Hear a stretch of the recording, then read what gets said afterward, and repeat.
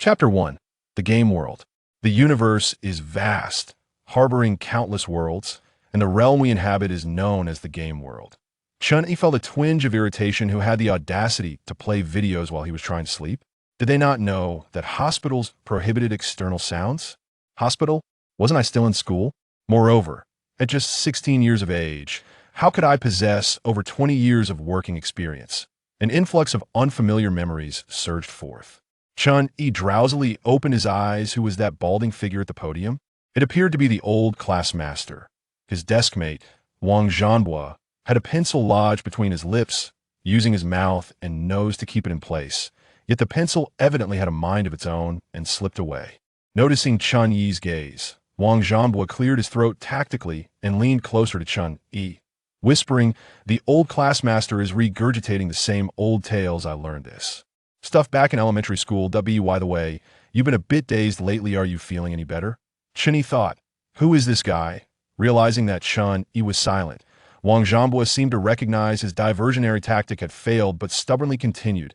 "Actually, my record for staying awake during class is quite impressive. I just didn't perform well." Just now, before he could finish, a piece of chalk struck him sharply on the head. Wang Zhanbo clutched his head, tears welling in his eyes from the pain. "Ouch! Old class master, you nearly deprived Blue Star of its most precious genius." The class master snorted. Though this group of students was on the brink of graduation, as long as they had not yet crossed that threshold, they remained his students. To whisper under his very nose, what audacity! Since Wang Zhanbo, our self-proclaimed genius, enjoys talking so much, let him take the floor for this lesson. Should he falter in his explanations, perhaps he should have a word with his parents. He added, "And refer to me as class master." Wang Zhanbo quickly offered an apology. "I'm sorry, old class master. Could we skip the parent call? Honestly, I was merely concerned about Chen. You've seen how often he's been fainting lately." The mention of Chen Yi. The class master's tone softened. "Has Chen Yi started feeling dizzy again? He should head to the health room for some rest." This perfectly illustrated the differential treatment a class master affords to underachievers versus high achievers. Chen Yi shook his head, his gaze sharpening as the influx of memory settled. "Teacher, I'm fine now." The class master regarded Chen Yi, seemingly convinced of his sincerity, and refrained from further comment, instead turning a fierce glare at Wang Zhanbo. "Begin your presentation." Wang Zhanbo, feeling both anger and fear, forced a smile. "All right, old class master, no problem." Centuries ago, the sky fractured, and the entire planet was beset by numerous gates. Blue Star entered the era of gaming, allowing all individuals over the age of 16 to step through these gates into the game world. In the game world, certain elements are pre-programmed, featuring fixed NPCs and monsters, while others exist as tangible realms. However, without exception, these worlds are imbued with the essence of the game world. Vanquishing monsters and completing quests yields experience points and equipment, enhancing one's strength, much akin to actual gameplay. Becoming a superhero within the game is not merely a dream, however. Upon exiting, one can only retain a fragment of that power. Old class master nodded, allowing Wang Zhanbo a reprieve. "Now, I shall share some insights that may be unfamiliar to you. When you first enter the game world, there will be a choice regarding realism, which essentially pertains to the level of pain you wish to experience. You may select any percentage from 0 to 100, but once a choice is made, it cannot be altered. At this juncture, old class master paused, his expression grave. "From today onward, you shall be considered adults.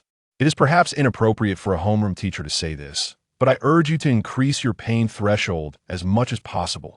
The classroom erupted in a cacophony of chatter, though the commotion was short-lived. After years of companionship, the students held a deep-seated trust in their teacher. Old classmaster's hands fidgeted restlessly beneath the podium, mirroring the turmoil within him. "I trust you all have engaged with games and comprehend the significance of equipment and other factors. But do you believe your families possess the means to provide you with adequate gear? Even if you were to exhaust your family's resources to acquire equipment, do you have the ability to safeguard it? Often, the greatest threats within the game world do not stem from monsters, but from other players." At this point, old classmaster took a moment to compose himself. "The instant you enter the game, disparities among individuals become evident. To bridge this gap, One must strive on both the effort and realism fronts.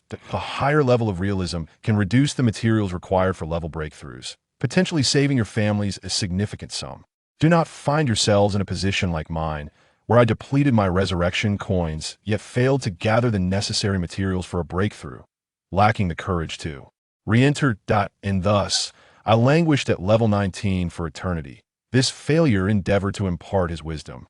Although it is termed a game world, once the realism is heightened, it transforms into a battlefield. Do not perceive it as an ordinary game. Do not view the players as glamorous professionals. The essence of it is a battlefield. If you lack the requisite courage, I would actually advise you to embrace the life of an ordinary person. Not having anything from the outset may spare you from disappointment. Lastly, do not, under any circumstances, maximize the realism. Even at 99, what enters the game is merely a projection of your soul. Once the realism reaches 100, it signifies that your physical body has entered the game, and the challenges set by the game will become exceedingly arduous. It is said that during the novice village phase, there are no options for resurrection coins. In other words, once you die, it is true death. The classroom remained enveloped in silence until old classmaster exited. A stark contrast to the familiar information they had known. Many faces bore expressions of turmoil. In the information cocoon, upon absorbing the memories, Chen Yi found no trace of the information old classmaster had just relayed, neither in the digital realm nor in reality. Regardless of whether old classmaster had spoken falsely, Chen Yi resolved to remain vigilant. In truth, there were many unspoken words from old classmaster. He was aware that the initial foray would be the simplest novice village. A significant portion of students will still be eliminated, as they lack the appropriate mindset and skills for learning. Fairness has never truly existed from the outset. It encompasses not only equipment, but also knowledge and preparation. Children from ordinary families may expend their revival coins in novice villages, lacking the courage to re-enter and continue the game.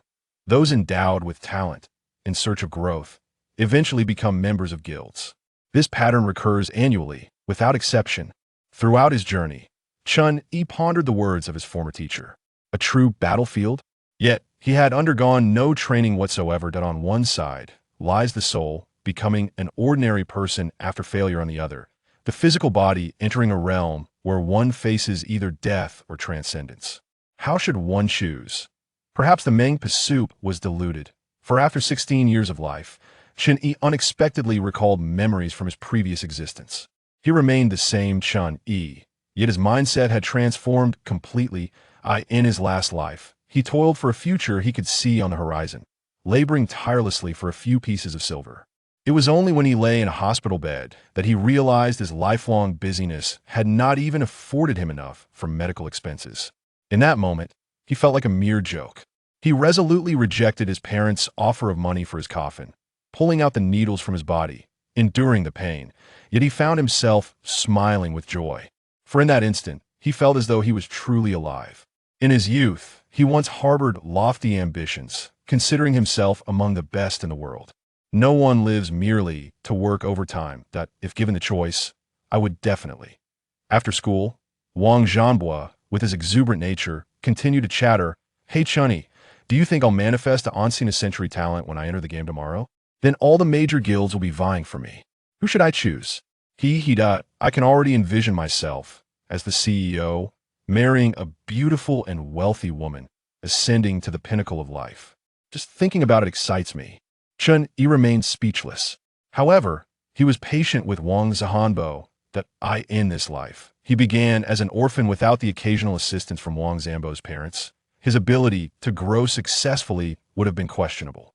Chen Yi grasped Wang Zhanbo, who was attempting to break free, and with a serious expression, said, "Listen, you need to go home and communicate honestly with your parents about the reality of the situation. This could very well be a turning point in your life. You must take it seriously." Seeing Chen Yi's solemn demeanor, Wang Zhanbo began to realize the gravity of the situation. Those who have never experienced a turning point in life cannot fathom its significance. Chapter 2. The Transition to Mage. Upon returning home, Chen Yi's thoughts sparked as he summoned the interface. Chen Yi, Constitution, 4.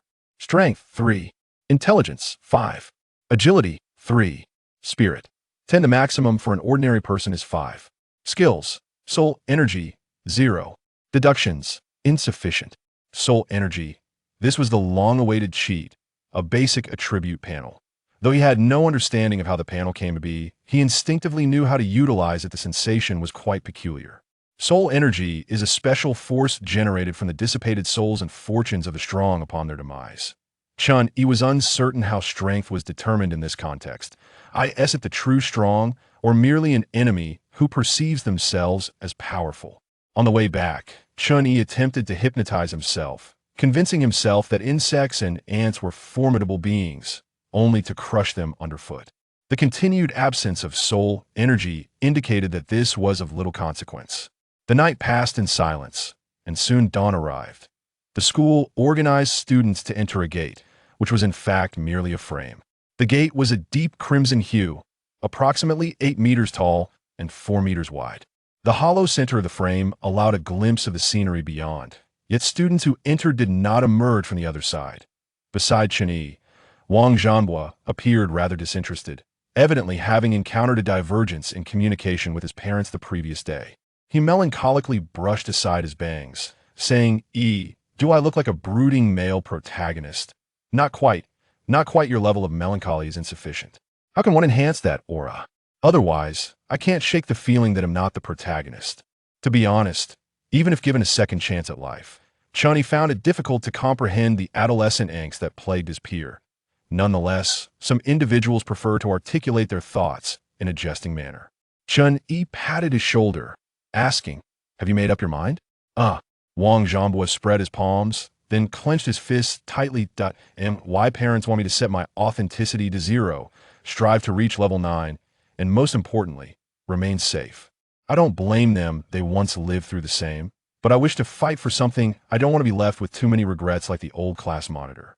Besides, wouldn't the game world be rather dull without a protagonist like me? The spirited youth did not seek solace from others, but rather turned the question back on Chen Yi. "What are your plans?" Chen Yi merely smiled. "If you are the protagonist, how could the friends of the protagonist possibly hinder your progress?" The youthful boy beamed with delight, feeling a sense of mentorship. Soon, it was their class's turn to enter. As Chen Yi stepped through the gate, he found himself in a blank space. This marked the first entry of Blue Star players into the gate, a place designated for loading the game interface and undergoing bodily transformations. Unlike the regular players, as soon as Chen Yi entered, darkness enveloped him. He could see nothing, only the interface flickering incessantly. He sensed something intangible flowing away, continuously, though unaware of its nature. He felt its significance was paramount. Aware of its importance, yet powerless to act, he was engulfed by a wave of intense pain and lost consciousness. Upon awakening, light returned to his vision. The interface, he mused, regarding it as an auxiliary tool, now seemingly transformed. Chen Yi, profession, none. Physique, 4 related to health, armor, and resistance. Strength, 3 related to physical attack power and carrying capacity. Intelligence, 5, related to spell construction speed and elemental particle accumulation. Agility, 3 related to movement speed and attack speed. Spirit, 10 related to mana and spiritual. Perception, talent, affinity for fire enhances mastery of fire-based skills, increases fire element damage by 10. Skills, soul energy, 0 deduction, insufficient soul energy. Recommended class, Mage. The font on the panel has dimmed somewhat. It seems that my external program has clashed with the game world. Uncertain of who has triumphed and who has faltered, it appears that my crossing into this realm was not a mere coincidence. Moreover, after being transformed by the game world, my body seems to have undergone a metamorphosis. Boom, boom. Without granting Chen Yi a moment to ponder, several colossal statues materialized from thin air upon the ground. Each statue wielded a distinct weapon, representing various classes: warrior, mage, cleric, archer, and assassin. Without hesitation, I chose the mage, heeding the panel's advice to feast well. Chen Yi approached the statue, brandishing a staff, and placed his hand upon it. The other statues vanished, and the statue representing the mage illuminated, flooding Chen Yi's mind with a torrent of information. Fireball, basic meditation. These 2 skills were also loaded onto the panel. Fireball, consumes 10 MP to summon a fireball, inflicting damage equal to 100 of magical attack power. Basic meditation. No cost for meditating outside of combat. Restoring 5 MP per minute. Simultaneously, an energy surged within his mind, bypassing the apprentice mage's meditation process and granting him mana directly. In a certain sense, Chen Yi had already distinguished himself from the ordinary populace. Finally, it was time to select the realism level. Chen Yi promptly set the realism to its lowest. Entering in his true form was his decision. Even if the external program faltered, he remained resolute in his choice. He recalled the words of his mentor. One cannot survive without a touch of madness. To surpass the starting line, one must venture beyond the familiar and compete fiercely. Furthermore, having finally attained the ability to conjure a fireball, who would desire to indulge in mere virtual reality? As soon as he made his selection, Chen Yi felt a wave of disorientation. When he regained awareness, he found himself surrounded by numerous players who had arrived before him. Is this the game world? It feels so real that I asked there anyone else who set their realism to 50? I'm suddenly feeling a bit apprehensive. A party of 4 is recruiting.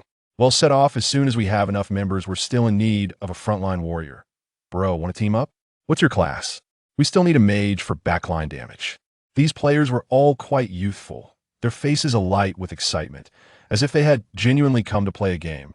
Moreover, the town was a safe zone, prohibiting attacks. This was indeed the game, as advertised online. Had it not been for the words of his mentor, perhaps Chen Yi would have been just like them, perceiving all of this as a game and viewing other players as glamorous professionals. Soon, someone extended an invitation to Chen Yi. However, he politely declined, expressing a desire to explore on his own.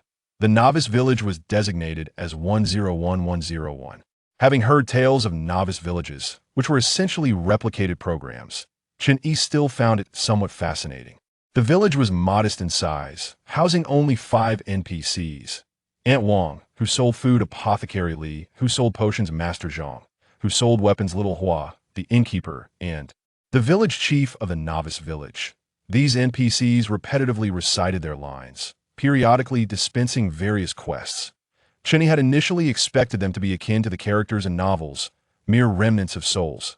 Alternatively, there might be a real person in disguise. After testing for a considerable duration, I found no remarkable dialogue, let alone any special tasks. I did not anticipate that the novice village in this gaming realm would be so perfunctory. By completing quests, Chen Yi received a rudimentary staff. Subsequently, he accepted the only available task. Aunt Wang requires 5 rabbit legs. Task reward: experience points and copper coins. Chen Yi proceeded towards the rabbit plains located on the western side of the village. Rough staff, limited world quality, gray. Physical attack, 23. Magical attack, 25. Evaluation, perhaps only slightly superior to the branches by the roadside. Upon grasping the staff, his attributes experienced a slight enhancement. Physical attack, 3.2, 4.8. Magical attack, 410. HP, 100. The body cannot be fully digitized. MP, 100. Spirit, 10. Although the meaning of limited world displayed after the weapon data remains unclear, possessing a weapon instilled a modicum of confidence within him. As Old Ban mentioned, entering the realm without revival coins and without a weapon in this unfamiliar world inevitably stirs a sense of unease. Upon reaching the outskirts of the village, Chen Yi attempted to employ skill. He refrained from uttering the name of the fireball spell, feeling a tinge of embarrassment. Drawing upon the newfound knowledge in his mind, he spent 10 seconds conceptualizing the fireball spell structure, ultimately manifesting a flickering fireball before him as mana was consumed. The flickering was a result of the imperfect construction of the spell, rendering the fireball unstable. Chen Yi hastily launched the fireball, which descended towards the ground at a considerable speed, resulting in a resounding explosion and leaving a charred mark upon impact. Although the fireball spell proved to be considerably more challenging than anticipated, the sight of the scorched earth cast Chen Yi into a contemplative silence. Only the glimmer in his eyes testified to the tumultuous emotions within him at that moment. No one could fathom the multitude of thoughts that coursed through his mind upon witnessing the flames. After a prolonged period, Chen Yi finally regained his composure. Simultaneously, a question arose in his mind. Why were no combat skills taught in school? with a curriculum solely comprising language, history, and mathematics. Chapter 3. The rabbit. Upon utilizing his skill, Chen Yi distinctly felt not only the depletion of his mana, but also a subtle fatigue weighing upon his spirit. Beyond the gradual casting of spells, he discovered within himself a newfound ability for swift incantation, akin to a button manifesting in his mind. With a mere press of this button, a fireball coalesced before him in less than 1.5 seconds, exhibiting remarkable stability without the slightest indication of detonation. Guided by his mental focus, the fireball was propelled forth, creating a small crater upon impact with the ground. However, after employing this rapid casting, the button in his mind became unresponsive. A cooldown period? Chen Yi endeavored to reconstruct the spell, and after a span of several seconds, a crooked fireball materialized. Sweating profusely, he released it instinctively. Bong! It appeared that his casting did not adhere to any conventional cooldown. Yet, lacking experience, the time he required for spell casting remained excessively prolonged. In his quest to complete the map-related tasks, aside from his staff, he possessed no other resources. The cheapest black bread from Old Wang Yi's stall was priced at 2 copper coins each, and he was determined not to succumb to starvation. Thus, he aimed for at least 2 copper coins of earnings today. Despite this resolution, Chen Yi did not immediately embark on his hunt for rabbits. Unfamiliar with meditation, he took considerable time to calm his mind and gradually restore the mana he had just expended. Although the rabbit plain was aptly named, its terrain was not particularly flat. The grass, adorned with droplets of water, emitted a fragrant aroma, suggesting that rain had recently graced the land. With his staff held aloft, Chen Yi tiptoed across the plain, endeavoring to leave minimal footprints before eventually concealing himself within a lush thicket of grass. The verdant blades brushed against his skin through the gaps in his clothing. An uncomfortable sensation, yet he remained motionless, striving to suppress the sound of his breath. The rabbits capable of granting experience upon defeat were evidently not ordinary creatures, prompting Chen Yi to exercise caution. He had no intention of forming a party. If other players harbored malicious intentions or chose to abandon him, his fate would be sealed. Time ticked away, yet Chen Yi did not have to wait long before a trio of players appeared on the rabbit plain. Judging by their weapons, the composition included a male warrior, a female archer, and a male cleric, all seemingly of similar youth and likely part of the same cohort. This alleviated some of Chen Yi's concerns, for their youth implied a lack of seasoned experience, making it less likely for his amateur concealment to be detected. The warrior, brandishing his sword, led the way, followed by the cleric, with the female archer bringing up the rear. Zhou Su, could you please take this seriously? The instructor warned us that the game world is fraught with danger, chided Zhou Xiao. The archer, her brows furrowed in disapproval as she noted Zhou Su's nonchalance. Zhou Su merely scoffed. Isn't the game world just about leveling up? What is there to be cautious about? The instructor isn't always right. Rest assured, no rabbit will breach my defenses. Zhou Weirong, the cleric, remained silent, yet his expression suggested a tacit agreement with Zhou Su. After all, what threat could a rabbit possibly pose? At that moment, a shadow suddenly erupted from the grass, colliding directly with Zhou Su's chest, sending the brash player hurtling backward over a meter, utterly caught off guard. A shadow gracefully executed a backflip and landed on the ground, revealing the task target, a rabbit. This creature was significantly larger than the average rabbit, its gray-black fur complemented by blood-red eyes, exuding an aura far from endearing. Is its damage output truly so high? Zhou Su, having wiped the blood from the corner of his mouth, rushed towards the rabbit as if nothing had happened. Although the rabbit moved with remarkable speed, it had yet to exceed the range of human vision. Zhou Weirong employed a massive cross as a shield to intercept the charge. As Zhou Su swung his longsword downward, the rabbit kicked off the cross, evading the strike and creating distance between itself and the two men. The archer, having patiently awaited the perfect moment, released an arrow that whistled past the rabbit and ultimately embedded itself in the ground. Use your skills, Zhou Xiao exclaimed with a quivering voice. I already have. As the rabbit charged once more, Zhou Su clicked his tongue and surged forward. Zhou Weirong raised the cross high, and a radiant light enveloped Zhou Su, visibly enhancing his condition. Zhou Su wielded his long sword with some familiarity, though his technique was far from flawless, landing hits only occasionally. The rabbit's ears occasionally struck him, causing blood loss. Yet, bolstered by the cleric's blessing, his overall health remained relatively stable. However, Zhou Su's growing desperation became evident as he struggled to land a blow. D, D, he shouted, swinging his sword in a frenzy. After a brief pause, he unleashed 2 strikes with greater speed than before. The rabbit, unable to evade, was struck in the throat. It collapsed helplessly to the ground, and with a crisp sound, its body transformed into light, leaving behind 2 copper coins. The trio collected the coins and took a moment to regroup before venturing deeper into the plains. After a considerable time, Chen Yi emerged from the underbrush, feeling fortunate for not recklessly pursuing the rabbit. The creature's speed was beyond the reflexes of a novice like him.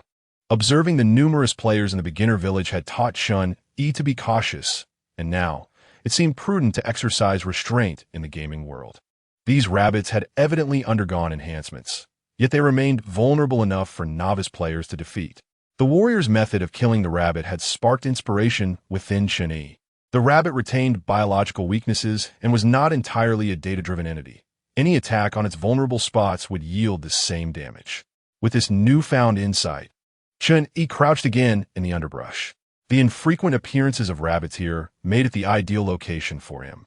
Time slipped away, and though his legs grew numb, his eyes remained fixated on his surroundings, determined not to miss any sign of movement.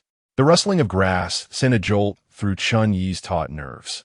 A black rabbit peeked out from the foliage, cautiously surveying its surroundings before nibbling on the grass. Chen Yi dare not move, fearful of startling the rabbit or being charged at once more. The distance remains too great. Closer, just a little closer. The rabbit failed to detect the concealed Chen Yi, engrossed in its search for fresh grass. Unwary, it unknowingly approached him. This distance is sufficient. His heart raced as his mind swiftly devised the structure of the fireball spell, and the moment it took form, he unleashed it. When the rabbit heard an odd sound and lifted its head, a somewhat unstable fireball loomed before it. It desperately tried to flee, but it was already too late. Boom! The explosion's shockwave sent the rabbit soaring through the air, and in an instant of searing heat, blisters formed on parts of its body, particularly its head, which bore the brunt of the impact, leaving it dazed.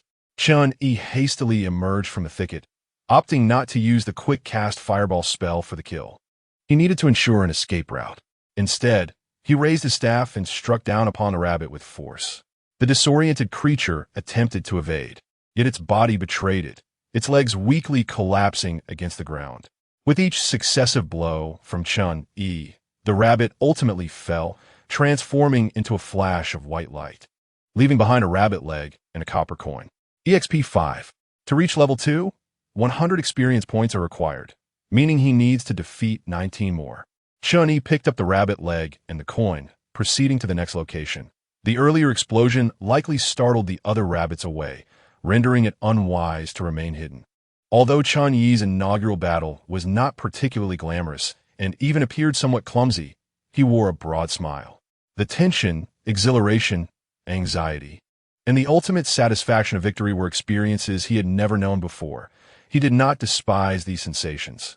In fact, he found himself somewhat enamored by them. This is precisely what I desire. Chapter 4. The benevolent realm of gaming once again crouching amidst the grass. Chen Yi perused the damage log displayed on his panel. An additional feature of the interface. Fireball spell inflicted explosive damage of 15 points to the rabbit's head, resulting in a stun, impact damage of 10 points, burn damage of 5 points, critical hit damage of 3 points, critical hit damage of 4 points, critical hit damage of 5 points. The cumulative damage amounted to 34. Although the final blow might have overflowed, the individual variance among the rabbits could also account for differing health points. To err on the side of caution, Chen Yi calculated the health of a rabbit to be approximately 35 points. The damage inflicted by the fireball spell, along with a portion of the staff's attacks, surpassed the panel's displayed attack power attributed to targeting weaknesses. Given his current combat prowess, Slaying rabbits presented a low probability of success, as he could not guarantee that each strike would reliably induce a stun. The methods available to enhance his combat effectiveness were Quest. Ant Wong's Rabbit Legs, 1-5. Relying on the quest proved futile. Thus, Chen Yi focused on the fireball spell, which, when cast by himself, Boreverchili no Koldon. Was it merely a matter of casting swiftly and continuously? Observing the reappearance of the rabbit, Chen Yi contemplated for a moment before refraining from attacking. The gray rabbit, seemingly confirming its domain, circled before vanishing into the underbrush. After waiting for approximately 10 minutes, Chen Yi finally rose to depart. Retrieving the hidden rabbit legs, he returned to the village. The novice village was far from its previous vibrancy, now steeped in an atmosphere of sorrow, as many players, who had envisioned a more idyllic experience, suffered at the hands of the rabbits. I've exhausted my resurrection coins. If I die again, will it truly be the end for me? Is there anyone who understands this? Lamented one player. I'm done. Why do rabbits dare to attack women? Is there no balance in this game? With zero realism, players absorb damage and retaliate, while I, with only 50 realism, feel as though I might perish from a single blow. Is there anyone who can lend me 2 copper coins? I need to buy a loaf of black bread. Why must there still be hunger levels? Why did I choose the mage class? The smart casting takes 5 seconds, and even if I manage to cast, I still miss. At least it's better than the archer, who, despite system assistance, hasn't hit a single arrow yet. Amidst the cacophony, many players exited the game, transforming into white light and choosing to return to ordinary lives. Chen Yi was not surprised by this trend. The promotional narrative of the real world regarding the gaming realm was idyllic. Merely becoming a player promised ascendance to greatness, a most enticing occupation. Thus, the majority entered with a mindset akin to that of a job interview, rather than that of a warrior.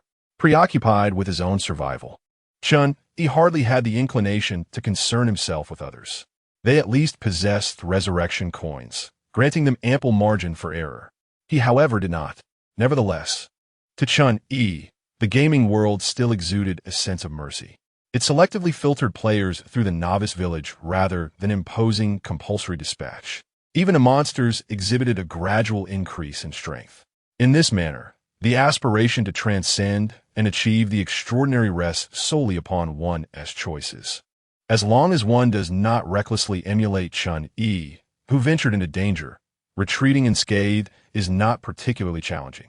After a brief pause, Chen Yi rose and made his way to a tree at the edge of the village. This area still belonged to the safety zone of the novice village. Free from the worry of being ambushed by rabbits, and being at the perimeter, there were no players to disturb him. Once again, he envisioned the fireball spell in his mind, this time prioritizing precision over speed. He meticulously outlined the structure, taking 25 seconds to finally conjure the fireball. The MP cost was 10, and the fireball's form was remarkably stable, devoid of the earlier flickering that suggested an impending explosion. He focused on the structure, then gradually quickened his pace. Upon releasing the fireball, Chen Yi continued to visualize.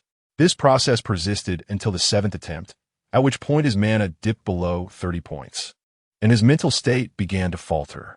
After 2 consecutive failures, he was compelled to halt. It was crucial to remember that mental state significantly impacts casting. Currently, Chen Yi's only method to restore mana was through basic meditation. According to the introductory information on basic meditation, there were 2 options available. The first involved harnessing elemental particles. Sitting cross-legged on the ground, he cleared his mind and, leveraging his innate mental prowess, quickly sensed the elemental particles. Though the surroundings appeared empty to the naked eye, they were, in fact, filled with various glowing points, which should be the elemental particles. As per the meditation techniques, one could draw specific elemental particles into the body to accelerate mana recovery while imbuing the internal mana with the properties of those particles, thereby enhancing the potency of corresponding spells. If Chen Yi were to draw in fire elements over an extended period, the damage of his fireball spell would be significantly augmented. The drawback, however, was that in an environment lacking fire elements, he would be unable to recover mana at all. Ambitious in nature, Chen Yi did not wish to leave himself with any apparent weaknesses. Hence, he opted for the second choice.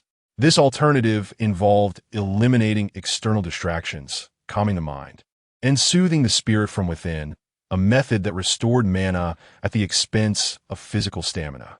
The advantage of this approach was its independence from environmental factors, while the disadvantage was the slow recovery rate and the absence of spell damage enhancement. After half an hour, Chen Yi finally stood, resuming his practice. The mana recovery fell far short of the system's claim of 5 points per minute. Repeating this process soon led to his stomach growling in protest. He paused his practice to search for dry twigs, only to find that the recent rainfall had left them all damp. Stacking the twigs together, he unleashed a fireball spell upon them, causing the pile to explode. The momentary surge of heat dried some areas, yet not a single twig ignited. Continuing to attempt drying them with the fireball proved impractical. Setting aside his mana and physical endurance, the twigs would shatter before they could catch fire. Chen Yi personally experienced why the damage record for the fireball spell was categorized into impact and burn. In a state of desperation, Chen Yi cast his gaze upon the food-selling establishment of Aunt Wang, pondering whether borrowing the NPC's provisions could be deemed theft. The rabbit legs sizzled upon the iron rack, droplets of fat occasionally splattering onto the wooden surface, creating minor explosions. Chen Yi deftly brushed chili oil onto the rabbit legs, for he had a penchant for the spicy.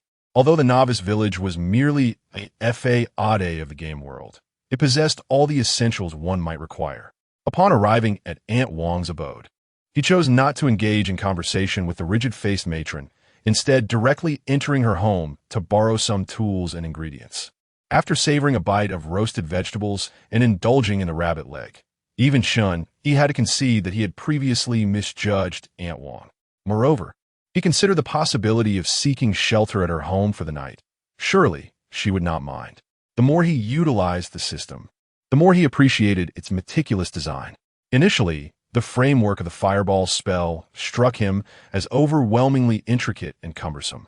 If a low-level spell was so complex, how much more convoluted would a high-level one be? Yet, as Chen Yi encountered an increasing number of errors in his constructions, he began to perceive a unique aesthetic in the process. This framework must have been streamlined countless times, for any alteration could yield significant repercussions. On one particularly disastrous occasion, a fireball he conjured detonated upon emergence. Fortunately, Chen Yi's weakness meant that he suffered no harm from the explosion, having been spared from its direct impact. Chapter 5. The White Rabbit. This world seems to refresh itself daily, presumably to prevent players from lacking sufficient monsters for leveling up.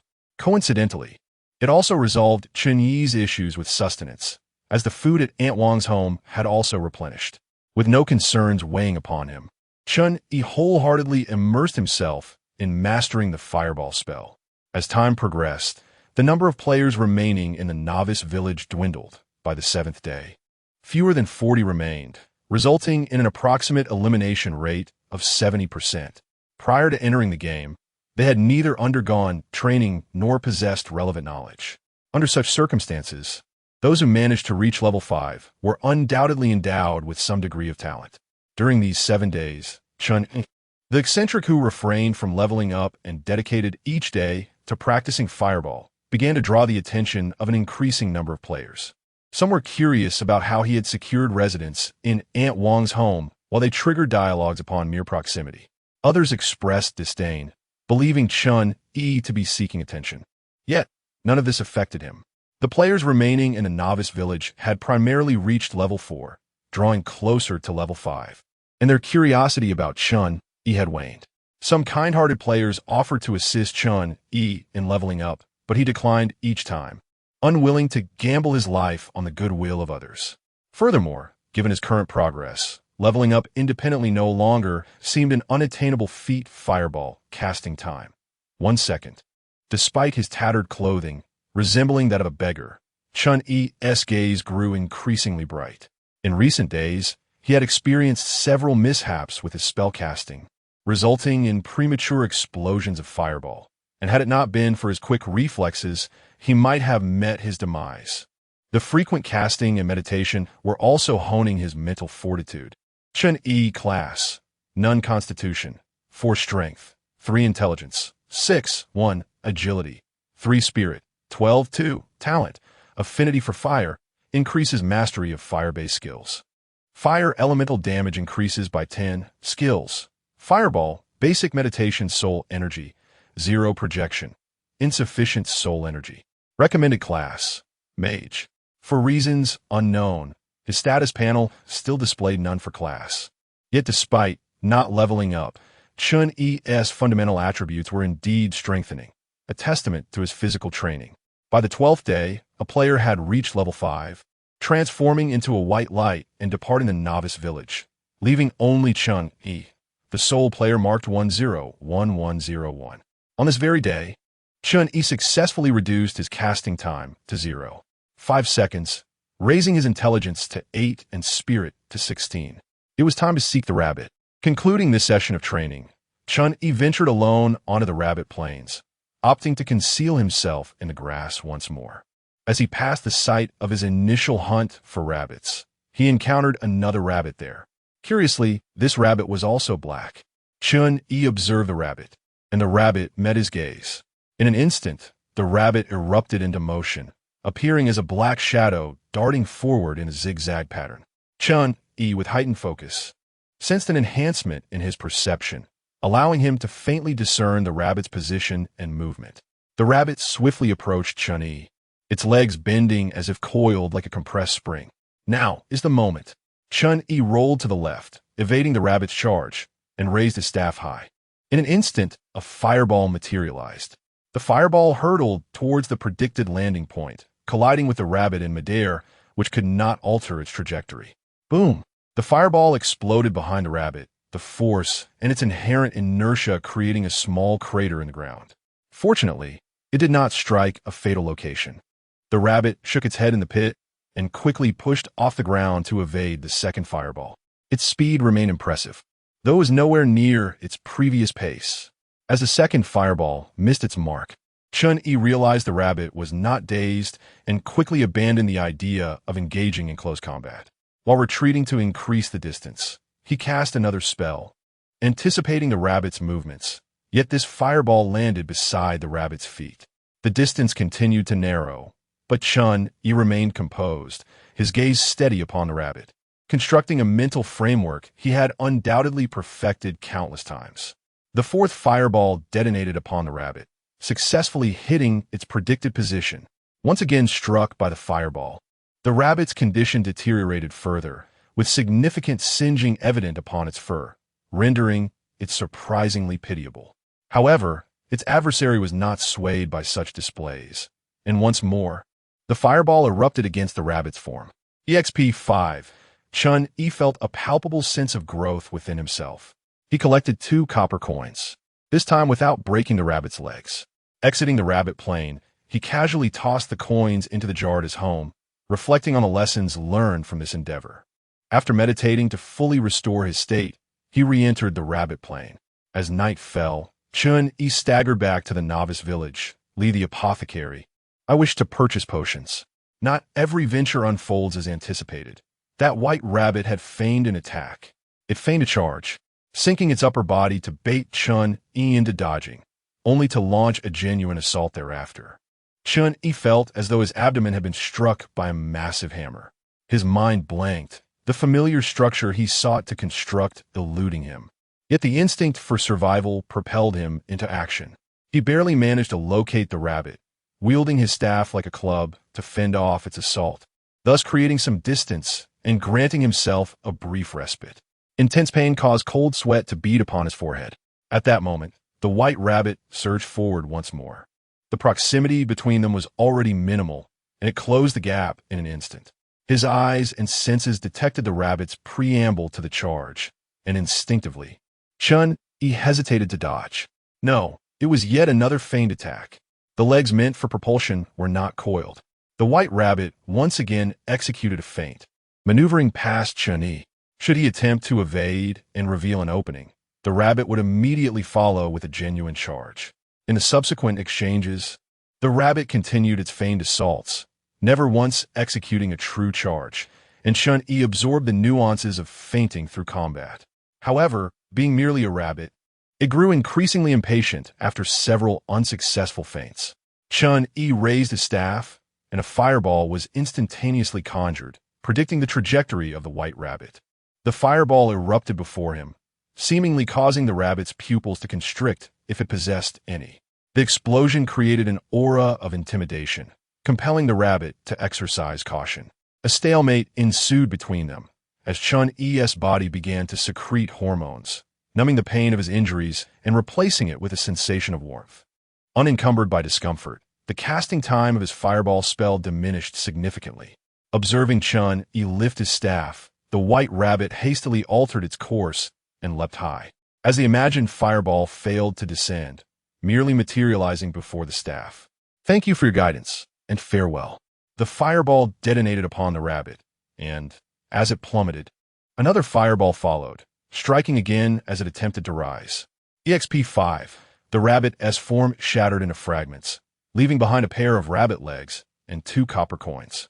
Is this creature truly capable of mass reproduction?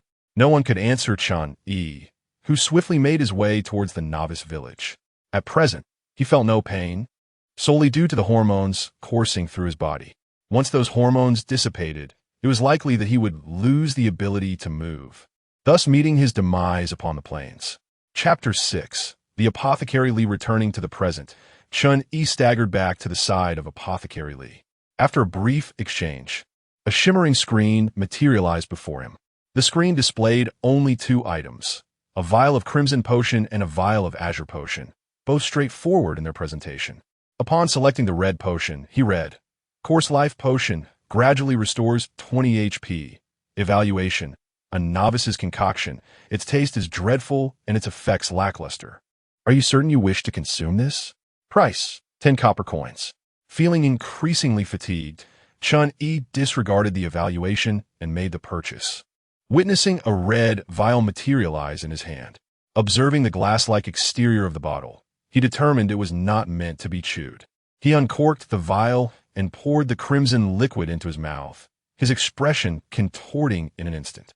It was truly vile. What on earth did Apothecary Li put in this? Such a repugnant taste could only be deemed a talent. Nevertheless, the potion's effects were palpable. Chen Yi could sense his vitality gradually improving. He then turned his attention to the blue vial. Rudimentary mana potion gradually restores 15 MP. Evaluation. I can hardly fathom who would purchase this unless on the brink of death. Price, 10 copper coins. Chen Yi nodded in agreement with the evaluation, pondering the audacity of selling such rubbish for 10 copper coins. He then approached Aunt Wang to submit the collected rabbit legs for his quest. Congratulations. Quest complete. Aunt Wang's ingredients. Reward, 20 copper coins, EXP 20. It must be said that Aunt Wang was rather frugal. Chen Yi reassured himself, considering the rabbit legs as payment for his lodging over the past few days. Lacking a system warehouse, he tossed the copper coins into Aunt Wang's basin. He now possessed a total of 26 copper coins, with just 25 experience points remaining until his next level up. Given his current pace, reaching level 2 by tomorrow seemed assured. Rather than resting immediately, Chen Yi reflected on his encounters with the white rabbit and how he perceived its attacks. Feigned attacks could reveal openings in the enemy's defense. Previously an ordinary person with no combat experience, he understood the necessity of gradual accumulation of skills. It was not merely a lack of strategies. The rabbit's strength did not vastly exceed his own. With sufficient reflexes, he could withstand its assaults, and in situations where casting spells was unfeasible, a different approach would suffice. Enhancing his physical attributes might also be prudent. Should he sustain injuries, the repercussions could be severe. He wondered whether an increase in physical prowess would also enhance the effects of meditation. Improving his mental acuity would significantly heighten his perceptive abilities. With further enhancement, he would soon be able to accurately anticipate the rabbit's movements. Ultimately, Chen Yi came to appreciate the value of the novice village staff. Having spent several days in the game world practicing fireball spells, his clothing was riddled with holes. Yet, despite daily use for casting spells and occasionally employing it as a makeshift club to strike rabbits, the staff remained remarkably intact, devoid of any durability warnings. Moreover, this peculiar entity possesses an additional function for Chen Yi. Its remarkably low attributes prevent the fireball spell from annihilating the rabbits instantly. However, viewed from another perspective, this presents an opportunity to continuously enhance his combat experience through evenly matched battles. After a night devoid of conversation, Chen Yi awoke the following morning to find his previously agonizing abdomen fully healed. After a brief breakfast with Aunt Wang, he grasped his staff and once again ventured onto the rabbit plains. Having undergone a baptism by the white rabbit, Chen Yi suddenly perceived that ordinary rabbits were not particularly formidable. Their evident charging motion did not surpass his own strength by much. In contrast, the white rabbit from yesterday appeared rather dubious. Chen Yi persistently attempted to parry the rabbit's attacks with his staff, aiming to conserve mana and thereby increase his efficiency in defeating wild creatures. After several skirmishes, a fireball effortlessly struck the weary rabbit. EXP 5, Rabbit Leg 1. Copper Coin 1. He picked up the copper coin, disregarding the rabbit leg, as the quest had already been completed and the item was now redundant. As time gradually passed, after yet another rabbit fell, Chen Yi finally reached level 2. Chen Yi level, LV2 class, None Constitution, 5-1 Strength, 4-1 Intelligence, 9-1 Agility, 4-1 Spirit, 17-1 Talent, Affinity for Fire, increases mastery of fire-based skills, enhances fire elemental damage by 10. Skills, Fireball, Basic Meditation, Soul Energy, 0 Projection, Insufficient Soul Energy. Recommended class, Mage. All attributes had seen a modest increase, while seemingly insignificant. His overall strength had risen considerably. It was no wonder that some players had previously dared to assist others in leveling up, with comprehensive enhancements. Defeating rabbits had indeed become significantly easier. Watching the next rabbit emerge, he struggled to catch it with his eyes, yet through his mental perception, he discerned that its speed was not particularly swift. Anticipating its landing point, Chen Yi decisively cast a fireball. In the next moment, the fireball detonated above the rabbit's head, instantly transforming into a flash of white light before vanishing. EXP 2. Fireball inflicted 35 points of lethal damage to the rabbit's head. Although the rabbits were mere clones of the game world, their biological characteristics remained intact. The head, throat, and heart were still critical spots for a one-hit kill. However, that previous sensation, a fireball formed instantaneously. It was impossible to gauge the time taken using mere flesh, but it was certainly shorter than 0.5 seconds. The enhancement of intelligence had shortened the original casting time, as if an upgrade in hardware allowed Chen Yi to construct the fireball spell-less structure with greater swiftness. For a moment, he felt as though it was second nature. The increase in mental strength raised his mana limit, subsequently accelerating the flight speed of the fireball. After leveling up, the experience gained from rabbits diminished, signaling that it was time to change locations. The next destination, Wild Chicken Forest. If the rabbit plains could be likened to an assassin, then the wild chicken forest resembled a warrior. Half the height of a person, the wild chickens, with their sharp beaks, could easily peck through trees to feast on the insects within. The wild chickens exhibited none of the caution characteristic of rabbits. They strutted with their heads held high, seemingly disdainful of everyone around them. Upon discovering Chen Yi, the creature charged forward without uttering a word. However, such speed was inadequate for Chen, as the distance of over 100 meters was still not bridged. The wild chicken was struck by the fourth fireball, each impact causing a noticeable pause in its movement. With the explosion of the fifth fireball, the wild chicken unwillingly succumbed, disintegrating into fragments, which vanished to reveal a gleaming white shoe. To his astonishment, an item had dropped. After days of hunting rabbits without encountering any gear, Chen Yi had almost resigned himself to purchasing equipment solely from Master Zhang in the novice village. EXP 10, Copper Coins 4.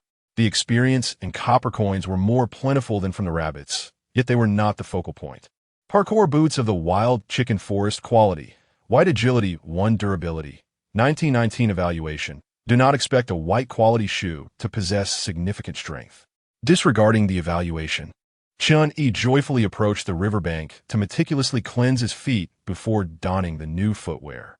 The slightly oversized shoes soon conformed perfectly, neither too large nor too small. What a wondrous world. At last, he was free from shoes that were on the verge of wearing out. Upon returning to the wild chicken forest, he had scarcely entered when another wild chicken darted straight toward him.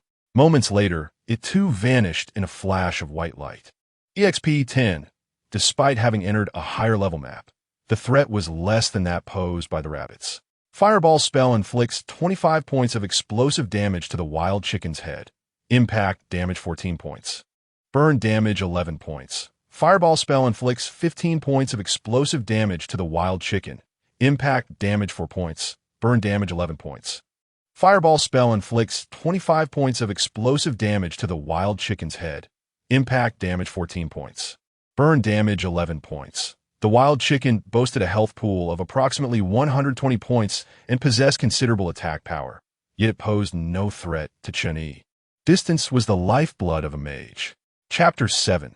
The Seed Program. After spending over 10 days to ascend to Level 2, Chen Yi remarkably achieved Level 3 in merely 1 day.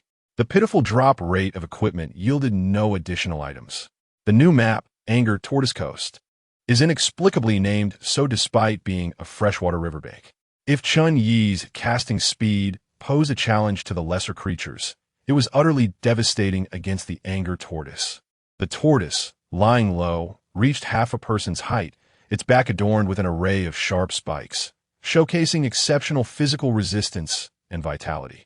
Once it clamped onto an enemy, it would not relinquish its grip, though it suffered from sluggish mobility. In other words, it was but a living target. Chen Yi directed his spells towards the vulnerable area of the Anger Tortoise's head, wisely avoiding the obviously tough shell when casting fireballs. Before long, the creature disintegrated into experience points, aiding Chen Yi's growth. Against a level 4 goblin mage, Chen Yi was uncertain of its damage potential, as it had never successfully cast a spell. Facing a fellow mage who required about a second to cast, Chen Yi swiftly interrupted with a fireball, then engaged in close combat. A day later, the goblin mage shattered into fragments, propelling Chen Yi to level 5. Chen Yi level, LV5 EXP, 0-1000 class, none constitution, 8-1 strength, 7-1 intelligence, 13-1 agility, 7-1 spirit, 21-1 talent. Affinity for fire attributes, increases mastery of fire skills. Boosts fire elemental damage by 10. Skills, basic meditation, fireball soul energy, 0 projection, insufficient soul energy. Recommended class, Mage. Prolonged meditation has granted slight enhancements to intelligence and spirit, though not comparable to the attributes gained from leveling up. It was time to depart from a novice village, leaving Chen Yi uncertain about what the future held. After conversing with the village chief while carrying a basin, Chen Yi vanished from the novice village. At the very moment of his departure, an invisible wave swept through, and the novice village, designated as number 101101, began to warp. This distortion rapidly spread to all nearby regions. The space dissolved into bubbles, vanishing without a trace, as though it had never existed. Ding! Congratulations to player Chen Yi for completing the novice village. Completion time, C team, 0 player cooperation, 0 detecting. Ding!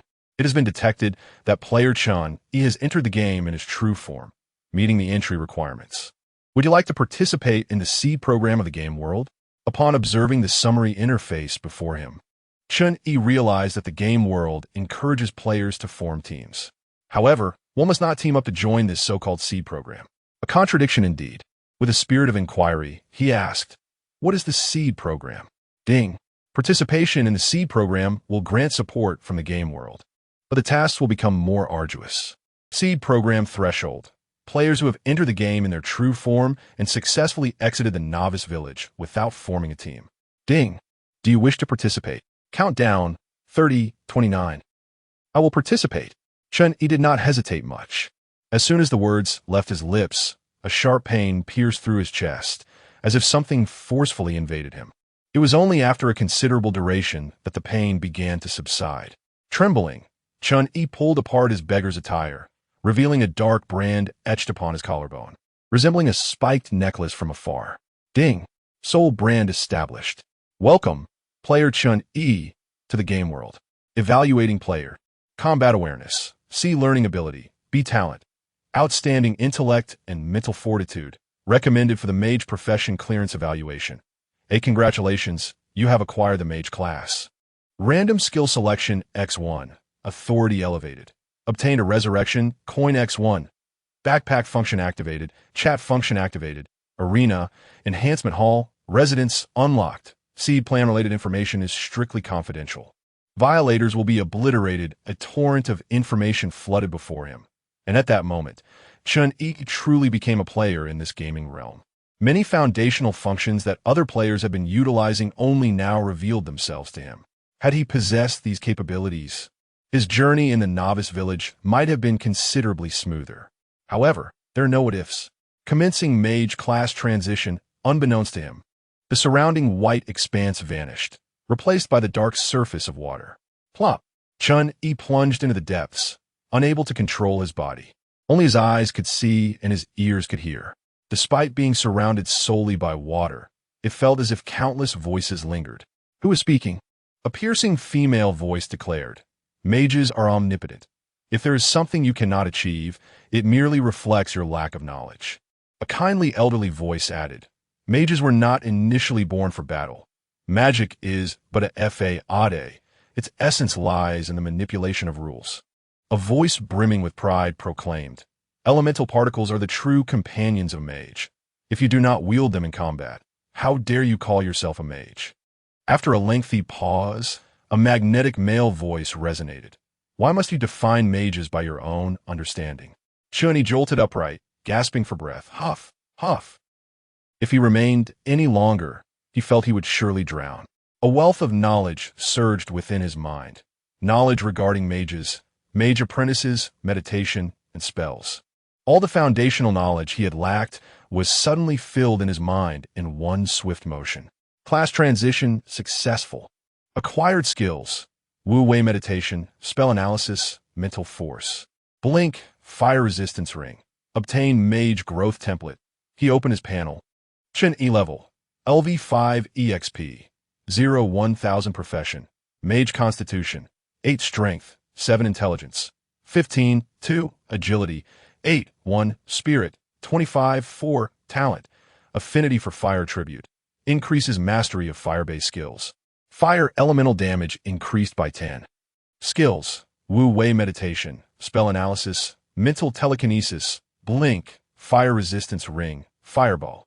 Soul energy, 0. Prediction: insufficient soul energy. Wu Wei meditation.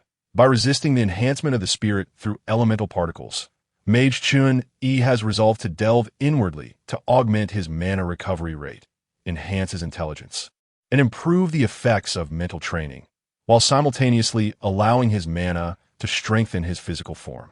Cooldown: 0, consuming a certain amount of stamina. Spell analysis: dissatisfied with merely utilizing skills, Mage Chen Yi seeks to comprehend their composition. Cooldown: 0, consuming a substantial amount of mana.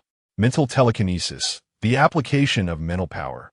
Cooldown: 0, consuming a minimal amount of mana.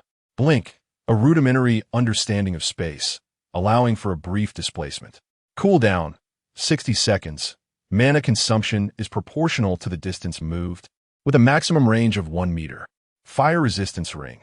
Flames erupt in the surroundings, repelling nearby enemies and inflicting 75 damage. Cooldown: 15 seconds. Mana consumption: 40 MP. Mage growth template. Each level up grants 2 to intelligence, 2 to spirit, and 1 to free attribute points. After leveling up, there will no longer be a universal increase of 1 to all attributes. This is a benevolent feature bestowed upon players by the game world. Without class change, leveling up after level 5 will only yield 1 point. Similarly, the novice village does not constitute a true class change. It is designed for players to experience the combat style of this profession. In Chen Yi's words, the game world is indeed very benevolent. Wu Wei meditation is a unique form of meditation acquired by Chen Yi upon entering the Mage inheritance land, a result of his choices. The efforts in the novice village have finally borne fruit at this moment. Chapter 8. Ignition habitually reaching for his side in an attempt to grasp his staff. Chen Yi was met with the disappointing realization that his novice village staff had been reclaimed. He felt a profound sense of loss. Although its attributes were subpar, its lack of wear made it a potential top-tier shield. Nonetheless, without the staff, he would simply purchase another. It was time to experiment with his skills. Flash. The framework quickly assembled in his mind, and in an instant, Chen Yi vanished from his original position, reappearing 1 meter behind, consuming 100 mana points. The cost was indeed staggering. However, what was the principle behind the cooldown of this skill? Was it that his body could not withstand the fluctuations of space? Or did space itself require a certain duration to stabilize? Following this, Chen Yi diligently attempted to explore other skills. The spell analysis proved ineffective, as his understanding of spells was far too limited to facilitate any form of analysis. Upon separating the framework of the fireball spell, he found that each structure recognized him. Yet he was unfamiliar with them. Notably, the skill of Wu Wei meditation was one that Chen Yi had developed through introspection and his own volition. In the depths of water, a torrent of knowledge, which Chen Yi could not comprehend, surged into his mind. The spell frameworks shifted and ultimately coalesced into a self-created skill, the principles of which remained a mystery, yet it was functional. Instead of residing in his mind, his mana now flowed continuously within his body. This method allowed for a more rapid recovery of mana during meditation, and the flowing mana also gradually nourished his physique. After familiarizing himself with the skills, he decided to explore some newly added functionalities. With a mere thought, he opened his backpack, which contained 20 slots for stacking identical items, yet had a weight limit of 50 kilograms. The bottom left corner displayed his amassed copper coins, 1952. Although referred to as copper coins, they were a unique medium within the game world and bore no weight limit. On the right side, 1 resurrection coin was displayed as safeguard. This coin was a gift from the game world, and as a player entering with a real body, the cost of purchasing resurrection coins far exceeded that of other players. Moreover, this price would increase exponentially as Chen Yi grew stronger. Even in his current feeble state, acquiring a resurrection coin required 7,000 copper coins, while players of the same level without a real body needed only 500 copper coins. Though it appeared that both enjoyed a margin for error, in reality, a true body could only afford one opportunity for resurrection. Using the spoils from several gaming sessions to purchase resurrection coins was merely a slow march towards inevitable demise. The game would only become increasingly challenging. Simultaneously, the resurrection coin option on the marketplace interface was grayed out, indicating that he already possessed one and could not purchase more. The chat interface was bustling with activity, reminiscent of an actual gaming environment. Xiaofang LV 25, Gentleman's Club, sincerely seeking a blue-quality rifle. The price is negotiable. Wu D LV 7, Loner Great Ones. Why do I only receive 1 point of free attribute after level 5? Also, what does one change jobs? Yang Shinno. 1125 LV 50, Dynasty. If I strengthen again, I'm a dog. If I strengthen again, I'm a dog. If I strengthen again, I'm a dog. Important things must be repeated thrice. It is said that this enhancer has truly been utilized by Kelly. The next time I venture into the dungeon world, I am prepared to seek her out for a self-detonation. With a casual flick, I close the chat interface. After a brief exploration of various functions, Chen Yi turned his attention to the final support item, Random Skill Selection 1.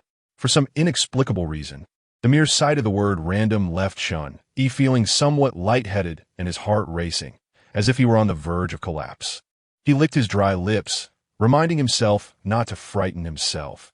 The inability to obtain equipment was not due to his shortcomings, but rather the exceedingly low drop rates in the novice village. For reasons unbeknownst to him, Chen Yi often recalled the sensation of losing something significant when his external modifications clashed with the game world. He chose to selectively ignore the sight of novice village players around level 5, each equipped with a full set of gear. Use. Ding. Skill inclination selected. Fire type. Game skill extraction in progress. Ding. Choose one skill from the following options. 1. Naruto World. Great Fire Destruction. Channeling mana through hand seals. Then expelling fireballs from the mouth, with damage and range determined by intelligence and mana used, inflicting 120, 300 magic attack damage within a range of 2 to 50 meters. CD 90 seconds. 2. King of Fighters World. 100 style, Demon Burn. A fusion of martial arts and flames. Damage dependent on strength and intelligence. Each attack inflicting 110 physical attack damage, 150 magic attack damage. CD 30 minutes. 3. League of Legends. Ignite. A sustained damage skill cast on a single enemy target. Dependent on understanding of fire, dealing 10 points of true damage to the enemy hero over 5 seconds, while reducing the target's healing and recovery effects. CD 300 seconds. This random outcome was unexpectedly favorable. The second option was immediately dismissed. Despite having practiced melee combat, he had no intention of pursuing that path. The first option, Great Fire Destruction, could be considered a potent early-game ability, suitable for both monster clearing and boss fights. Thus, Chen Yi opted for Ignite. No one could resist true damage. Ding.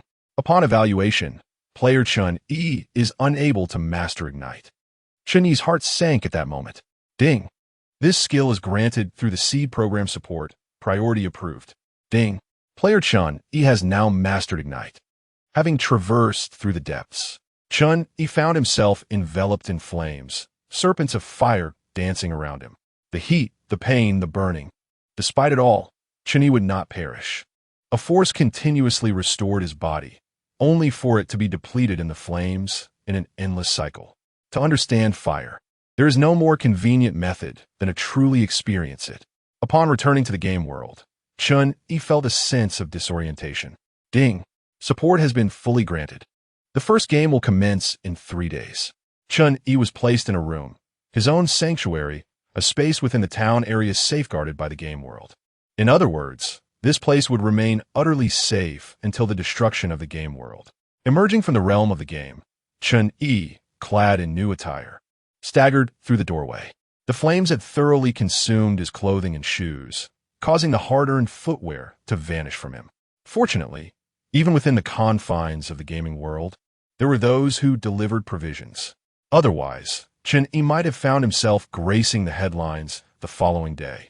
Entering the game world in a state of undress.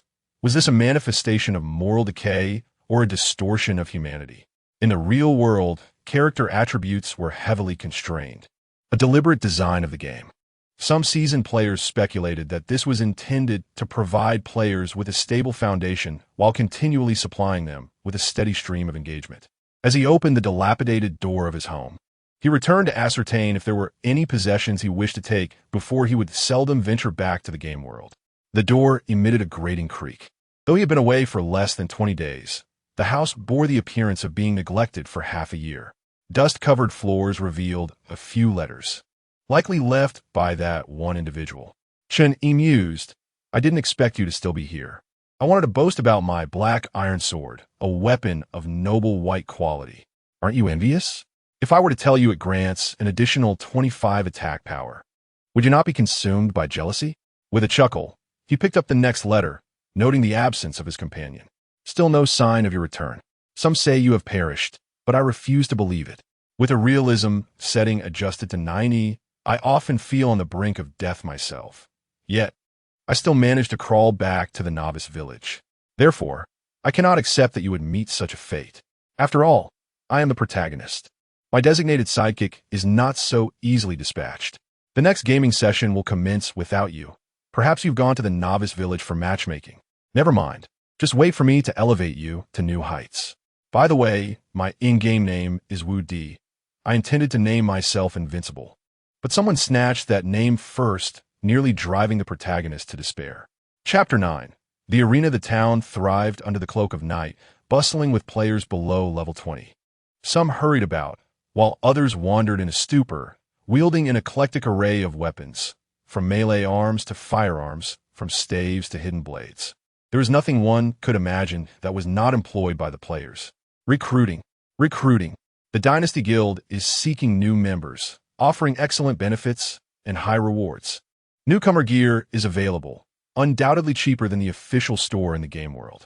This Sharpshooter's Class Change Certificate is worth 1,000 copper coins for early-stage players. Possessing a firearm transforms one's capabilities entirely. As an experienced player, I assure you, why bother with stat allocation? Have you played the game before? If not, let me enlighten you. In gaming, one must prioritize equipment and skills.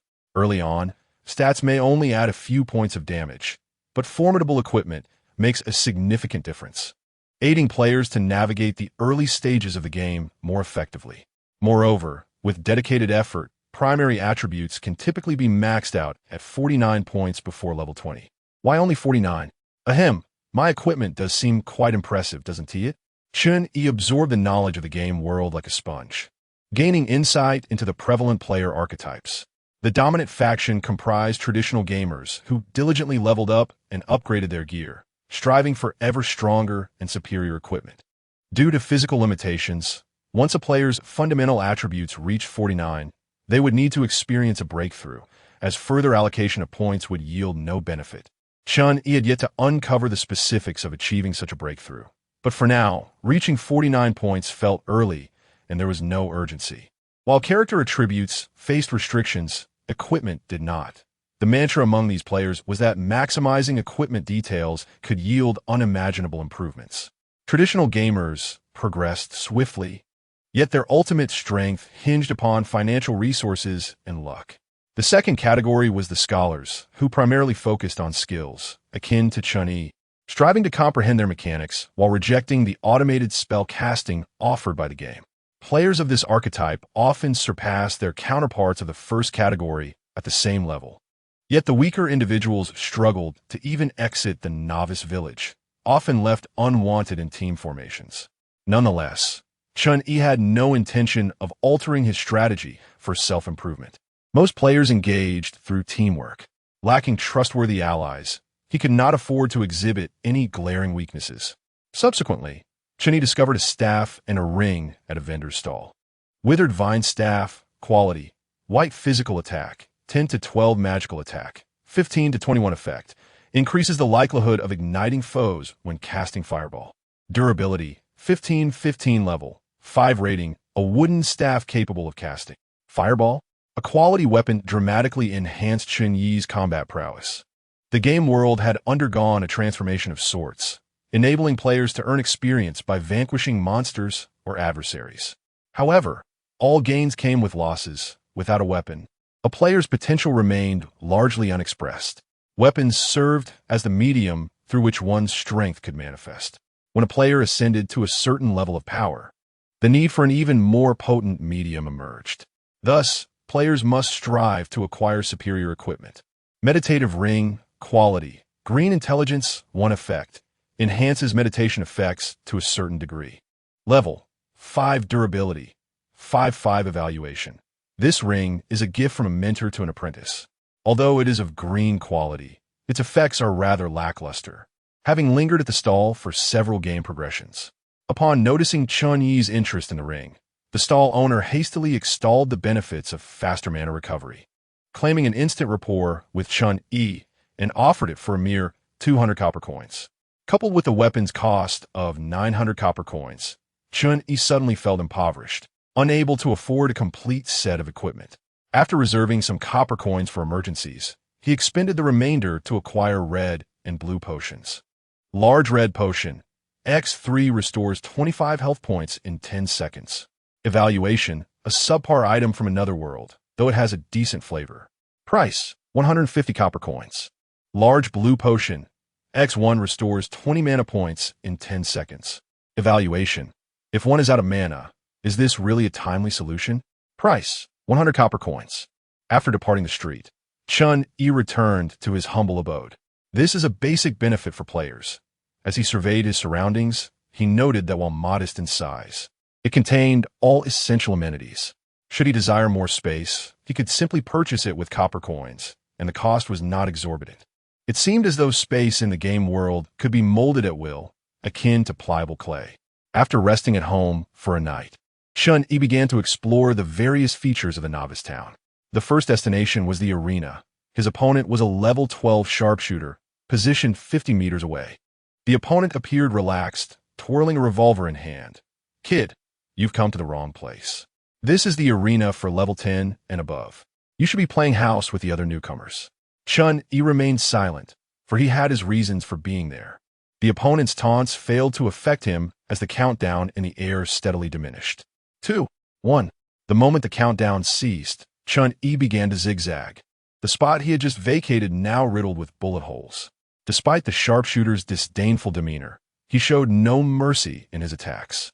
At this level, both sharpshooters and mages are classified as mid-range classes, capable of striking from a stationary position. Thus, the competition hinged on the speed of their shots and the trajectory of the bullets, with the latter clearly being faster. Whoosh, whoosh.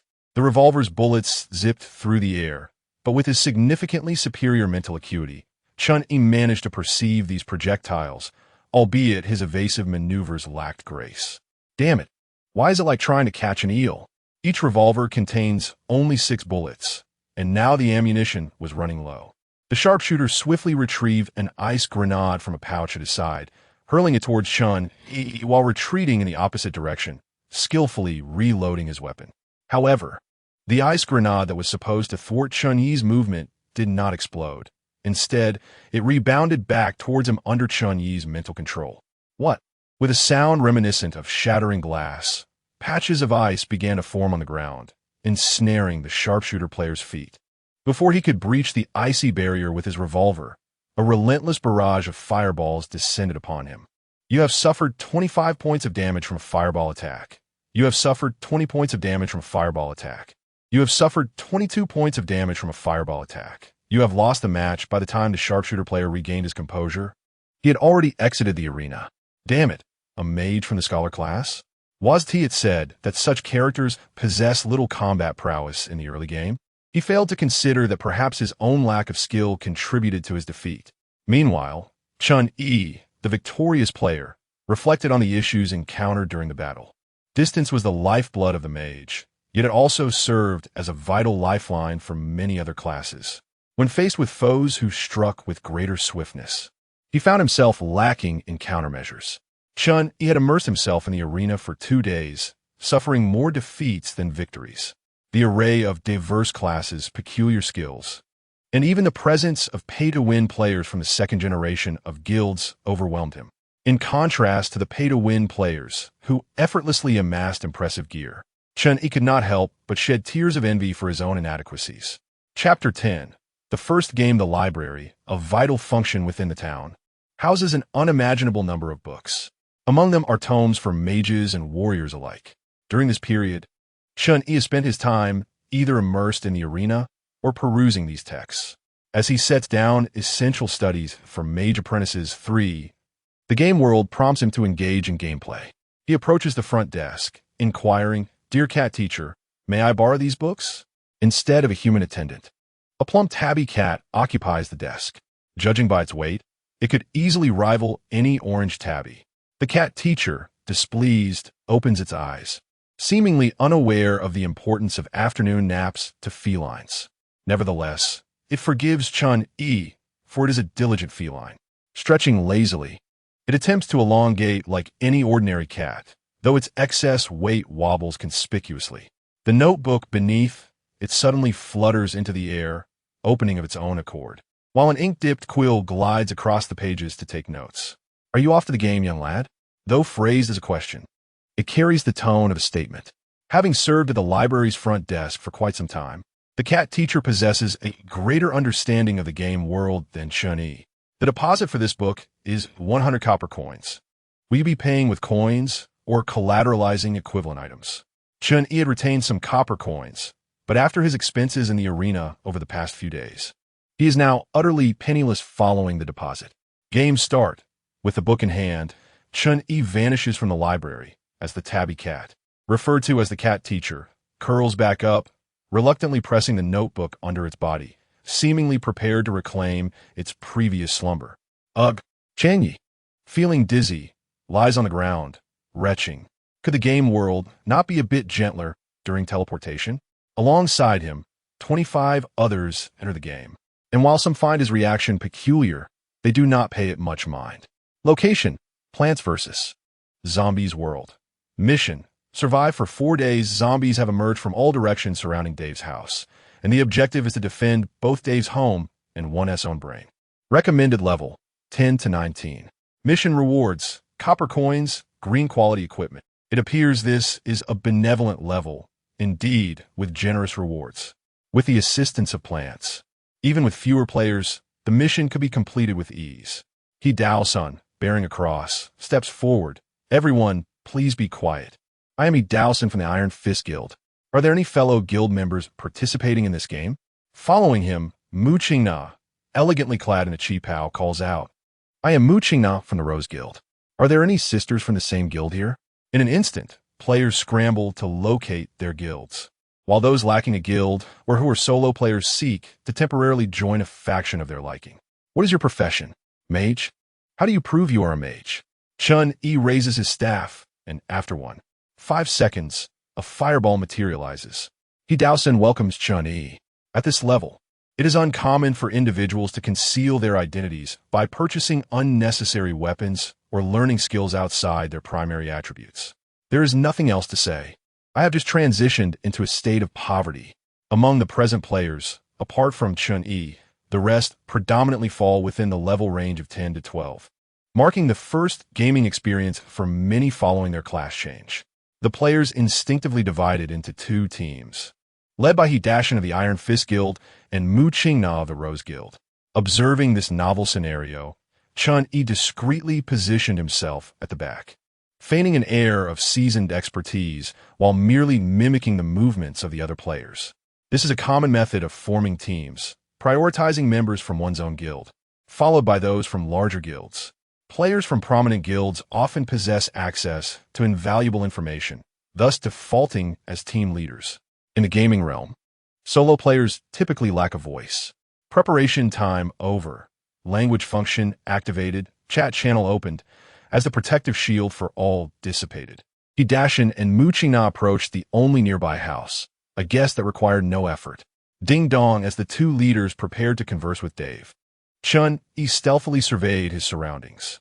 The sun shone brightly today, yet inexplicably, he felt no warmth upon his skin, having endured the fiery depths of hell. Chen Yi had grown sensitive to temperature. Dave's courtyard bore no signs of greenery.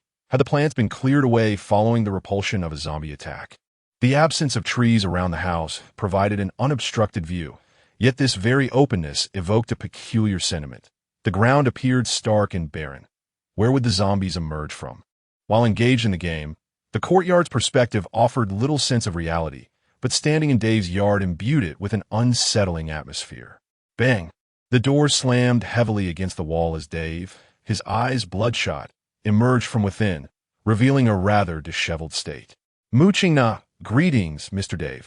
Before she could finish her sentence, Dave abruptly embraced the 2 leaders, exclaiming, Oh, my friends, warriors from another world, you have finally arrived. It was not mere gibberish. His speech was enhanced by the language function. Hidashin and Mu Qingna exchanged glances, realizing that the narrative of this world diverged from the records of their guild. Rua, these accursed zombies have incessantly assaulted my home. I have not slept in ages. Surely, you will safeguard my house so that I may finally rest, right? Ha! I knew it. Dave released the 2 and continued to ramble, spinning joyously in place as he spoke. You know, these zombies are inexplicably intrigued by the mind of a madman. I dare say they must also be deranged. And who, pray tell, is the fool that installed 3 extra doors in my house? Now, zombies can come at me from 4 directions. Oh, my poor mind. If I discover who this imbecile is, I shall ensure their head meets the toilet. Mu Qingna's lips parted slightly, and though she remained the same individual, she exuded an even more enchanting allure. The gazes of the gathered players seemed magnetically drawn to her. Facing the fervent gazes with composure, Mu Qingna expressed with a hint of sorrow, Rest assured, Mr. Dave, we will certainly assist you. However, I wonder if there is anything that could aid us in return. Player Mu Qingna has cast a charm on player E. Mental strength assessment successful. Player Chen Yi is immune to this charm. An indiscriminate charm skill. Chen Yi felt a pang of fear. Had it not been for the mental strength assessment, he would surely have fallen prey to it. Indeed, one must not underestimate this group of players. In response to the charm, Dave displayed no particular reaction. Rather, he appeared to be nodding off, his head drooping as if he were on the verge of slumber. Suddenly, he opened his eyes wide. "Are you seeking assistance from a madman?" "Ah ha ha ha!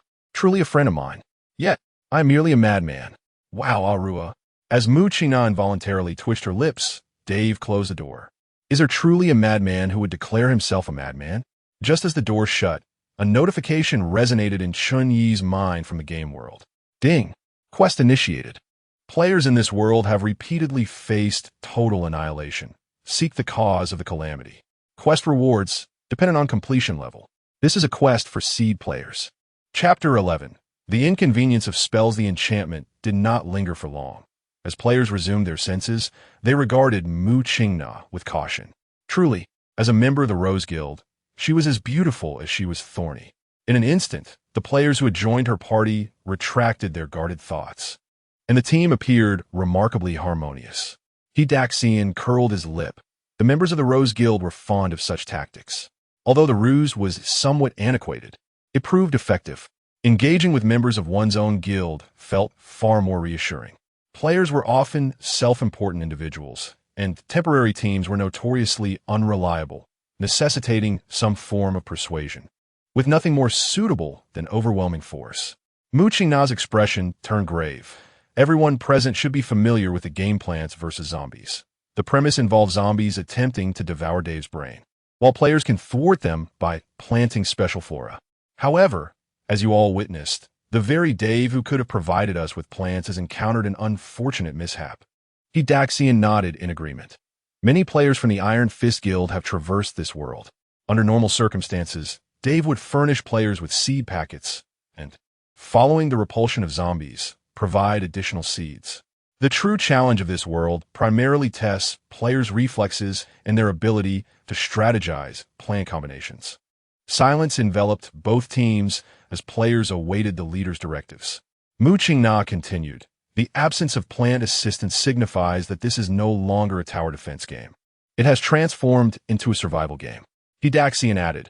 Although unforeseen circumstances have arisen, they also imply that the rewards upon mission completion could be more substantial.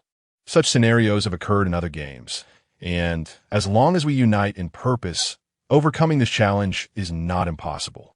The two captains promptly dispatched members to survey the surrounding environment, hoping to locate the zombies' whereabouts, prompting the players to take the initiative. However, their hopes were dashed. The area was merely an expanse of barren ground, devoid of even a single gravestone. As time slowly elapsed, the two teams allocated one squad each to guard a direction of the house. Chen Yi's team consisted of only 6 members, 3 frontliners, 1 healer, and 2 ranged attackers. Confident in his ability to sustain the frontliner's health, Daxian deemed 6 members sufficient, while the other team was composed of 8. With little else to occupy his time, Chen Yi retrieved the apprentice Mage Compulsory 3 from his backpack. The path to mastering magic was still long and arduous. Daxian raised an eyebrow, but refrained from obstructing him. The tranquil moments did not last long, as Wu Shiyong, brandishing his shield, was the first to call out. "We have trouble." Soon, voices from various directions in the courtyard echoed the alarm. Chen Yi closed the book and stowed it back in his spatial backpack. As the once bright weather abruptly darkened, was this the transition from day to night? The darkness descended suddenly, rendering the courtyard pitch black, and, ominously, the sounds of zombies began to resonate, as though the shadows had brought the undead with them. Wu Shiyong, quick-witted, clung tightly to his shield, exclaiming, "Something just brushed against me." The 2 frontline players also grew anxious. Dason shouted urgently, "Stay calm. Does anyone have a flashlight? Anything that emits light will do." However, the players were as frugal as a copper coin, reluctant to waste space in their backpacks on such items. Before Dason could say anything further, Chen Yi lightly tapped the ground with his staff, conjuring a larger-than-usual fireball, which he telekinetically propelled to the center of the courtyard. The fireball radiated no heat, but emitted a brightness akin to that of an incandescent bulb, illuminating the entire yard. The 3 frontline players, brandishing their weapons, nearly struck one another in their panic.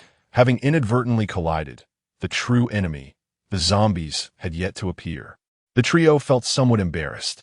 adhering to a silent agreement that their unspoken words would keep their secrets safe. Meanwhile, the female gunner in the back row suddenly found her rifle less appealing. Chen Yi, lacking the copper coins to learn the illumination spell, had nonetheless managed to create a variant of the fireball spell by altering its structure.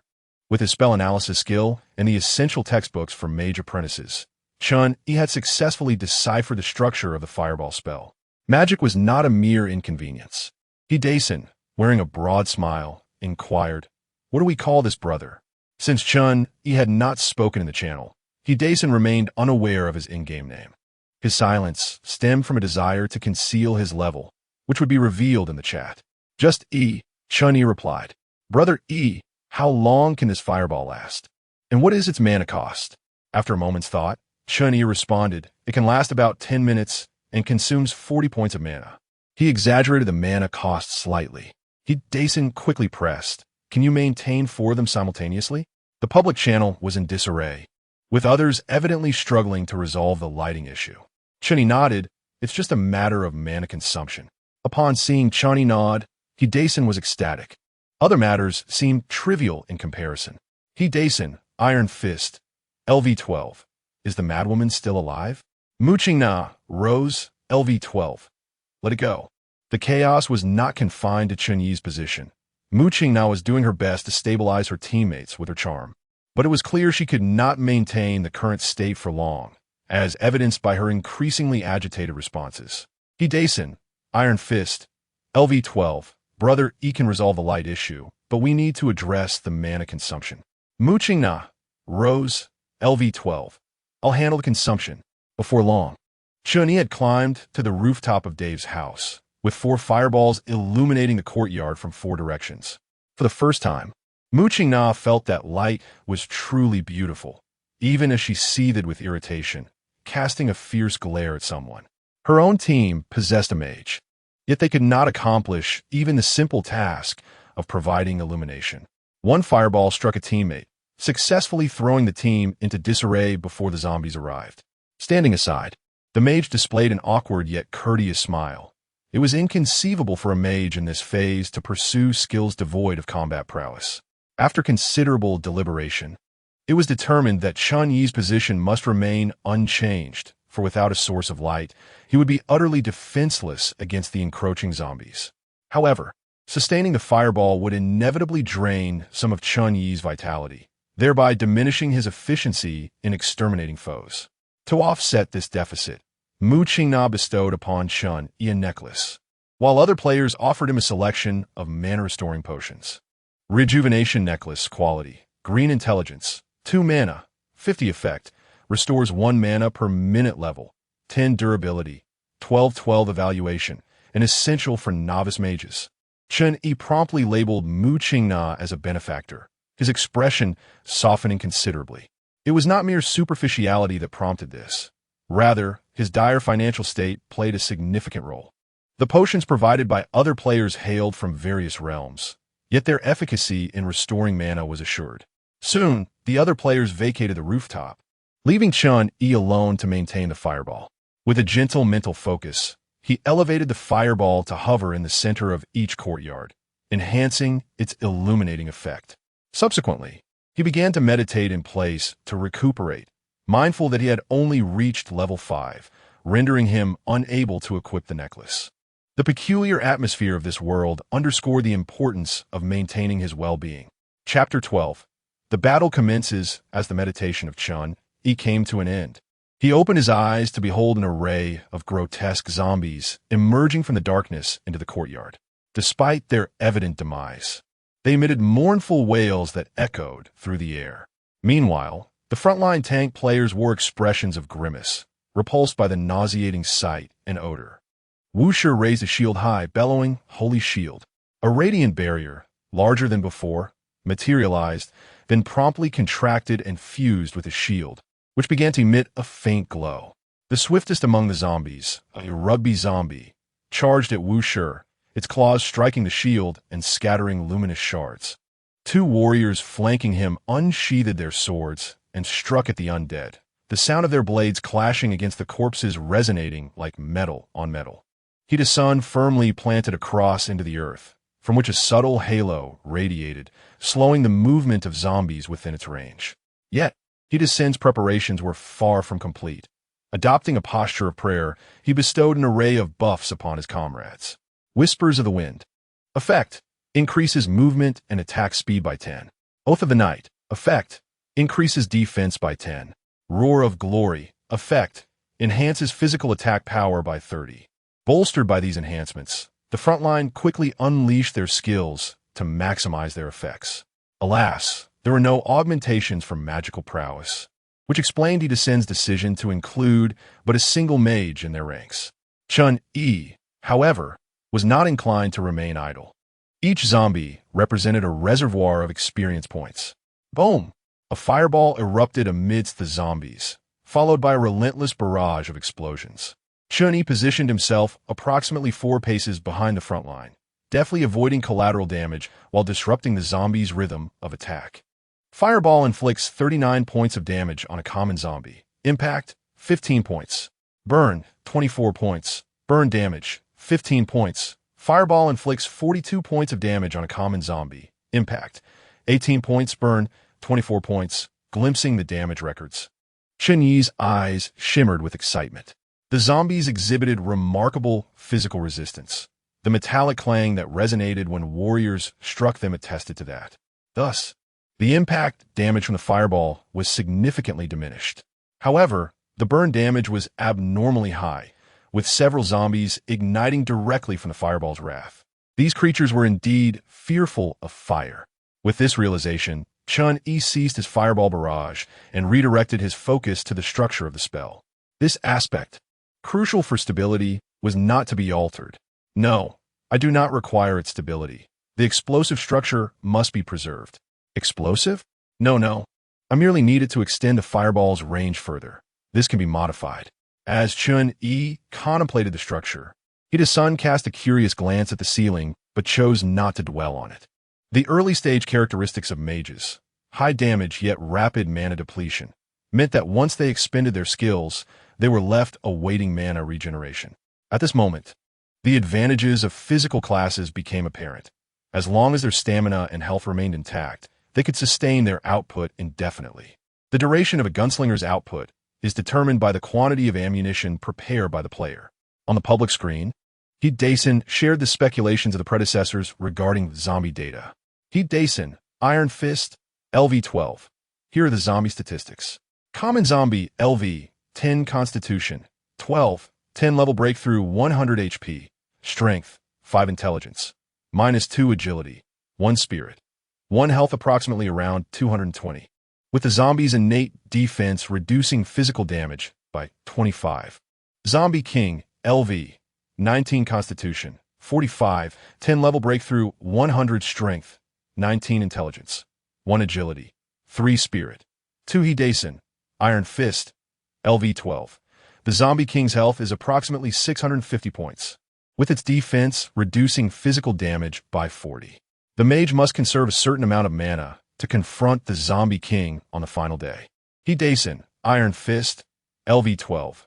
Each team has multiple frontliners. It is essential to manage aggro well to ensure the teammates' health. Mu Qingna, Rose, LV-12. If we cannot stop the zombies, seeking help promptly is the priority to complete the task. To detect enemy data, the equipment must at least be of blue quality. Hence, we can only speculate about the zombie statistics, but generally, there won't be significant discrepancies. Wu Shiyong had no time to glance at the public screen. His Holy Shield skill was on cooldown, and he was struggling to withstand the zombies' assaults. At that moment, a sled rushed by, the immense force nearly knocking him over, leaving deep tracks on the ground, and causing a significant drop in his health. He hastily pulled out a health potion and gulped it down. He-Descend promptly ceased healing the other 2 frontliners and focused on Wu Shiyong. The team's tank must not falter. Nearby, the female gunslinger felt tears welling up. The physical defense of the zombies was excessively high. Under the influence of buffs, her shots only inflicted about 32 points of damage, requiring 7 bullets for a single common zombie, such an expense in copper coins. By this point in the battle, she had exhausted 200 rounds of ammunition, and the experience gained was more than half less than anticipated.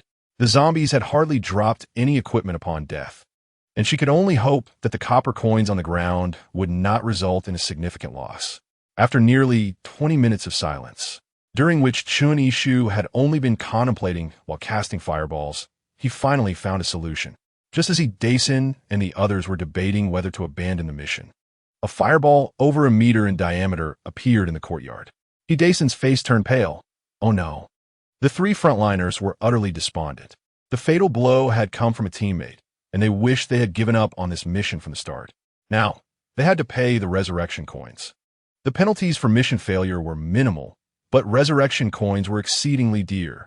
However, the anticipated explosion did not occur. The colossal fireball burst like a popped bubble with a soft poof, devoid of shockwaves or gusts, leaving only spreading flames. The flames quickly engulfed a substantial portion of the courtyard, creating a breathtaking spectacle reminiscent of a sea of fire.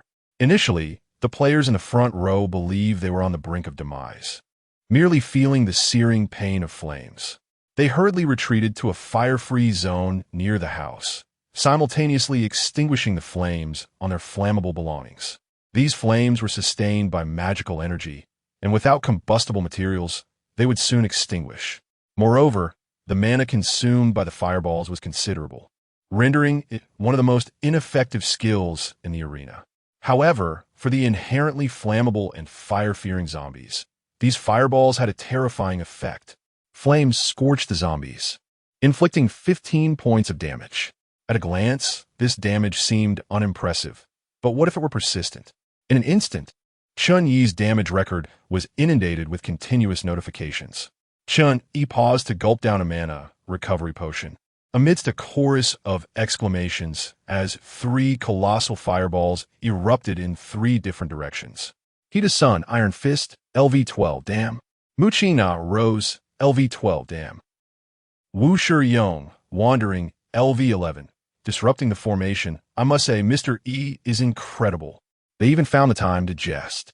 Faced with an unending tide of zombies, it was not only Wu Shiyong who contemplated abandoning the mission.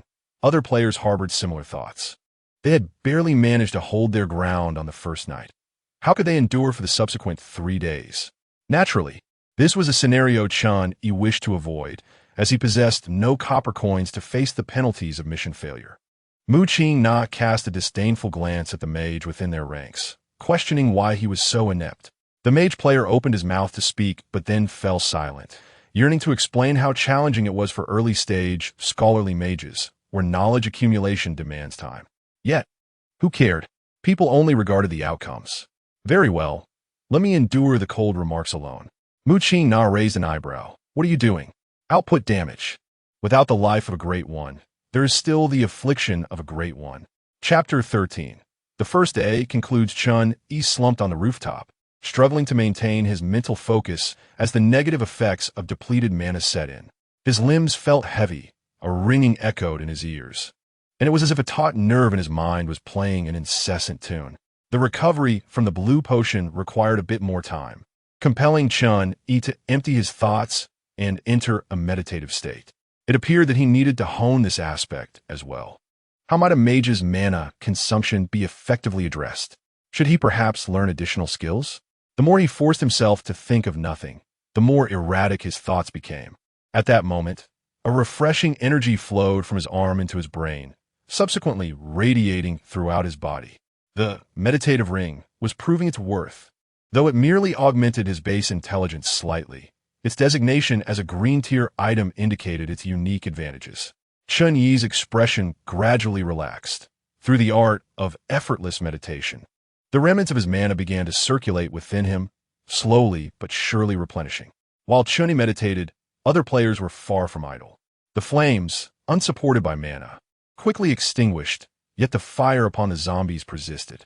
The flames blazed fiercely on the undead, which, despite their previously extraordinary physical resistance, now appeared weakened, allowing the frontline fighters to unleash a flurry of attacks.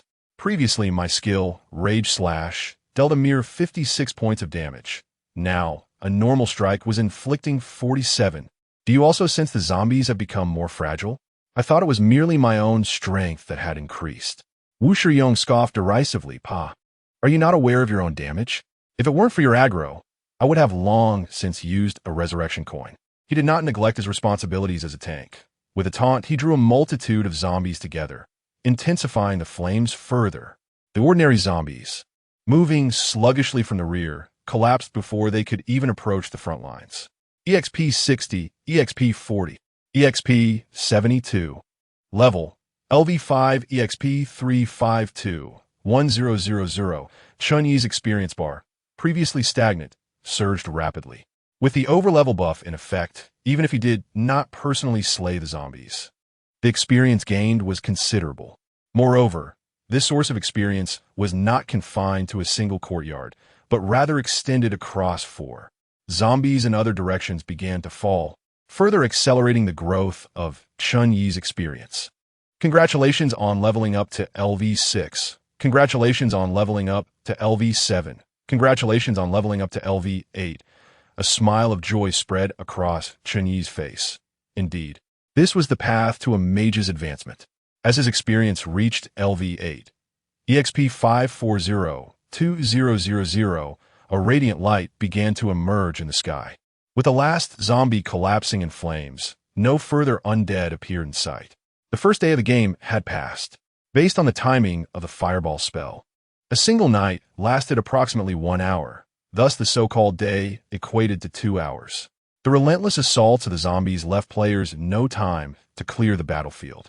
As the sun rose, the ground shimmered with a verdant glow, littered with copper coins.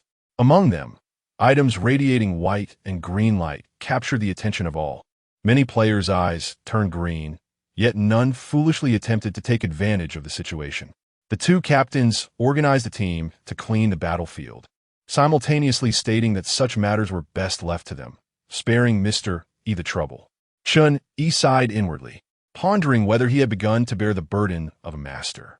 In the novice village, one despises the copper coins for taking up space, yet upon leaving, one laments their scarcity.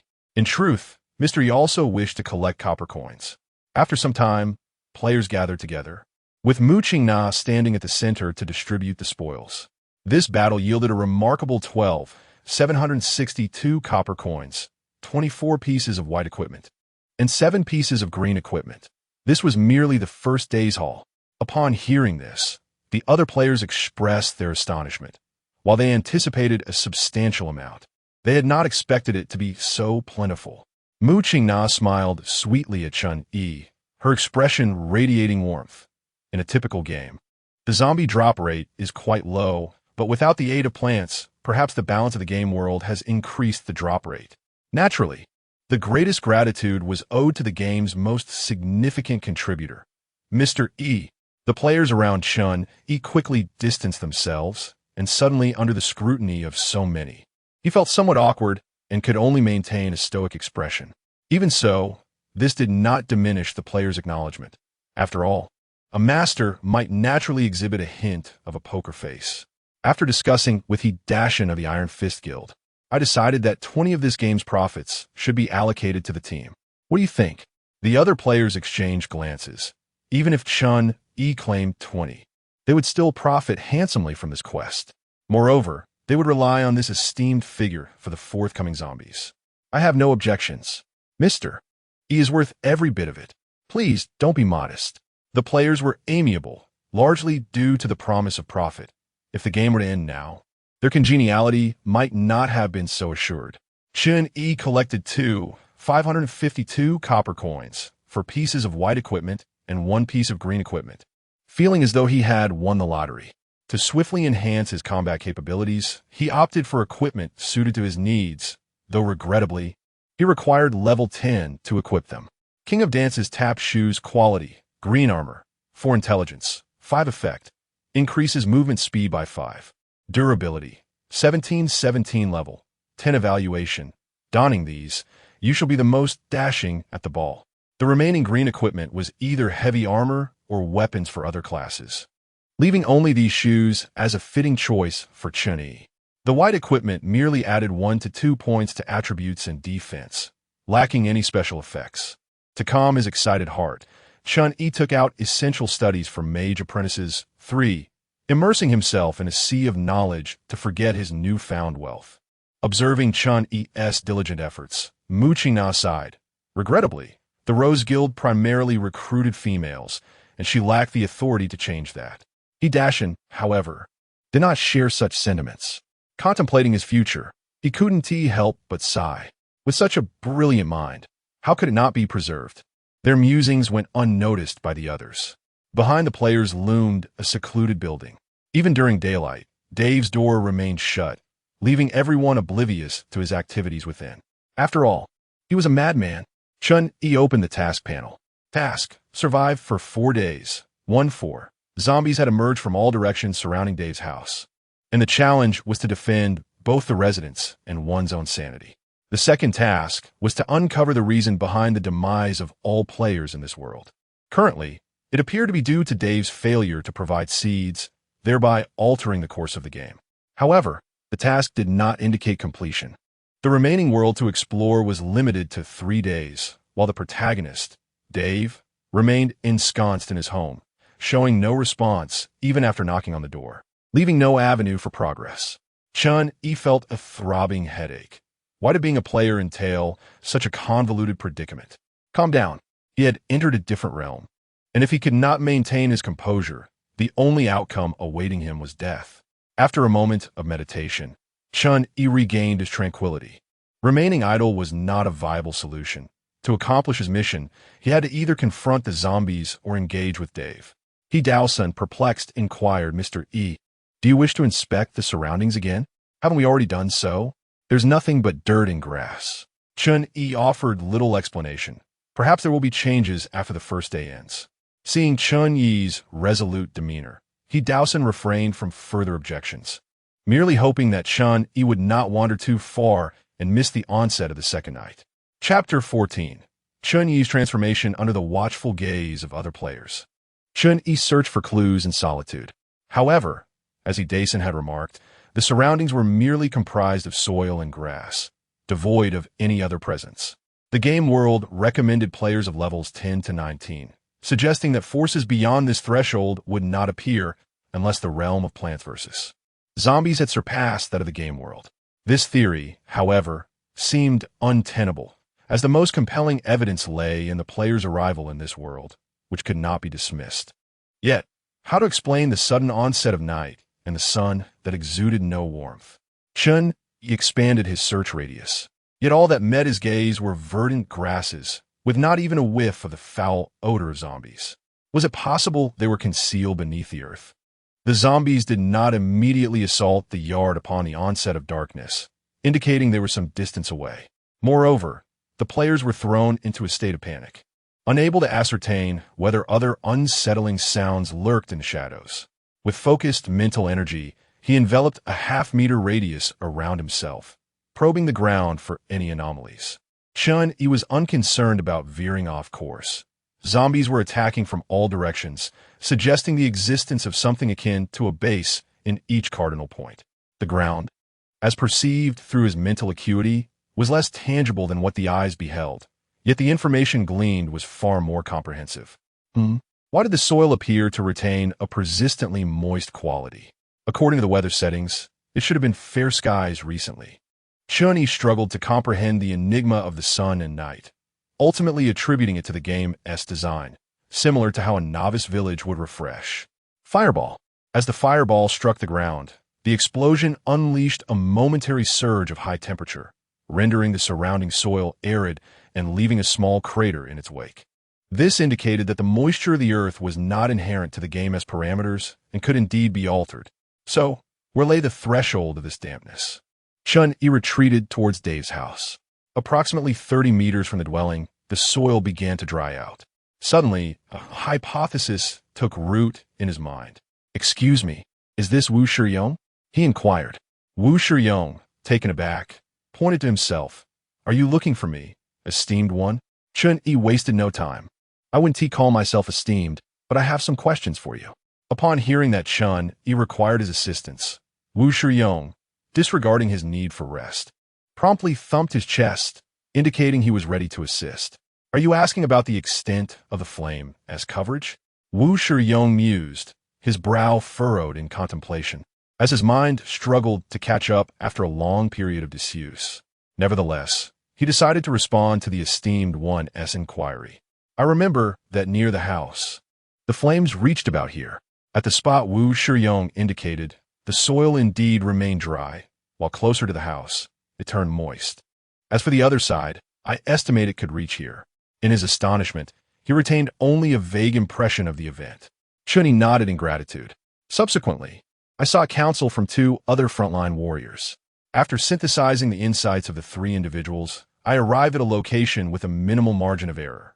However, this site lay approximately 40 meters distant from Dave's residence, with a portion of the intervening soil still damp. Indeed, it seemed that the condition of the ground played a significant role. I borrowed shovels from each of Dave's yards, positioning them against the walls, while the other players expressed indifference to my actions. With mental focus, I commanded 4 shovels to commence excavation at the boundary between the wet and dry soil. Wu Shi exclaimed, "The master truly deserves the title. Even at digging, he surpasses the average person." He Descend's lips twitched, realizing the absurdity of the situation. What was the point of extolling the master when he was beyond hearing? Estimating the time, Chen Yi hastened his digging, aware that by the onset of the second night, the evidence would be altered. There was no better opportunity than the present. Before long, the pit Chen Yi had excavated exceeded a meter in depth, and the next shovel strike resonated with a metallic clang. At last, as the surrounding soil was cleared away, it revealed a layer of concrete beneath. The zombies had indeed never strayed far from Dave's abode. The shovels clanged incessantly against the concrete, producing a cacophony that piqued the curiosity of the other players, who rushed over. "Why is there concrete down there?" One queried. "You must be daft.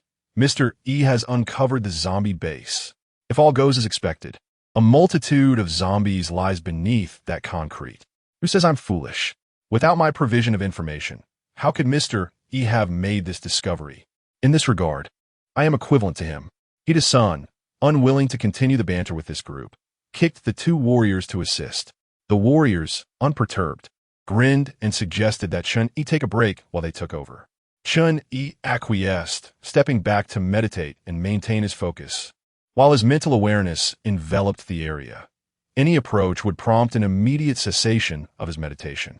It was not long before the 2 men breached the thick concrete.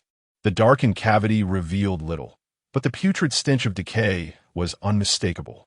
The team of players displayed expressions of delight, yet soon, apart from Chen Yi, their enthusiasm waned, casting an unusual pall over the atmosphere. Ida's son, who had been incessantly lauding Chen Yi, now exhibited a tempestuous demeanor. Even his attempts to win Chen Yi over were met with a cold indifference. The 2 warriors subtly positioned themselves in front of Chen Yi, while the female gunslinger silently caressed her firearm. After a moment of contemplation, Chen Yi stated, "I require only 20 of the profits from below." Ida's son chuckled. Such generosity from a master. The warriors assessed whether the opening of the hole was sufficiently large, as it might impede Mr. Yi's ability to cast fireballs. Ida's son laughed heartily, while the gunslinger regarded Chen Yi with a glimmer of admiration. Chen Yi disregarded the group, his conviction solidifying. Players were not to be trusted. He felt utterly powerless. Simultaneously, he gained insight into the dynamics of player interactions. Profit was paramount. Witnessing others prosper was more distressing than facing his own demise. As a colossal fireball descended into the chasm, a thunderous explosion reverberated from the depths below, and flames erupted violently from the mouth of the cave. The flames inflicted 25 points of damage upon the jumping zombies and 30 points upon the ordinary ones, while the Dance King zombie suffered a lesser 20 points. The relentless flames, with nowhere to retreat, mirrored Chen Yi's increasingly frigid heart. He had entered the game in his true form, and the difficulty of acquiring resurrection coins was far greater than that faced by other players. He had nearly lost this precious coin in this very place. If he were powerful enough, would anyone dare to seize his spoils? Congratulations on reaching level 9. Congratulations on reaching level 10. Player Chen Yi has successfully changed his class, exempt from assessment, completing the first leap in his life. Ding. Health 100, mana 100. Immediately after leveling up, he donned his equipment. Chen Yi level, LV10 EXP, 350 class. Mage health, 140 mana, 275 armor, 8 for base armor. For equipment armor, Constitution, 8 strength, 7 intelligence, 33, 25 base intelligence, 8 equipment intelligence, agility, 8 spirit, 35 free attribute points, 5 talent. Fire affinity, enhances mastery of fire-based skills, increasing fire elemental damage by 10. Skills, meditation, spell analysis, mental force, blink, fire resistance ring, fireball, ignite. Soul energy, 0 projection, insufficient soul energy. After a moment's contemplation, he allocated all free attribute points to Constitution, raising it to 13. Chen Yi could not guarantee that the other players would not betray him, thus prioritizing health. Both health and armor improved. Health increased by 25 points, and armor rose by 2.5, though the display only reflected 2 points. Thanks to the support of the seed plan, Chen Yi had acquired his profession at level 5, giving him an inherent advantage in primary attributes over other players who would change classes at level 10. By level 20, reaching a bare intelligence and spirit attribute of 49 would pose no challenge whatsoever. Chapter 15. The zombie doctor not remaining stationary. The flames below showed no signs of abating. In the other 3 courtyards, Chen Yi had promised only 20 of the profits, with the remainder left to their negotiation, garnering unanimous acclaim from the group. This time, there was no need for Chen Yi to dig. The frontline warriors fully unleashed their strength, excavating a pit over a meter deep in less than 3 minutes. As the fireballs cascaded into the 3 holes, a series of explosions ensued, causing the ground to tremble. The zombie doctor, who had been engrossed in his research on zombies below, lost his balance and tumbled from his chair. Standing at less than a meter tall, with his head nearly half the size of his body, the zombie doctor shouted in pain as his head struck the ground. "What is happening? Have you messed something up again?" He then approached and delivered a hefty kick to the zombie king, who innocently rubbed his head with his large palm, bewildered by the sudden aggression. However, immediately after kicking the zombie king, the zombie doctor regretted his hasty action. "Ouch, it hurts," he moaned, rolling on the ground while cradling his injured leg. The zombie king appeared even more innocent, having done nothing wrong. After a while, the zombie doctor fashioned a makeshift cast for his foot, uncertain of its efficacy on a zombie, yet his expression suggested it might provide some relief. "If I had known, I wouldn't have made your leg so rigid. Good heavens, the only purpose you served was to injure my foot. Was that tremor caused by you?" The zombie king stood frozen for a long moment before shaking his head.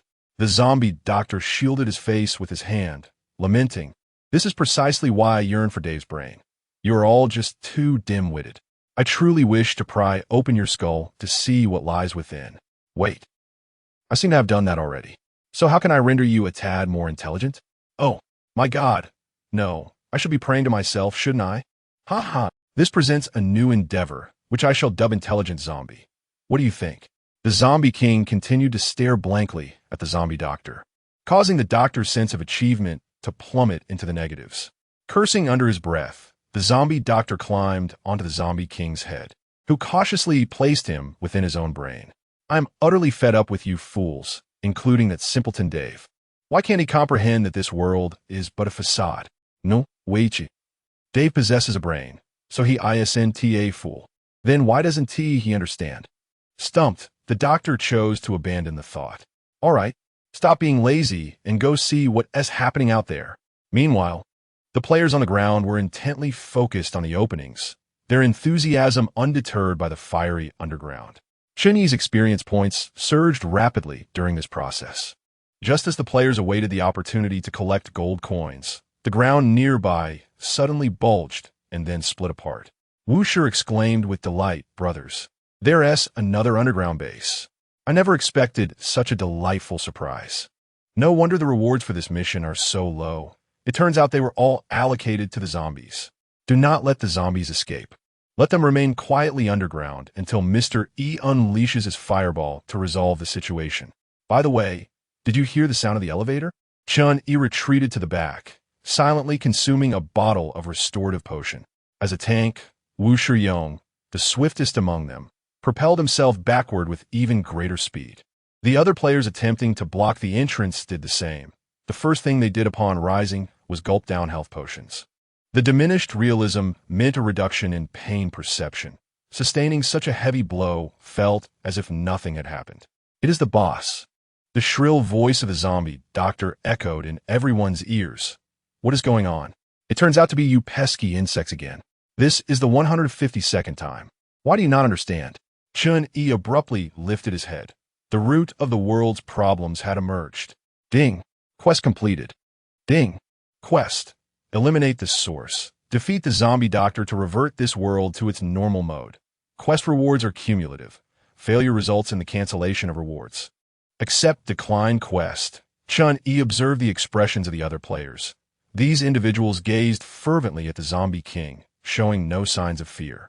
There must be a considerable opportunity. Accept. Most of these players had recently reached level 10. Their minds still immersed in the early stages of the game where challenges were minimal. In their eyes, a boss equated to abundant experience, equipment, and coins. Dason exclaimed. The data on the zombie king has been posted publicly. Whether you secure the first kill depends on your own abilities.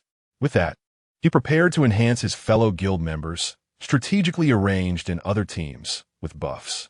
However, before he could plant the cross into the ground, he found himself gazing foolishly at Mu Qingna, along with several other players.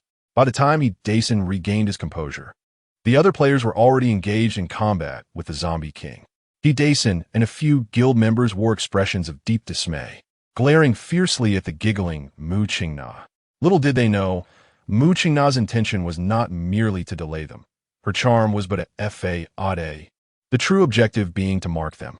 Among the players present, those capable of delivering the final blow were undoubtedly the members of the Iron Fist Guild. The mark would activate the moment they prepare to strike down the boss, without allowing Mu Qingna's dream to continue. The zombie king pounded the ground with his fists, causing the earth to crack like a spider's web. He seized one of the frontline players and began to smash him relentlessly against the others. Wu Shiyong left behind a remark, "RNM tricked me," before transforming into a corpse. He did not immediately surrender his revival coin. Instead, he flooded the public screen with accusations against Dason. Wu Shiyong, lone player, LV11. The boss's power is only 19. I might as well eat dirt. Wu Shiyong, lone player, LV11. Is the Iron Fist Guild intentionally tricking us into taking damage? Subsequently, he shared the damage inflicted by the zombie king on the public screen. Another warrior did likewise. You dealt 11 points of damage to the zombie king. The skill slash inflicted 19 points of damage upon him.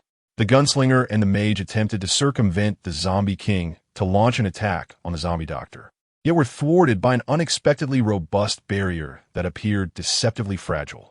The zombie doctor emitted a cacophonous laugh from within the zombie king's head, but a closer inspection revealed the simmering hatred in his eyes. Meanwhile, Dave, who had been soundly sleeping in the adjacent house, abruptly ceased his snoring, only to shift his position and drift back into slumber. Chapter 16. The Great Battle had they the opportunity to scrutinize the boss. They would discover attributes that starkly contrast their initial imaginings. Zombie King, LV19, originally LV35. Restrained by world suppression. Health, 2345 mana, 50 armor, 65 constitution, 49 strength, 49 intelligence, 1 agility, 10 spirit.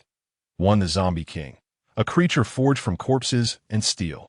It ceaselessly assaults until the very last moment of its life, devoid of pain. Armor 40, immune to 20 physical damage, health 1000. Iron Heart, lacking biological weaknesses. It disregards illusions, charms, and other similar skills. Power Strike, its peculiar physical structure enables it to strike with greater speed and strength, inflicting damage of 100 strength 1. 5. Consuming minimal stamina. Characteristic, its body has transcended limitations. Health 1100. Zombie Doctor, LV13 health, 110 mana, 150 armor, 7 constitution, 6 strength, 5 intelligence, 15 agility, 3 spirit, 21 master, capable of controlling the zombies it has modified, exhibiting absolute loyalty. Zombie, its desiccated skin resembles metal, immune to 10 physical damage. Deformation, influenced by the abyss, it experiences erratic emotions. Enhanced shield, crafted from special materials, health 1000, armor 30. In an effort to prevent the group of players from fleeing, Chen Yi joined the fray. He initiated the assault with 5 fireballs, which relentlessly surged towards the shield of the zombie doctor, with his intelligence having more than doubled. Chen Yi's damage far surpassed his previous efforts. Fireball inflicts 74 damage to the shield. Fireball inflicts 80 damage to the shield. Fireball inflicts 46 damage to the zombie king. Impact damage 22, burning damage 24.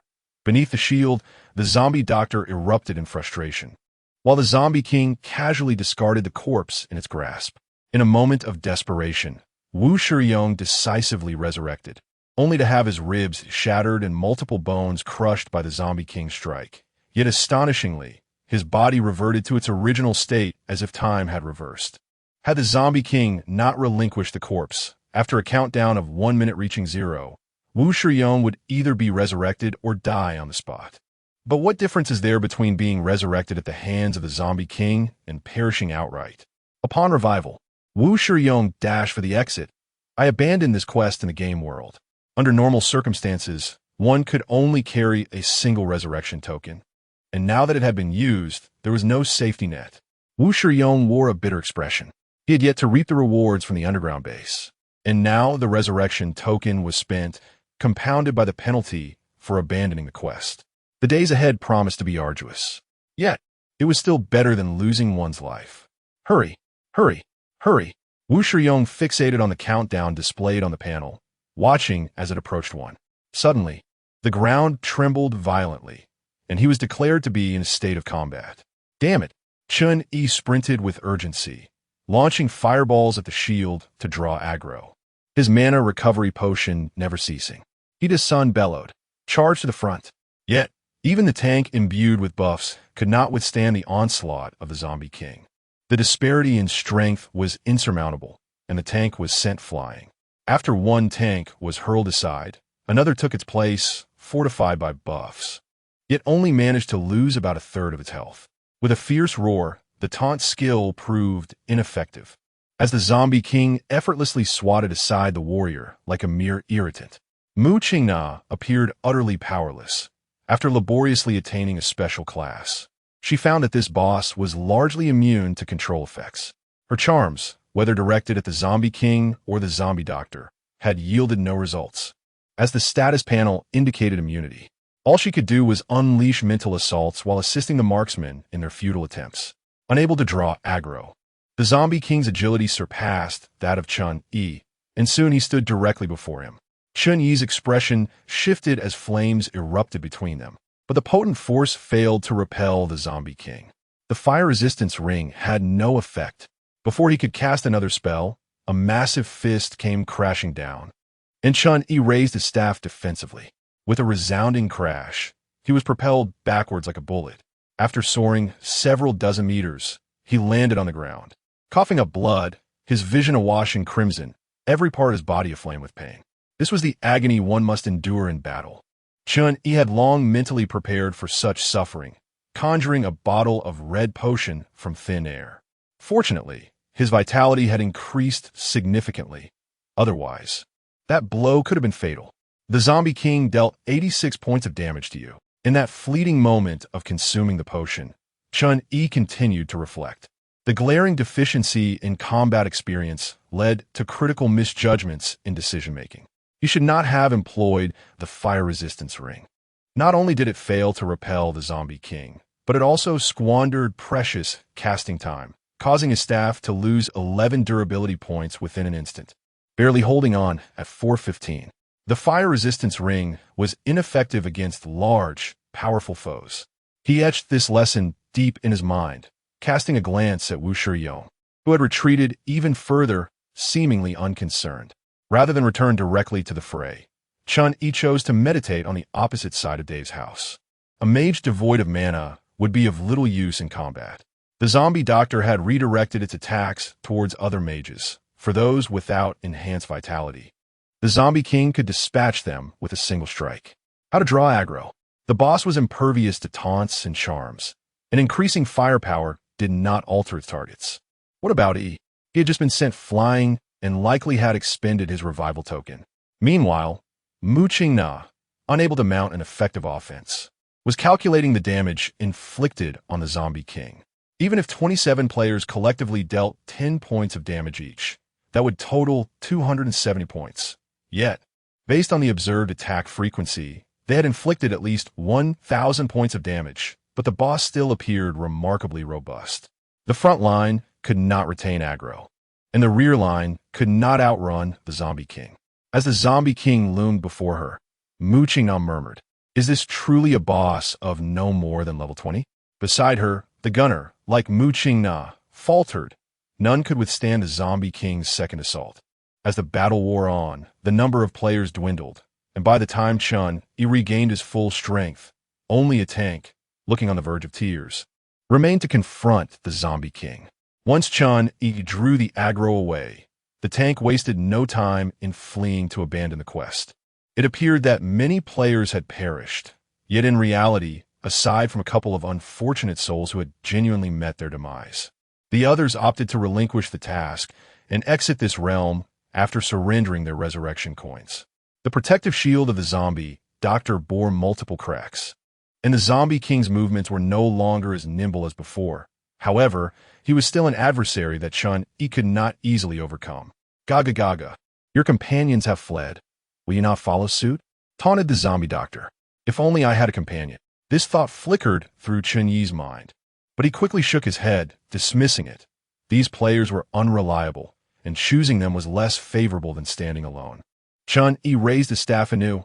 "You are mistaken about one thing." The zombie doctor paused. They were never my companions from the very beginning." Fireballs erupted relentlessly against the protective shield.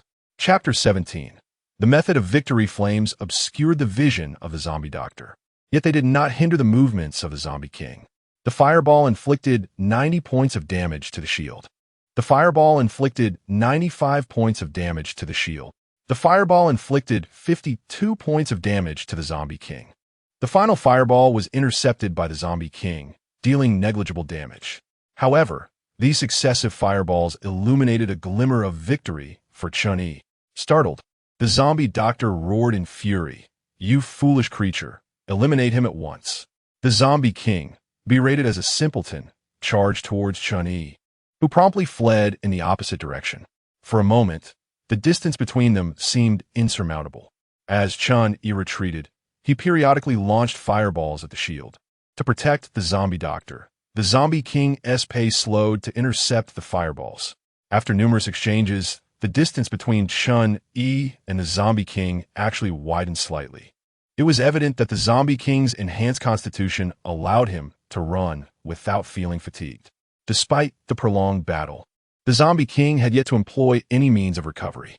The only limitation was Chen Yi's dwindling mana, and he deliberately reduced his attack frequency to prolong the effectiveness of his potions.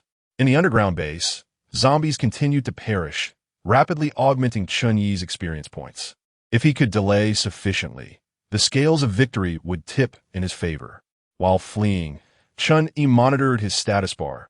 The mana regeneration effect was about to conclude, and he found himself holding a strawberry. Mutated strawberry restores 150 points of mana within 30 seconds. Evaluation: a strawberry originating from the world of Dungeon Fighter. Certified as trustworthy by the gaming realm. This was a restorative item provided by previous players to compensate for Chen Yi's mana consumption. Its efficacy far surpassing that of the mana potions sold in the game world. It seems I should frequently visit the players' stalls. They possess a plethora of fine goods. This thought briefly crossed his mind before his attention shifted back to the Zombie King. After the Zombie King blocked another fireball, the zombie doctor grew increasingly agitated, exclaiming, "Why can't you just quietly perish? You're like this, and so is Dave. Why can't you just hand over your brains?" "Curios, Chen Yi invited. You seem to know quite a bit. What did you mean by 152 times? Veins throbbed on the zombie doctor's forehead, as if Chen Yi had struck a nerve. "Why, of course, it refers to the number of times your filthy kind has invaded this world. How dare you treat the great zombie doctor as if this were a mere game you can enter and exit at will? Why is this accursed world constraining me? Damn it! Damn it! The zombie doctor's fury began to affect the zombie king, whose towering form caused the ground to tremble with each leap, his weight undoubtedly exceeding several tons. Hey! Just moments ago, the enraged zombie doctor began to smirk. Dave is already asleep. I merely need to exterminate you pests and devour Dave's brain to escape this world. Chen Yi was taken aback. That is impossible. What is impossible? Do you think I am? I am the illustrious zombie doctor. For the past 152 encounters, I have relentlessly explored the essence of this world, yet I have failed. It is a realm filled solely with zombies and that wretched Dave along with his insufferable plants. Suddenly, the zombie doctor stood frozen, a sense of déjà vu washing over him, as if this scene was hauntingly familiar. Boom! A fireball erupted against the protective shield, which, now riddled with cracks, shattered into countless fragments. The zombie doctor wiped the cold sweat from his brow. Without the shield, he posed a threat. Yet even so, eliminating that pesky bug was still within his grasp. He had initially intended to deliver a kick to the zombie king, but a sudden thought halted him as he cursed vehemently. You worthless creature! Can't you leap up instead of just chasing? The zombie king roared at Chen Yi, and in an instant, his entire form surged upward, closing the distance of several meters in a heartbeat. The tremor from the landing nearly knocked Chen Yi off his feet, compelling him to stabilize himself through sheer mental force. Observing the zombie king poised to leap once more, Chen Yi instinctively prepared to use a blink spell, but quickly dismissed the notion. The 60 mana cost for the blink was beyond his current means. Even if he evaded this attack, it would only lead to a slow demise. The flames of the fire resistance spell erupted once more between them. The zombie doctor cackled. Such an attack is futile against this worthless being. Indeed, as he proclaimed, the fire resistance spell failed to hinder the zombie king even for an instant. Chen Yi was well aware, but who said the fire resistance was intended for the zombie king? Fire resistance dealt 46 damage to you. It may not have affected the zombie king, but it certainly had an impact on him. Chen Yi felt a searing pain in his arms, a remnant of the high-temperature attack, yet it paled in comparison to the zombie king's strike. Amid the impending onslaught from the zombie king, Chen Yi opted for a balanced approach, sacrificing some mana to save his life while inflicting minimal harm upon himself. The shockwave from the fire resistance hurled Chen Yi several meters away. Fortunately, the damp earth cushioned his fall, preventing further injury. Rising from a muddied ground, looking quite disheveled, Chen Yi retaliated with 2 fireballs aimed at the zombie doctor. The zombie king, poised to leap once more, was compelled to halt and used his hand to block the fireballs targeting the zombie doctor. Fireball dealt 70 damage to the zombie king. Fireball dealt 74 damage to the zombie king. The zombie king came to a stop, but Chen Yi did not. The distance between them slowly widened. After awaiting the recovery of a bit of mana, he unleashed another fireball. 3 minutes later, despite the zombie doctor's furious outbursts, the zombie king remained unable to reach Chen Yi, with most of Chen Yi's injuries stemming from his own actions. By this point, he had run out of potions. He had consumed the few healing elixirs he purchased before entering the game, and the mana potions acquired from other players had been depleted during the chase. Congratulations! You have leveled up to LV13. Silently, Chen Yi allocated the newly acquired attribute points from his level up into his constitution. Each upgrade does not restore one's condition. However, the addition of attribute points increases the maximum health, granting Chen Yi a moment of respite despite his dire state. The zombie king, too, is not as formidable as before, staggering in its movements, yet will not cease its relentless assault as long as it draws breath. The contest now lies in endurance. Chen Yi's mana has dwindled to a mere 20 points. He refrains from casting Fireball, aware that without sufficient mana, he risks succumbing to debilitating headaches, thereby losing his combat efficacy first. Instead, he opts for less taxing methods. With mental focus, he manipulates the iron shovel in Dave's yard, striking the zombie king intermittently. You inflict 3 points of damage on the zombie king. You inflict 2 points of damage on the zombie king.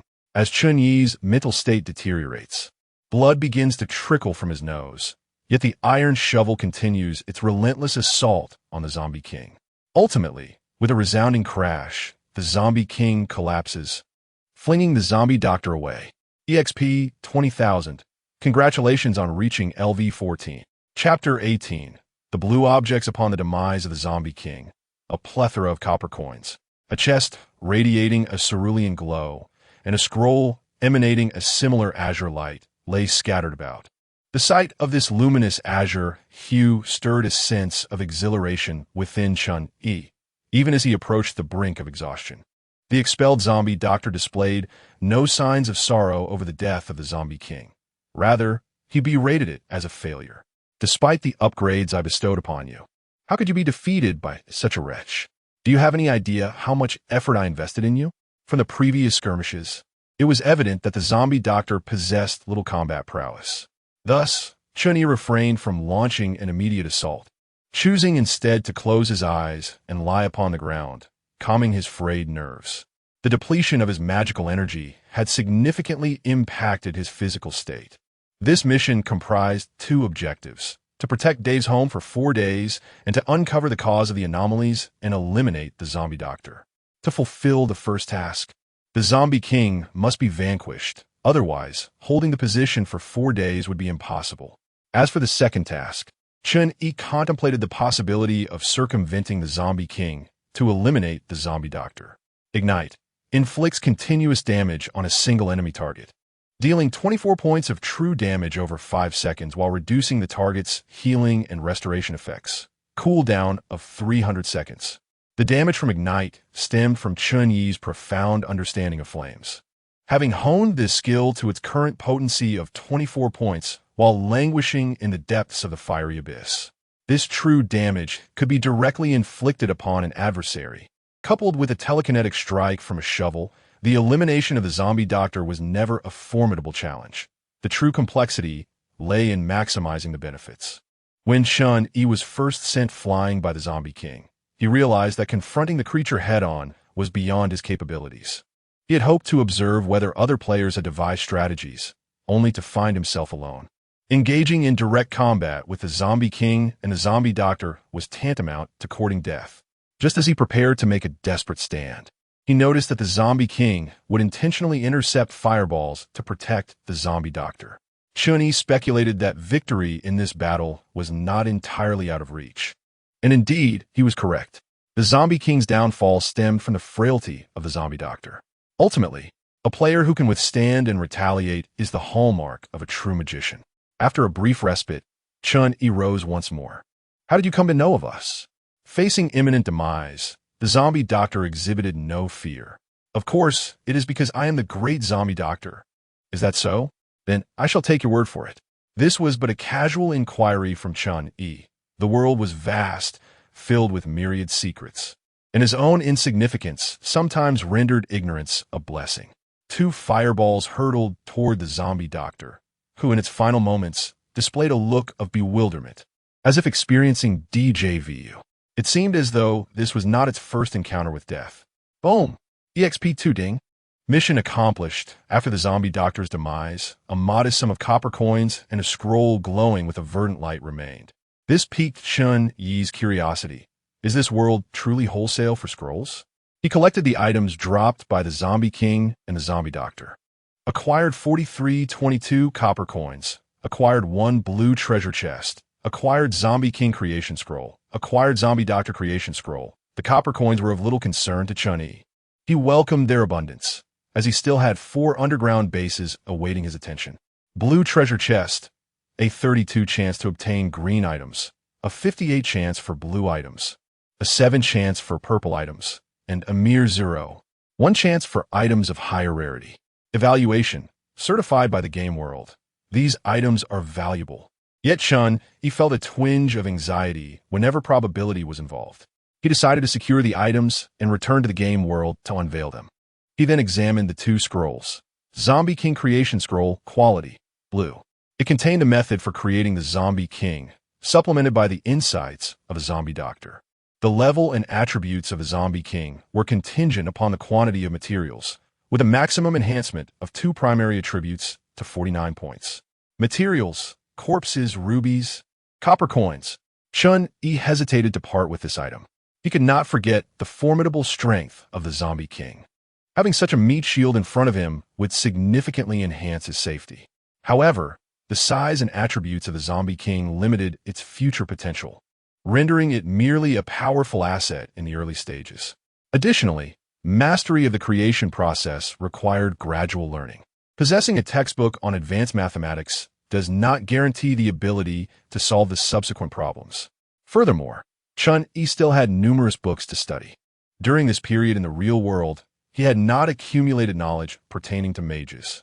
Although the place of the mage's inheritance had imparted much information, it was still far from sufficient for a true mage.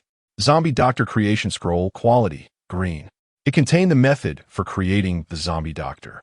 As a sage among the zombie clan, he could assist in directing zombies, enabling them to comprehend your intentions. Materials, corpses, wisdom fruits, copper coins. Upon reading this, Chen Yi no longer hesitated. The optimal course of action for these two scrolls was to sell them together. As a fire mage, he lacked the understanding necessary to control zombies.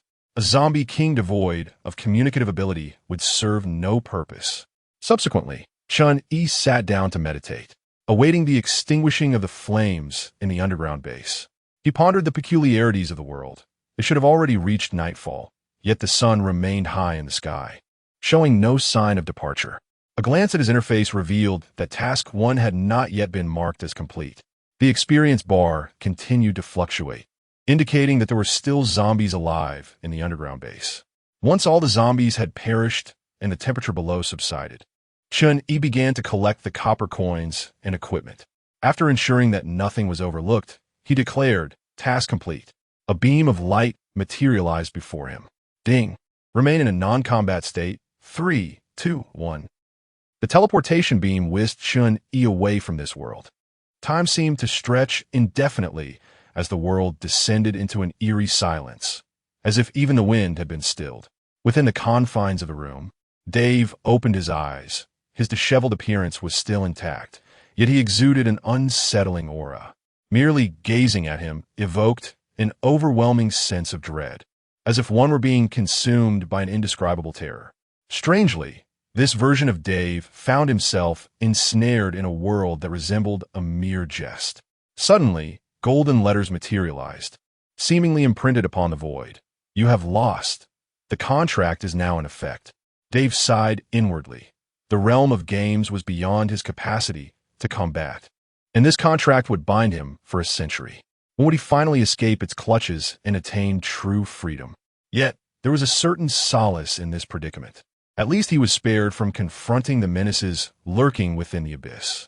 Upon closing his eyes, when he reopened them, he had reverted to the erratic Dave, the madman. The external world began to transform without any interference from the realm of games. The underground base lay obliterated, the traces of battle concealed beneath the earth, while various zombies emerged. Ordinary seeds, under some mysterious influence, underwent continuous mutations. With the emergence of a radiant beam, a new cohort of players arrived in this world. Remarkably, it was the realm of plants versus zombies, a stroke of good fortune. It was said that although the zombie spawn rate was low, there existed a chance to acquire unique plant seeds. A low spawn rate that required no personal combat, and yet one might still find fault with the welfare levels. I heard from members of the guild that the mechanics of this world seemed to have shifted. In truth, the words of Dr. Zombie were miscalculated. The number of times players had traversed into this world was not 152, but rather 119 for 152. The sense of déjà vu stemmed from the abyssal powers having restored Dr. Zombie's remains, and Dave had cleverly chosen to exploit this situation. Chapter 19. Misfortune is not my fault. A notification chimed, indicating the completion of the task after 4 days of survival, with a slight enhancement of the rewards. Another alert signaled the abnormal completion of the task, granting a modest increase in rewards.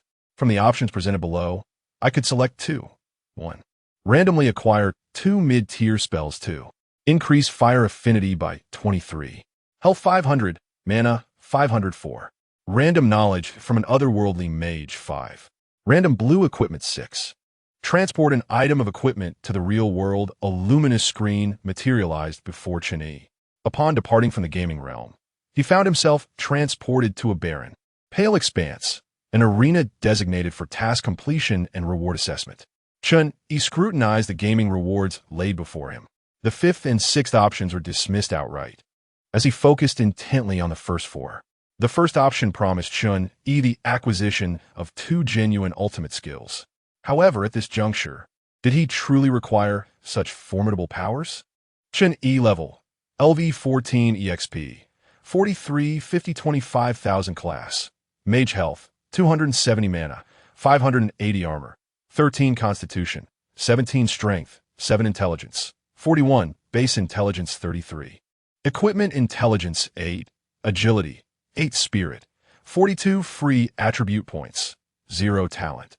Fire affinity, increases mastery of fire skills, enhances fire elemental damage by 10, skills, meditation, spell analysis. Mental manipulation, blink, fire resistance ring, fireball soul energy, 0, 5 projection, insufficient soul energy. Chen Yi's mana pool was a mere 360 points. Considering his ability to cast 3 fireballs per second, he could exhaust his entire mana supply in a mere 15 seconds. Even with an ultimate skill at his disposal, he would be unable to sustain its use. Thus, this option was promptly discarded. Fire affinity did not augment damage in the same manner as Chen Yi's innate talent. From a knowledge inherited through his mage lineage, he learned that fire elemental affinity represented the closeness of fire elemental particles to a mage. What are elemental particles, you ask? During meditation, Chen Yi could connect with various elemental particles. The execution of Fireball involved constructing a mental framework and subsequently utilizing mana to amalgamate the fire elemental particles. This constituted the complete essence of the Fireball spell. Essentially, fire affinity could be likened to one's innate talent. The higher this attribute, the quicker the understanding of fire spells would develop. Though its benefits may not be immediately apparent, their true value would gradually unfold in the future. The third option effectively doubled his mana and health, presenting an irresistible allure for Chen Yi, who was not inclined to form a team. The fourth option, however, left Chen Yi hesitant to tempt fate, as he had recently faced a significant setback.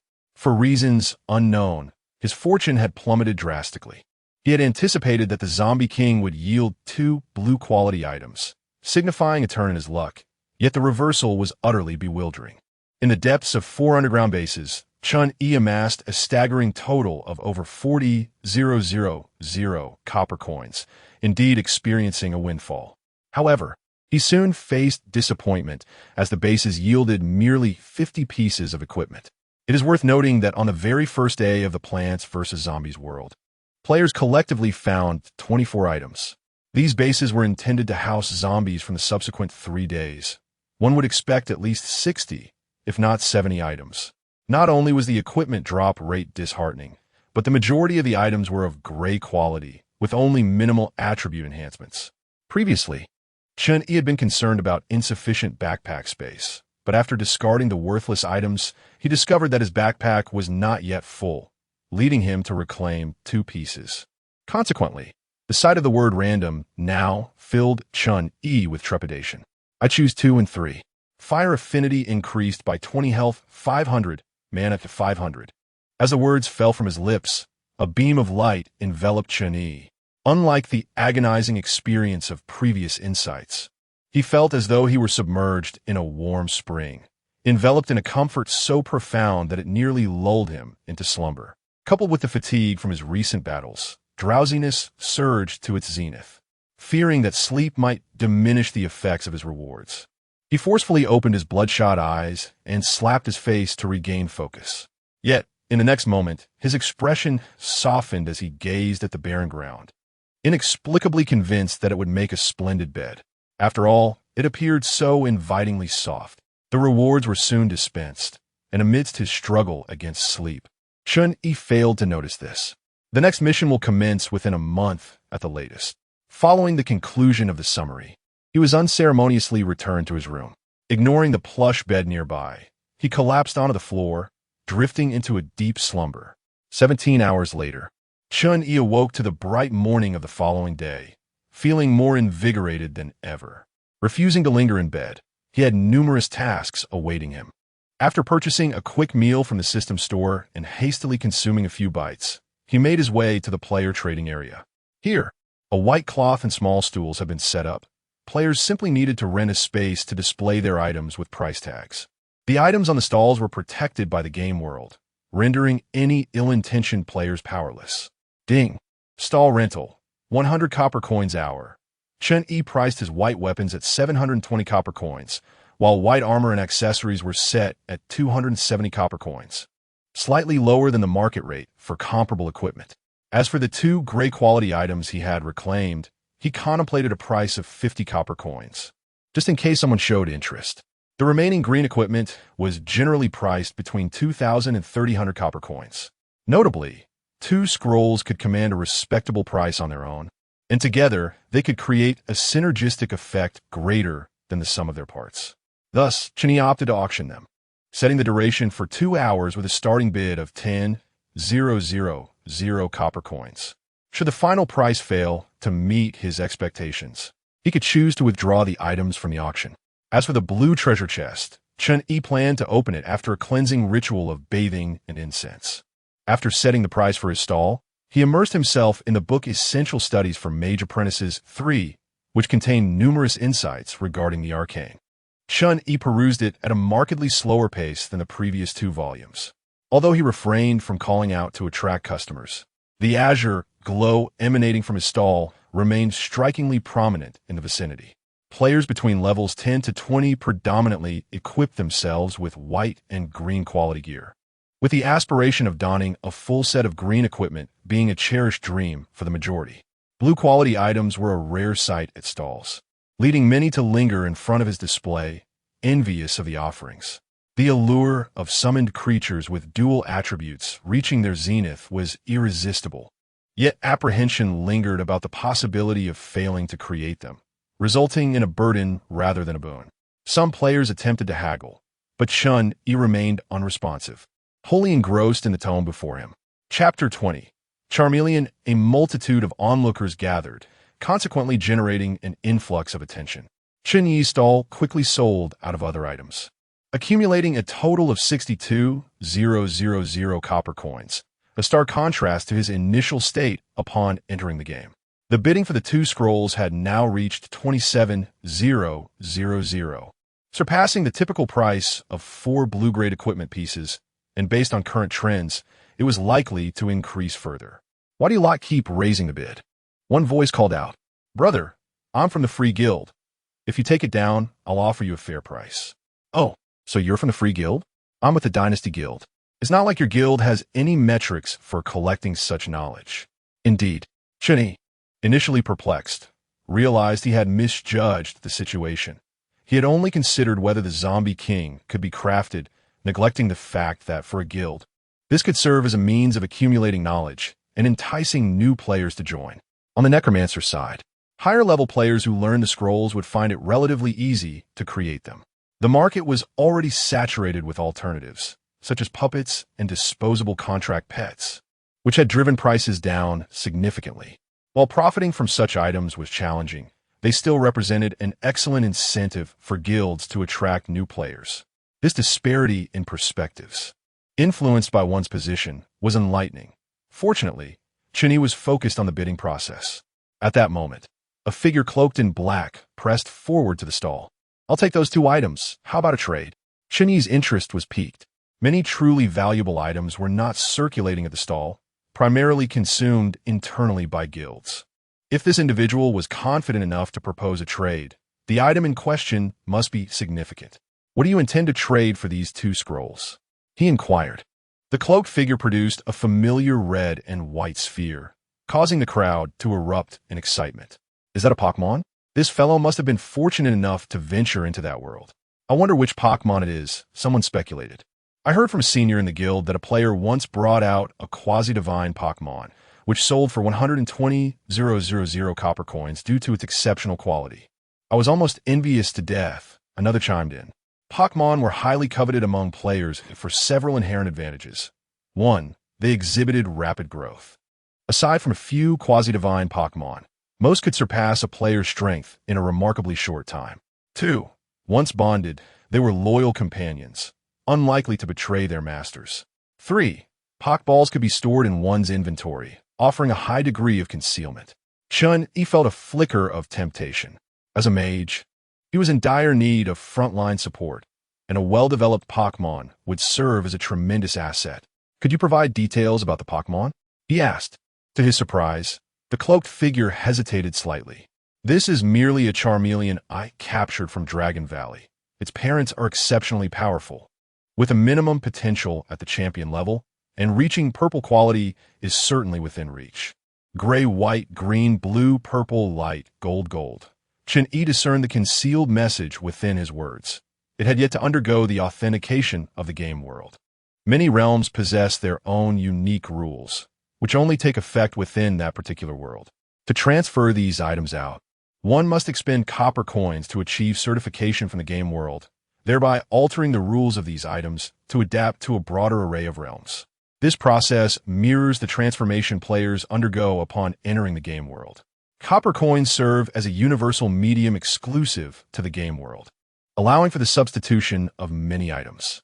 The more precious the item, the greater the quantity of copper coins required for certification. This is the very reason the cloak player was confident in the Pokemon's exceptional potential. However, the crux of the matter lay in the absence of certification.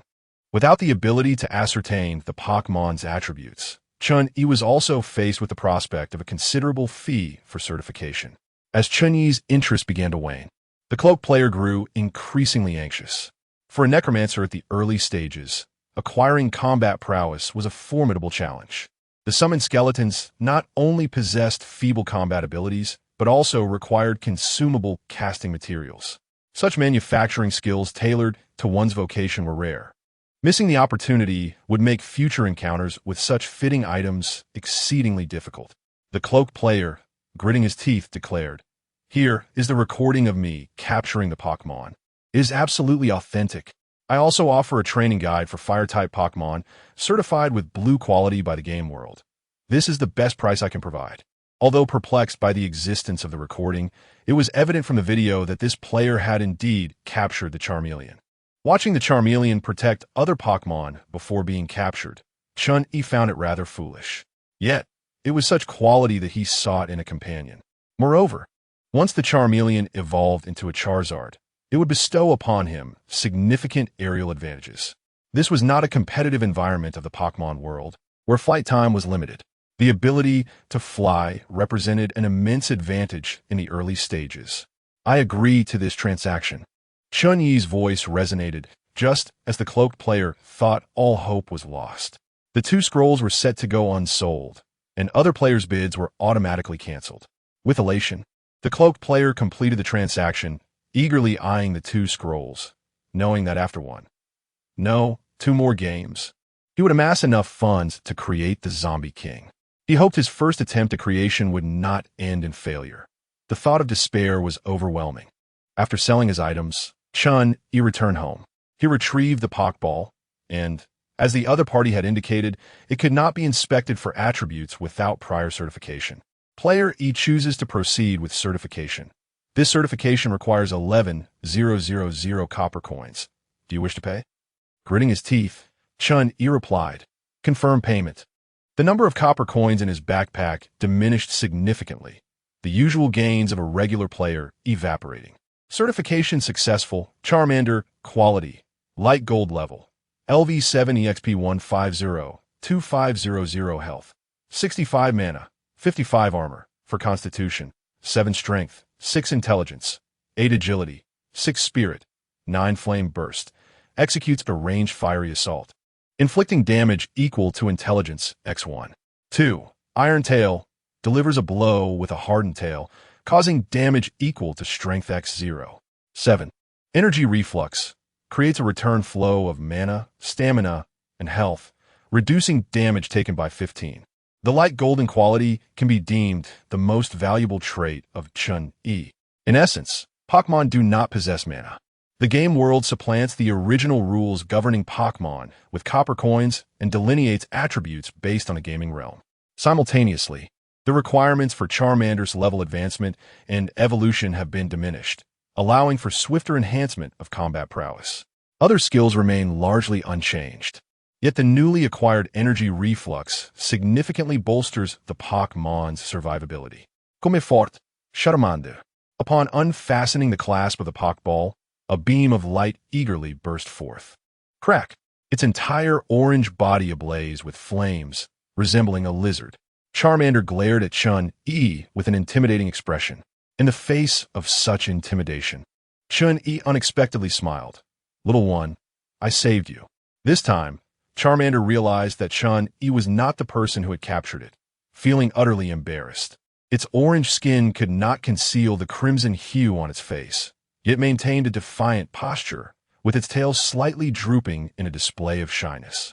The expression conveyed an acknowledgement of wrongdoing, yet a refusal to apologize. Oh dear, how delightfully Tsundere, Chen Yi mused, increasingly appreciating this Pokémon. After all, those with a proud disposition often possess formidable strength. Charmander. Crack. Startled. I wish to be your trainer. May I?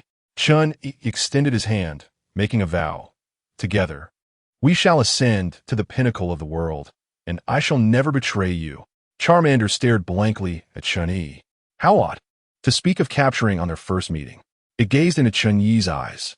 Pokémon are wondrous beings, inherently pure-hearted, rarely initiating harm towards other creatures, especially humans. Yet, due to this purity, they seem capable of sensing the sincerity of their trainers.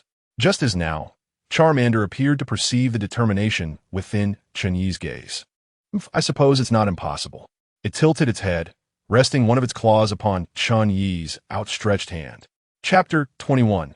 Yamamoto Motoyasu Shigenabu. With a decisive snap, the little Charmeleon assumed a battle stance, aware that to be captured, it must first be defeated. Chen Yi raised his hands in a gesture of surrender, exclaiming, But I have no other Pokémon. What should I do? The Charmeleon looked bewildered, anxiously pacing in circles. After all, the elders of Dragon Valley had not prepared it for this scenario. You must have forgotten in your playful antics, Chen Yi remarked. In truth, a trainer's first Pokémon need not engage in battle. He wore an expression that conveyed, I'm a trainer. I would never deceive you. The Charmeleon seemed to find a semblance of reason in Chen Yi's words, donning a look of exasperation. Grasping the Charmeleon's claw, Chen Yi said, from now on, let's look out for one another. With a series of chirps, the Charmeleon, having been captured, exhibited curiosity towards the room surroundings, although it maintained a demeanor of mere observation. Chen Yi, meanwhile, utilized a breeding guide, which flooded his mind with numerous methods for nurturing fire-type Pokémon, with the Charmeleon among them. Suddenly scooping up the Charmeleon startled it, and it reacted defiantly.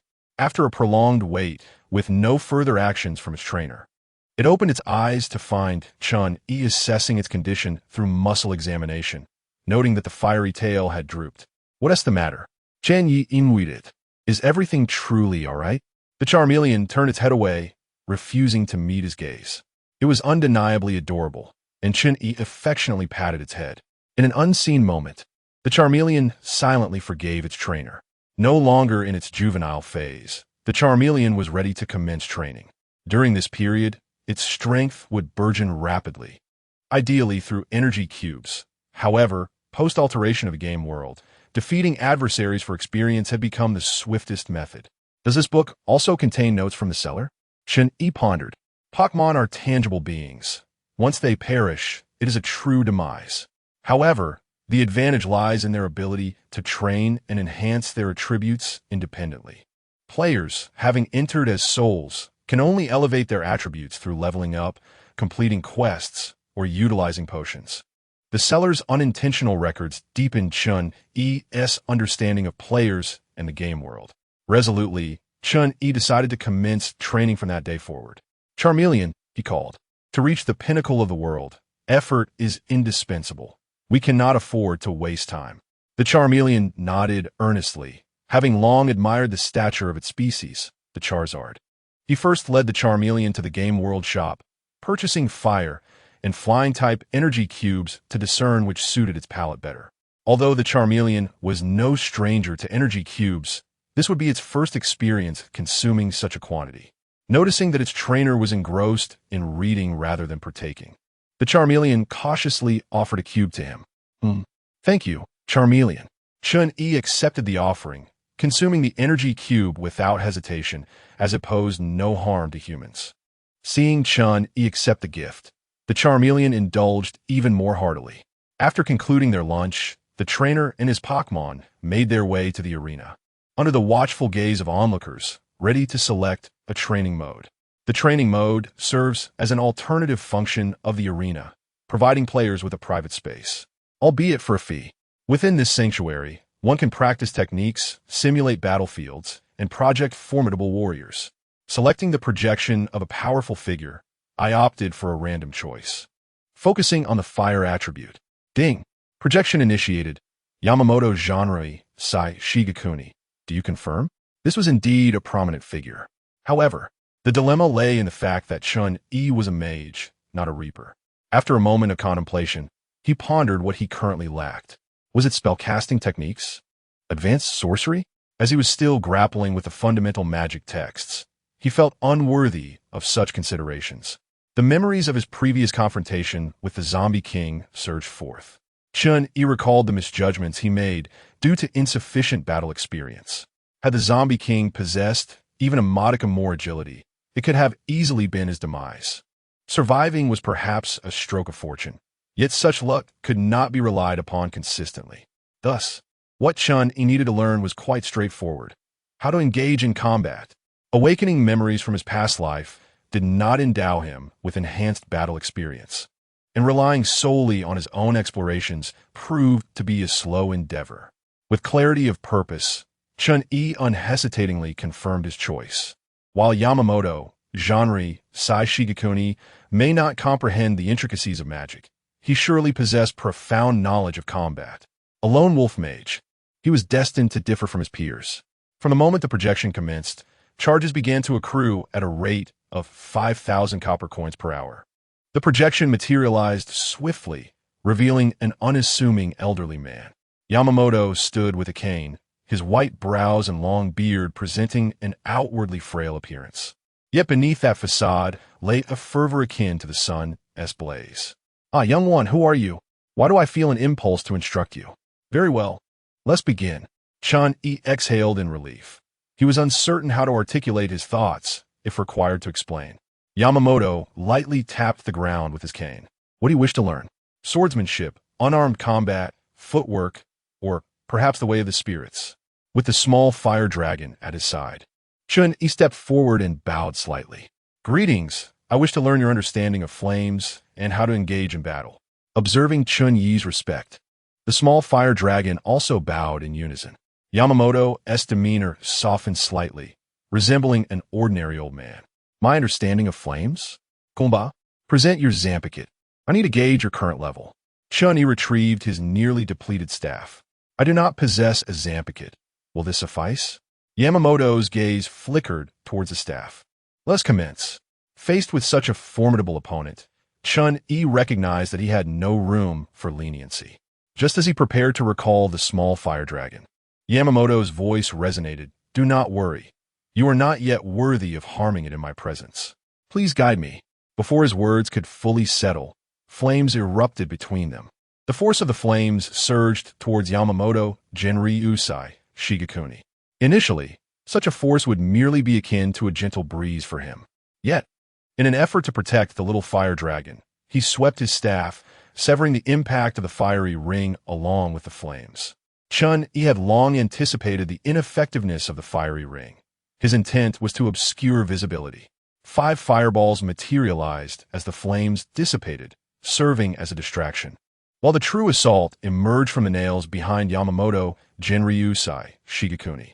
In the realm of plants versus zombies, while manipulating a shovel with mental prowess, Chen Yi had conceived the true application of mental energy, controlling minute weapons to launch attacks.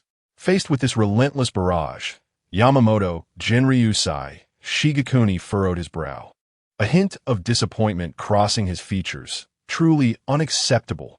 His staff struck the ground with considerable force, sending forth a massive shockwave that radiated outward from him. The fireballs were swept away by the gust, exploding upon impact, while the nails fell uselessly to the ground. The combat experience Chen Yi brought from another world failed to earn Yamamoto Jinryusai Shigekuni's regard. Youngster, do not overly rely on ambushes in battle. Your methods betray that you do not tread the path of an assassin. Such dependence on stealth will shift your focus. Although Yamamoto Jinryusai Shigekuni made no other movements, Chen Yi felt as though the heavens were crashing down upon him. Taking a deep breath, he swung his staff before him. Fireballs continued to form in succession as he retreated. However, before they could strike Yamamoto Jinryusai Shigekuni, they all detonated, causing no real harm. Realizing that his other offensive tactics were futile, Chen Yi resorted to igniting his skill. Whatever damage it could inflict, he would accept. Yamamoto Jinryusai Shigekuni, who had previously found the encounter tedious, finally perked up. This boy was not entirely without merit. Even he could feel the heat emanating from the flames. This was a sensation Yamamoto Jinryusai Shigekuni had not experienced in ages. Though merely a projection, he retained the memories of his true form. Enough, young one. I have come to understand your capabilities. Obediently, Chen Yi ceased his actions. This was hardly a battle, but rather a giant observing a child at play. Chapter 22. Limitations of Fire Magic. Young man, you possess numerous shortcomings. Both your combat experience and techniques are as naive as those of a novice. In the face of Yamamoto Jinryusai's admonitions, Chen Yi humbly accepted his critique. Beside him, the little fire dragon widened its eyes. Realizing that both this seemingly amiable old gentleman and its trainer were remarkably formidable, the little fire dragon silently encouraged itself, vowing not to be outdone by its trainer. While ambush may serve as a viable tactic in moments of weakness, it should not be relied upon as a primary strategy, for it will ensnare you in the illusion of false strength. Moreover, one must not confine their method of attack to mere fireballs. Fire has no fixed form. Any manifestation capable of inflicting harm qualifies as a legitimate offensive technique. This notion posed a dilemma for Chen Yi. For the essence of the fireball technique lies in constructing a framework in one's mind and subsequently guiding the elemental particles of fire present in the air through the expenditure of magical energy. Altering the shape of the flames necessitates a transformation of the framework's composition, a feat seemingly beyond the reach of this fledgling mage. Yamamoto Jinryusai offered mere insights, withholding his methods. Only through personal understanding can one truly find what suits them. There is ample time ahead. It is time to begin training. A strong individual must not exhibit conspicuous weaknesses. Chen Yi, unable to glean further insights into fire manipulation from Yamamoto Jinryusai, redirected his focus toward close combat training. The elder's intent was not to teach Chen Yi swordsmanship or unrefined brawling, but rather to help him learn to control his body in the face of battle, mastering balance to evade attacks on the battlefield. Most crucially, he must learn to dodge certain assaults and to flee. Survival is essential for a future. Observing his trainer engaged in practice, the little fire dragon instinctively joined in. Yamamoto Jinryusai provided subtle guidance to the little creature. An hour of intensive training swiftly concluded, and the elder realized that he could impart no further knowledge to Chen Yi in such a short span. The remainder of the learning would rely heavily on Chen Yi's own endeavors. Previously perplexed by aspects of the formless meditation regarding the body, he began to grasp new interpretations. Without summoning Yamamoto Jinryusai, the training mode's cost dropped to 100 copper coins per hour. Nevertheless, even at this price, the vast majority of players had yet to utilize this feature. After spending 4 hours in the arena, Chen Yi finally departed with the little fire dragon, having continuously engaged in physical conditioning. Following a simple dinner, the little fire dragon began to yawn intermittently. Having only recently been born, today's training intensity had already proven quite taxing. Gently patting the little fire dragon's head, it momentarily set aside its proud demeanor, instinctively nuzzling against Chen Yi. Amused, Chen Yi returned the little fire dragon to its pockball and made his way to the library alone. The cat-like instructor maintained its perpetual slumber, and Chen Yi found himself bewildered by this nocturnal lifestyle. The origins of the library remain a mystery, housing an eclectic array of books encompassing warriors, ninjas, assassins, and a multitude of versions concerning mages from various realms. Yet, one commonality persists: the arcane arts wielded by mages derive from their mastery over elemental particles. Through diligent study, Chen Yi discovered that the true devastation of many advanced fire spells does not stem from flames themselves, but rather from the physical shockwaves produced by explosive forces. Take, for instance, the advanced fire spell known as Judgment Day, which summons a meteor shower. The fiery meteors descend not due to the heat of the flames, but because of the impact force of their fall and the intense heat generated at the moment of detonation. Spells like the Infernal Gate and Meteor Strike are similarly tied to explosive energy, lacking any direct fire-based assault methods. The reasoning is quite straightforward. Flames inflict damage at a lethargically slow pace. A cluster of intensely hot flames, if an enemy passes through them in a fleeting moment, inflicts minimal harm. Conversely, an explosion yields an entirely different outcome. The dilemma, however, lies in the uncontrollable nature of explosions. Much like when Chen Yi practiced the fireball spell, he often found himself injured in the process. Mages have contemplated alternative methods to enhance the utility of flames, such as increasing their temperature. By channeling fire elemental particles into their mana during meditation, they can achieve a slight elevation in the temperature of fire spells. Alternatively, they might explore the methodologies of other elemental systems, seeking to create specific organs within their bodies to manipulate flames. Yet, the results have proven less than satisfactory. The gradual temperature enhancement pales in comparison to the immediate benefits derived from explosive forces. Rubbing his slightly swollen eyelids, Chen Yi realized that these were not the paths he wished to pursue. Perhaps it would be best to complete his reading of apprentice-level tomes first. Simple spells do not necessitate the purchase of specialized skill books, for these texts contain the requisite methods, merely requiring the player to memorize and master them. Earth Wall, Wind Blade, Water Cannon, Ice Spike, and Thunder Strike. Chen Yi committed all foundational skills of the various elements to memory, not for combat, but to navigate diverse scenarios or enhance everyday convenience. Over the subsequent week, Chen Yi maintained a regimen of morning visits to the arena, afternoons at the library, and returning home by 10:30 at night. With his knowledge as a mage steadily expanding, he had now earned the right to call himself an apprentice mage. One day, within the simulated battlefield of the arena, Chen Yi reclined as a seat fashioned from earth rose from an empty space. Originally intended to shield against arrows and other ranged assaults, the earthen wall was repurposed by Chen Yi to conjure a chair. Possessing the skill of spell analysis, he demonstrated an unparalleled talent for deciphering spell structures, thereby accelerating his accumulation of knowledge during his apprentice phase. While physical training continued, he found himself at a standstill concerning spellcasting. The library offered only the foundational skills of each elemental system, with more advanced knowledge eluding its collection. After acquiring 500 mana points, Chen Yi was no longer the individual who would exhaust his blue essence in merely 10 seconds. He began contemplating the acquisition of new skills. Given his innate talents, he naturally prioritized fire-based abilities.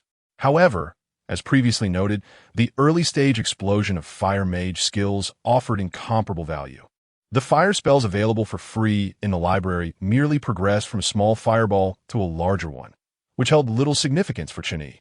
He also considered learning skills outside the realm of mages, such as the powerful Inferno Extinguish from previous rewards, which he had encountered at player stalls.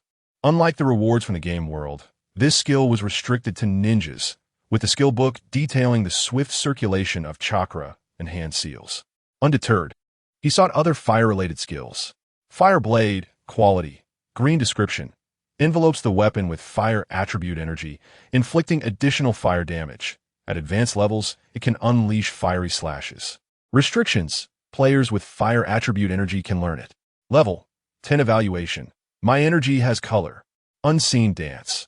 Phoenix Gale, quality, green description, a unique fire attribute martial technique, where fire damage correlates with internal energy consumption. Restrictions, fire attribute warriors. Level, evaluation, have you seen the Iron Sand Palm? Not limited to these two. After a day of browsing player stalls, he found no suitable skills but ended up purchasing a weapon for himself. Starlit Staff, quality, green physical attack, 10 to 12 magical attack, 27 to 34 durability, 17/17 effect, has a chance to add extra fireball attacks upon striking. Level 15 evaluation. Etching fireball spells into a staff? A genius idea. Although Chen Yi encountered a bottleneck, the little fire dragon did not. Through recent training, although its level did not increase, its foundational attributes improved remarkably each day. Chapter 23. The Traveler in a State of Utter Disorientation. Chen Yi found himself placing his hopes upon the projection of a formidable being. This time, the entry was restricted to a mage of the fire element and a scholar. Ding. Projection generated. Traveler, do you confirm? Glancing at the fee, 3,000 copper coins per hour, he confirmed, recognizing the stature of the being. Upon confirmation, a rather disheveled middle-aged man materialized, his attire appearing to be patched and mended multiple times, bearing a distinctly Western appearance. Good day, sir. I am pleased to accompany you for a while. Despite his disheveled state, the traveler did not forget to exhibit his refined demeanor. Hello, Chen Yi managed to utter, the words escaping him with difficulty. The little fire dragon turned away, muttering that comparison often leads to disappointment. The traveler smiled softly, unfazed by Chen Yi's manner of expression. He understood that noble etiquette serves to restrain one's self rather than to impose upon others. Now, dear sir, what would you like to learn? Chen Yi articulated the challenges he was currently facing. Upon hearing this, the traveler refrained from mocking Chen Yi's audacity. Instead, he regarded him with newfound respect. After summarizing his thoughts mentally, he began to speak. The issues surrounding fire spells are subjects of continuous exploration among many mages, often culminating in complications related to mediums and the rapid infliction of damage. Due to its unique nature, fire can only deliver substantial harm instantaneously through explosive means. Chen Yi was already familiar with this concept. Noticing that Chen Yi was not merely pretending to understand, the traveler recognized that he had genuinely contemplated the matter. To inflict damage, fire must persistently cling to the opponent and continuously burn. Achieving this is no small feat, as maintaining a spell in the natural world comes at the cost of mana consumption. Fire operates under the same principle. With a snap of his fingers, the traveler conjured a small flame, which extinguished after he ceased channeling his mana. My advice is to momentarily set aside this line of inquiry, and when your knowledge has sufficiently deepened, revisit this subject. Given the wisdom of a master in the arcane, Chen Yi naturally heeded the suggestion. Subsequently, the traveler engaged in teaching the intricacies of spellcasting. Under the traveler's guidance, what was once an immutable and aesthetically pleasing structure appeared to possess room for optimization. This distinction highlighted the difference between having a mentor and conducting solitary research. Beginning with the familiar fireball spell, the structure was transformed beyond recognition. The summoned manifestation was no longer a fireball, but a small bird composed of flames. Both the trajectory and speed of its flight were enhanced. The traveler clapped his hands, expressing delight at Chen Yi's remarkable talent. Sir, you may be the most gifted individual I have encountered regarding spell architecture. I now genuinely believe that fire spells will undergo transformation at your hands. With that, he removed his hat and bowed to Chen Yi, not out of deference to his status, but in gratitude for the potential path he might forge for fire mages in the future. Thereafter, Chen Yi diligently absorbed the knowledge imparted by the traveler, continuously grasping the skills he has acquired. Apart from the incomprehensible spell analysis and blink, all other abilities have undergone optimization. This incessant sense of progress fills Chen Yi with joy, prompting him to extend his session by an additional 2 hours. Once the traveler has vanished, Chen Yi immediately consolidates his newfound knowledge, extracting his notes to validate his memories. Truly, the investment in the projection of the strong has proven worthwhile, whether through the previous training under Yamamoto Jinryu-sai or the guidance of the traveler. These experiences have propelled Chen Yi's development. This advancement is not merely an enhancement of fundamental attributes, but rather an understanding of how to wield his own power. It is time to put his hypotheses to the test. Chen Yi chooses not to engage in competition with players of equal level. He is confident he can easily overpower this group of intelligent spellcasters. Moreover, the copper coins he has invested could forge a player equipped entirely in green quality gear, making it curious if he were not stronger than these intelligent casters. For Mage, while equipment is undoubtedly significant, knowledge remains ever paramount. In the simulated battlefield, the combination of Zombie King and Zombie Doctor emerges. As copper coins are spent, the figures of the Zombie King and Zombie Doctor materialize from the recesses of Chen Yi's memory, and the surroundings transform into the whimsical world of Plants vs. Zombies. With no substantial breakthroughs in primary attributes and lacking teammates, he faces the Zombie King alone. Roar! The Zombie Doctor shrieks with a piercing voice, "Kill him!" The Zombie King leaps into the air, and in the next moment, a cloud of dust envelopes the ground, fissures spreading like spider webs beneath Chen Yi's feet. Previously, he could only evade attacks by using the ring of fire resistance.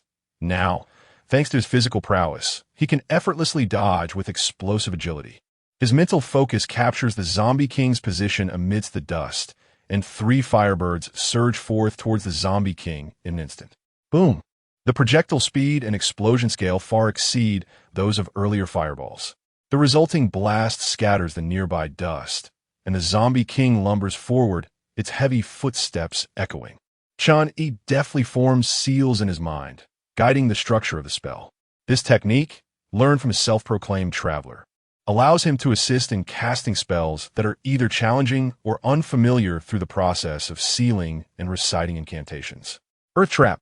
However, as he runs, one foot plunges directly into a small pit, causing his massive form to crash to the ground. Before it can rise, arrows of flame shoot forth.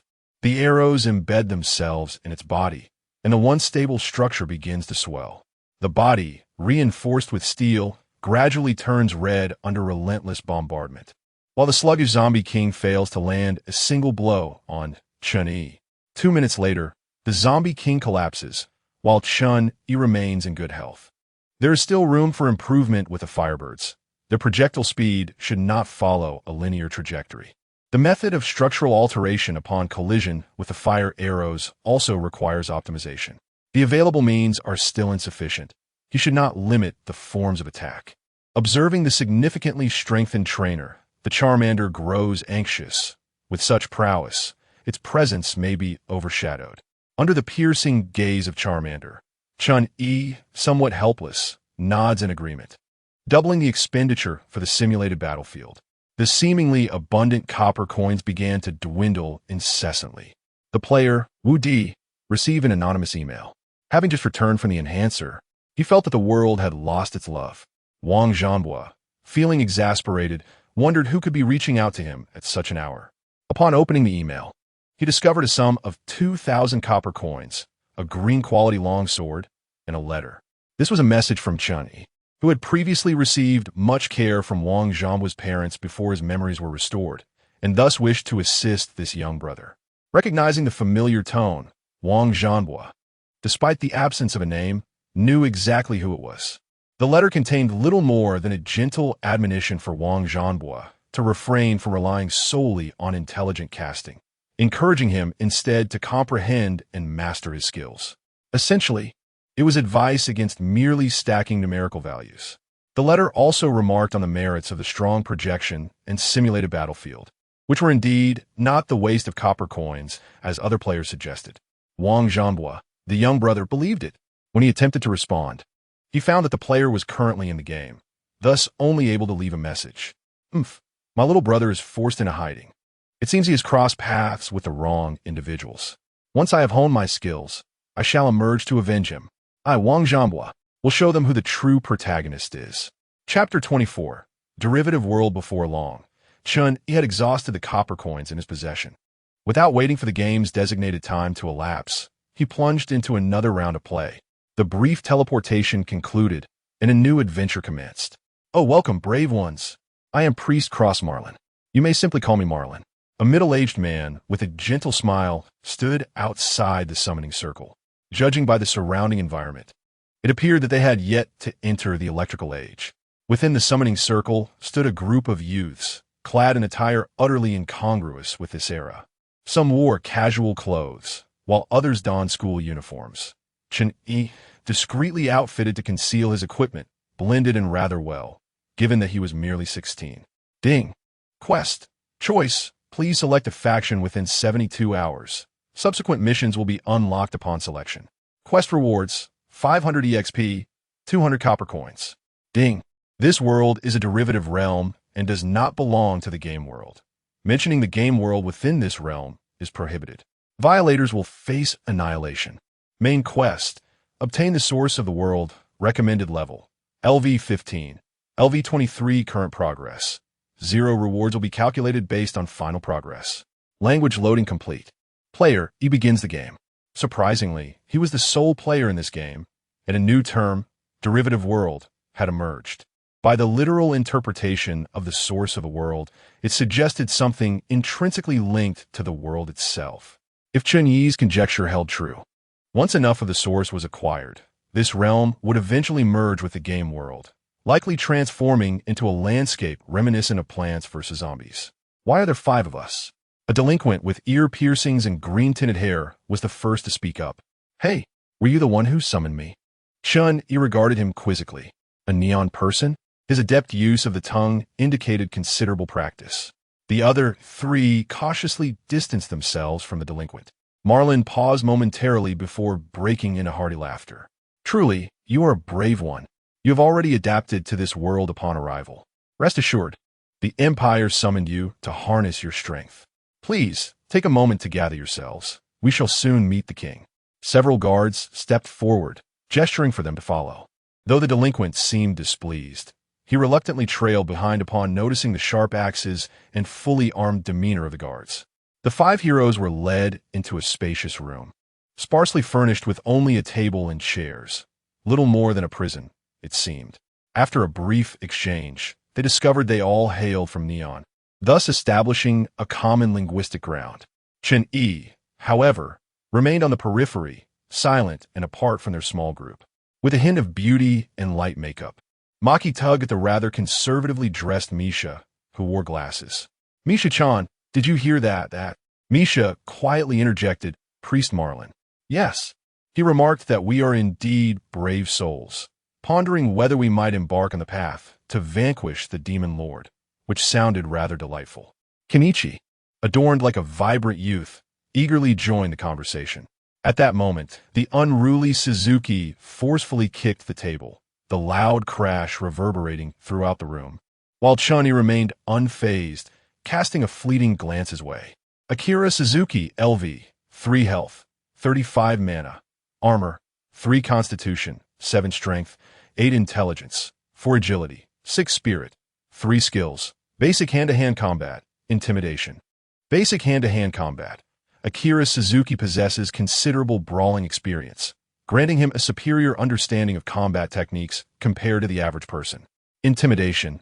When in a position of advantage, he can potentially instill fear in foes through words and actions. The reason for perceiving Suzuki's information lies in Chen Yi's recent indulgence in incense, which facilitated the acquisition of advanced technology from a blue-quality box. Eye of surveillance. Quality. Blue. Special jewelry does not occupy accessory slots. Intelligence 10 effect. Can detect information about others, with a chance to glean partial details about enemies exceeding one's level by 5 or more. And can deploy a nanoscopic eye for a duration of 2 hours every 24 hours.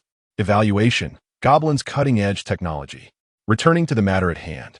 Suzuki's anger intensified upon witnessing Chen Yi's indifference. Initially seeking to draw attention, he was now irked by Chen Yi's blatant disregard.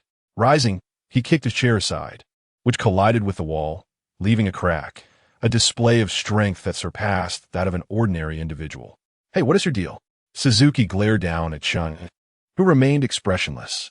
I suggest you calm down. To Suzuki, that expression was nothing short of mockery. He tilted his head to look down at Chen Yi. Before Suzuki could seize Chen Yi's attire, his body was abruptly slammed against the wall, mirroring the fate of the chair. Coughing up blood, Suzuki fell to the ground, unable to contain himself. Having become a player, Chen Yi had already experienced a qualitative transformation far beyond that of an ordinary person. The other three remained silent, fearful of drawing attention to themselves. Chen Yi remained seated, unperturbed. I have advised you to calm down. This was merely a warning. He sought to avoid trouble, but was not afraid of it either. The death of a brave soul prior to the commencement of the quest could yield unforeseen consequences. Despite the commotion within the room, the guards outside appeared oblivious. After a considerable time, the doors swung open again. Marlene reappeared, her eyes widening in shock upon seeing Suzuki by the wall. Oh dear, brave one, what has transpired? Guards!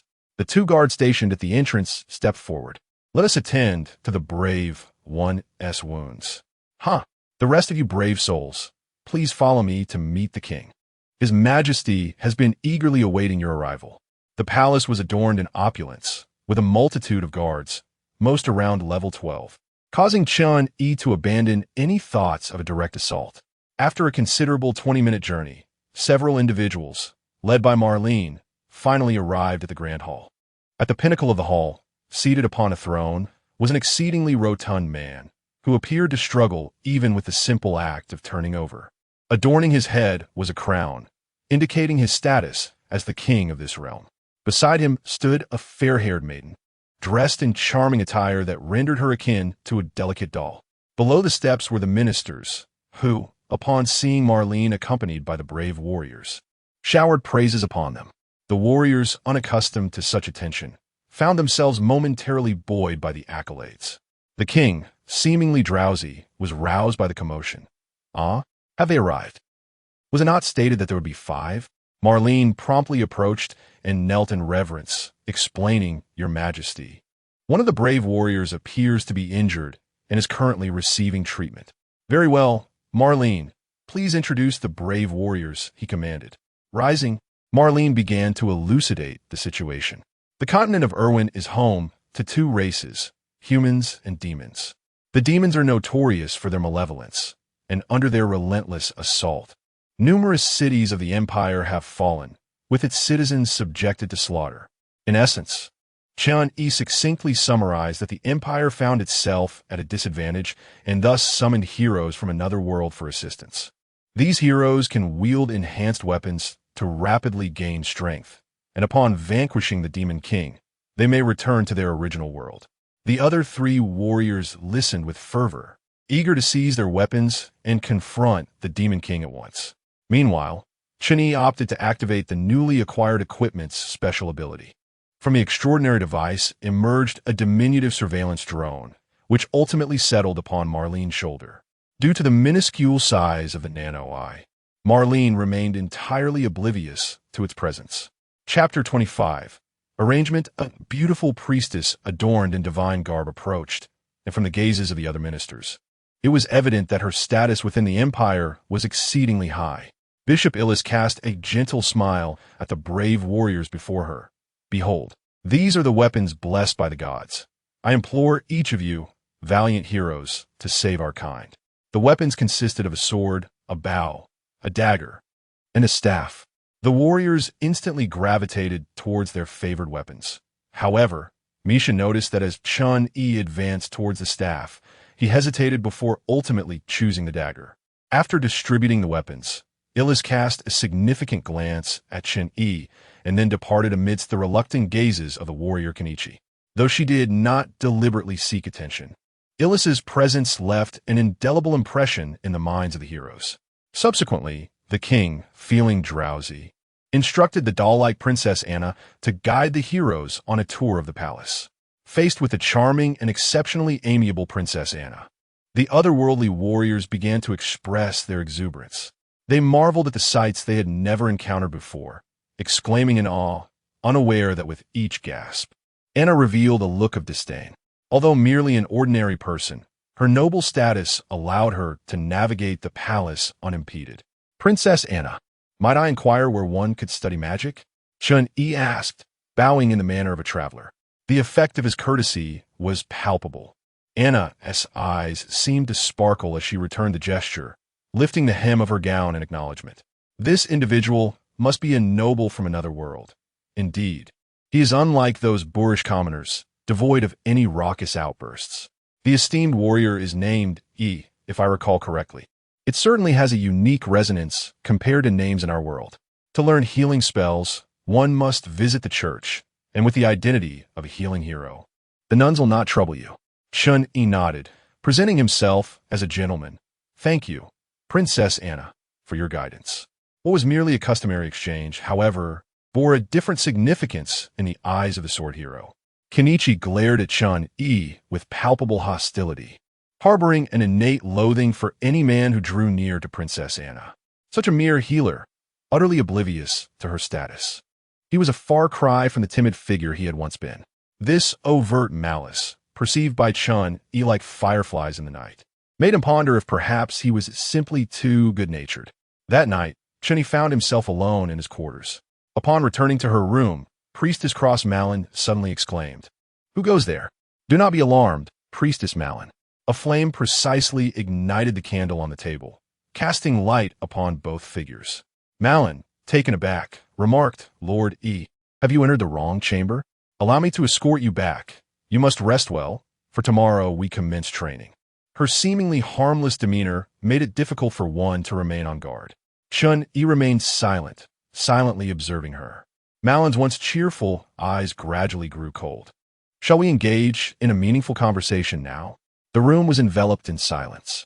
Chen Yi pondered how to achieve his objectives, while Ma Lin contemplated whether she could subdue Chen Yi without alerting the guards. After a considerable time, Ma Lin broke the silence. "Shouldn't heroes from another world be ordinary people?" "Generally speaking, yes. I am merely an exception." "Is that so?" "Indeed."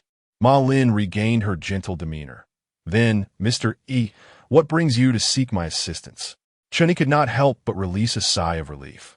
He had already navigated the most challenging hurdle. "I've always harbored a keen interest in magic. It would be splendid if there existed a place to study it. Leave this trivial matter to me. Your concerns are my concerns, esteemed hero." "Thank you, revered priestess." After Chen Yi departed, Ma Lin's expression fluctuated under the flickering candlelight. Most of the palace guards were martial artists, lacking the sharpness of mental acuity. By sensing the guards' positions and using mental energy to obscure any traces of movement, he returned to his chamber without disturbing anyone. Engaging in conversation with these cunning individuals was exhausting. From the moment he stepped out of the summoning circle, Chen Yi had implanted a nano-eye position on Ma Lin. It was precisely because of this that he presented himself in an entirely different manner. The few words exchanged with Ma Lin were the result of careful contemplation on his part. The relationships within the palace were intricately woven, and Chen Yi discerned three factions at play. The most prominent was the Empire, which had explicit needs, the summoning of heroes being one such arrangement. Next was the religious faction, which astonishingly held the hero's weapon in their custody, though their current needs remained vague.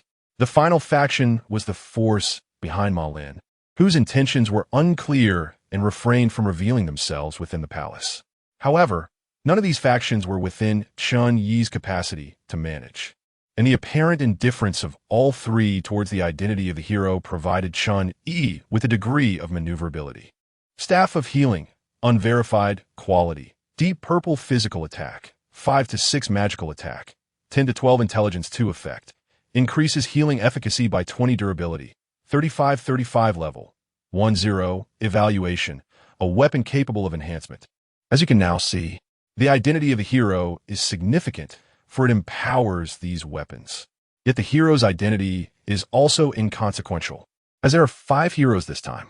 In the darkness, Chen Yi unusually refrained from meditation, instead ruminating on how to safeguard himself. As for the genuine heroes, what relevance did they hold for him? Early the next morning, he presented himself before the king, who had arranged teams for each hero and bestowed upon them substantial amounts of gold. However, the largest sum was allocated to Chen Yi, the sword hero, while Chen Yi, the healing hero, received the least.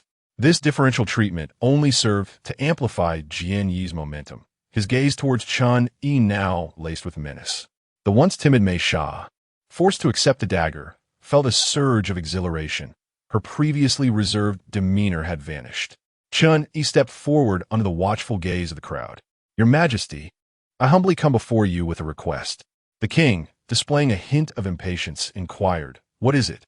The expressions of the surrounding ministers grew increasingly unsympathetic. The neon heroes, adept at sensing the atmosphere, looked on with a sense of schadenfreude as they observed Chen Yi. "Your Majesty, as you are aware, I am a healing hero. However, I possess no healing magic. Training alongside the esteemed priests and clerics may yield no fruitful results. Thus, I beseech you to disband the current party and grant me some gold to assemble my own team from the common folk." The clerics, who initially intended to merely spectate, were left dumbfounded. Before they could voice their thoughts, the king's voice resonated. "I grant your request. Bring forth sufficient gold for the healing hero to form his own team." Marlene stepped forward to acknowledge the command, while the other ministers lauded the healing hero for his youth and potential, confident he would achieve great things. Chapter 26. The Forgotten Chen Yi Gold Coins. A vital mineral resource in this world. The moment Chen Yi obtained the gold coins, he unexpectedly discovered that they could be exchanged for copper coins, albeit at a ratio of 10 to 1. Initially intending to fabricate other excuses to expel his teammates, Chen Yi deliberately requested more gold coins. Even if a mission were to fail in this world, acquiring sufficient gold coins would not constitute a failure. Ignoring the fiery glares of the clergy in his original team, who perceived this as an act of betrayal, Chen Yi recognized it as a part of his dealings with Marlene. Since arriving in this world, he had been diligently contemplating his next steps. The saintess who distributed weapons had cast him a glance, not out of admiration, but rather for reasons that eluded him. Furthermore, the words of Princess Anna indicated that the healing hero held a unique status within the church. During the distribution of gold coins, the evident malice from the kingdom highlighted the discord between the monarchy and the church. Marlene played a distinctive role in this dynamic. Despite the looming threat of the demon race, humanity seemed embroiled in internal conflicts, leaving Chen Yi somewhat bewildered. He sensed a faint whiff of conspiracy. The identity of a hero could be viewed as a safeguard for life, or perhaps merely a pawn in a grander scheme. Thus, Chen Yi sought to leverage Marlene as a third-party ally to extricate himself from this web of intrigue. Within the church, sunlight streamed through the stained glass, illuminating Ellis below, rendering her as radiant as an angel. Witnessing this, the other worshippers assumed postures of prayer. A hurried nun approached, whispering something into Ellis' ear. Ellis nodded without further action. This exemplified the supremacy of divine authority over royal power. Every move within the palace was under the church's scrutiny. In contrast to the excitement of other clergy members, Ellis appeared indifferent, perhaps even finding their fervor somewhat juvenile. The imperial family had attempted on numerous occasions to reclaim their power, summoning heroes not only to vanquish the demon king, but also to bolster their influence. However, to the common folk, heroes were gifts from the divine, and no matter how poorly the healing hero performed against the demon king, it could not tarnish the church's standing among the populace. Thus, she paid little heed to the royal family's petty maneuvers. The demon king had only recently come into existence. Even a solitary hero could easily resolve that threat. After leaving the palace, Chen Yi set out in search of his companions, although he was uncertain where to begin. Nevertheless, his allies would address these concerns. He hailed a rickshaw with a casual wave of his staff, spending 1 silver coin to reach the Mage Association. The Mage Association's collection of magical tomes was incomparable to the libraries found in the towns of game worlds. The library housed only a small fraction of knowledge pertaining to mages, whereas this place was a veritable treasure trove. Given the relatively small scale of this world, it was unlikely to house advanced spells. However, it was sufficient for Chen Yi. During the apprentice phase, accumulating knowledge of spells was paramount. "Good day, gentlemen. Please present your credentials," said the expressionless woman at the front desk, blocking Chen Yi's path. He naturally possessed no identification, and even if he did, it would be impossible for him to casually peruse the tomes of magic, as each volume had its own contribution value requirements. Chen Yi glanced towards the rear right. In what was once an empty space, a figure clad as an assassin emerged.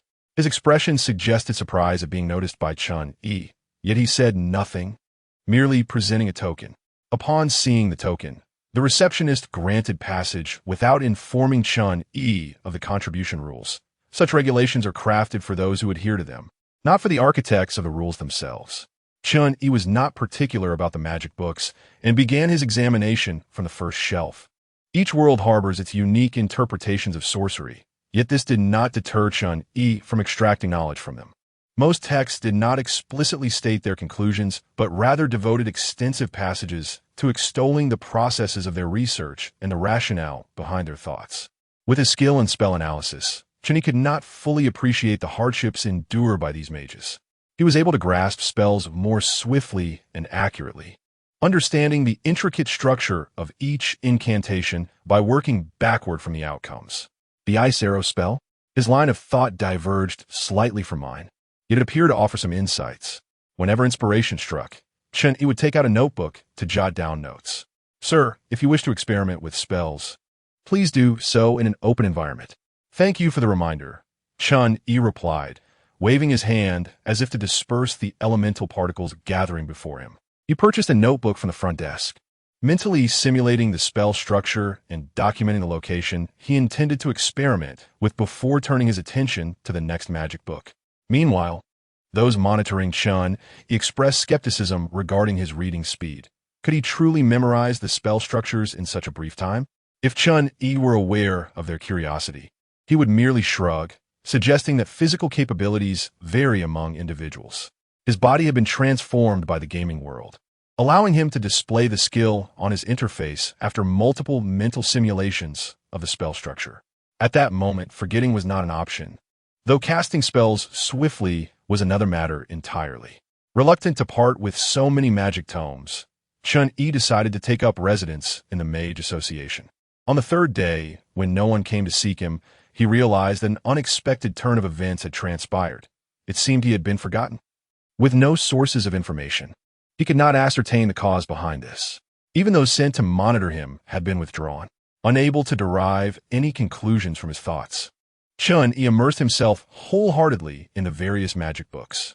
In contrast to Chen Yi's deep dive into the sea of books, the other adventurers faced a far more arduous path, leading their respective teams to the Adventurers Guild to accumulate experience through the most basic of tasks. The Empire had a comprehensive process for nurturing heroes, resembling an assembly line. These youths, summoned from Neon, did not enjoy the carefree lives often depicted in light novels. The king provided only a limited amount of gold, preventing lavish purchases of magical transportation. Most of the time, they had to rely on foot travel. From their initial encounter, where they wept after being bested by a slime, to chasing goblins, their weapons had indeed grown stronger. Confirmed camp. Church earned 500 experience points and 200 copper coins. Regarding these meager rewards, Chen Yi disregarded them entirely and turned his attention to the subsequent task. Subsequent task activated. Ensure the church emerges victorious. Task reward. Purple quality skill. Inferno transformation. The game world seemingly wished to prevent Chen Yi from enjoying an overly comfortable existence, thus casting bait to entice him into action. Setting aside his spell book, Chen Yi meticulously pondered the task details. Ensure the church's victory? But has this world not long been dominated by divine authority over royal power? After a prolonged moment, Chen Yi diverted his gaze, pondering the potential unforeseen variables that might arise. Could they be from the Demon Lord's faction? Yet, as a mere level 14 mage in a world where the upper limit exceeds 20 levels, he felt rather impotent. Basic attributes undergo a qualitative transformation once they surpass 50. In other words, possessing 49 points is entirely different from possessing 50 points. In this realm, Chen Yi could hardly be considered a formidable force. A month later, the three heroes had completely shed their timidity from when they first arrived in this world. Even the most introverted among them, Misha, had adopted a bold demeanor, secretly nurturing a charming youth that aligned with her aesthetic preferences. The sword hero indulged in a harem, while the bow hero also maintained a female harem. Conversely, the knight hero, whose name was unappealing, exhibited more restraint. Regarding the exploits of these heroes, both the Empire and the Church chose to remain uninvolved. As long as their actions did not impede weapon enhancement, They were free to pursue whatever they desired. Within the church, the elegantly attired Iris remained as captivating as ever, with the nuns sincerely believing that the bishop was a messenger sent by the divine. At this moment, Iris's beautiful brows furrowed in concern, sensing that something was amiss. Although the heroes continued their relentless assault on the monstrous foes, the speed of weapon enhancements did not match the rapidity recorded. What could have gone awry? Chapter 27. Bishop Chen Yi had already embarked on the second round of readings at the Mage Association, filling dozens of notebooks with insights. Each awaited his experimentation, as he sought to distill their essence into his own spells. It became evident that the information displayed on the panel was insufficiently precise. The fireball spell he wielded bore no resemblance to that of a novice player, despite both being labeled as fireball spells. Similarly, the information scanned by the eye of inspection reflected this disparity. The martial prowess of a master swordsman was fundamentally different from that of an apprentice. Was it due to unmet prerequisites that such distinctions had yet to be delineated? Contemplating this, he summoned the panel. Chen Yi level, LV14 EXP, 48 50 25,000 class, Mage health, 840 mana, 980 armor, 16, base armor 12, equipment armor 4, constitution, 24 strength, 15 intelligence, 51, base intelligence 33, equipment intelligence 18, agility, 15 spirit, 42 free attribute points, 0 talent, affinity for fire, increases mastery of fire skills, enhances fire elemental damage by 10, skills, Wu Wei meditation, spell analysis, psychic force, blink, fire resistance barrier, fireball soul energy, 0, 5 projection, insufficient soul energy. His fundamental attributes had seen significant improvement, with spirit leading the way, bolstered by the training from Wu Wei meditation. After this period of skillful honing, his two weaknesses had also seen considerable enhancement. Such foundational attributes were indeed lavish for a player below level 20. Coupled with his command of spells, he believed he had few rivals among players of his level, possibly even able to challenge a boss of the same rank. Knock, knock. The sound of knocking echoed. With a wave of his hand, the panel vanished from his sight. It had been quite some time since anyone had sought his company, and particularly at this hour, it seemed his tranquil existence was about to be disrupted. Come in, he beckoned, using his psychic force to unlock the door. To his surprise, the visitor was none other than Elise. He could not deny the bishop's beauty. Even clad in coarse, gray fabric, her allure was undeniable. The once unremarkable room brightened in her presence. However, the cemented demeanor of this particular mage showed no sign of reaction. Elise signaled her attendant to stand guard outside, then turned to Chen Yi, her expression warm as she inquired, "How has the healing hero fared lately?" Her tone reminiscent of a friendly neighbor sharing a heartfelt conversation. Though Chen Yi appeared unchanged, tension coursed through him, ready to bolt at the slightest hint of danger. This woman was perilous. Elise level, 27 health. Mana, armor, constitution, 54 strength, 35 intelligence, agility, 24 spirit, skills, holy word, prayer, angelic descent. The eye of surveillance predominantly reveals a plethora of question marks, a consequence of the significant disparity in attributes. The eye can disclose a portion of information, truly deserving of its moniker as a marvel of technology. To Chen Yi, Iris's smile resembled that of a lion gazing upon its prey. Having spent a month within the Mage Association, his knowledge of the outside world had become antiquated, rendering him incapable of discerning the other party's intentions. "Speak plainly, Your Excellency," Chen Yi stated, his lack of sentiment causing Iris's smile to wane slightly. Her initial reaction was to question whether her allure had diminished. Did the younger generation no longer favor older women? The second reaction was one of indignation. Given the escalating urgency of the church's affairs, she was relieved to be anything but an ordinary woman. Swiftly regaining her composure and adopting a serious demeanor, "I have come to seek the assistance of the healing hero." It appeared that her visit was not motivated by a desire to eliminate him. Yet, had the church indeed fallen into such dire straits? Various thoughts swirled in Chen Yi's mind, although his expression remained inscrutable. "You jest, Bishop Iris," I am merely an ordinary individual. How could I possess such remarkable abilities? Iris was prepared for Chen Yi's demurral. This hero was not like others. He was not easily deceived. She was acutely aware of his activities over the past month. To have perused all the tomes of the Mage Association in such a short span, his prowess was undoubtedly more profound than he let on. However, she did not believe he could stand against her. The negotiations did not linger long, and on the following day, Chen Yi was once again immersed in the magic tomes at the Mage Association, just as he had been for the past month. The capital of the empire was encircled by imposing walls, with citizens undergoing rigorous scrutiny before being granted passage. However, this did not apply to the clergy of the church. A junior officer paused in his duties. "Hello, Pastor Milan. Do you require passage through the city gates?" Pastor Milan, a venerable man with graying hair, bore a benevolent smile for all he encountered. He often led the choir members to nearby villages for performances and tended to injured civilians. Thus, his reputation was exceptionally esteemed in the region. Indeed, another village has fallen victim to the incursion of the demon horde. "I hope to alleviate their suffering," he replied. The officer expressed his respect. "Thank you for your noble deeds." Pastor Milan waved his hand modestly, feeling he had yet to do enough. It is all for the betterment of the common folk. None are more noble than others. Please inspect the cart. As he spoke, he opened the cart's door, revealing the choir's nuns within. The officer quickly scanned. How could I possibly distrust Pastor Milan? Let us hope that not too many civilians have perished at the hands of the demons. Proceed, he commanded, watching as the cart departed. He gestured for a small squad to approach from nearby. He scrutinized them, particularly the cart. Should any individual other than a nun emerge, they would all be eliminated. The squad leader inquired, "What are the villagers?" The junior officer remained silent, merely offering a cold smile. Indeed, the church's carriage had not paused throughout its journey. Even bandits would refrain from intercepting a vehicle belonging to the church.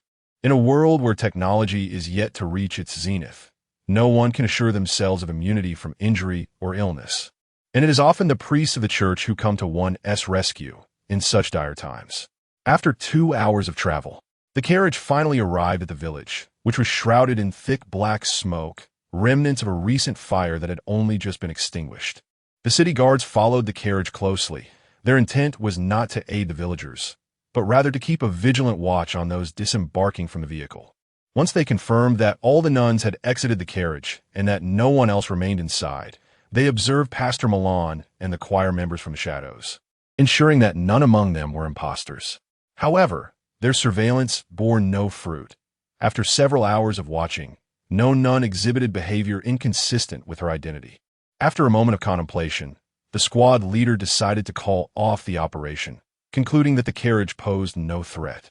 Chapter 28. Chen Yi's notebook filled with crosses. The little Charizard has been given a chance to breathe.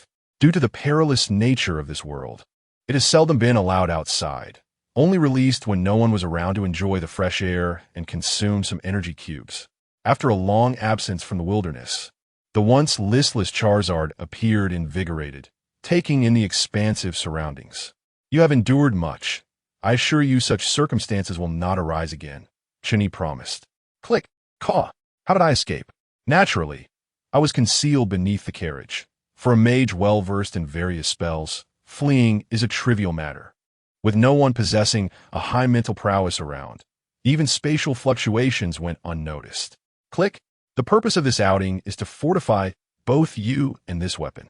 Additionally, I wish to test the theories I have meticulously compiled over the past days.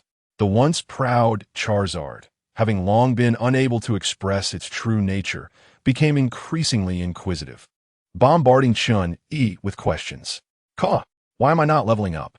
Without a breakthrough in my primary attributes, I can only reach a maximum of 49 points, which is hardly beneficial compared to refining my spell casting and combat strategies." Chen Yi and the Charizard journeyed towards the border of the Empire, an area rumored to be a hotspot for demonic incursions, where displaced civilians could be seen along the way. Under the guise of a mimicry spell, the compassionate Charizard felt a surge of empathy for these individuals. Click. Little Charizard, we currently lack the means to rescue others. Aiding others presumes we possess the capacity to do so ourselves. Despite the Charizard's sympathy, if the mimicry spell were to be lifted, the sight of it would instill fear in the civilians, prompting them to flee. After 3 days of travel, Chen Yi encountered a denizen of this world for the first time. Dark Venom Spider, level 7 health, 80 mana, 60 armor, 5 constitution, 8 strength, 12 intelligence, 3 agility, 14 spirit, 6 skills, venom attack, bite, silk spit. This forest was overrun by dark venom spiders, standing at 50 centimeters tall, cloaked in darkness with eerie patterns adorning their backs. Thick webs spanned the distance between trees, with spiders lying in wait at the center for unsuspecting prey. "Are you prepared for battle, little Charizard?" Chen Yi inquired. After days of travel, the Charizard's spirits had noticeably lifted. Facing a spider larger than itself, the Charizard exhibited no fear, instead brimming with eagerness. Chen Yi retrieved the healing staff to share his knowledge, clumsily adding the Charizard to his party and adjusting the experience distribution to 60, 40, 60 for the Charizard and 40 for himself. According to Iris, defeating monsters while wielding a weapon would foster its growth. These low-level creatures, once deemed inconsequential to Chen Yi, could now provide valuable experience to both the Charizard and the staff. Lifting the mimicry spell, the Charizard and Chen Yi emerged from the grass, their remarkable visibility drawing the immediate attention of the spider-like monsters. Chirp! A sharp, piercing shriek echoed, drawing all the dark venomous spiders towards its source. Flame burst. Unlike a mage who manipulates elemental particles, a Pokémon inherently possesses elemental power. Flame burst inflicted 14 points of burning damage on the dark venomous spider. Fire inflicted 5 points of burning damage on the dark venomous spider. Several spiders within the flames suffered simultaneous assaults, their fine hairs igniting and continuously inflicting subsequent damage. Soon, the first spider approached the Charmander, its abdomen contracting slightly as it expelled a white silk from its mouth. The Charmander dodged, keenly observing the opponent's attack wind up. After assessing the Charmander's strength, it seemed that 3 spiders were the utmost limit for now. Thus, the remaining spiders would serve to validate his hypothesis. Chen Yi had amassed dozens of notebooks. A crimson stone wall emerged from the ground, the intense heat warping the nearby air as the relentless dark venomous spider collided with the wall, emitting a nauseating odor. Player E inflicted 12 points of burning damage on the dark venomous spider. As a defensive skill, it appeared insufficient. The addition of fire elements did not enhance the wall's defensive capabilities, resulting only in negligible damage. Chen Yi marked a cross in his notebook regarding this conjecture. The Charmander leapt to evade a claw, employing Flame Burst to eliminate one spider. With a spark of insight, the beleaguered Charmander understood the course of action. Chen Yi was not an exemplary trainer. He aspired for the Charmander to learn the art of combat. Once assured that the Charmander was untroubled, Chen Yi redirected his focus. The healing staff struck the ground with significance. As mana poured forth, the earth ahead rapidly turned crimson, trees igniting alongside the spiders, though it amounted to little beyond that. The attempt to create a magma field faltered. Unlike the ice element, the abundant moisture in the air quickly facilitated cooling, undermining the advantage. To incinerate the soil to a molten state required an expenditure of mana far exceeding his estimates. Yet the resulting effect was less than ideal. Chen Yi marked another cross in his notebook. Glancing at the Charmander, he noted it had dispatched a dark venomous spider with iron tail and praised, "Well done, Charmander." The Charmander, receiving commendation, flared its tail flame even hotter. Appropriate positive reinforcement could enhance a Pokémon's combat enthusiasm. And indeed, the Charmander's performance in its inaugural battle far surpassed Chen Yi's own capabilities. Had he faced the dark venomous spiders at level 1, he would have scarcely known how to meet his demise.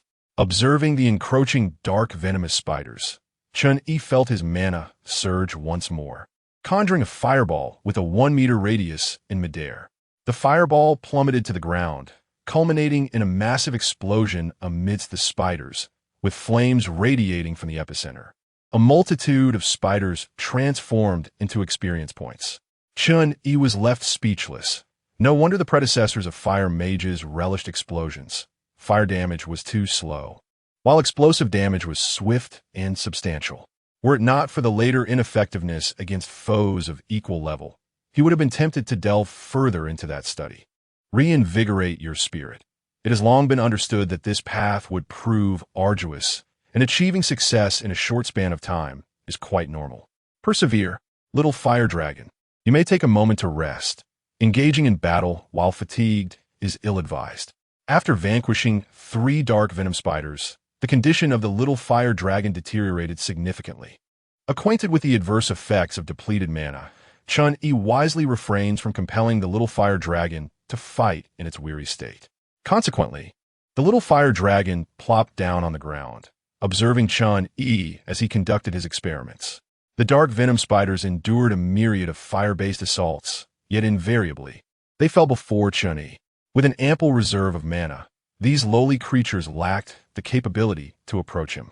After a considerable passage of time, the forest, once ensnared by spider webs, transformed into a shadowy ruin, littered with a plethora of copper coins and a scant few pieces of equipment.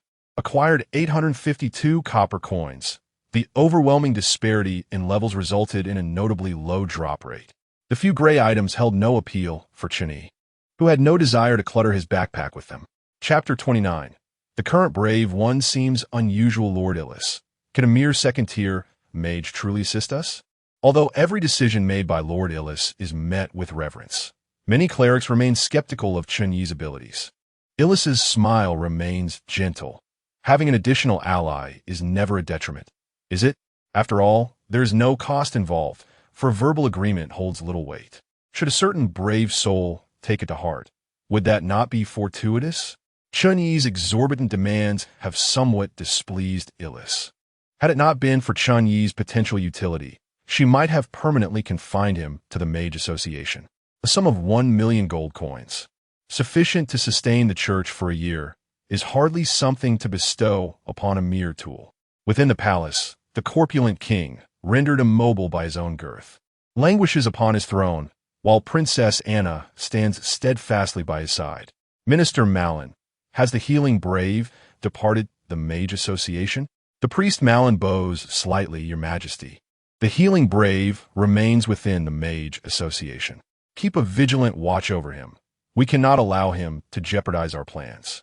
Merely exchanging a few words has left the king fatigued, beads of sweat adorning his plump visage. Anna, ever attentive, produces a handkerchief to dab his brow. After receiving her orders, Malin bows his head and exits the palace. Within the vast halls, only the king and Princess Anna remain. Suddenly, a robust voice emanates from the king. Anna, find a way to reach the healing brave and endeavor to win him over. Anna pauses. Father, did you not say the healing brave is still in the Mage Association? Anna, you must not underestimate your adversary.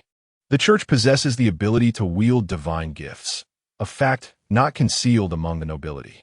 Anna nods. The heirs of the royal lineage have much to learn, the most vital being the legacies and contingencies left by their forebears.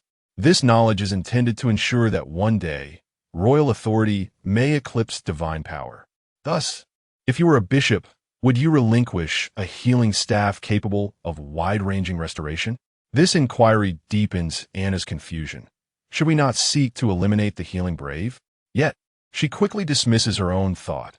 No, the plan has not reached that stage. All brave ones must remain alive. Therefore, we should impede the healing brave's development. The king's bulk is not a mere fade. With great effort, he rises, and Anna hastens to support him. Impediment? Why impede? The healing brave has never claimed he would aid the church. Every individual possesses vulnerabilities, wealth, power, beauty, knowledge. Whatever he desires, I can provide. The aspirations of our illustrious ancestors shall surely be realized through my endeavors. At the beginning of the month, 3 more cities of the empire fell to the demon clan, with countless villages caught in the ensuing turmoil. The cries of the common folk for the church's intervention grow ever louder as they deem the empire ineffectual, unable to shield them from the clutches of the demonic forces. The church, seizing the opportunity, fervently cultivated its reputation, with priests tirelessly traversing the empire, aiding the wounded and offering solace through poetry. Meanwhile, the palace endeavored to alter this situation by bolstering the defenses of various cities and dispersing vast amounts of gold to provide sustenance for the displaced populace. Yet, all these efforts proved futile, as the church's esteem among the common folk soared to unprecedented heights. The hope of vanquishing the demon king rested upon the church, and the three heroes were greeted with fervent adulation wherever they roamed. This only served to deepen the moral decline of the already faltering trio. The young archer, clad in adventurer's attire, knocked on the door with a sense of resignation. It was already noon, and the sword hero had yet to rise. According to the original plan, they were meant to embark on a mission to liberate a city besieged by the demon horde. The other team members were unfazed by this turn of events. Inside the chamber, the sword hero lay in slumber, embraced by three enchanting maidens. Having fought valiantly the previous night, a brief rest was essential to avoid dire consequences. Rap, is the hero departing today? Groggily responded Jian. Not today. We shall go tomorrow. The bow hero had become infatuated with a maiden, while the knight hero was preoccupied with amassing a youthful harem, leaving little time to save the world. Upon receiving this news, Illis felt a wave of despair. These heroes seemed utterly unfit compared to their righteous predecessors. Thus, she urged the local clergy to hasten their efforts. To her dismay, the envoy was met with hostility from the heroes, who dismissed them with the words, "Are you here to instruct heroes in their duties?" Power praise, an illusory strength had drastically altered the mindset of these vibrant youths. I am the hero destined to save the world. You dare not only to seek my favor, but also to guide my actions. Illis nearly succumbed to the urge to confront these heroes with her staff, only restraining herself with immense willpower. What actions have transpired at the palace recently? A missionary scoffed, the same old matters. The common folk are simply unyielding. Another nun inquired curiously, why don't they consider making a change? The missionary replied with pride, change? How can they? The fact remains that numerous cities have fallen to the demon horde, and countless individuals have been uprooted. Those filled with hatred cannot heed other voices. Only by placing their faith in our God can they attain liberation. The remaining clergy nodded in agreement. My lady Illis, your concern stems from a fear that the heroes may falter against the demon king, even without those three inept individuals. Our church possesses the foundation to easily confront a newly emerged demon king. Illis was well aware of this, yet divine weapons offered a greater assurance. Nevertheless, was not the purpose of their predecessors' collection of such artifacts to prepare for unforeseen circumstances? At that moment, Illis recalled Chen Yi. Have we located the healing hero? Silence ensued. Tracking a mage well-versed in numerous spells posed a considerable challenge. Specialized personnel were dispatched, consistently reporting that the scent abruptly ceased at certain locations, rendering it impossible to ascertain the subsequent course of action. After numerous such instances, they ultimately abandoned the pursuit of Chen Yi. Iris rubbed her temples, feeling an inexplicable resurgence of an unpleasant sensation. It was this very feeling that had prompted her to activate the pawn that was Chen Yi. Despite the church seemingly progressing positively, this sensation had reemerged. Could it be an omen? Amused, she shook her head. The divine had not communicated with her, a mere bishop. Were it not for her mentor's unwavering belief in the existence of the divine, Iris would have long since wavered in her faith. Setting aside the matter of healing the hero, she urged the champions to swiftly fulfill their missions, instructing them to report any sightings of the Demon King to her, aiming for a decisive strike. Indeed, Chapter 30, Chen Yi decides to give up Chen Yi had been in this world for 4 months, marking it as the longest duration he had spent in any realm. However, the longer he lingered, the more perplexed he became. Upon his arrival, the priest Malin informed him that the human race was embroiled in a fierce conflict with the demon clan, and that summoning heroes was essential to combat the demon king. The pressing question remained, who exactly were these demons? Were they the so-called monsters? The guards in the royal court began at level 15, and even Chen Yi felt uncertain about his ability to escape. How could they possibly be outmatched by these creatures, whose levels barely reached 18? With a mere wave of his hand, 3 flaming swords of light manifested in the sky, piercing through the bodies of the raging bulls and embedding themselves into the ground. The trio of fire swords resonated with one another, creating a scorching ring of fire that expanded outward, and as the rings converged, they generated even higher temperatures. The airborne particles of fire elemental energy coalesced, transforming the ground into molten lava. Not a single raging bull could breach the molten barrier to reach Chen Yi. Flamme, Svorzel. This was one of the few useful spells in Chen Yi's repertoire. Although it consumed a considerable amount of mana, it could swiftly create a favorable battlefield. A group of level 18 raging bulls posed no threat to him. So how had the Imperial City fallen? What side was Malin truly on? He had taken the petty thug Akira Suzuki away, initially believing it was for disposal, only to find him handed over to a group of individuals cloaked in black robes. Soon after, he strangled a man whose head was covered by a bag, wiped the blood from his hands, and deliberately approached the king with traces of blood still lingering. This time, 5 heroes were summoned. The absence of one was hardly a significant issue. The king merely offered a brief reprimand to Malin before dismissing the matter. After all, according to the information he had received, Akira Suzuki had not treated Malin particularly well, making such actions somewhat understandable. The Empire was no simple entity. Chen Yi had been stealthily making his way forward, occasionally burrowing underground, summoning plants for cover, and traversing streams. He had learned numerous spells at the Mage Association, and though he lacked in offensive capabilities, he was remarkably adept at evasion. It was precisely for this reason that the Church had been unable to locate him. Despite his vigilance, he had nonetheless been discovered by the Imperial forces. Once an ordinary person, Princess Anna was now before him again. Upon their reunion, she appeared as adorable as ever, like a doll come to life. Yet inexplicably, her strength had surged to level 25. With her tiny fists, she could easily bury Chen Yi into the earth. Vasilia Anna, level 25 health. Mana, armor, 77 constitution, strength, intelligence, 49 agility, spirit, 52 skills, holy sword judgment. These question marks mirrored Chen Yi's own uncertainties. Was there truly a shortcut to becoming stronger? While the game world offered its own shortcuts, one must still adhere to the fundamental principles. Were it not for Chen Yi's own plan for growth, he might have shattered his resolve on the spot. Initially, it was presumed that the Empire sought to eliminate him. However, Princess Anna, in a manner reminiscent of their first encounter, graciously lifted her gown and offered her respects. Greetings, Mr. Yi. The princess bestowed upon Chen Yi numerous advantages, merely requiring him to maintain a state of disappearance. There was no expectation for him to aid in vanquishing the demon race, nor to confront the Church. The implications of this arrangement were unequivocal. The Empire possessed unwavering confidence in its triumph. In stark contrast, as he observed the Church's flourishing circumstances, Chen Yi was suddenly gripped by an unsettling chill. The denizens of this world not only surpassed him in strength, but were also seasoned veterans.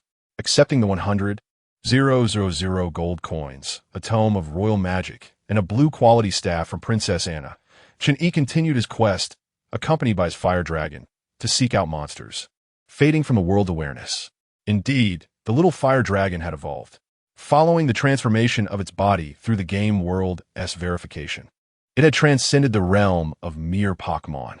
Furthermore, as Chen Yi engaged it in battles against foes well above its level, its own rank ascended rapidly, and it would not be long before it underwent yet another evolution, granting Chen Yi aerial superiority with a Charizard. The healing staff had been elevated to level 20. Healing staff cannot be taken out of this world. Quality: deep purple physical attack, 15 to 26 magical attack, 59 to 64 intelligence, 24 durability, 1935 heart of healing. Increases healing effectiveness by 25 heroes mark. This staff, cultivated by the hero Yi, can be used unconditionally by hero. Strengthening. In a fleeting moment, unleash all the staff's energy for a group recovery of all allies. Healing an amount equal to intelligence x 10. Thereafter, the staff's level reverts to level 1. This ability can only be triggered by hero Yi in level 2010 evaluation. Influenced by the rules of this world, it cannot be taken out of this realm. This staff might indeed be Chen Yi's greatest boon, as he had fortuitously acquired a deep purple staff, although the current indication prevents its removal from this world.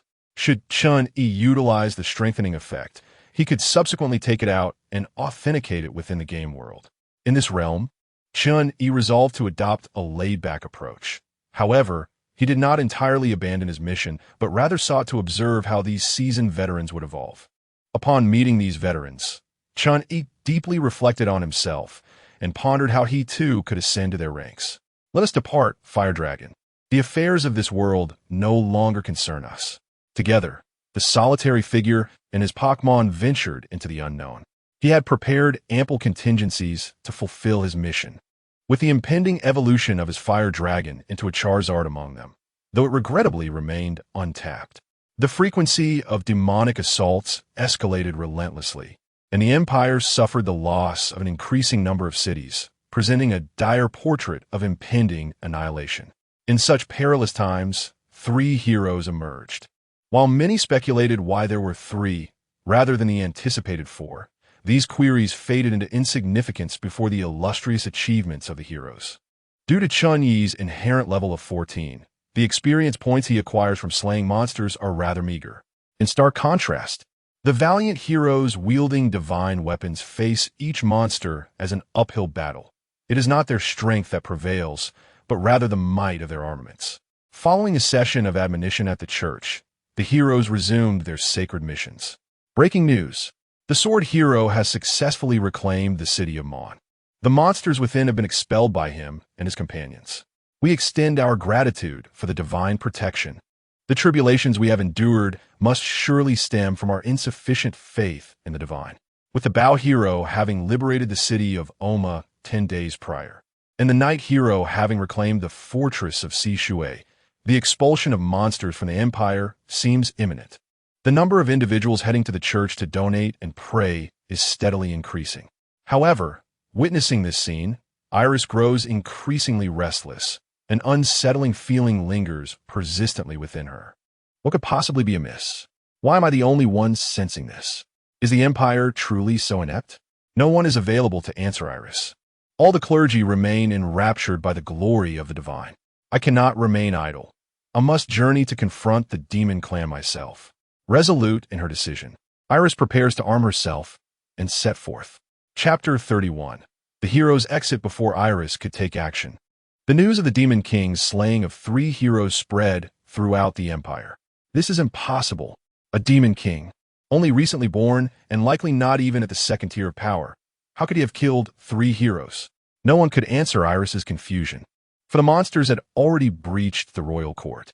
The soldiers who typically stood guard on the city walls had vanished without a trace, and hordes of monsters surged into the royal court.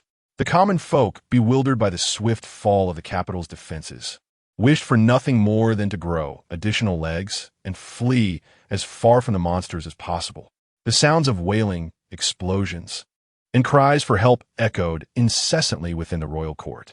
The churches scattered throughout the city were now packed with people. Oh God, please save your loyal subjects. Hey, Priest Milan, quickly slay these monsters. I have money. I will donate all of it to the church. You said that faith in the divine offers salvation. Was my husband not devout enough? Why won't you save him? Where are the heroes? Why haven't the heroes slain the Demon King? Do they not realize that the heroes have already been vanquished by him? The church was crowded with a diverse array of individuals, yet fear marred every countenance. Outside, throngs of people pressed toward the entrance, seemingly believing that safety awaited them within the church's walls. Iris' expression darkened as she swiftly gathered the members of the choir. Soon, the nun stood in neat lines before her. For the glory of the divine, for the church, I, in my capacity as bishop, command you to cast off your restraints and annihilate the monsters within the city. The seemingly delicate nuns, after a brief silence, suddenly broke into a twisted, manic laughter.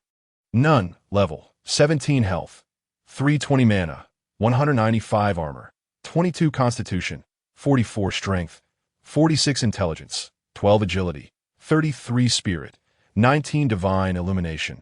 Nuns who have long basked in divine grace wield the power of holy light. It can be infused into weapons, inflicting additional damage equal to mana times 0. 1. With double effect against monsters. Desire suppression. Years of suppressing their own desires have fostered a warped character. Upon unbinding their restraints, their attack speed, movement speed, and strength surge dramatically, lasting for half an hour before succumbing to a weakened state. Sanctuary of Grace. Within proximity to the church, one feels neither pain nor fear. These nuns, who typically sang hymns, became more monstrous than the very creatures they battled once Iris shattered their shackles. With grotesque smiles adorning their faces, they wielded morning stars, mercilessly striking down the monsters, staining their once sacred garments with blood. The vivid crimson even sent shivers through many of the nuns, igniting their fervor. "Cool me. Come and kill me. I have long wished for death." "Oh, but this is against the nun-s code. My apologies go to hell, and tell your demon king I'm sorry." Even as limbs were severed, they showed no sign of retreat. Even with their last breath, they would cling to their foes. Even the less intelligent monsters were momentarily struck with trepidation in the presence of these nuns. The devotees, witnessing such nuns, silently lowered their hands, pondering that anyone who might find favor in such figures must surely harbor some grave affliction. Yet, they genuinely felt a profound sense of security. Clad in resplendent garments and raising the sacred text high, Iris beseeched, "O God, please grant me your protection." Suddenly, the colossal and indistinct statue at the heart of the cathedral radiated a blinding light, and an immense magical circle materialized above the city, centered on the statue. Countless beams of light cascaded from the heavens, each striking the monsters with pinpoint accuracy. Chen Yi, positioned above the magical circle, was taken aback. Though he was aware of Iris's formidable prowess, the sheer magnitude of her mental fortitude that could envelop an entire city was utterly astonishing. The fire-breathing dragon ascended further into the sky. A mysterious fog enveloped both the dragon and its rider, obscuring their forms. Yet, fearing it might not be sufficiently secure, Chen Yi urged the dragon to rise even higher. However, this power likely did not stem from her own capabilities. Chen Yi activated his Eagle Eye spell, allowing him to perceive the city's situation clearly from thousands of meters away. His perspective magnified the details significantly, revealing that the statue was no mere effigy. Judging by Iris's invocation through it, this statue, a sudden thought struck him regarding the elusive main quest. Main quest. Obtain the source of the world. 0. Current progress remains at 0. Initially, Chen Yi assumed that the divinely bestowed weapon was the source of the world, an essential component in vanquishing the Demon King, with the hero merely serving as a tool. However, after acquiring the healing staff, there was no advancement in the quest's progress. Chen Yi had attempted various other means, yet none bore fruit. He lamented his lack of strength. If only he could transcend his current limitations, he would have more options available. Once again, the magical circle launched an assault, and with Iris's fourth incantation, the monsters within the royal court were nearly eradicated. She wiped the sweat from her brow, acknowledging that the search for monsters had indeed consumed considerable energy. At that moment, the sound of applause resonated through the air. The excessively corpulent king staggered forth, exclaiming, "Indeed, you are the illustrious Bishop Iris. I prepared your first challenge, and you have effortlessly resolved it." Iris fixed her gaze upon him with intensity, demanding, "Why? Do you not realize how many innocents will perish due to your negligence? They are the treasures of my God." Upon hearing this, the king expressed a hint of disappointment. He gasped for breath, a sudden amusement washing over him. It was rather comical that the adversary of his lineage, who had pursued their aspirations for generations, was so naive. The king stamped his foot heavily upon the ground, causing the fat upon his body to rapidly contract, revealing the latent might he had concealed. Innocence? Such beings are abundant. While they hold significance, they are also expendable. The victor shall inscribe all history. They merely need to acknowledge the church's failures. The age-old aspirations of the Viziria family will ultimately be fulfilled through my daughter. The king's actions seemed to serve as a signal. Not far beyond the city, in a deep pit, the guard simultaneously pulled the lever. The cage was opened, and pairs of crimson eyes flickered to life in the darkness. The famished creatures, starved for days, yearned for any morsel of food as they clawed their way up from the abyss, surging toward the royal court. This time, the feeble nuns could not halt the oncoming monsters. The despair that follows shattered hope is the most terrifying of all, as the deeply rooted faith of the common folk has been profoundly shaken. Just then, the soldiers, who had seemingly vanished, emerged from unknown corners. Princess Anna, clad in armor and wielding a spear, stood in the sunlight like a valkyrie. All troops, arms at the ready. Attack! Chapter 32. Farewell to the abyss clad in shimmering silver armor. Anna, barely standing at 1.6 meters, sat astride a magnificent white steed, her nearly 2-meter-long spear creating a striking contrast.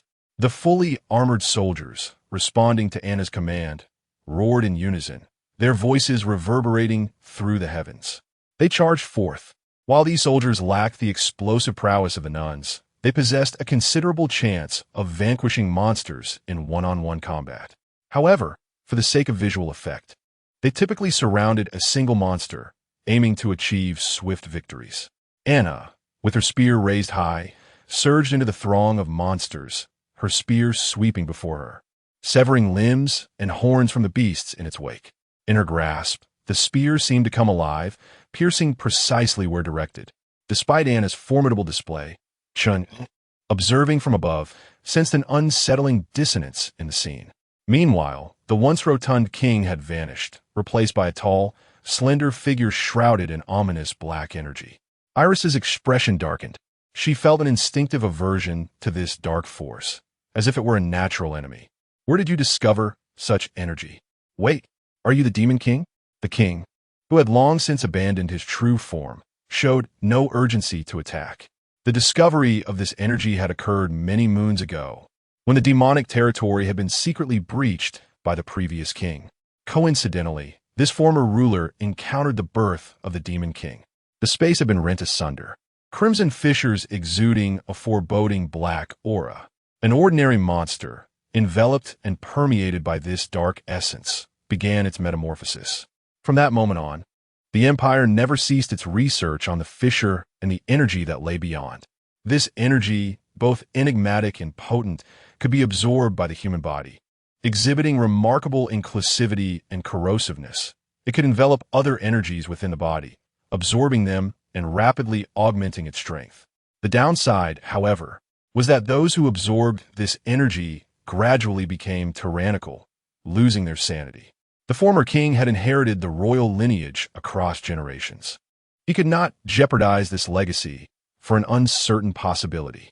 It was only with the current king, after his subordinates, the mages, had gained a preliminary understanding of this energy, that he resolutely relinquished the royal inheritance, transferring it to his yet immature daughter. He himself absorbed this energy, transforming into the Demon King. Subsequently, to lower the church's vigilance and conceal his own energy, he employed royal secret arts to become the most corpulent monarch in the lineage of Icilia. For an extended period, this king became the subject of jest within the empire. Although no one dared to speak of it openly, it was an unspoken truth among the populace. The layers of fat suppressed the king's bizarre internal energy, preventing the dark essence from directly influencing his character, thereby allowing him to maintain his sanity. Yet, the peculiar nature of the black energy continued to absorb the fat, thereby strengthening itself.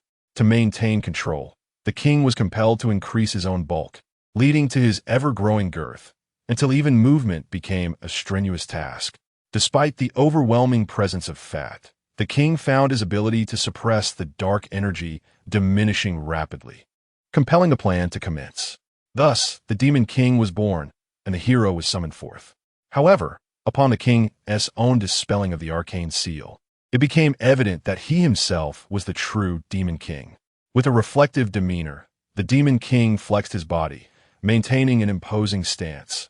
Even he, whose temperament surpassed that of ordinary men, could not escape the profound sense of oppression. Bishop Elise, I beseech the church, accompany me in this annihilation. No sooner had the words left his lips than the Demon King charged towards Elise. As the formidable figure approached, Elise's pupils constricted sharply, the surroundings blurring past him.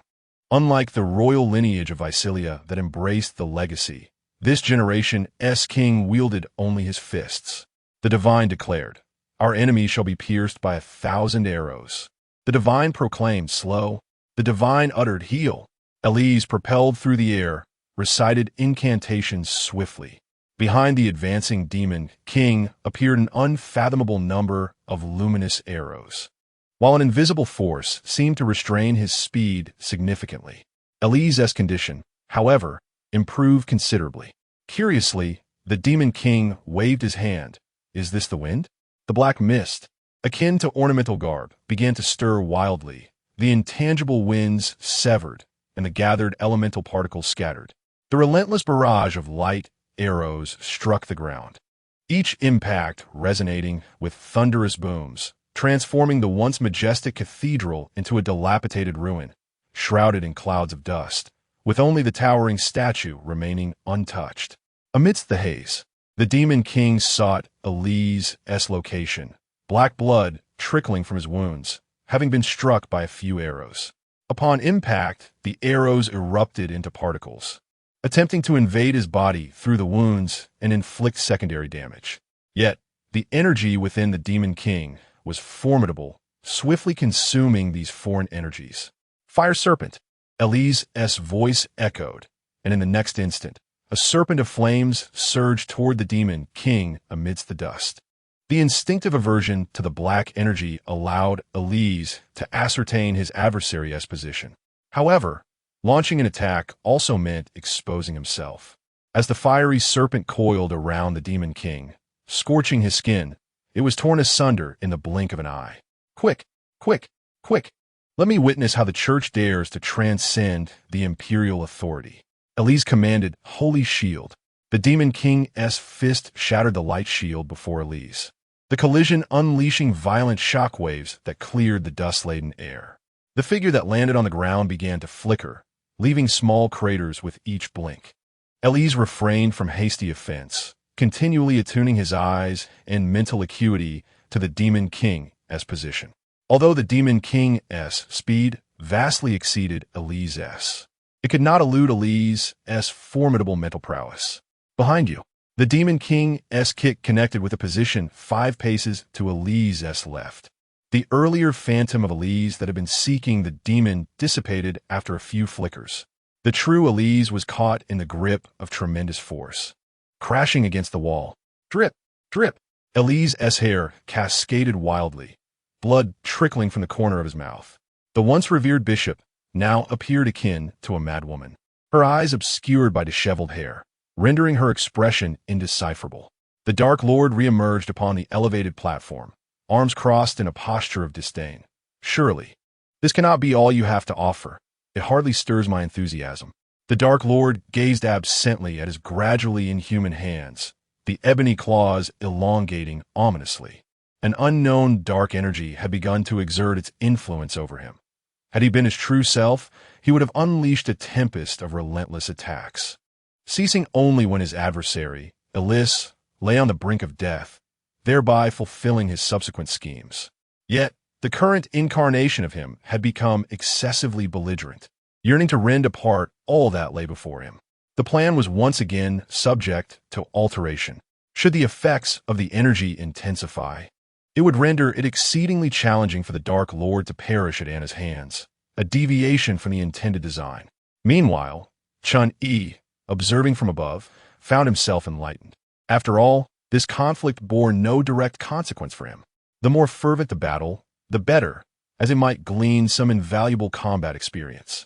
Chapter 33. The divine beings of this world are courageous, determined. The figure of the demon king vanished once again, swiftly heading towards Elise. Elise, her face obscured by her hair, extended a hand, conjuring a spellbook from thin air. Invocation, the Cathedral of Beliri. The spellbook disappeared, and in the next moment, a semi-transparent palace materialized, resembling a grand cathedral. The demon king felt a sudden heaviness, his speed significantly diminished, not due to the wind, but because within the confines of Beliri's cathedral, the gravity bore down upon his foes. Another spellbook appeared before Illis. Invocation, the Dream of Alice. 4 armored knights emerged, drawing their gleaming blades and charging towards the Demon King with a speed only slightly inferior to his own. These knights would exist for half an hour, each possessing a strength around level 21. Yet, this was just the beginning. Illis was genuinely enraged this time, and she intended to teach the Demon King the consequences of provoking a woman. The accumulated power of generations within the cathedral was finally poised to illuminate the world through Illis's hands. Invocation, the Holy Sword of Alexia, a diminutive sword, akin to a toy, began to radiate light. Invocation, the Redemption of Latin. In total, Illis activated 9 disposable artifacts, some remnants of the former Archbishop's formidable prowess, while others were forged through craftsmanship. Regardless, each possessed immense power. These were the true objects of dread for royalty, and the very items the Demon King sought to force Illis into utilizing. Engaged with the 4 knights, the Demon King was suddenly pierced by an unseen blade. Its origin a mystery. The potent recovery granted by dark energy was also hindered by an unknown force, blocking yet another strike from the knights. He could not suppress a cough, spewing a jet of black blood that corroded the ground beneath. Once dominant, the Demon King now found himself in retreat. Wounded Illis, however, restored her full vigor, wielding the former Archmage's staff, supported by an angelic presence. Just as Chen Yi believed the battle would persist, a synchronized cadence approached, heralding the arrival of the royal guards, accompanied by a procession of nuns and clergy. The other members of the cathedral were not oblivious to the chaos unfolding. They had been preemptively ambushed by the guards. Weakened, the nuns were easily captured, while the more formidable clergy succumbed under the onslaught of multiple guards. Further afield, Princess Anna, amidst the cheers of the populace, was vanquishing the monstrous entities. The citizens had gathered atop the city walls to witness the empire's triumph over these beasts, oblivious to the absence of the church as personnel among them. Observing the bloodied faces of the nuns and clergy, Illis's hand trembled slightly as she gripped her staff. The knights besieging the Demon King suddenly came under attack. I spike. Flame burst. Triple slow. The incantations revealed the identities of the mages. The Mage Association had also entered the fray. Under the cathedral suppression, the truth-seeking mages had been oppressed for far too long. Evident from Chen Yi's ability to acquire spellbooks from the Mage Association, their support for the Empire was substantial. In a bid to overcome the Church, the royal family sought to ally with anyone they could. Thus, the prospects of victory for the Church in this battle appeared bleak. The atmosphere within the cathedral grew eerily silent, save for the clash between the Demon King and 4 valiant knights. Even the sound of the wind seemed jarring in this tense moment. Elise stared vacantly into the distance, her gaze resting solely upon her foes. "Oh God, guide my choice," she implored. Though it was a phrase she uttered out of habit, it suddenly rendered her spirit in a daze, as she had never received divine guidance before. To her astonishment, the surrounding environment began to transform. A gentle light enveloped her, soothing her inner turmoil of anxiety and anger, and Elise felt an unprecedented warmth, as if she had entered the heavenly realm depicted in the scriptures. Before her, a radiant figure took shape, though its features remained obscured. Yet, Elise recognized this to be the deity worshipped by the church, come to rescue its followers. In the midst of the battlefield, Chen Yi wore a look of disbelief. Suddenly, a spatial distortion appeared beside him in the sky, and in the next moment he found himself teleported next to Elise, his healing staff summoned from his backpack. But this was not the end. A rain of blood began to fall from the heavens. System judgment in progress. Elise, still in communion with the divine, sensed a tremor from her deity. With mournful cries echoing, the very fabric of space fractured, and when Elise regained her senses, she found herself still on the battlefield. The events that transpired seemed to foreshadow an ominous fate for the deity. No, that is an omnipotent god. Ding. Task completed. Acquired the source of the world. Task progress. 100. Rewards to be settled upon returning to the game world. Chen Yi's expression became even more bewildered. What the? It seemed the deity was unaware that Chen Yi's healing staff was stowed away in his backpack, which was located within the imprint beneath his collarbone. This was the mark of the game world. Elise forced herself to regain composure and declared, in the name of, I command liberation. The healing staff floated in midair, activating its effects autonomously without Chen Yi's intervention. A brilliant light radiated outward, revitalizing the nuns and clergy who were enveloped by its glow, allowing them to break free from their captors. A new round of battle commenced. Among them, Chen Yi, who sought to reclaim his healing staff, wore the most troubled expression. He had no intention of aiding Elise, yet others perceived the situation differently. Nevertheless, now that the primary task was accomplished, he resolved to find an opportunity to exit this world. Stone walls rapidly ascended, obstructing the swift winds and lightning strikes. Chen Yi dashed across the ground. As a location he had just vacated fissured, erupting with flames. Most of the attacks directed at him originated from mages of the Mage Association, many of whom had encountered him before. They should have recognized him as a mage. This, perhaps, was why the traitor was deemed most contemptible. Yet, they had forgotten that Chen Yi had never truly been one of their own. He drew considerable fire from the mages, while the nuns, having shed their inhibitions, now fought with a ferocity surpassing that of berserkers. Ellis charged towards the Demon King, believing that once he was vanquished, dealing with the other lesser beings, who were below the second tier, level 20, would be considerably simpler. Boom! A series of fireballs erupted among the group of mages, shattering ice shields and earthen walls alike. Although he had intended to retreat, being struck was not his preference. The fireball spell had been modified, while its explosive impact was diminished. The temperature it could achieve in an instant had become significantly higher, proving particularly effective against elemental shields. An explosion, a chemical or physical reaction, releases a vast amount of energy in a very short time, generating intense heat and expelling a considerable volume of gas, creating high pressure in the surrounding medium. As he ran, he constructed a mental framework, and with the formation of Windwalk, Chen Yi's body became more agile, his speed increasing. Resistance fire ring. Flames surged outward, intercepting physical projectiles with their force. Unstable spells detonated upon contact with the fire. While fleeing, Chen Yi occasionally glanced at the sky, anticipating the arrival of the fire dragon. He had cast Eagle Eye on the dragon as well, making it easy to spot himself from below. Once he summoned the fire dragon back, Chen Yi sought an opportunity to conceal himself and depart from this world. Though he contemplated this, a flicker of irritation lingered. Reason urged him that he had already gained immensely, and leaving was the wisest choice. As time passed slowly while Chen Yi continued his escape, the ground he traversed was a chaotic blend of elements, with explosions occurring continuously.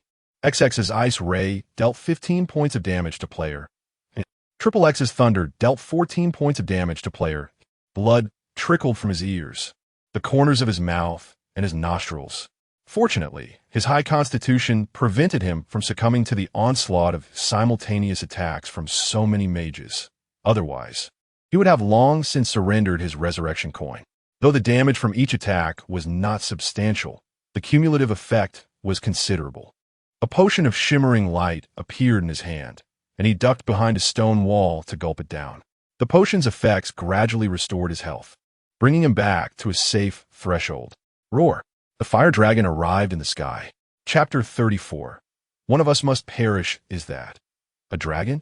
The arrival of the fire-breathing dragon elicited gasps from several mages. Such creatures as Pokemon do not exist in this world. While historical accounts have recorded the existence of dragons, no one has ever truly laid eyes on one. Then, one day, a being resembling a dragon emerged. Instinctively, the majority of the mages redirected their focus, eager to bring down the dragon from the sky for study. The 4 knights, previously occupied by the mages, were suddenly liberated, and the increasingly wounded demon lord felt a surging desire for slaughter. Bloodlust rooted itself in his pupils, and he was not alone in this. Chen Yi felt the same. The fire-breathing dragon was startled by the barrage of spells aimed at it, and in response unleashed a torrent of flames. Nevertheless, several attacks pierced through the flames. With a golden spear striking its arm, followed by multiple earth projectiles hitting its wings. The dragon lost its balance and plummeted from the sky. Chen Yi swiftly positioned himself before the dragon, forcefully planting his staff into the ground, summoning a robust stone wall that rose rapidly to block the ensuing attacks. Casting a worried glance at the team panel, he noted, Elemental Spear inflicted 69 points of damage on the fire-breathing dragon. Earthstone projectiles inflicted 33 points of damage on the fire-breathing dragon. Fall from height inflicted 57 points of damage on the fire-breathing dragon.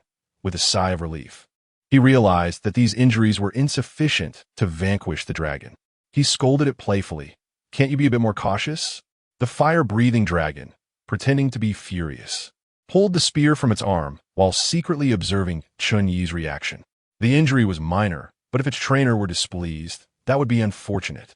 During its Charmander phase, this creature exhibited a considerable degree of pride. In its Charmeleon stage, its arrogance and combative nature intensified. Now, as a Charizard, it retained only its pride and belligerence. While Chen Yi chastised the dragon, he himself was consumed by a growing fury, knowing that retreat would yield no favorable outcome. Casting a cold glance at the mages, he declared, Since you wish to be my foes, then one of us must perish. The fire-breathing dragon consumed a plate of omelet rice. Heartfelt omelet rice, quality. Green, a meticulously prepared dish. This seemingly ordinary fried rice is imbued with a girl-esque affection, restoring 140 HP in 15 seconds. Review. One must not squander a girl-esque love. Boom! The reinforced stone wall crumbled under the elemental bombardment, and a shadow leaped from the explosion. Chen Yi stood behind the fire-breathing dragon, his eyes filled with murderous intent. Sensing Chen Yi's emotions, the dragon's once gentle gaze sharpened. A flame, now thicker than before, surged downward, easily breaching the ice and earth shields that stood in its path. As Chen Yi drank from a blue vial, he timed his leap perfectly when the dragon's position was lower. Flame soared ceiling. A surge of mana flooded through him, and 3 towering swords of flame descended from above, causing the mages below to widen their eyes and hastily teleport away. The colossal flame sword descended to the ground without an explosion or resounding crash, as if it bore no weight, embedding itself halfway into the earth, just as the nearby mages presumed it to be a mere decorative object. A searing ring of fire radiated outward from the sword's core, distorting the very air around it with its intense heat. The mages who remained in the vicinity felt their garments and hair ignite in an instant. You have suffered 79 points of burn damage from XXX. This was the consequence of failing to shield themselves from the fiery ring. You have suffered 14 points of burn damage from XX. You have suffered 14 points of burn damage from 20. Although some managed to erect barriers, they were still acutely aware of the agony in their respiratory tracts. Each breath was a tormenting blaze, and the protective shields offered no respite from the escalating temperature.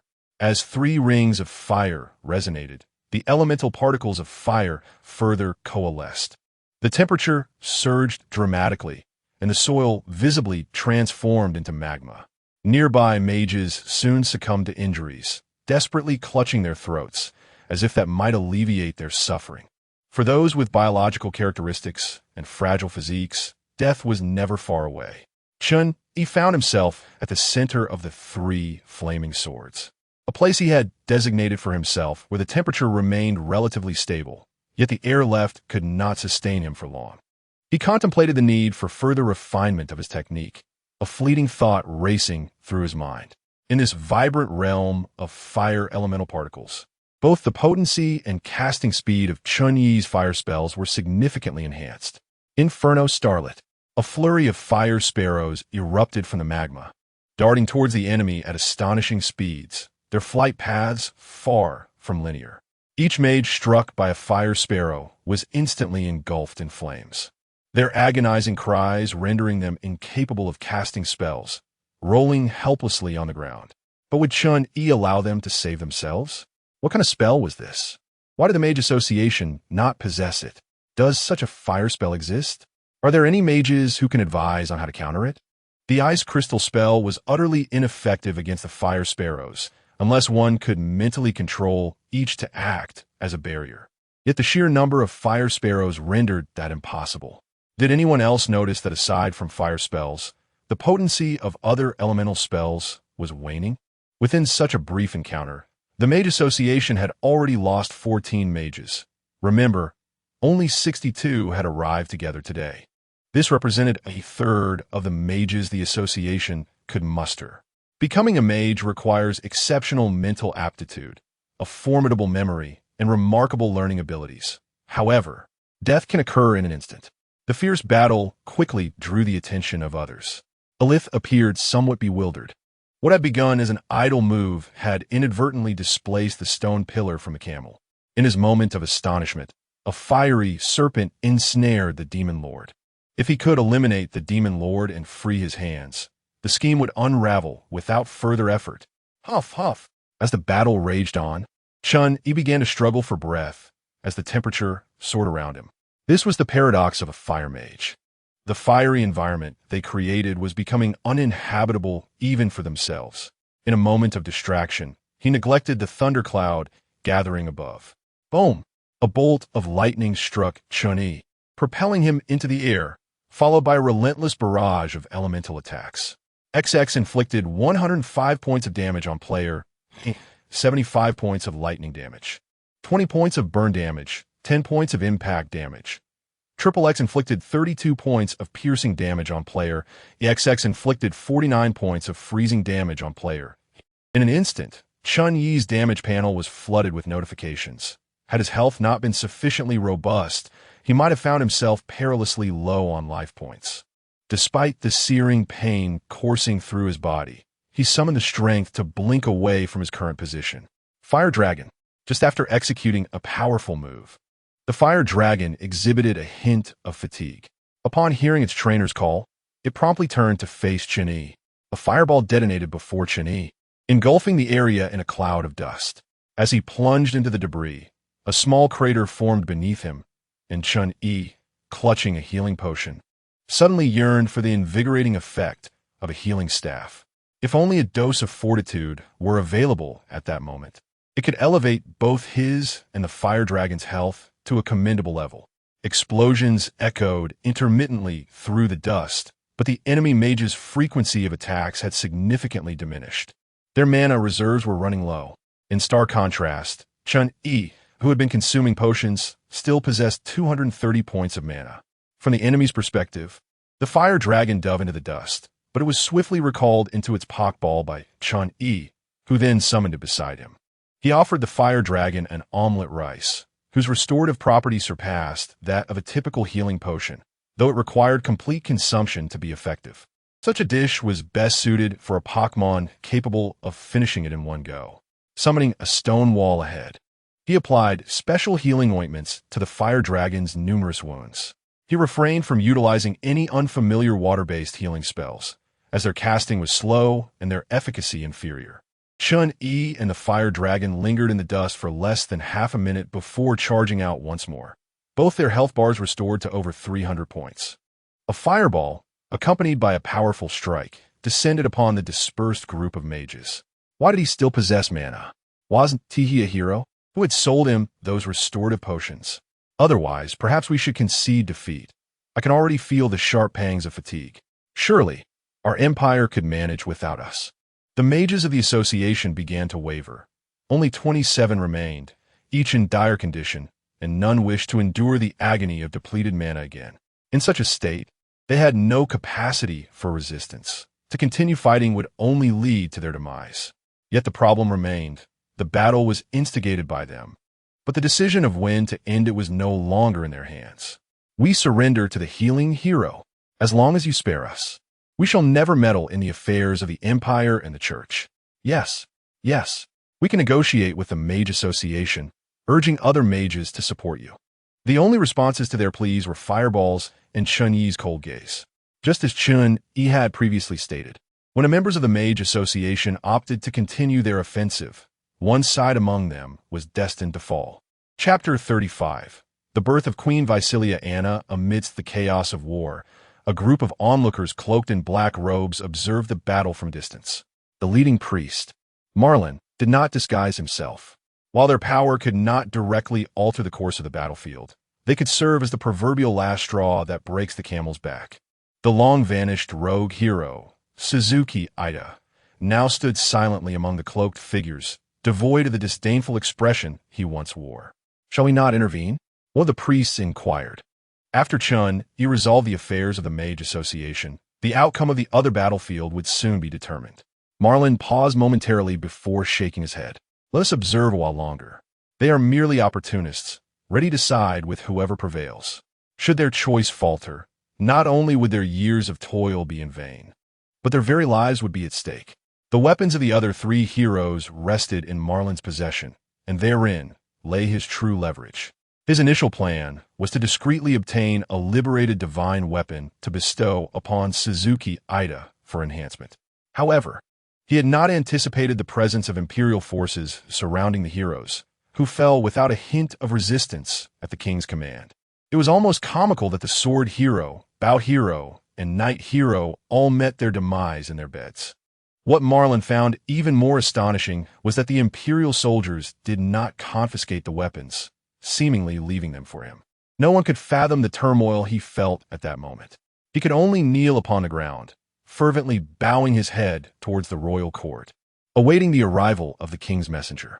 The eagle-eyed technique reflected the distant battlefield, prompting a wry smile from Marlin.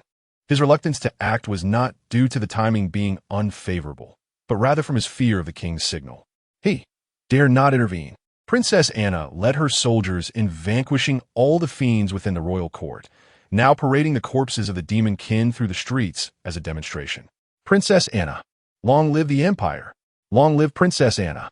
The common folk erupted in jubilant cheers, celebrating Anna, the Empire, humanity, and their very survival.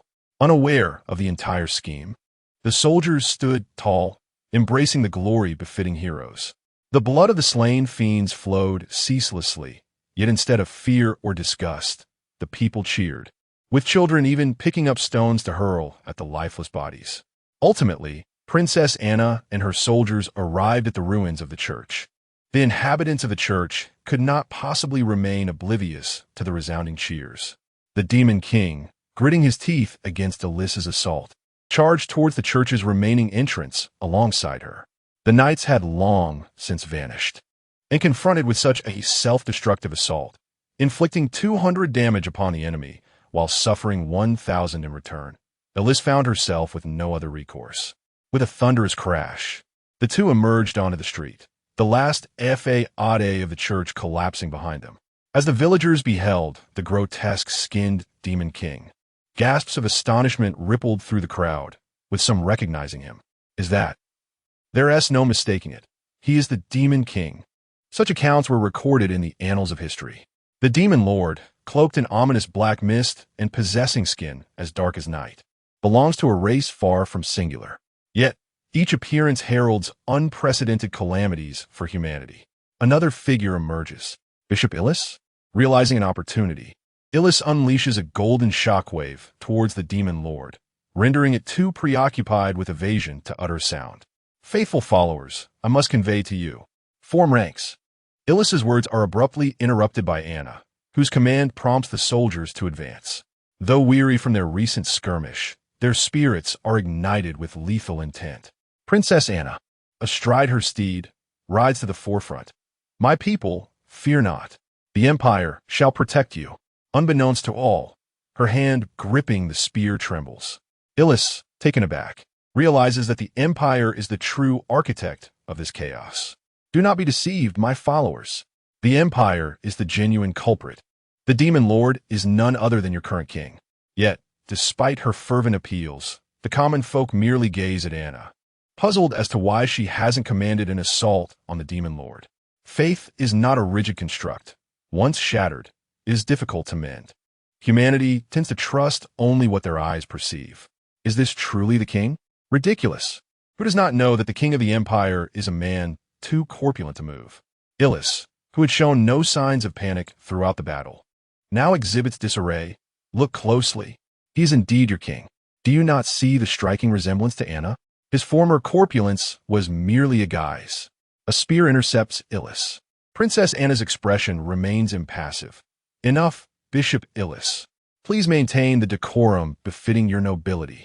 Your distress is unbecoming, perhaps a consequence of the hero's defeat and the church's downfall. Rest assured, the Empire is now more than capable of safeguarding its citizens. I, Anna, vow this in the name of the Vasilia family. The accompanying commoners erupt in cheers for the Empire and Princess Anna. Meanwhile, the king, increasingly affected by the dark energy from afar, feels a flicker of solace, for he has orchestrated his entire life for this very moment. Soon, he need only perish at Anna's hands to bring his plans to a fitting conclusion. The king casts a knowing glance at the figure in the black cloak, and Marlin bows respectfully, even in the presence of a dying king. He feels no stirrings of emotion. Meanwhile, Chen Yi and the fire-breathing dragon enjoy a meal atop a high tower, observing the father-daughter play below. As for the mages from the Mage Association, they have chosen to join the fray below, generously offering Chen Yi several pieces of green-quality equipment. Soldiers may have spotted Chen Yi, yet they were restrained by others who had fought in battle. Ah, Priest Marlin, we meet again. Marlin, having appeared seemingly out of nowhere, offers a respectful smile beside Chen Yi. As long as Chen Yi does not intervene, everything is negotiable. Healer to the hero, you jest. What plans do you hold for the future? Chen Yi glances at him disinterestedly. Months ago, it was Marlin who trembled in his presence. But now it is he who stands transformed. Such is the nature of power. The Charizard devoured the meat chunks in 2 bites and nudged Chen Yi, indicating its desire for more. Chen Yi gently patted the Charizard, suggesting it should eat with a bit more decorum, considering it was a female Charizard. Naturally, they were preparing to return. This was not his world.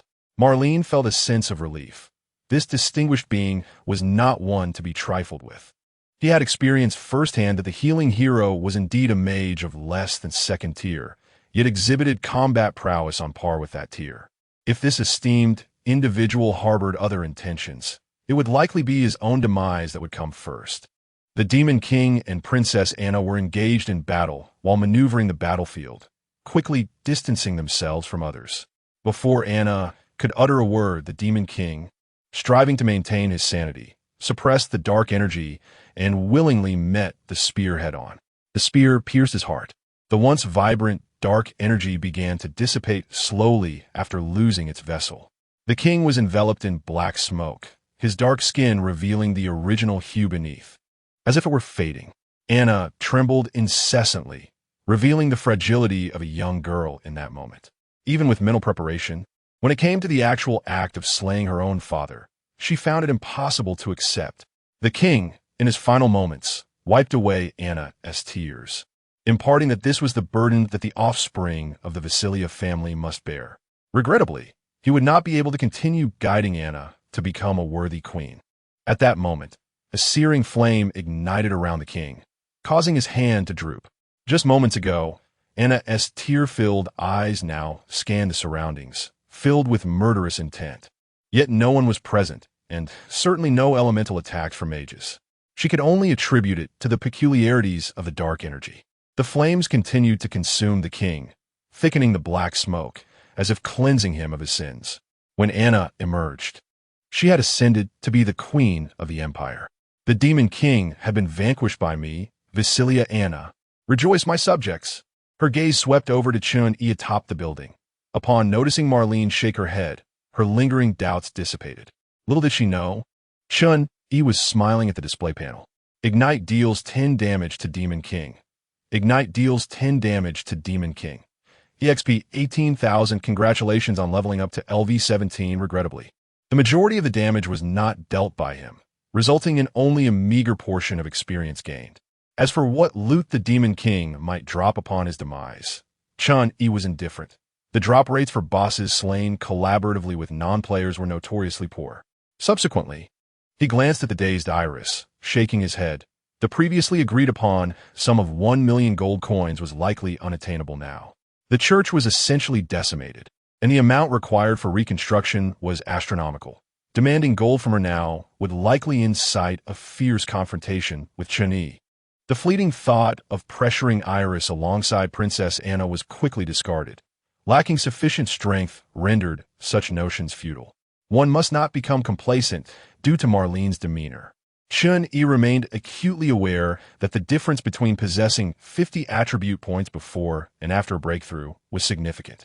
After bidding farewell to Marlene, he departed from this world under her watchful gaze.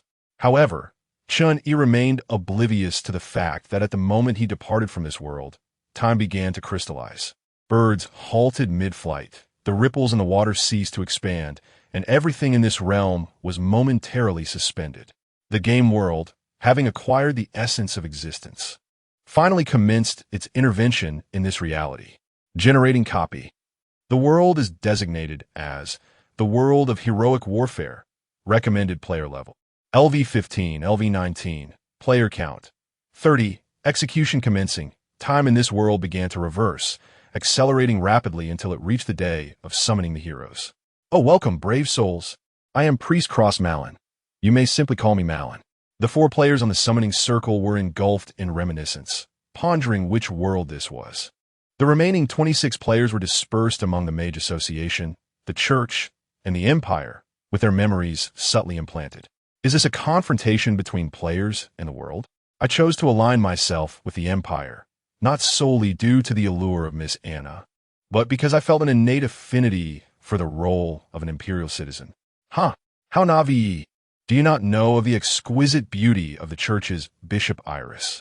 The Mage Association is hardly worth a glance. Why must I behold a purple weapon only to discover it cannot be wielded outside this realm? Chapter 36, Summary of Harvest Ding. Task Settlement. Main Quest. Obtain the Source of the World. Completed. Faction Quest. Achieve final victory for the Church. Failed. Main Quest takes precedence over Faction Quest. Exempting from penalties. Chen Yi eagerly anticipated the rewards from the game world, hoping for further enhancement. Having spent an extensive duration in this realm, he found that the highest level of monsters was merely 18, with the majority ranging between levels 9 to 14. As a level 14 player, Chen Yi was only gaining single-digit experience points from defeating numerous monsters, compounded by the shared experience with the fire-breathing dragon and the healing staff, significantly hampering his leveling progress. Fortunately, the royal family had a sufficient number of monsters, and a substantial base allowed for a commendable amount of copper coins to drop. Additionally, gold coins could be exchanged for copper. His current balance of copper coins had surged from 453 upon entering the game to an impressive 125,640. Furthermore, his inventory contained 15 pieces of green-quality equipment awaiting sale, while white-quality items had been discarded due to lack of storage. At this stage, it could be said that Chen Yi was not lacking in copper coins or equipment. Settlement completed. Player Yi's permissions elevated. Permission level LV3. Choose 4 rewards from the following 6 options. Free attribute points, 10 purple quality skill. Flame Demon Transformation, HP 700. MP 700, 1 random purple quality staff, personal guild permissions, 1 free breakthrough opportunity. Chen Yi was somewhat astonished. Such an abundance of rewards this time? Ding. Player Yi's confusion detected. Permission level confirmed. A torrent of information flooded into Chen Yi's mind, and once he untangled this information, he comprehended why the rewards were so bountiful. Entering this realm, which did not belong to the game world, was akin to pioneering uncharted territory. Although challenging, the rewards following the acquisition of the source of the world were exceptionally generous. The most substantial rewards were not merely those available for selection, but rather the permissions within the game world. Permissions represented not only the information accessible, but also the conveniences extended to players, facilitating their journey toward greater strength. Returning to the current rewards, he dismissed option. It is well known that under the constraints of the game world rules, a player's initial body has an attribute limit, with values capping at 49. To surpass 50 requires not only attribute points, but also a breakthrough in one's physical capabilities. If breakthrough seems perplexing, it can be understood as evolution or genetic optimization. A breakthrough is not solely for the increase in subsequent attribute points, but also serves to expand the primary attributes. However, the issue for Chen Yi was that he was only level 17, leaving ample room for growth. Thus, this option was bypassed. Temporary strength should not be built upon sacrificing future potential. Options which enhance fundamental capabilities, were the default choices as they represent irreplaceable foundation. In the last battle alone, had it not been for Chen Yi's significantly higher health and mana compared to the average player, he would have perished countless times during the fight. The potency of a mage undeniably relies on having sufficient mana. Therefore, the option that enhances fundamental attributes was one he could not possibly overlook. As for option 2, it piqued his interest. Chen Yi recalled that this skill had appeared during a faction quest, yet here it was again. Considering the game world's inclination towards the player, could it be that the game desires him to choose this skill? For now, he would keep it as a backup. Although option 4 was somewhat tempting, Chen Yi ultimately decided against it. At this stage, the pace of leveling up was relatively swift, resulting in a frequent change of weapons. More importantly, randomness. Chen Yi took a moment to steady his emotions. He could let randomness go to hell. The fire-breathing dragon observed Chen Yi curiously, wondering how he could oscillate between joy and anger so rapidly. He decisively selected options 1, 2, 3, and 5. 1. Free attribute points 10. 2. Purple quality skill, Inferno transformation. 3. HP 700, MP 700. 5. Personal guild privileges, rewards being distributed. Without hesitation, Chen Yi allocated all 10 free attribute points to his constitution. With the free attribute points gained from leveling up and the training from Luowen meditation, his constitution attribute soared to 40. Subsequently, a beam of light enveloped Chen Yi, and that warm sensation returned, as if his cells were absorbing some energy, making them stronger. His mana surged within him, and every time it coursed through his body, his mana pool increased. With his constitution and spirit sufficiently robust, there was no longer a need to rely on sleep for growth. After rewarding him with mana and health, the beam of light did not dissipate, but grew somewhat feverish. The searing energy entered his body and spread throughout, akin to boiling water coursing through his veins. Destructive yet restorative. If one were to open the panel, they would find that his fire element resistance was rapidly increasing. This transformation was designed to enable Chen Yi to meet the conditions for mastering the skill Inferno transformation. It also represented the game world support for seed players. The Inferno demon is a peculiar creature that dwells within magma, typically standing over 3 meters tall and possessing a high resistance to fire elements. Using the skill does not require direct confrontation with the Inferno demon, but how could a fire mage possibly lack resistance to flames? This agony exceeded the exhaustion of mana. Chen Yi collapsed to the ground, convulsing uncontrollably. The fire-breathing dragon anxiously circled, attempting to pull Chen Yi out of the light beam, but was halted by Chen Yi's gaze. The path to strength is often accompanied by pain, such as the norm. The power gained cheaply often comes with a price, and Chen Yi had already made his resolve. It took a full 10 minutes for his body to adapt. Chen Yi level, LV17 EXP 50, 250,000 profession, Mage health, 1500 mana, 1590 armor, 24, base armor 20.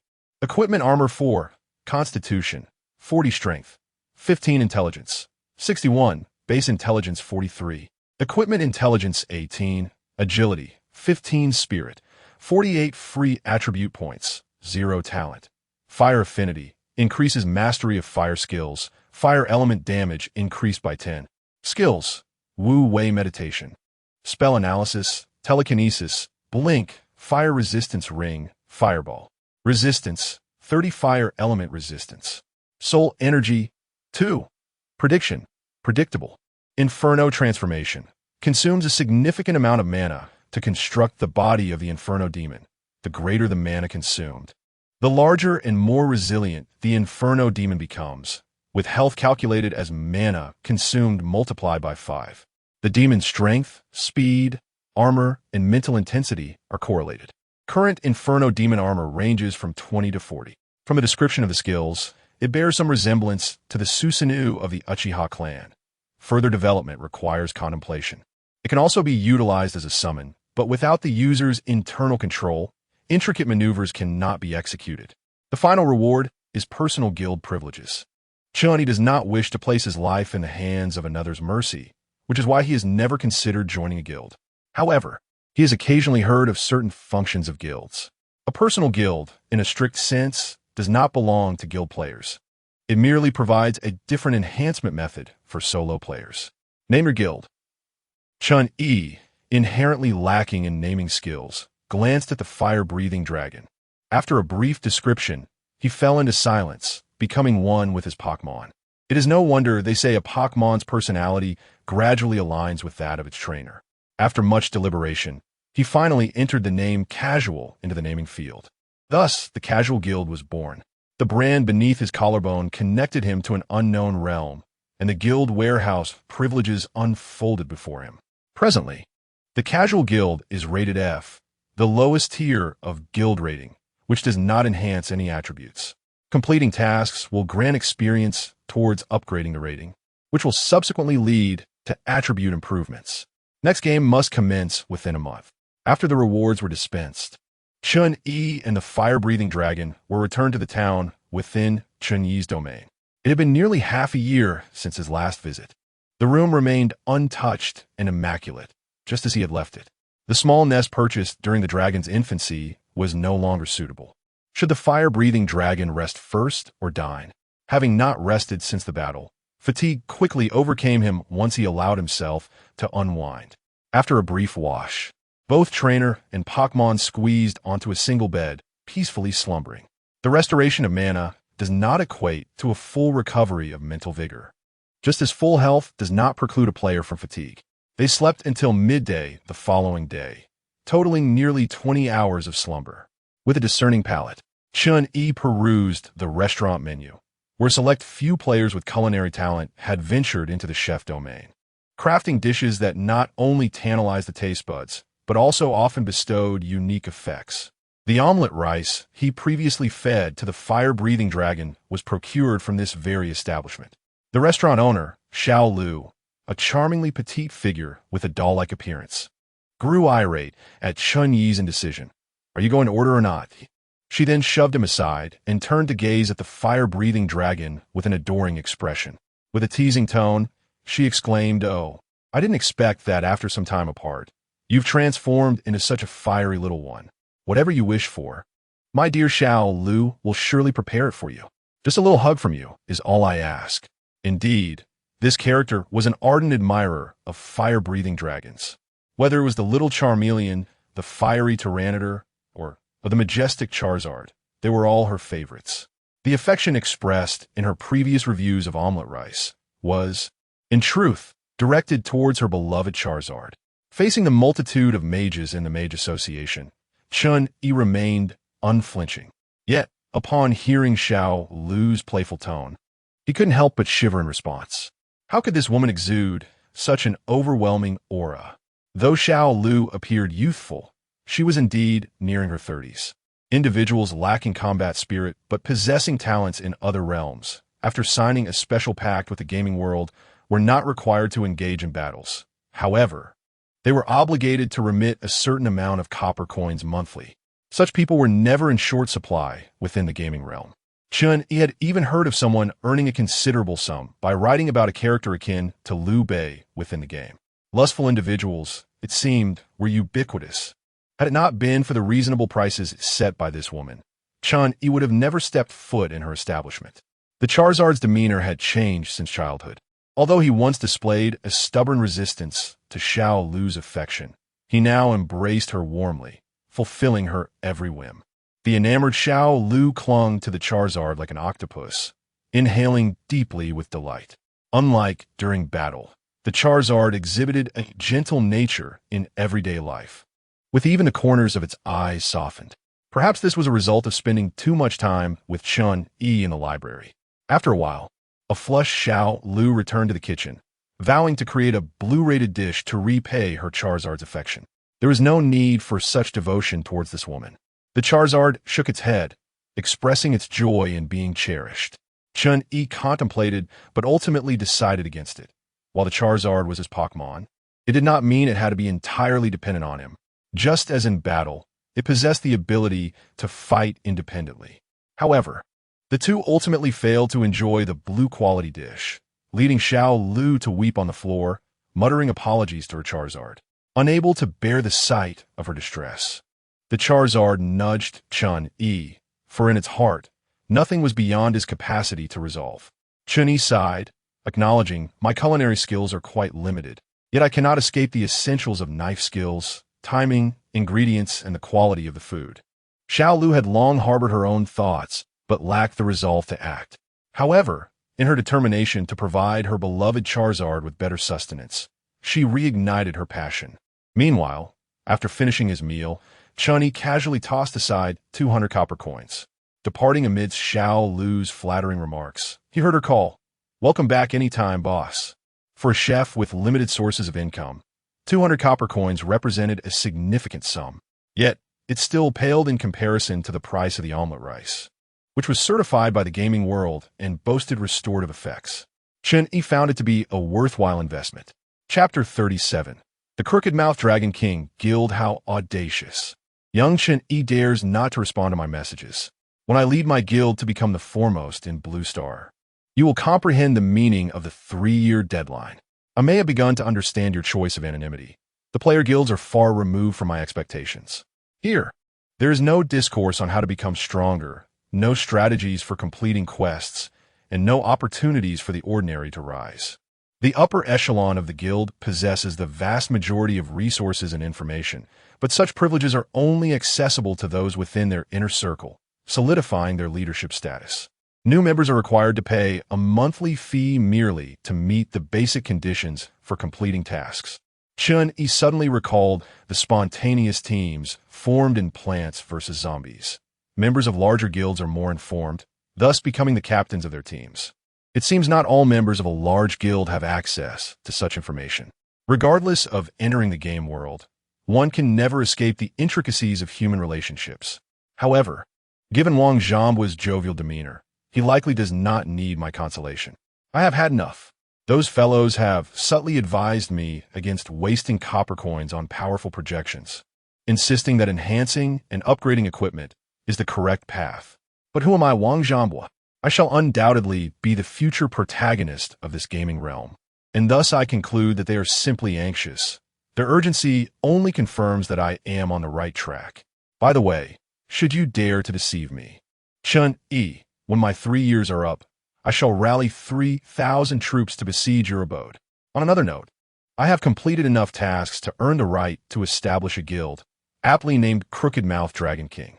If you find yourself unable to continue alone, I, Wang Ritian Zhangbua, would not be averse to offering you refuge. In the SAO world, Wang Zhangbua deftly maneuvered through the roots of the trees, using them to propel himself, transforming into a fleeting shadow. In the next instant, he appeared behind the treant. His sword struck the treant, leaving a wound that shimmered with data. He adjusted his stance, the blade's light slicing through the air as the protruding roots of the ground snapped under his assault. The boss of the poisonous thicket appeared clumsy before him. After drawing its ire, the marksmen and archers behind him unleashed a barrage of fire, while the female fighter Aylin delivered powerful blows to the treant, each punch resonating loudly. The towering treant, several meters high, showed signs of lifting off the ground. Soon enough, the treant succumbed, collapsing to the ground and dissipating into data. Wang Zhangbua excitedly glanced at the blue-quality equipment that had dropped, collecting it and placing it into the guild's warehouse, enhancing the guild's foundation by 1. Yet, he felt that this battle lacked something. What could it be? Wang Zhangbua stood frozen in thought.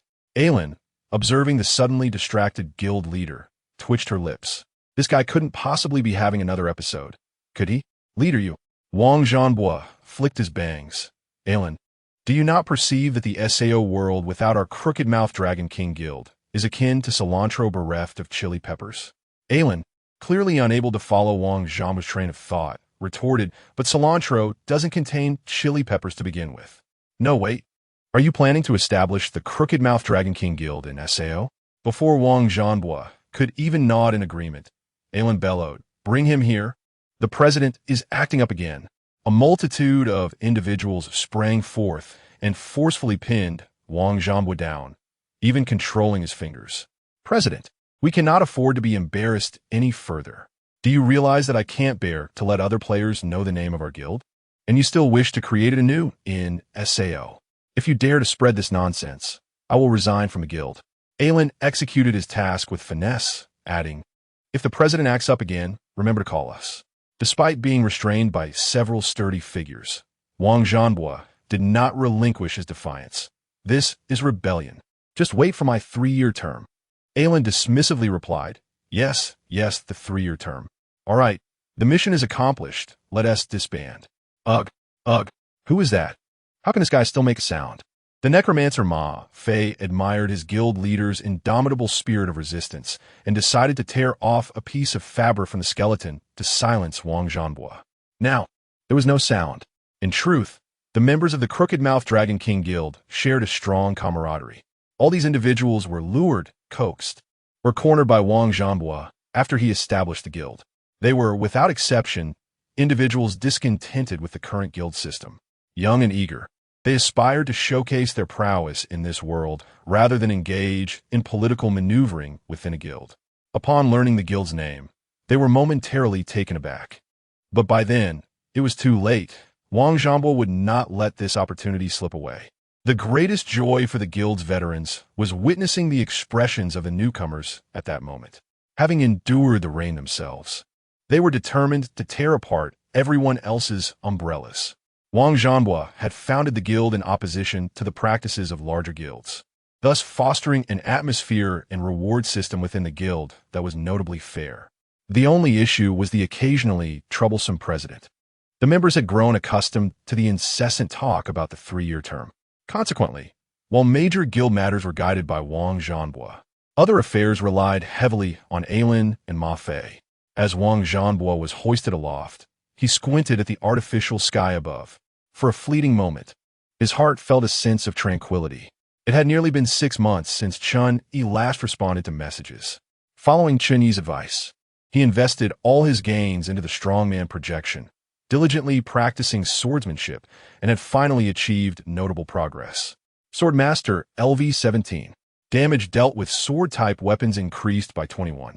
This does not reflect Wang Zhanbo's level, but rather the level of his passive skill, signifying his proficiency in swordsmanship. Today, the game world has informed me that I have reached the foundation level of swordsmanship, granting me new privileges along with an additional passive skill, Swordmaster LV-1, which increases damage dealt with sword-type weapons by 5. This is merely level 1. If I elevate it to level 100, I would soar to new heights. Chen Yi pondered deeply. Indeed, his earlier conjecture proved correct. The sword techniques of a swordmaster and those of a novice apprentice may be the same, yet their levels of mastery could not possibly be equivalent. How does the mage unlock this privilege? Is it reliant on the fireball spell? The issue lies in the fact that Chen Yi wagers on the fireball spell, and there are scarcely any who have invested more effort into it than he has throughout the entire gaming realm. Nonetheless, his fireball spell still does not display a level. Could it be that he is pursuing the wrong path? In this virtual world, is my privilege level insufficient to comprehend this information? Ding. Player ES privilege assessment in progress. Assessment successful. The advantages brought about by the elevation of privilege level begin to manifest. Chapter 38. Law and Art. After absorbing a wealth of information, Chen Yi experienced a moment of enlightenment. This elucidated the distinction between technique and principle. The fireball technique epitomizes a method of application. Even within forced categorization, it can only be classified as novice, advanced, perfected, or transcendent. Take Chen Yi, for instance. His comprehension of the fireball technique has surpassed that of the original sorcerer who conceived it, barely qualifying him for the title of transcendent. Yet he has reached a plateau with no further room for enhancement. Any additional elements incorporated would transform it into a different spell altogether. Principle signifies a deeper understanding. Wang Zhanbo's passive skill, swordsman, encapsulates not merely an augmentation of a specific skill, but rather an enhancement of overall prowess. Swordsmanship, agility, combat experience, all fall within the purview of this skill. The increase in damage represents merely the most fundamental capability in combat, provided that numerical superiority is not overwhelmingly in one's favor. The strength of swordsmanship may very well determine the outcome of a battle. How might I cultivate this aspect of my abilities? The principle is far more intricate than the fireball technique. The first notion that came to Chen Yi's mind was the projection of strong warriors, although not every formidable figure would be suitable for him. As he pondered, he once again ventured into the arena accompanied by his Charizard, opting for the training mode. In the training arena, Chen Yi and Charizard deliberated on the newfound insights. We possess an innate affinity for fire, so we shall invest our efforts therein. However, Charizard shook its head, letting out a roar. It recognized that Chen Yi's deficiencies in battle lay not in firepower, but in frontline engagement, thus preparing to hone close combat skills. This distinction highlights the greatest divergence between Pokémon and players. Players must begin determining their developmental trajectory by level 10, whereas Charizard has the luxury of making such decisions before reaching level 20. Charizard quality, light gold level, 17 EXP, 4650 35,000 health, 2795 mana, 1290 armor, 47 constitution, 43 strength, 39 intelligence, 46 agility, 42 spirit, 38 flame burst, a wide area flame attack directed forward, inflicting damage equivalent to intelligence x1. 2. Energy reflux, mana, stamina, and health coalesce to mitigate damage taken by 15. Every evolution of the Charmander brings with it a slight enhancement in attributes, with a focus on all-around capabilities. This is the early advantage of Pokémon.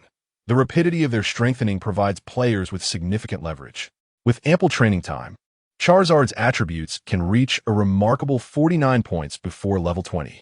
Beyond that threshold, a pivotal decision regarding its developmental path must be made, as simultaneous growth across all attributes would severely impede the speed of advancement.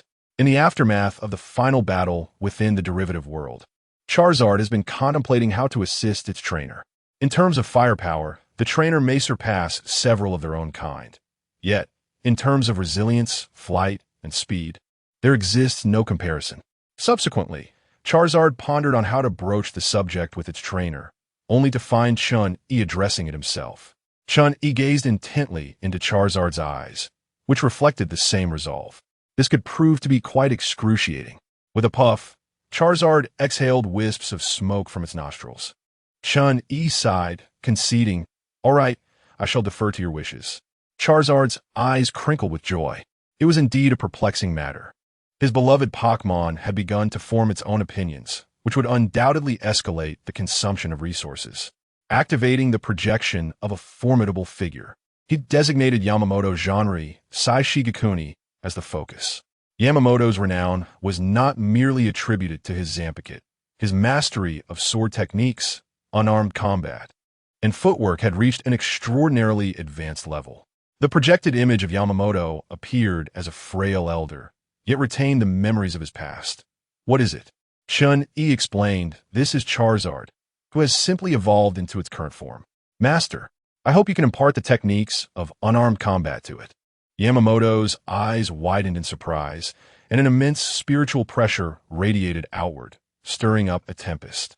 Charizard stepped forward, positioning itself protectively in front of Chen Yi, ready to demonstrate its resolve to the master. The spiritual pressure intensified, making even breathing laborious, and Charizard's claws dug into the ground as it struggled to maintain its stance. Yamamoto's voice remained calm and unhurried. "If you withdraw now, I might pretend I haven't heard you." The only response was Charizard's unwavering roar. In truth, this reflected a small, personal desire of Yamamoto's. Upon first encountering Charizard, he had inexplicably felt a surge of delight, as if beholding a spirit amidst the flames. His training standards for Chen Yi were typically more stringent than those for Charizard, with the hope that Chen Yi could better safeguard this little creature. Yet now, this little one was poised to venture into the blood-soaked arena. Did that rascal Chen Yi say something? Chen Yi wore an innocent expression, thinking, "Your favoritism is rather blatant." Charizard shook its head and unleashed a torrent of flames towards the sky. Oh, a roar. The flames soared far into the heavens, symbolizing Charizard's indomitable will. From within the blaze, Yamamoto sensed Charizard's determination. An impressive display of fire. Very well. As the spiritual pressure retracted, he resumed his frail appearance. With his cane lightly tapping the ground, he remarked, "Chen Yi, prepare those items. The medicinal herbs, perhaps. Yamamoto's voice faltered, as he suddenly recalled a fragment of memory. Originally, items meant solely for the Soul Reapers have been transformed into those suitable for corporeal beings. Yet throughout this entire process, he felt no sense of dissonance. Close combat typically commences with enduring blows, honing the body through relentless trials, allowing resilience to grow amidst the cycles of tearing and healing. Ordinarily, the time invested in physical conditioning spans years, owing to the limitations of human recovery, which holds true for Pokemon as well. However, this was a gaming realm where restorative potions were abundant and varied. If one vial of blood cannot suffice, then let us procure two. The only thing capable of halting the advance of the fire dragon is Chen Yi's wallet. The summons from Yamamoto Genre, Sai, Shigekuni requires copper coins. The herbs for physical enhancement demand copper coins. The healing potions also necessitate copper coins, and even the certification for the healing staff calls for copper coins. Initially, Chen Yi felt content with the over 120,000 copper coins in his backpack, yet now he perceives them as easily expendable. Yamamoto Genre, Sai Shigekuni informed Chen Yi that these herbs are available for purchase in the system shop of the game world, albeit in various versions. There are those composed of spiritual particles specifically tailored for the Shinigami, standard herbs for living beings, and energy-infused variants designed for Pokemon. Spending 10,000 copper coins, he acquired 5 portions, which should suffice for the Fire Dragon's temporary usage. Yamamoto Genre, Sai, Shigekuni took the herbs and addressed Chen. What do you plan to learn? Young lad? Chen Yi, bowing respectfully, replied, Flame. In that moment, it felt as though he had returned to the first time he summoned Yamamoto Genre, Sai Shigekuni. However, he was now far more powerful, embarking on a quest to discover his true path. The fire within Chen Yi was not merely explosive.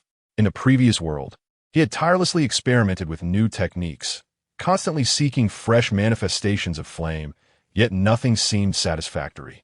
He yearned for broader insights and accumulated knowledge. Yamamoto Genre, Sai, Shigekuni nodded in understanding.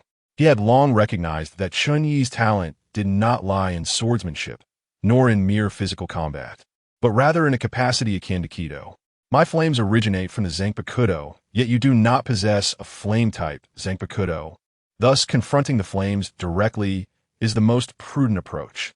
Chen Yi nodded in agreement, recalling that when he first learned to ignite flames, he had already been mentally prepared for this. Chapter 39. How to help mages comprehend the essence of fire within the flames. Chen Yi sat unclothed, immersed in the inferno. Heaven knows why the flames of Yamamoto Jinryu Sai Shigekuni could reduce the durability of his equipment to naught, leaving him with no means for repair.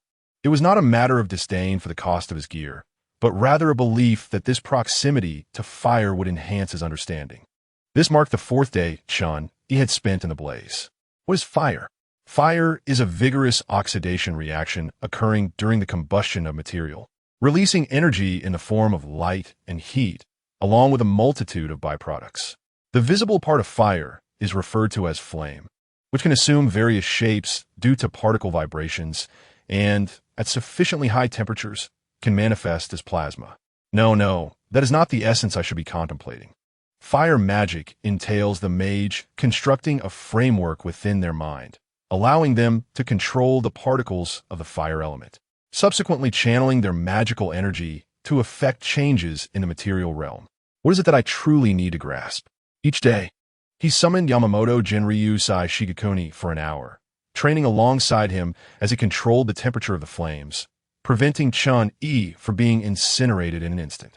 Yet, even amidst the flames, Chen Yi felt adrift, uncertain of what insight to pursue, whether through scientific descriptions of the flames or the mage's perspective on understanding fire. He found himself making no progress whatsoever. Chen Yi's aim was to comprehend the essence often overlooked by mages. Through the self-proclaimed traveler, he learned that even at such formidable strength, the damage inflicted by fire mages remained intricately linked to explosions. If that were the case, why not delve into the warrior's essence instead? Enough, young man. Continuing in this manner yields no benefit. Yamamoto Jinryu Sai Shigekuni retracted his blade. and the flames surrounding Chen Yi dissipated. He quickly donned his equipment, instinctively consuming a healing potion. Yamamoto Jinryusai Shigekuni stroked his long beard. Perhaps my methods are not suited for you. Were you a Shinigami, I might have other approaches for you to explore. But you are not. You should reflect on this carefully. With that, he turned his attention back to training the fire dragon, disregarding Chen Yi. Chen Yi recognized the truth in Yamamoto Jinryusai Shigekuni's words. Persisting in this manner was merely a waste of resources. Suddenly, he understood why the mage biographies he had encountered contained no mention of the essence. To a mage, everything operates according to discernible laws. What may seem unscientific in various spells nonetheless adheres to its own principles. Thus a question arose. What merit does a randomly ignited flame possess in embodying an essence that even the mage does not comprehend? This mage was acutely aware of why this flame existed, how it was constituted, and how long it could burn. Shouldn't elevating the temperature of the flame involve augmenting one's intelligence to enhance control over the fire element particles? Or restructuring to amplify magical output? Or perhaps inciting a larger explosion? Is it the overthinking that obstructs the experience of the essence? Chen Yi's thoughts stirred, prompting him to summon the initial interface of the training mode. Input keywords: Mage, Fire Realm, Teaching. However, the game world reveals no such projection of a powerful being. A mage willing to comprehend the realm is truly a rarity among rarities. Calm down. Consider if there are other methods. Chen Yi began to meditate, clearing his mind. Half an hour later, Yamamoto Jinryusai Shigekuni had vanished from the fabric of space, while the fire dragon persisted in its training. Chen Yi slowly opened his eyes, suddenly recalling an individual. A person whose thought process leaned towards that of a mage, whose energy system closely resembled that of a mage, possessing skills akin to the realm. The emphasis lies not in finding someone proficient in the realm to teach Chen Yi how to perceive it, but rather in seeking an individual capable of facilitating a shift in Chen Yi's thought process. The crux is how to think. Input keywords: Ninja, Orochimaru. Indeed, Chen Yi named him directly. 1,500 copper coins per hour. The projections soon began, with hair cascading without the insignia of a ninja village. His elongated eyes, paired with vertical pupils, gave the impression that he was not a man, but a serpent, damp, chilly, ready to strike with lethal precision at any moment. Judging by his age, it must be from a timeline post his escape from Konoha. Upon opening his eyes, Orochimaru's initial focus was not on who Chen Yi was, but rather on the curious entity that had summoned him, astonished that such a being truly existed, pondering the strength comparison between himself and the Sage of Six Paths. His serpentine tongue flicked across his lips. Speak. What is it you desire from me? Chen Yi succinctly described the predicament he faced. Orochimaru's interest deepened. It appeared that apart from chakra and natural energy, there existed other methods of cultivation in the world. He was eager to explore the differences. Chen Yi was not unfamiliar with that gaze, having experienced something similar while researching spells. Orochimaru, your time is limited. I cannot afford to give you time to understand mages, nor can you bring any memories back to your true self. However, I can assure you that if I have the opportunity to visit your world, I will provide you with certain assistance. In an instant, Orochimaru contemplated many matters: the notion of your world, the reason memories could not be returned, and the implication that this individual seemed to know him. Despite his mind racing, Orochimaru's demeanor remained unchanged. I accept your terms. Clearly, you need not do this, yet I must assist you. Chen Yi's expression remained stoic. Genuine assistance and perfunctory gestures are two distinct matters. I am aware of your desire to research magical energy. It appears to be a common trait among mages and certain individuals, the urge to experiment upon encountering the unknown. Coincidentally, I am a mage. Orochimaru's interest intensified. He sensed a profound affinity between them. His tongue instinctively flicked out, as if to taste the air like a serpent. After a moment of contemplation, Orochimaru remarked, "The issue you present bears resemblance to the nature transformation of chakra. Since you are familiar with chakra, I shall refrain from excessive explanation. Each ninja possesses distinct types of chakra, categorized into water, fire, earth, lightning, and wind. The transformation of chakra's nature essentially involves attributing characteristics to it. In this regard, I must admit my own limitations. Rather ironically, it is that fool who excels in this domain. Chen Yi was not surprised by this, akin to a mage. Overthinking often hinders one's mastery of the essence. Noticing that Chen Yi comprehended his meaning, Orochimaru felt a surge of delight, for he preferred not to engage in conversation with the foolish. Each individual possesses a unique interpretation of attributes. For instance, when contemplating water, the second Hokage perceives it as sharpness, while some ninjas view it as the force of crashing waves. Transforming one's understanding of water into chakra enables the release of ninjutsu. This metamorphosis of chakra is what constitutes the change in its nature. Upon hearing this, Chen Yi seemed to grasp the concept. It is not about altering one's perception of flames, but rather integrating the understanding of one's magical power with that of fire. After Orochimaru articulated his thoughts, he commenced an experiment. With a flourish of his staff, Chen Yi summoned 2 small mounds of earth. Fire release. Great fireball technique. The first fireball left a small crater atop the mound, from which wisps of white smoke gently emanated. The second fireball, enhanced by the change in nature, burrowed directly into the mound, creating a pit that was both deeper and larger. This exemplifies the impact of nature transformation. The alteration of chakra's properties can significantly elevate a ninja's prowess, yet mastering it poses considerable challenges, typically pursued only by high-ranking ninjas. Well, I hope my insights prove beneficial to you. Chapter 40. Chen Yi's current strength under the tutelage of Orochimaru. Chen Yi's grasp of the properties of fire has been anything but smooth. Numerous challenges have arisen, the most significant being how to transform his understanding of flames into magical energy. Fortunately, Orochimaru had encountered similar obstacles in the past. After sharing his insights, Chen Yi dedicated a full half-month to successfully entering the initial stage. Fire Realm LV1. Fire attribute attack damage increased by 61. He has directly bypassed the phase typical of swordsmen. The threshold for elemental realms is exceedingly high. Once understood, it is clear, yet incomprehensible to those who do not grasp it. Weapons users possess their own realms, but comprehending these from scratch is an arduous journey. However, their predecessors have paved a path forward. This path is the various martial arts.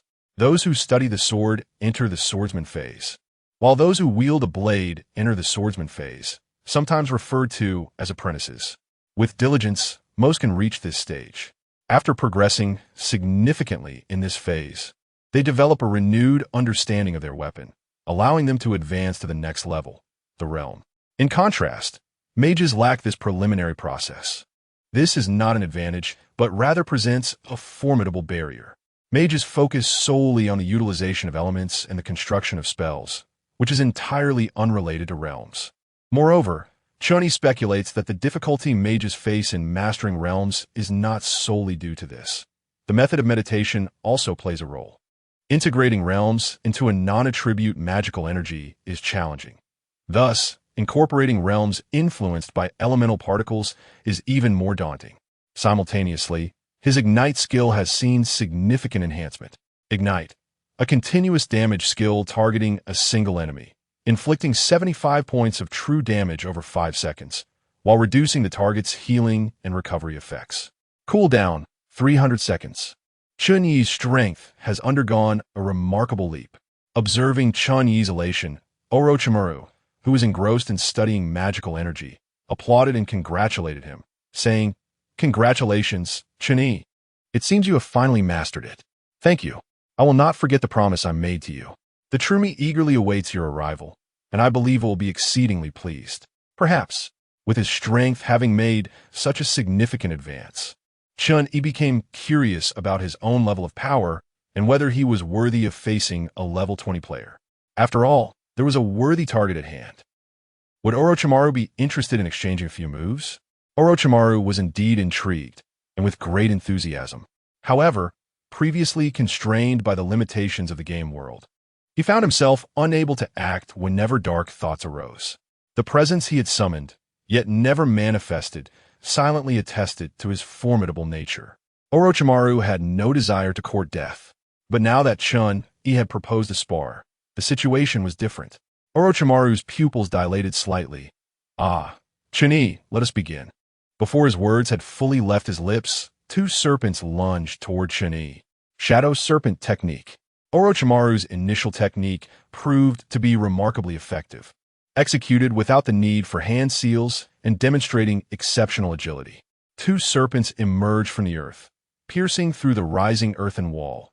Yet Chen Yi had already distanced himself. As he retreated, particles of fire elemental energy rapidly coalesced beneath his staff, forming erratic trajectories of flame birds that surged towards Orochimaru, their blazing tails flickering like stars in the night sky. Orochimaru retracted his hand, transformed into a serpent, but before he could form seals, the flame birds had already arrived.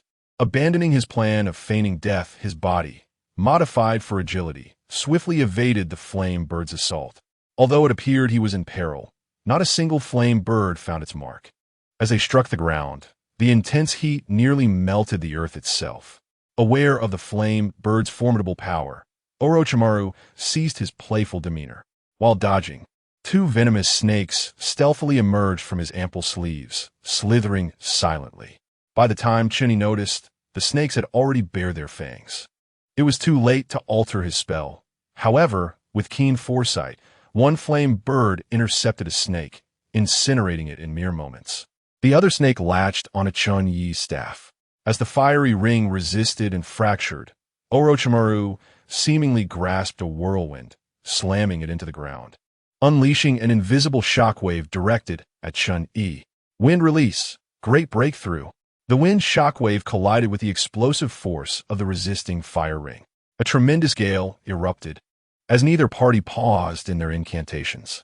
A flaming sword materialized above Orochimaru, yet he continued to weave his seals as if oblivious to it. Chen Yi sensed an impending threat and decisively summoned a second flaming sword behind him. At that moment, the previously flat ground erupted with a serpent, not as the primary attack, but as a diversion. The true threat lay in the razor-sharp fangs. The clash of the Kusanagi sword and the flaming sword resonated with a sharp sound. Failing to land a blow, the serpent retreated into the earth. Orochimaru, momentarily divided by the flaming sword, convulsed as his form transformed into soil. Earth release, earth clone. Chen Yi was oblivious to when the seals were formed or Orochimaru's current position. Nevertheless, it mattered not, for the third flaming sword had already descended. Resonance commenced. With a 30 resistance to fire elements, Chen Yi believed he would not suffer significant harm. The fiery ring expanded from the center of the flaming sword, radiating an intense heat. Anticipating injury, Chen Yi was momentarily taken aback. Could this also be a benefit of the realm of fire? He realized he still maintained control over the fiery ring. As the rings converged, the ground melted into magma, save for the patch beneath Chen Yi's feet, which remained intact. Sensing the rising temperature, Orochimaru could no longer remain and swiftly burrowed underground, re-emerging from another location. The once desolate battlefield now bore a stark contrast, one side ablaze with flames, the other coiled with serpents. Orochimaru emerged from within a massive serpent, his body slick with viscous liquid, biting his thumb with one hand while rapidly forming seals with both hands before forcefully striking the ground. Summoning technique. The ground beneath Orochimaru's thumb rapidly morphed into a summoning array, from which a towering plume of white mist erupted. As the mist dissipated, a colossal python, measuring several dozen meters in length, materialized, with Orochimaru perched atop its head. The tail of the serpent, known as Manda, struck the ground with great force. Orochimaru, it's you again. This time, I demand 100 sacrifices. Orochimaru remained unfazed, as long as Manda retained the memory of this encounter. The spell flame, fireball explosion.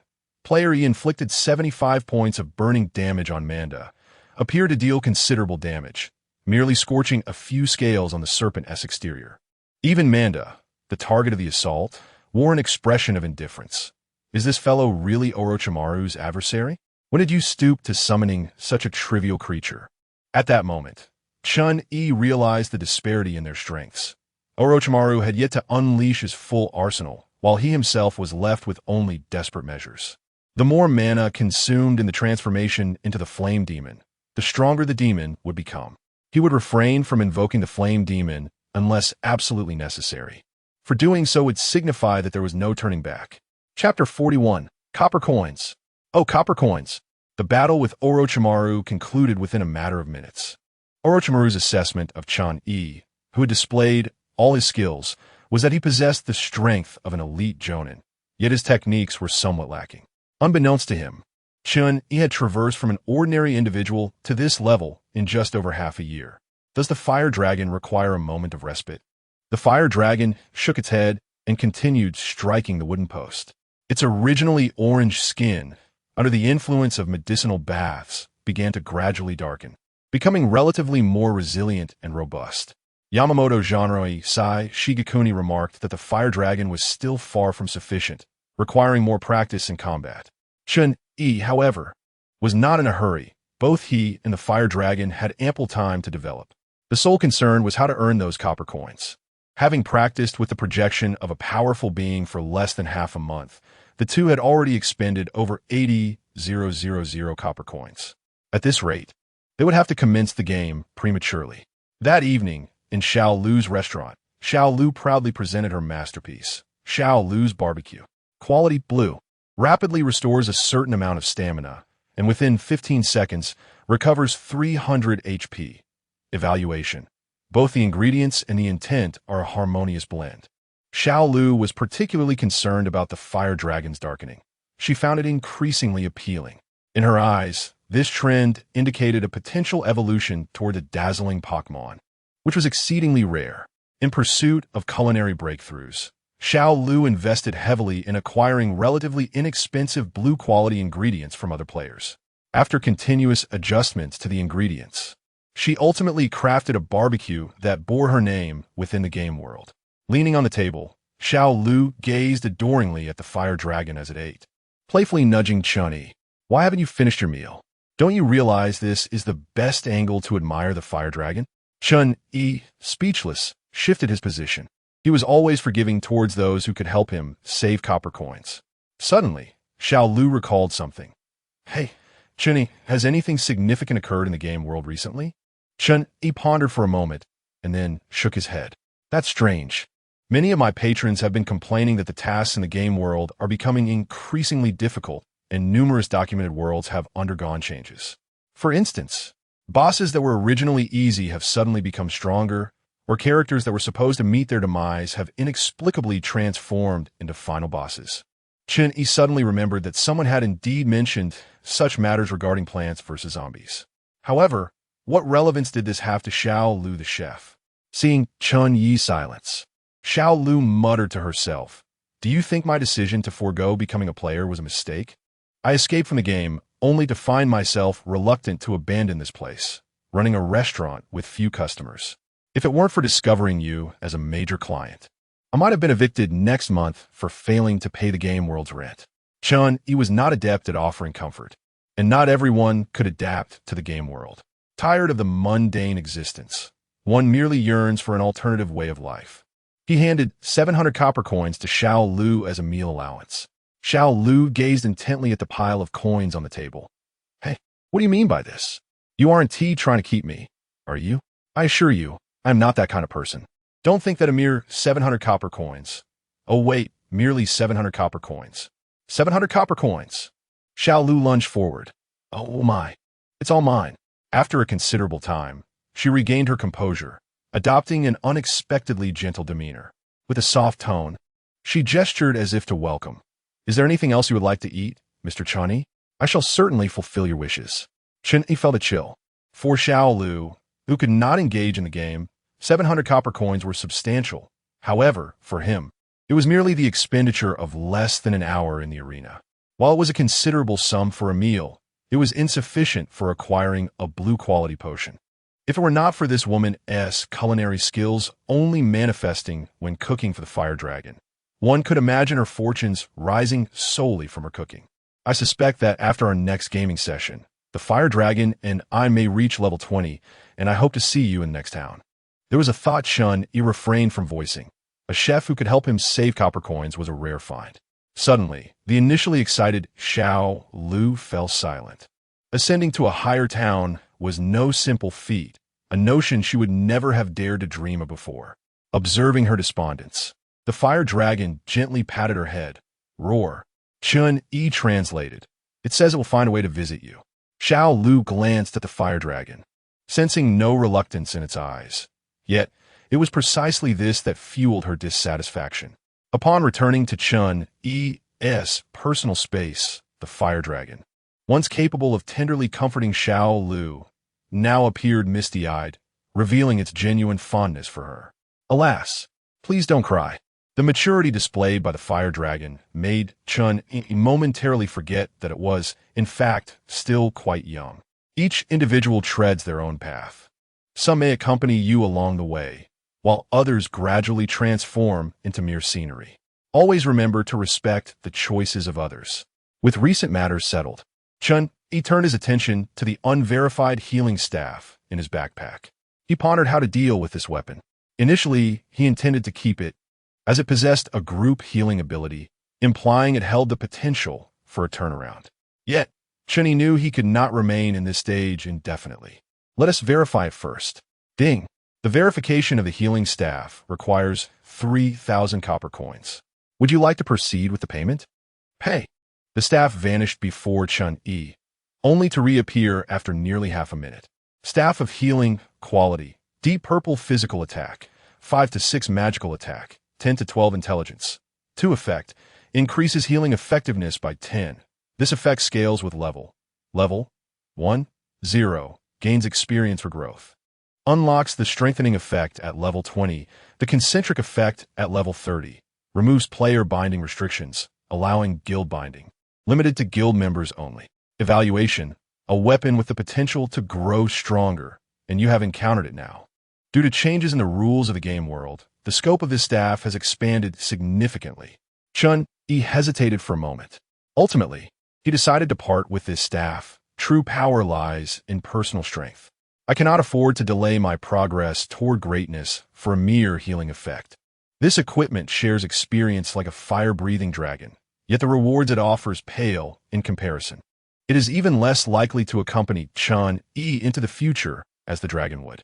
It would be wiser to convert it into benefits and enhance my current self. Chapter 42.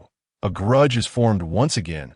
I found myself on the street where players set up their stalls, though I knew that after this world, I would soon depart from this town.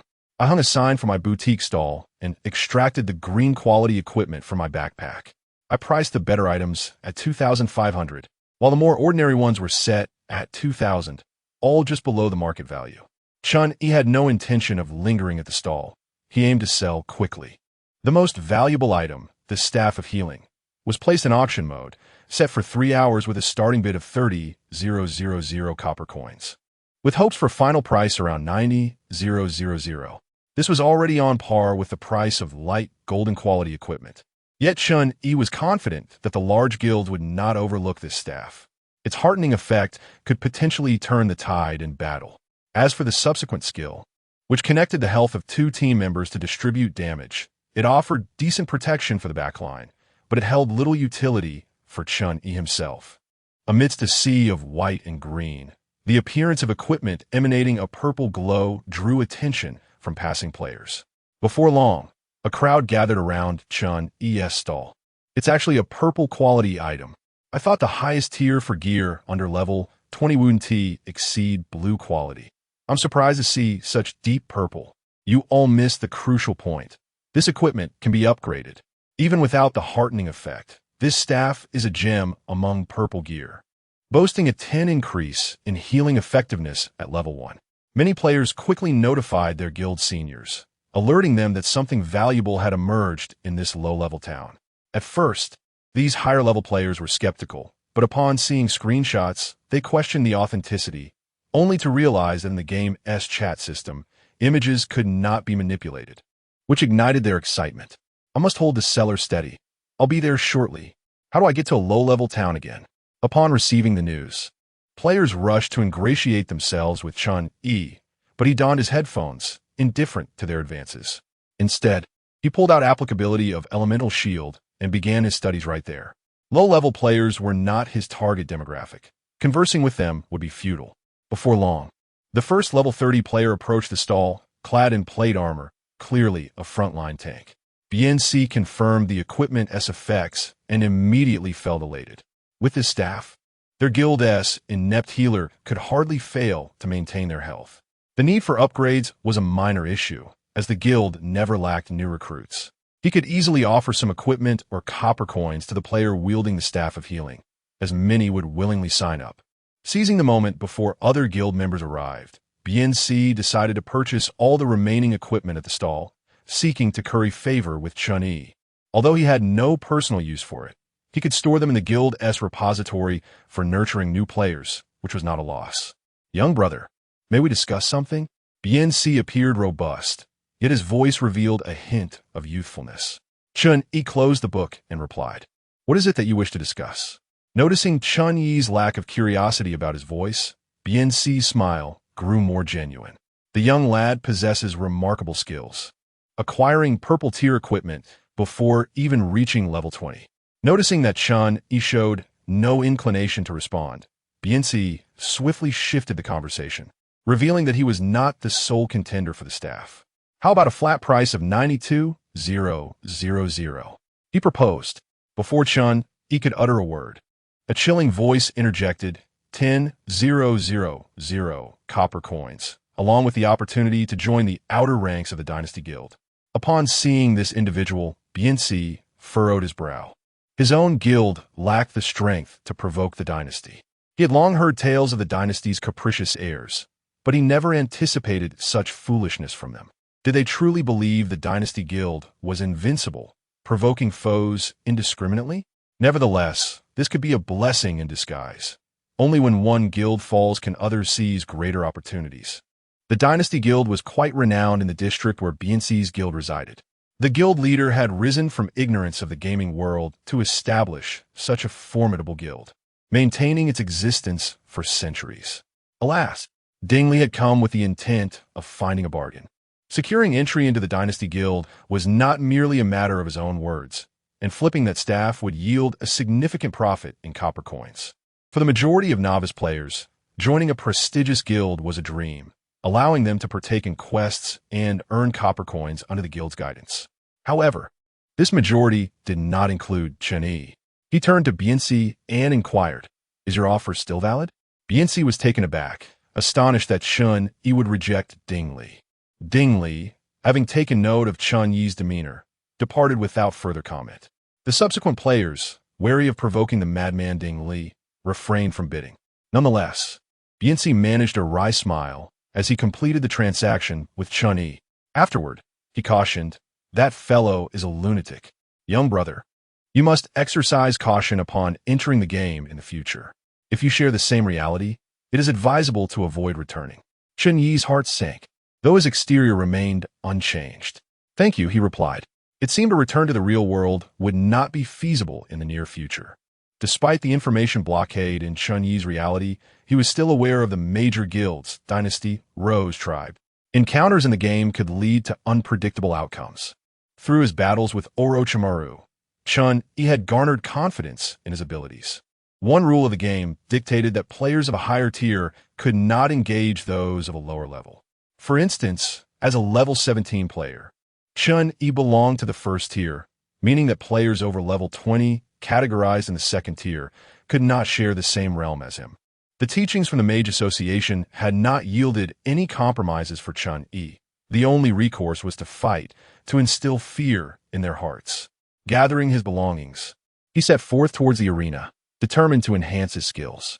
He would surprise Ding Li when the time came. "Ding, select the battlefield for simulation. Simulate the environment in which I learned the ignition skill." This was a sudden whim from Chen Yi, who mused that there were no regulations in the gaming world preventing alterations to the environment. Request for judgment in progress. Permission granted. Simulated environment charge, 3,000 copper coins per hour. Chen Yi felt quite satisfied with the enhancement of his privileges. It must be said that having such authority afforded him greater latitude within the game world, although the built-in cheat of his traversal could be simulated. Chen Yi halted his attempts upon realizing that his current soul energy fell short of his requirements. To elevate himself further, he understood that continued accumulation was essential. Regaining his focus, Chen Yi began to observe the flames surrounding him. With the increase in his fire element resistance and the previously awarded affinity for fire elements, he found himself more attuned to the flames this time. They were searing, tumultuous, yet seemed to harbor a glimmer of hope. As he absorbed this sensation, he contemplated ways to replicate it within his own flames. Time gradually slipped away as he and his Pokemon labored diligently. After another week, this training was regrettably forced to cease, as his copper coins were insufficient to continue. Chen Yi expended the remaining coins entirely on potions and Little Six roasted meat. The most expensive item was undoubtedly Remy's aid, which set him back a full 8,000 copper coins, enough to purchase a piece of subpar blue quality equipment. Remy's aid quality. Blue upon consumption, it instantly restores 30 of one's health and mana, with the second use within 24 hours rendered ineffective. Evaluation. A peculiar supply item from the dungeon world. Trust in Remy for eternal life. If it weren't for the lengthy cooldown period, this item would certainly be of higher quality than blue. Chapter 43. The Ruins of the Runes. As the game commenced, Chen Yi felt an overwhelming darkness envelop him, followed by an unprecedented and vigorous jolt, akin to being hurled into a washing machine powered by hundreds of horsepower. The duration of this disorienting experience was indeterminate. Ugh! Just as Chen Yi attempted to utter a word, a wave of nausea surged within him, forcing him to hastily cover his mouth. Ding! Choose the faction you wish to join. Freljord Demacia, Noxus Piltover, and Zon Mount Targan Shrima, Ionia Bilgewater Chun. He endeavored to maintain his composure. Yet the queasiness brought on by his body was not easily quelled. With great caution, he selected option Noxus. One could not help but acknowledge the macabre humor of the game world, as it was rather ironic that, despite being a mage, Noxus was situated so close to Demacia. Demacia originated during the Rune Wars, a time when the Valoran continent was engulfed in chaos. A group of refugees, relentlessly pursued by dark sorcerers, stumbled upon a magical stone capable of nullifying magic. They utilized this stone to turn the tide against their pursuers and subsequently forged a city-state, which would later be known as Demacia. From its inception, it was evident that the fear of magic was deeply ingrained in the blood of the Demacians, rendering magic forbidden within their borders. Upon completing his selection, a fresh wave of spinning engulfed him once more. Not again. In the Noxian barracks, Chen Yi was teleported to a new location, where a quartermaster skillfully retrieved a roster. Name, occupation, and guild affiliation were meticulously noted. The quartermaster was unperturbed by the arrival of a new recruit, as such occurrences transpired daily. The illustrious leader of Noxus, Swain, had secured the consent of 2 other members of the Triferix Council and entered into a contract with an enigmatic, formidable entity. Since that moment, individuals were routinely transported to the ruins of the runes. These newcomers were not ordinary people. They would go to great lengths to fulfill the tasks assigned by their superiors. Among them were those powerful enough to rival the heroes of Noxus, while others would necessitate rigorous training before being relegated to the role of cannon fodder. However, it mattered not, for this was Noxus. Noxus welcomed the participation of all. Chen Yi had no time to respond to the quartermaster, as he was preoccupied with calming his rebellious stomach. The quartermaster, receiving no reply, maliciously crushed his pen, a sinister grin spreading across his face. Having found the absence of challengers rather dull, he brandished the axe at his side, a palpable aura of menace permeating the tent. Boom! What appeared to be a stable and harmonious Noxian barracks suddenly erupted in an explosion. Following this, a figure darted out of the tent at breakneck speed, ultimately crashing into a storage shed filled with dry hay. What in the world? It had been explicitly stated that fighting was prohibited within the barracks. Who was the imbecile that could not restrain themselves? Perhaps someone had been bullying a new recruit instead of visiting Draven's arena for a bit of sport. Noxians paid little heed to the recent explosion. Only the strong earned respect in Noxus. As players passed by, their intentions were far from benign as they paused to observe. Emerging from the tent was a mage, his shield, resembling molten lava, gradually dissipating to reveal the youthful visage of Chen Yi. "Do you seek to slay me?" A fiery sword manifested above the warehouse, breaking through the roof and plummeting downwards. The quartermaster, wielding an axe with both hands, caught the descending greatsword. Nearby, withered grass and the tattered remnants of clothing began to ignite under the oppressive heat. As the second fiery sword descended, the quartermaster found himself half kneeling, sweat beading on his brow, uncertain whether it was due to the heat or the pressure. The third fiery sword fell amidst the quartermaster's despairing gaze. Suddenly, the centurion, who had been watching the spectacle for some time, sprang into action. His morning star struck the airborne fiery sword, altering its trajectory. The third fiery sword landed not far from the quartermaster. Just as he believed he had narrowly escaped, the resonance began, wherever the fire ring passed. Even weapons were scorched red-hot. The quartermaster felt as though he were submerged in magma. No, he truly was within it. "Centurion, save me." The mage from the rookie camp hastily cast a spell to lower the temperature. But in this realm, where fire element particles were highly active, other elemental forces faced significant suppression.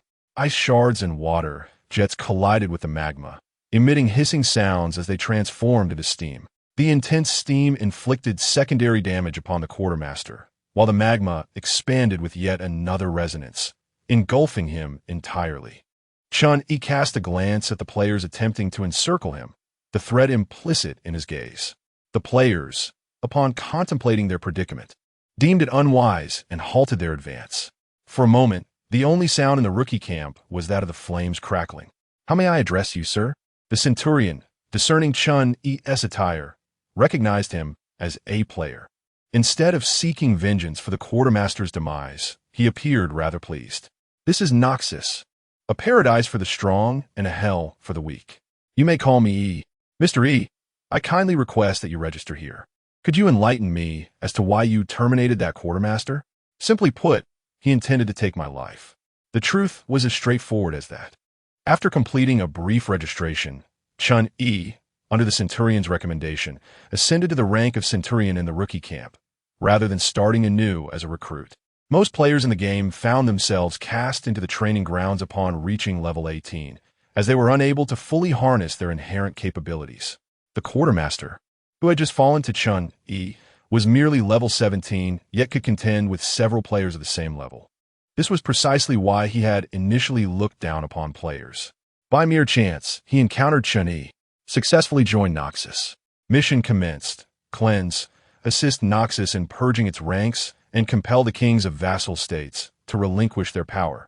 Rewards accumulate. Recommended level LV18-. In the realm of runes, there exist not just a handful of renowned nations, but a myriad of smaller states nestled between these great powers. The nobility of these nations incessantly proclaims to their subjects that their greatness stems from their noble lineage. However, Noxus stands apart, for it champions the principle that merit prevails. Thus, when confronted with Noxus, many smaller nations may even readily open their gates, their citizens exulting in the arrival of Noxus. Noxus does not engage in feudal slaughter.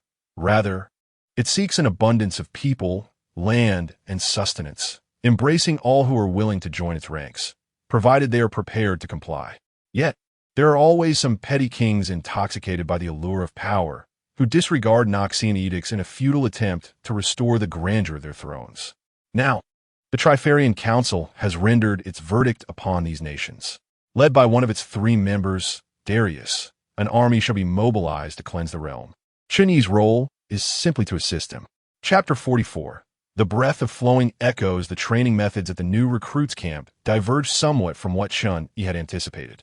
Instead of being dispersed, the players were organized into guilds for collective training. Noxus instructed the players in the art of combat, while the players assisted Noxus in achieving its objectives. Is this truly combat? Even my grandmother wields a blade better than you do. How absurd. You dare call yourself a mage? I could slay you before you even cast a spell. Do you intend to stand there and await your demise? Huh? A priest? A cleric? You must be weary from standing for so long. Come, have a sip of water. By the way, I have a friend. Firearms? Certainly. If you seek to purchase ammunition, consult the new quartermaster. As the training commenced, the sounds of Noxian roars echoed throughout the camp. However, their attitude towards healers and gunmen was rather amiable. Healers could reduce the number of visits to the hospital, saving money, while gunmen required repeated purchases of ammunition, thus generating profit. Even here, there were those attempting to peddle wares to Chen Yi. "Captain Yi, behold your staff. It is unremarkable and cumbersome, wholly unbefitting a figure of your stature." The Gon Usama grinned obsequiously. "Look at our guild's newly developed explosive wand. It boasts excellent magical conductivity and is affordably priced, making it ideal for a powerful mage such as yourself. Explosive wand, quality, blue physical attack, 15 to 22 magical attack, 50 to 57 durability, 6-16 effect. Fire elemental attacks have a chance to cause an explosive effect. Level 20 evaluation, a mass-produced item, yet it does possess commendable attributes." It was indeed superior to the staff in Chen Yi's possession. Nevertheless, despite Usama's incessant flattery, Chen Yi remained impassive, betraying no sign of interest. Observing Chen Yi's indifference, Usama suddenly recalled the rumors surrounding him. If Chen Yi's displayed prowess surpassed that of the others, it was understandable that he would regard this wand with disdain. Perhaps his choice of that inferior staff was merely a matter of personal preference. Usama feigned a slap to his own mouth, exclaiming, "Oh dear, how could Captain Yi possibly desire such a trifle? It is a failing on my part." He then withdrew the explosive wand. Chen Yi raised an eyebrow. "Ah, a spatial storage item. This fellow is quite affluent." Usama once again produced a staff, and the gleam reflecting from it indicated it was a masterwork. "Captain Yi, gaze upon this staff, the breath of flowing echoes. It is the pride of a master blacksmith. Breath of flowing echoes, quality, purple physical attack, 27 to 33 magical attack, 95 to 101 durability, 1919 flowing echo, reduces spellcasting cost to some extent, restores mana at a rate of 2 per minute. Luminous stone, lowers the equipment's required level by 5. Level 25 evaluation, not flawless, but undoubtedly superior to the trinket you currently wield. Not 50,000 copper coins, not even 40,000 copper coins. Captain Yi can acquire it for merely 32,000. Even Chen Yi felt a twinge of temptation, yet an enigmatic force urged him to maintain his composure. At that moment, Usama was thoroughly impressed. One can only commend the esteemed figures of society. Their mastery of inner cultivation is indeed profound. Yet, unbeknownst to him, the illustrious person he perceives, Chen Yi, now finds himself destitute, with less than 1,000 copper coins to his name. Even if a golden quality staff were to be placed before him, his demeanor would remain unchanged. Purchasing it is beyond his means, rendering mere observation futile. However, should it genuinely be a golden quality staff, the prospect of taking a risk might be considered. As he cast a glance at the fabric pouch of his spatial backpack, weighing risk against reward, he ultimately decided against it. Upon entering the realm of the runes, the predominant currency has shifted to copper coins, which not only retain their value, but also possess considerable worth. In both alchemical experiments and the construction of magical arrays, copper coins can directly substitute various materials without compromising efficacy, serving as a versatile medium. Countless inhabitants of the runes have attempted to exploit glitches within the game world to amass copper coins, yet none have succeeded. Thus, the residents of the runes welcome players who utilize copper coins for transactions. With no alternative, Usama respectfully presented Chen Yi with a business card, indicating that any needs could be addressed at the eye of Usama Trading Company, where he would strive to accommodate them as best as possible. Once Usama departed, Chen Yi found himself alone within the tent. This privilege of the Centurion allowed him the luxury of a private space, free from the throngs of other players. As tranquility enveloped him, Chen Yi began to contemplate his future path. The foremost consideration was his tasks. He was uncertain whether the new recruits would be involved in the cleansing mission and needed to gather information to avoid potential failure. Next, he contemplated his personal development in this world, where a force known as runes existed, primarily safeguarded by the formidable wandering mage, Riais.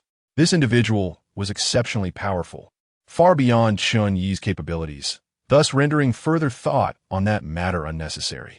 However, he could still draw inspiration from the magical practices of the runes and discern their distinctions from his own. Lastly, he pondered the expectations surrounding his current mission and the level of performance required. The runes presented a vast spectrum of potential, from the ordinary to the world-creating dragon god. Aurelian's soul, an unassuming passerby, might very well be a sage or elder.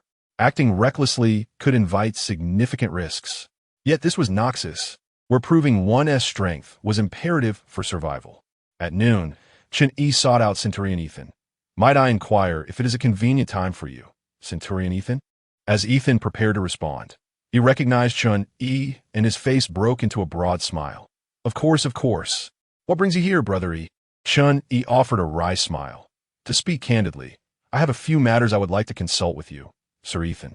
Being addressed as Sir by a powerful mage brought a wide grin to Ethan's face, causing even the scar on his forehead to crease with joy. "Ha ha. Speak freely. Whatever I know, I shall gladly share." Chen Yi bitterly expressed his intentions. "In truth, I have become utterly destitute in my pursuit of magical studies. Just moments ago, members of the Black Eye Guild approached me, leaving me to merely covet their wares. I wonder if Mr. Ethan possesses any swift methods to acquire military merits." Upon concluding his statement, Chen Yi raised the shabby staff in his hand as a testament to the veracity of his words.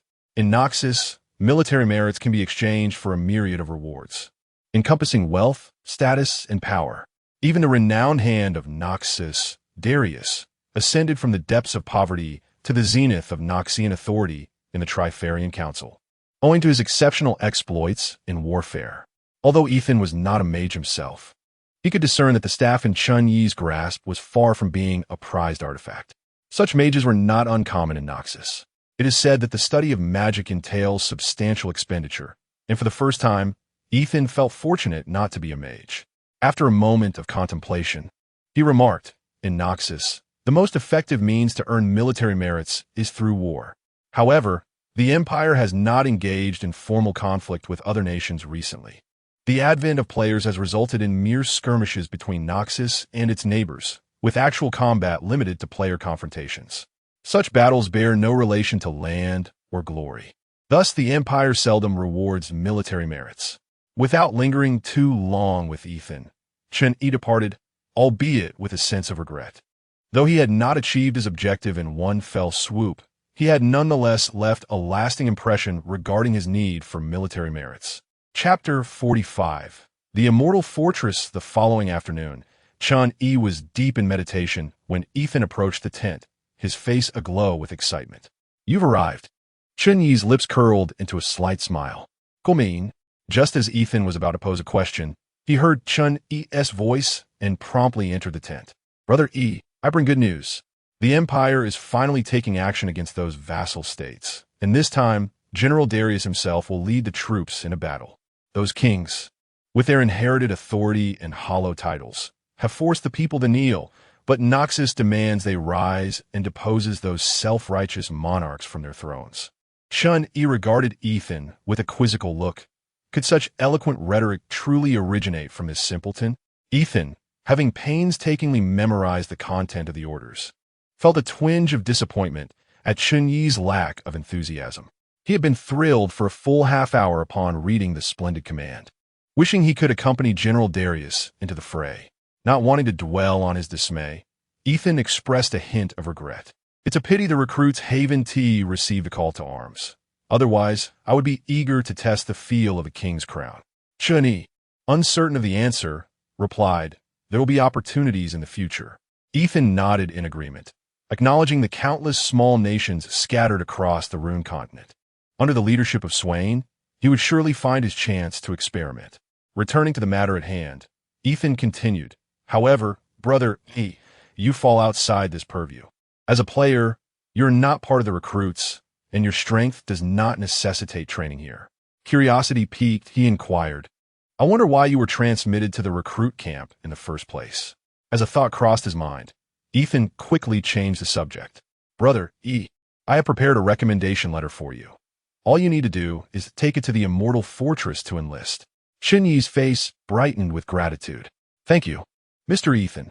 After a brief exchange with Ethan, he took the recommendation letter and set off towards the capital of Noxus, the Immortal Fortress. The recruit camp was situated in Drekken, not far from the fortress.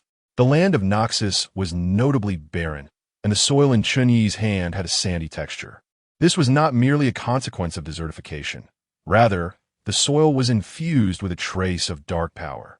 It felt as though the energy was inclined towards necromancy and the undead. A simple structure formed in his mind as flames ignited in his hand. As the fire burned, the soil began to emit wisps of black smoke. This power could be dispelled, but fire elements were ill-suited for such tasks. Even after expelling the dark energy, the land would struggle to nurture any plant life. The soil in Chen Yi's hand was scattered by the wind, and he shook his hand, extinguishing the flames. It was evident from the land why Noxus favored aggression. It was a policy to sustain national development. For survival, for sustenance, they were compelled to plunder. Along the way, Chen Yi encountered numerous bandits. They consist of beggars, mercenaries, and even soldiers from vassal states. Under the oppressive rule of Noxus, no one dares to cause trouble within the city. However, the situation is markedly different outside its walls. What perplexes Chen Yi is why he has become their target. This marks the 6th time he has been approached. He appears either affluent or easily intimidated. I ponder, why do they consistently choose me? The 6 mercenaries opposite him barely attempted to conceal their intentions, casually covering their faces with a piece of black cloth as they emerged to rob him. Yet, Chen Yi's inquiry amused them. Look, lads, I told you he has definitely a big catch. One of those rich heirs who, after reading a few tales of adventurers, decides to venture out. Just look at his fair skin and that expression of bewilderment. He must be from Piltover. You're fortunate to have encountered us. Let us teach you what the world as cruelty truly entails. Our demands are modest. Have your family pay a ransom, and while you're at it, strip off your clothes for our amusement. Chen Yi's expression darkened. He had no penchant for murder. Boom! A fireball descended amidst the astonished gazes of the mercenaries, followed by an unrelenting barrage of fireballs that continued for a full minute. Only when the area where the mercenaries stood had been indented by half a meter did Chen Yi cease his assault. The ground, pockmarked and radiating intense heat, bore no trace of the mercenaries, their weapons having been melted away by Chen Yi's fury. What a misfortune! In Noxus, not only are there numerous bandits, but the impoverished are also plentiful. Here, no one opts to extend a helping hand. It is Demacia that shows compassion towards the common folk. While this is Noxus, a nation that epitomizes the survival of the fittest. Naturally, Chen Yi is not one to meddle in others' affairs. Following the river, it took him half a day to reach the Immortal Bastion. From a distance, he beheld a towering structure crafted from black stone, resembling an archway. Noxtora, the emblem of Noxian power. With each territory conquered, a Noxtora is erected, symbolizing that the land belongs to Noxus. A player? Indeed, this is my letter of recommendation. The elegantly clad black-skinned officer, Polona, cast a peculiar glance at Chen Yi. This was her first encounter with a player seeking enlistment. The recommendation letter stated that Chen Yi required substantial military exploits and possessed formidable strength, though its exact measure remained unknown. Bang!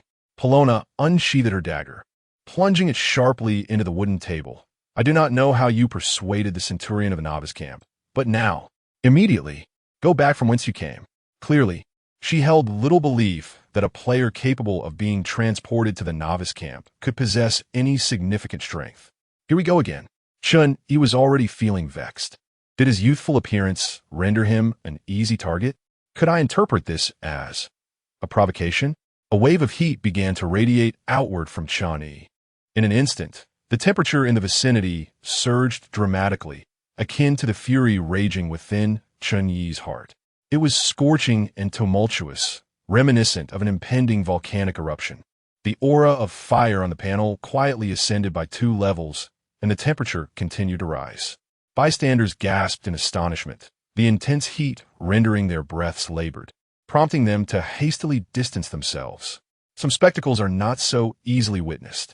Those closest felt the searing waves wash over them, their brown hair beginning to singe. She seemed to perceive serpents of fire licking at her, threatening to consume her whole. When she regained her senses, there were no serpents. Only the youthful yet formidable figure across from her and the ever-increasing heat. She quickly knelt, apologizing earnestly. "I beg your pardon, my lord. Please spare me." Verona's entreaty received no response. Despite the absence of her adversary, a palpable sensation of being scorched by flames enveloped her. Mere moments felt like an eternity of torment. Within the city of Noxus, there exists an established order. Senseless slaughter is forbidden, and Chen Yi had yet to earn the right to challenge Noxian laws. As Chen Yi retracted his aura, the surrounding temperature gradually began to decline. Under the respectful gazes of the crowd, he retrieved the token of summoning, the black stone medallion that signified a true warrior. Not far away, a curious lady observed Chen Yi, pondering, "Is he a swordsman? No, he lacks the sharpness characteristic of one. Strange, truly strange. My instincts tell me he is a mage. Could that have been magic?" Chapter 46. This is Noxus. Unbeknownst to the lady, Chen Yi himself was taken aback. The recent events unfolded as a natural consequence, with his rage guiding his actions. Normally, to achieve a heating effect, one must cast spells to conjure flames. Yet, in a moment of inspiration, Chen Yi could attain such an effect, indicating his mastery over fire elemental particles had reached a new pinnacle. Fire Realm LV5. Fire attribute attack damage increased by 65. The realm bestows upon mages a myriad of possibilities.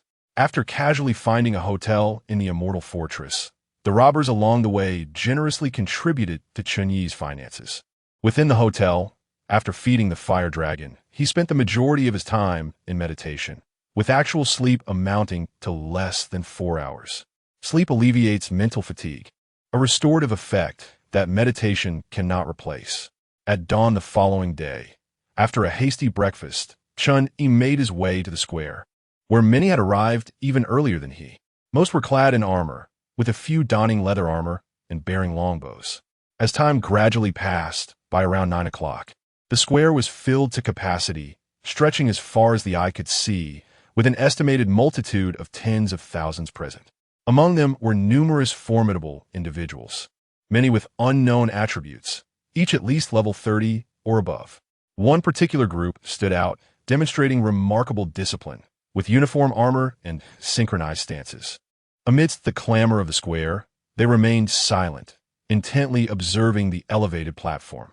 This was the army trained by Darius.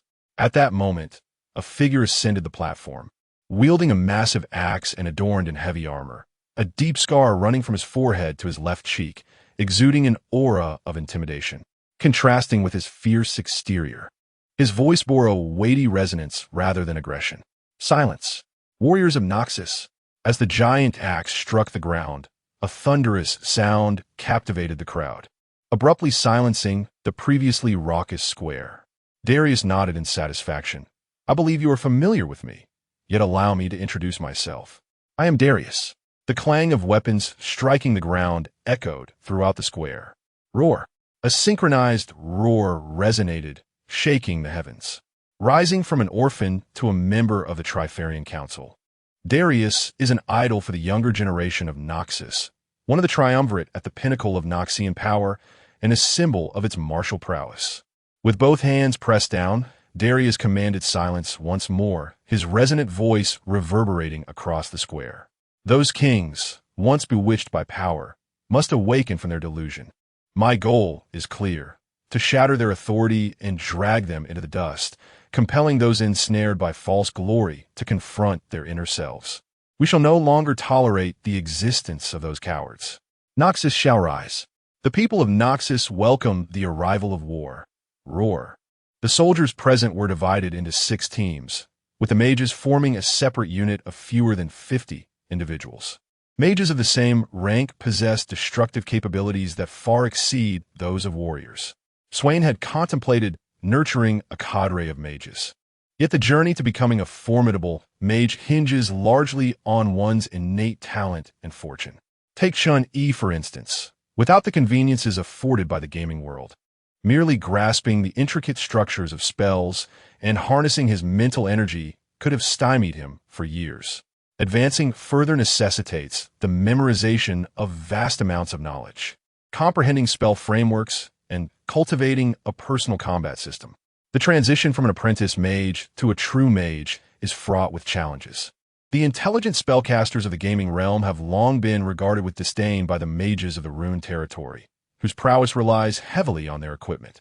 Faced with a Damatian anti-magic stone, they would find themselves powerless, rendered incapable of casting spells, and left to await their demise. After the teams were organized, they set forth under Darius's command. The Grand Army departed from the Immortal Bastion, advancing towards the southeast, with their first destination being the Bloodcliff region. This area, characterized by its flat terrain and proximity to the ocean, has fostered the ambitions of many. Within this expanse, smaller than the Immortal Bastion, 3 distinct sovereignties exist. Subjugated by the might of Noxus, they have become vassal states, yet they remain reluctant to relinquish their power. This cleansing mission represents Noxus's limit of tolerance towards these subservient nations. You're the player E, correct? Darius inquired, his curiosity piqued by the only player within the mage unit. Darius was aware of the pact Swain had forged with that great entity. While powerful players, those of higher levels, are typically restricted in their movements, Chen Yi falls outside this limitation. Unlike his demeanor atop the platform, Darius now exuded a gentler air, though he seemed to perceive Chen Yi's astonishment. With a smile, Darius remarked, "As long as one possesses strength, Noxus shall bestow freedom and wealth upon all. Even if I am a player?" Chen Yi questioned it. "Indeed," Darius replied, his tone resolute. Though his voice was soft, it carried an undeniable conviction, successfully earning Chen Yi's trust. Chen Yi smiled in response, and Darius matched his expression, perceiving a flame in Chen Yi's eyes that signified a power distinct from that of ordinary mages. He eagerly anticipated Chen Yi's performance on the battlefield. As the leader of this cleansing operation, Darius had little time for further conversation and departed swiftly. The other mages extended warm smiles towards Chen Yi, embodying the spirit of Noxus. The army continued its march, encountering no obstacles or bandits along the way, only the eager faces of the populace who watched with excitement. The roots of invasion run deep within their bloodlines, and they take pride in the strength of Noxus. Chen Yi's heightened physical attributes allowed him to endure the rigors of this march without exhibiting any signs of fatigue. Beside him, a mage of a higher rank than Chen, he found himself unable to replicate such composure. Dreus, endowed with extensive military experience, was acutely aware of the vulnerabilities inherent to mages. After advancing for a considerable stretch, he decided to pause for a moment of respite. Chen Yi, however, had no intention of engaging in conversation with the other mages. Instead, he sought a secluded spot to sit down. From his backpack, he retrieved a pokeball, gently caressing its surface. "Charizard, it appears your time to shine is drawing near." The pokeball quivered slightly, signaling to Chen Yi that it was ready. Initially, he had not intended to summon Charizard. Until he reached a certain level of strength, the advantage of flight was paramount. Yet, after a brief exchange with Dreus, Chen Yi's perspective shifted. He realized that as long as he moved swiftly enough, he would possess a continuous reservoir of backup. Chapter 47. The war begins. The true battlefield far surpassed Chen Yi's imagination. Faced with the Noxian army, the kings did not surrender easily. The number of combatants on the battlefield exceeded 100,000, with Noxus fielding over 20,000 troops against nearly 80,000 from the opposing side. This staggering number was the result of conscription by 3 powers. Upon the towering city walls stood a dense throng of soldiers, with more ready behind the gates, gripping their weapons tightly, sweat beading on their brows. Despite Noxus's smaller numbers, it was the enemy who quaked in fear. Darius showed no intention of further discussion and issued the command to march forth. Kill. Ding. The war has commenced. The War Merit Inspection function is now active. Current War Merit. 0. The frontline forces raised their heavy shields, each step leaving deep imprints in the ground. Behind each shield bearer stood lightly armored soldiers, some wielding spears, others brandishing swords, their faces twisted into menacing grins, while siege ladders, stretching 100 meters, lay hidden among the ranks. Archers were absent from the formation. the towering city walls limiting their effectiveness. The mages awaited Darius's command. Chen Yi's hands trembled slightly, not from fear, but as a primal reaction to experiencing such a battlefield for the first time. When numbers surpassed 10,000, they appeared boundless. And here stood over 100,000. It seems this is your first time on the battlefield, Darius remarked, still in a conversational mood. For him, such wars were merely minor ripples in the vast ocean of his life experiences. The seemingly grand conflict involved primarily second-tier soldiers, merely a drill. Chen Yi nodded. I believe it will not be the last. As they conversed, the two armies rapidly closed the distance. On this extraordinary battlefield, a range of 2,000 meters was no longer safe distance. A barrage of arrows rained down upon the front-line shield-bearers. Raise your shields. A cacophonous sound resonated as arrows struck the shields, the force rendering the shield-bearers' hands somewhat stiff, but that was all. The true threat to the shield-bearers was never the archers, but rather the magical artillery positioned on the enemy's walls. Having now entered the artillery's range, violet energy bombs detonated amidst the crowd. Centered around these energy bombs, Noxian soldiers within a 100-meter diameter were violently impacted, many perishing instantly. The first casualties emerged on the battlefield. Chen Yi estimated the damage to be in the thousands. Even with a shield, he would find it impossible to withstand a single cannon blast. After expending their rounds, the three magical artillery pieces on the wall began recharging. Advance! A torrent of steel surged towards the enemy. As the distance shrank to 1,000 meters, the light infantry prepared to charge. Darius, expecting the enemy to remain behind their walls, was taken aback when they suddenly opened the gates, an endless wave of soldiers pouring forth from within. Kill them. The clash of cold steel began. Darius continuously issued commands, adapting to the evolving battlefield. Soon, the arena transformed into a meat grinder, the ground stained crimson with blood. With each assault from the magical artillery, hundreds of Noxian soldiers met their demise, while numerous foes fell victim to the blades of the Noxians. Thanks to the geographical advantage bestowed by the magical turrets and the city walls, a temporary stalemate ensued between the two factions. Darius cast a glance at the Mage battalion. Commanding, it is time for your magic to shine. I require a shift in our fortunes. All the mages, including Chen Yi, obeyed without hesitation. Arise, fire dragon! With a resounding roar, Chen Yi mounted the fire dragon, ascending before the gaze of the onlookers. The dragon soared higher, for the magical turrets could not target directly above, though arrows could still rain down. To diminish the force of the enemy's projectiles, the fire dragon carried Chen Yi to an altitude exceeding 1,000 meters. Let's commence. This time, Chen Yi refrained from employing his unique spells, opting instead for explosive magic akin to conventional pyromancers. Enormous fireballs materialized in the heavens, plummeting with astonishing speed. The soldiers atop the walls quickly discerned the incoming threat. Air raid. The fireballs detonated in rapid succession above the battlements. Player E dealt 247 points of damage to XXX. Impact damage. 177. Burn damage. 70. Player E dealt 325 points of damage to XX. Impact damage. 145. Burn damage. 180. The damage notifications flooded the screen. Yet soon, the dispatched fireballs were intercepted by shrieking monstrosities, detonating prematurely in midair. The Triumvirate Alliance retaliated against Chen Yi. These creatures, diminutive in stature, less than half a meter tall, boasted wings and elongated beaks that dominated their forms. Some of the aberrant birds plummeted to the ground engulfed in flames, while a greater number surged towards the fire dragon. Chen Yi quickly assessed the attributes of the creatures. Buzzard Hummingbird, LV, 14 health, 180 mana, 145 armor, 8 constitution, 16 strength, 14 intelligence, 8 agility, 32 spirit, 9 call. The hummingbird emits a piercing cry that inflicts mental damage equal to X1. 2 of its spirit, with damage diminishing over distance.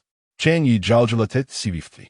With his resistance, a single buzzer hummingbird could inflict no more than about 6 points of damage. However, if surrounded by hundreds, Both he and the fire dragon would succumb within 4 seconds, if even greater numbers were to swarm. Fire dragon. Without need for further instruction, the fire dragon unleashed a mighty roar, rapidly distancing itself. Fireballs materialized before Chen Yi, and under his mental command, they detonated precisely amidst the horde of hummingbirds.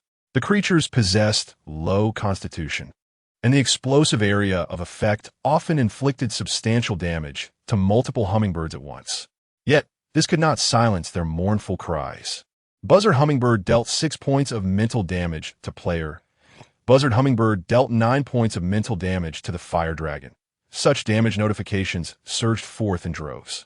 Blood seeped from the corners of Chen Yi's eyes and nostrils, but fortunately, the fire dragon remained steady in its flight, not plummeting from the sky. Chen Yi's eyes glowed a fierce crimson as he gently patted Charizard, urging it to shake off its pursuers. The dragon's speed overwhelmed the wasps, yet it could not surpass the speed of sound, so it could only strive to maintain a safe distance. Meanwhile, Chen Yi relentlessly launched attacks, filling the sky with cascading flames that created a breathtaking spectacle. Blood Mage Carol had appeared within the city, his porcelain skin prompting Chen Yi to suspect he might be of vampiric lineage. Carol was quite pleased with Chen Yi's performance. Not only had he drawn attention, but also enemy fire. Yet, what was fire in the grand scheme of things? Only blood held true significance. With that, he transformed into a burst of blood. Unaware, soldiers passed by the area, oblivious to the blood silently crawling up their bodies, infiltrating them stealthily. Before long, crimson veins appeared in their eyes, spreading ominously. "What are you doing, Naven? The enemy is over there. Bentley, have you lost your mind?" Soldiers who stepped onto the blood raised their blades against their comrades, unguarded, and plummeted from the city walls. Amidst the fierce battle, no one noticed the few soldiers who had betrayed their ranks. We are but tiny droplets of blood. Tiny droplets. Carol reemerged, his complexion significantly more vibrant, as if he had undergone a rejuvenating treatment. Behind him stood several dazed enemy soldiers. "What do you think of my singing?" he inquired, feigning interest in their responses. He then shook his head regretfully. "Alas, singing is merely a small hobby of mine. I aspire to one day become as great a blood mage as that esteemed individual. I wonder how my blood sorcery would be regarded in their eyes." Lightning Mage Yukizona could cast spells over great distances through storm clouds, with 2 other mages assisting him.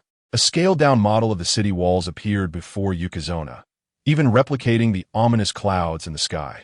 Lightning crackled precisely against the walls, each strike inflicting damage in the thousands, though the storm clouds required time to recuperate after each attack, resembling a miniature magical artillery. Other mages, lacking a clear specialization, attempted to tunnel underground. Those who behaved submissively before Darius were no innocents. This was also why Swain sought to cultivate mages. While they might not individually match the strength of many soldiers on the battlefield, they could wield power far surpassing that of foot soldiers. The Noxian front had been advancing steadily since the mages entered the fray. However, Darius was dissatisfied with the pace of their progress. Chapter 48. Poison in the blood. The city walls, crafted from obsidian, stand remarkably sturdy, with a metallic gate nestled beneath. The rear is constructed of conventional stone and timber, further fortified by the mage's enchantments. It is not that the obsidian is difficult to work with, but rather that it is prohibitively expensive. Viewed from the heavens, the structure resembles an exaggerated version of a Western medieval castle, towering at a height of 100 meters, surpassing even the walls of Dalmatia. Beyond the formidable outer walls, a myriad of chambers lies within. At the rear of the castle is the dwelling place of the kingdom's populace, with the tallest edifice housing the 3 kings. To fend off the threats posed by Noxus, these monarchs have begrudgingly united to form a trifecta of alliances. Sensing the discontent of Darius, the mages hastened their efforts. Who goes there? The magical artillery zone is off-limits to civilians, one guard exclaimed. Yet, Carol seemed oblivious, pressing onward. Just as 5 sentinels prepared to intervene, he paused, entranced by the base of the magical cannon, a marvel of magic and alchemy. The base, situated within a chamber of obsidian, revealed a crystalline orb, its surface pulsating with luminous patterns, indicating it was charging. Both the design and intricacies were foreign to Carol, yet he lamented that he must destroy this masterpiece. Ah, if only I could operate the magical cannon, then I would. The guards exchanged bemused glances, recognizing a madman in their midst. One of them called out to Carol's companions, "Hey, you lot, take him away before the overseer notices. Who knows what chaos may ensue?" Though deemed insane, he was still their comrade. They could afford to turn a blind eye, but the nobles discovering him could lead to dire consequences. Heeding the guard's advice, the bloodshot-eyed soldiers behind Carol stepped forward. However, instead of restraining him, they embraced him, much to the guard's bewilderment. "Hey, brother, what are you doing? Don't touch me there. It's still daylight. This isn't appropriate." Ignoring the guard's incredulous thoughts, Carol theatrically wiped away tears from the corners of his eyes.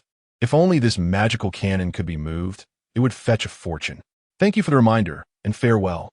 In an instant, Carol transformed into a pool of blood, oozing through the crevices of the chamber. The soldiers under his control began to swell, growing ever larger.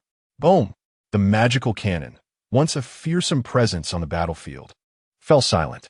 Most of the blood Carol had collected from the battlefield was utilized for this explosive event, and its effectiveness left him thoroughly satisfied.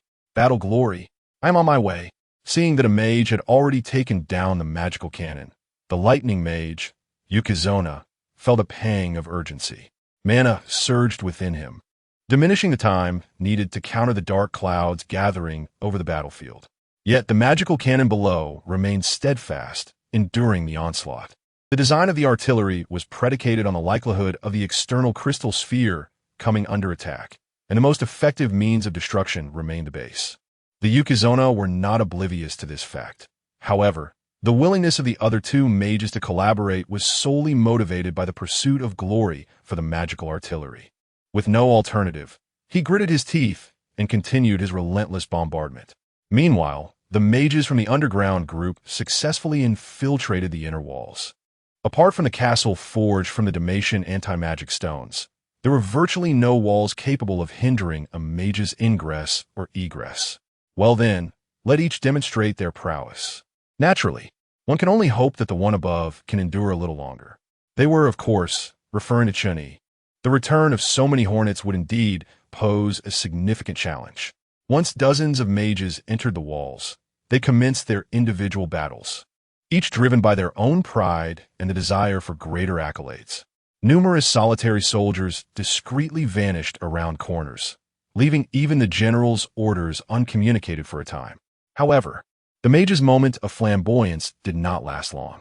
Following the slaying of a royal general by Carol, chaos erupted behind the walls. Spitting vehemently, Carol attempted to expel the blood he had just consumed, having initially expected that a royal general would possess formidable strength or that their esteemed bloodline held some remarkable qualities. After much calculation, he discovered that only the guards were formidable, yet the outcome was fortuitous. Eagerly, he drained the blood from the so-called royal general and savored a hearty gulp. Ugh! Carol was nearly overwhelmed with nausea. The blood bore no trace of power and tasted abominably foul, akin to refuse among refuse. Even in his most destitute moments, he would not deign to drink such a thing. With such mediocrity accompanied by dozens of guards, how could one claim to be a general? Royal honor is not inherent to one's being. How absurd! Carol muttered curses as he sought his next target, entirely unaware of the chaos his actions were causing among the other mages. The fall of one magical artillery piece was inconsequential.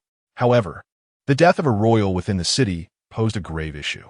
Upon receiving the news, the three kings erupted in fury. How dare these lowly individuals? Perhaps it was the work of slaves. I have always said that slaves cannot be trusted.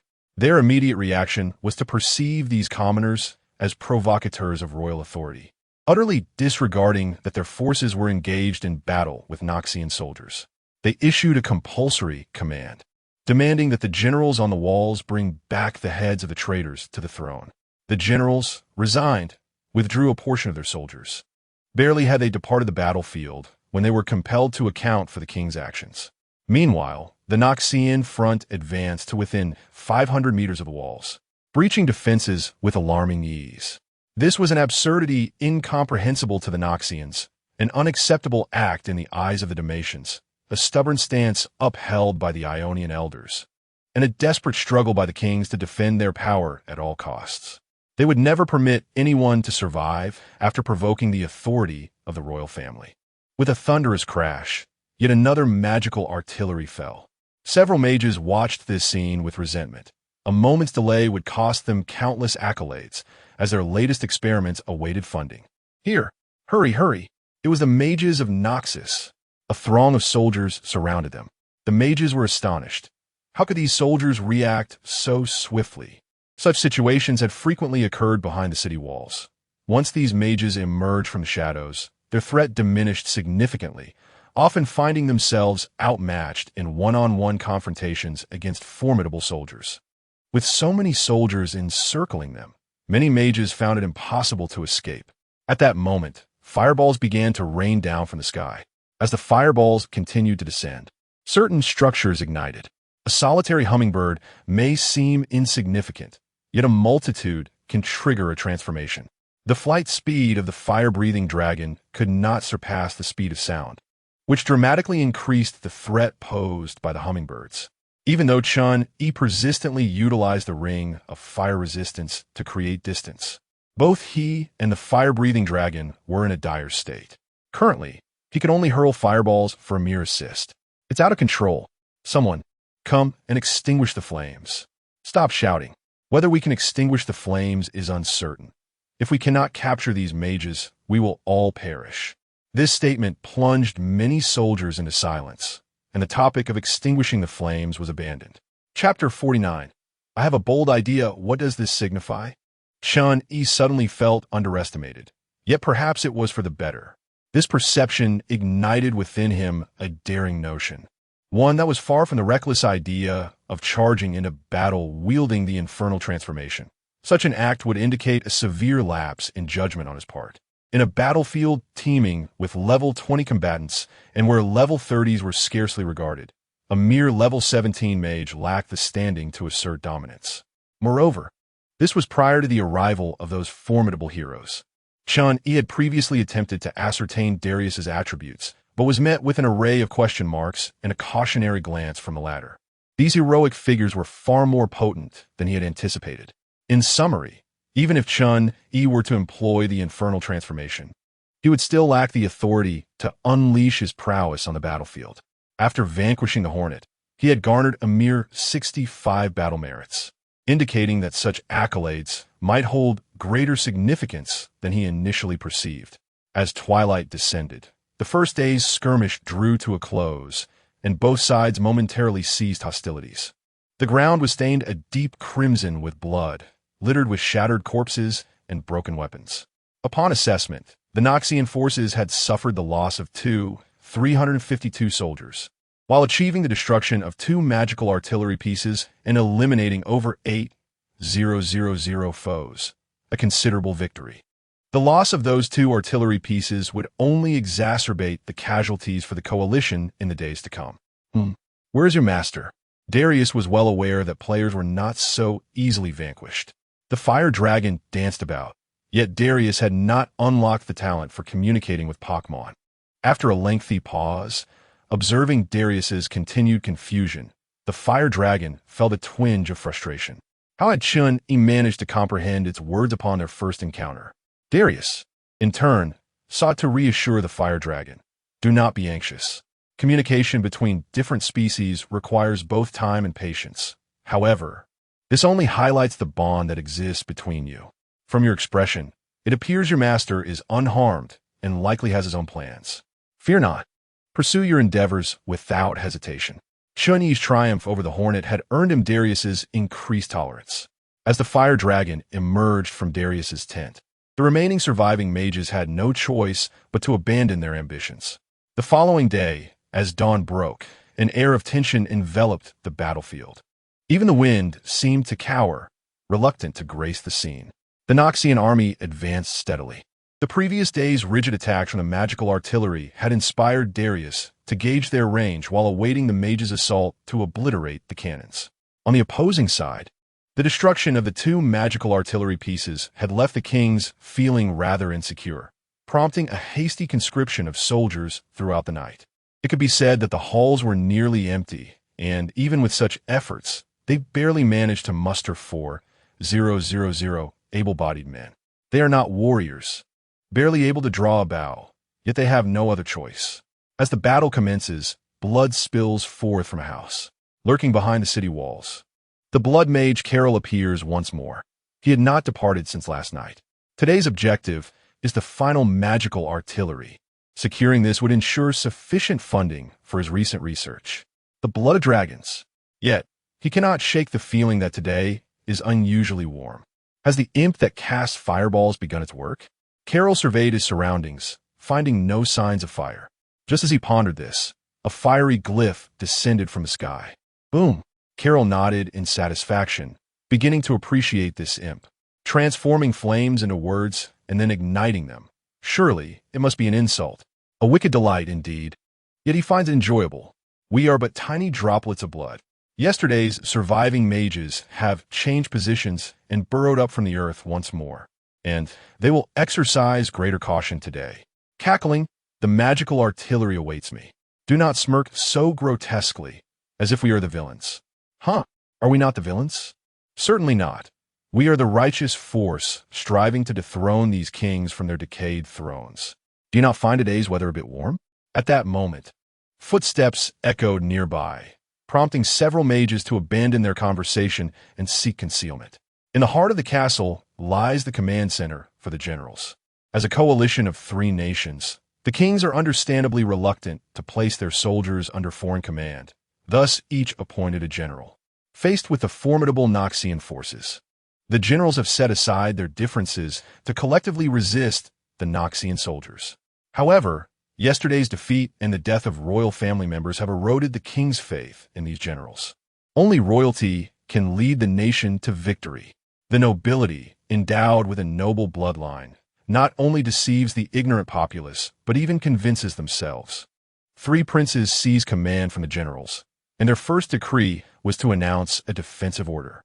All soldiers were to fortify themselves within the walls, avoiding direct confrontation. They believed that with the high walls built from black stone, Noxus would prove to be a mere paper tiger. One general hastily interjected, "Your Highness, engaging them head-on is merely a ruse. This approach serves several purposes. First, it allows us to send out scouts to gauge the movements of the Noxians. Should their archers find advantageous positions, it would spell disaster for us. Second, it confines the Noxians within the range of the magical artillery, without mages to control it. The artillery lacks the precision necessary for effective strikes.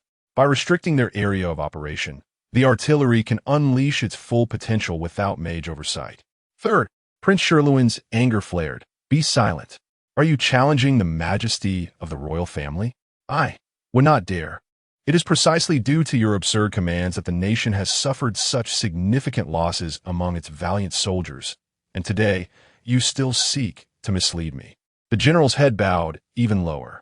The other 2 generals remained silent, having anticipated this situation long ago. It was time to contemplate a retreat. The princes from another nation obstructed Prince Qi Luowen. Today marked their inaugural experience in leading troops in a battle, and they were determined not to tarnish their spirits. As the orders were relayed, the air was filled with the jubilant cheers of soldiers, fervently proclaiming the prince's glory. They had no desire to engage in direct combat with the forces of Noxus.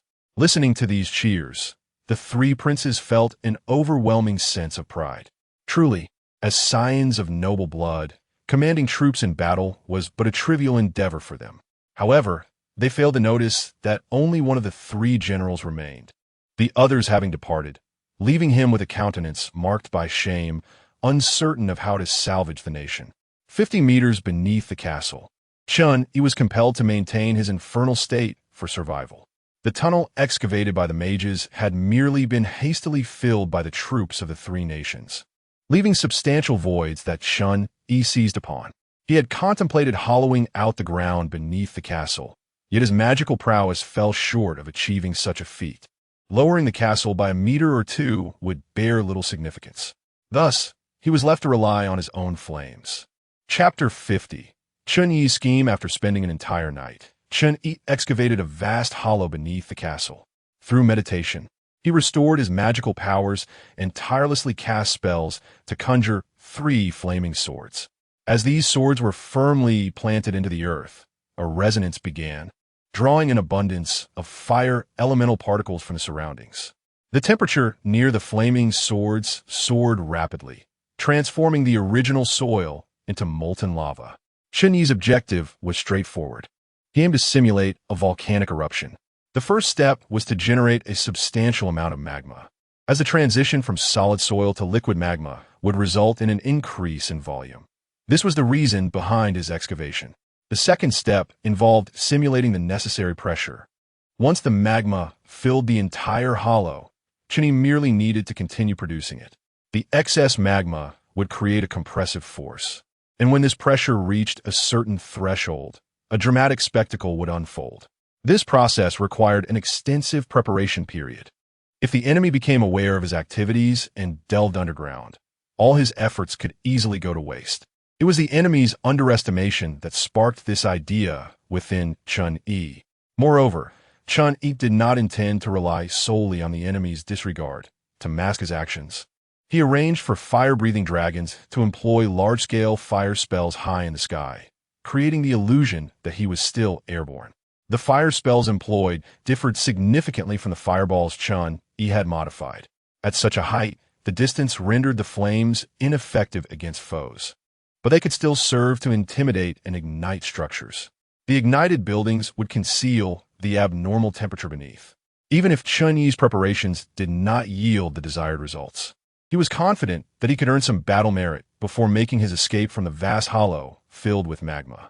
Presently, the subterranean magma extended 100 meters in length, several dozen meters in width and depth.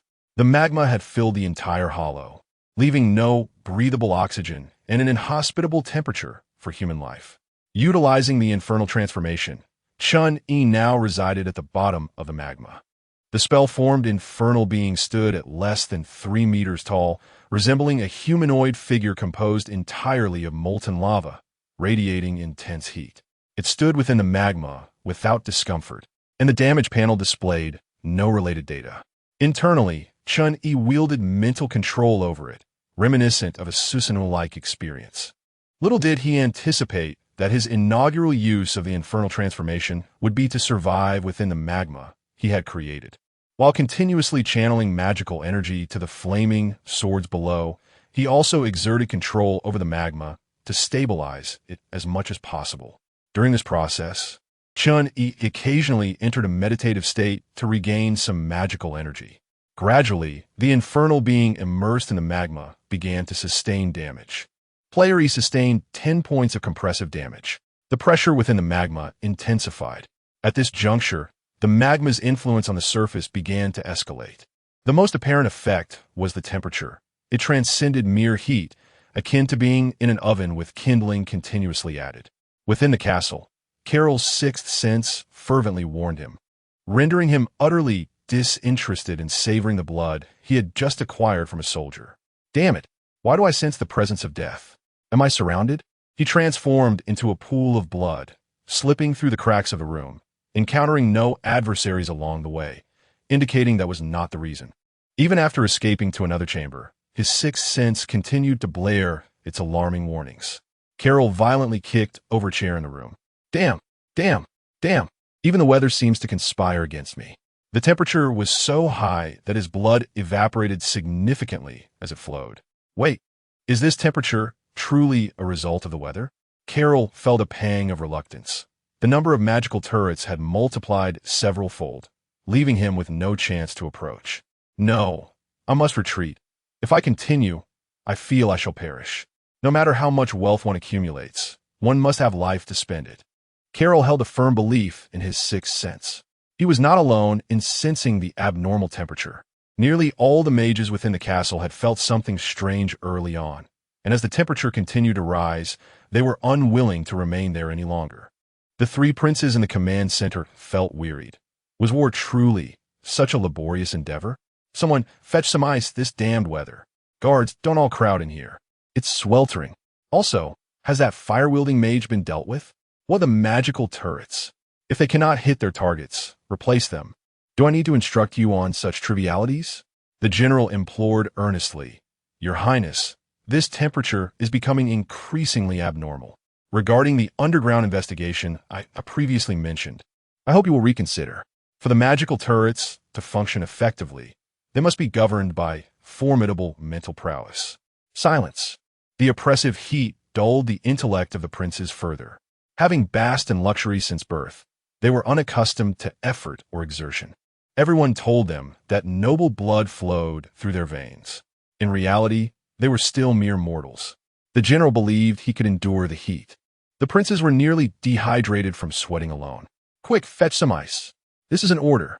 The last remaining general felt a sense of helplessness, suddenly regretting not fleeing with the other two earlier. Darius looked on in astonishment at the returning mages, his expression grave. In Noxus, acts of cowardice shall not be tolerated. The mages hastily explained, asserting that the temperature beneath the castle was abnormally high, and merely escaping from there had cost them dearly. They even speculated that the castle might be built atop a volcano, which had now awakened. From the mages' accounts, Darius gained a general understanding of the castle's predicament. Suddenly, he recalled the player who had not returned last night and the incessant gesturing of that dragon. So, was this his plan? At that moment, the ground suddenly trembled. The tremor was of minor magnitude, barely perceptible by the time it reached this location. Darius pondered for a moment before issuing a ceasefire, granting the stage to the young mage. By the decree of Lord Darius, retreat. As the command resonated, the Noxian forces swiftly halted their advance, hastily vacating the battlefield.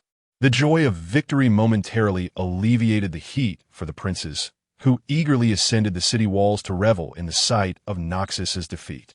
This would undoubtedly be a battle they would take pride in for the rest of their lives. Just then, a second tremor struck. What is happening again? Your Highness, the ground below, the ground. A guard rushed in, his urgency causing him to stutter. What is wrong with the ground? The once meticulously paved stone surface began to crack, the fissures quivering as if they were breathing. Chen Yi had exerted considerable effort to suppress the magma, but as its volume increased, so did the pressure. At this point, the magma was no longer under his control. Rather, it was the magma that was driving him.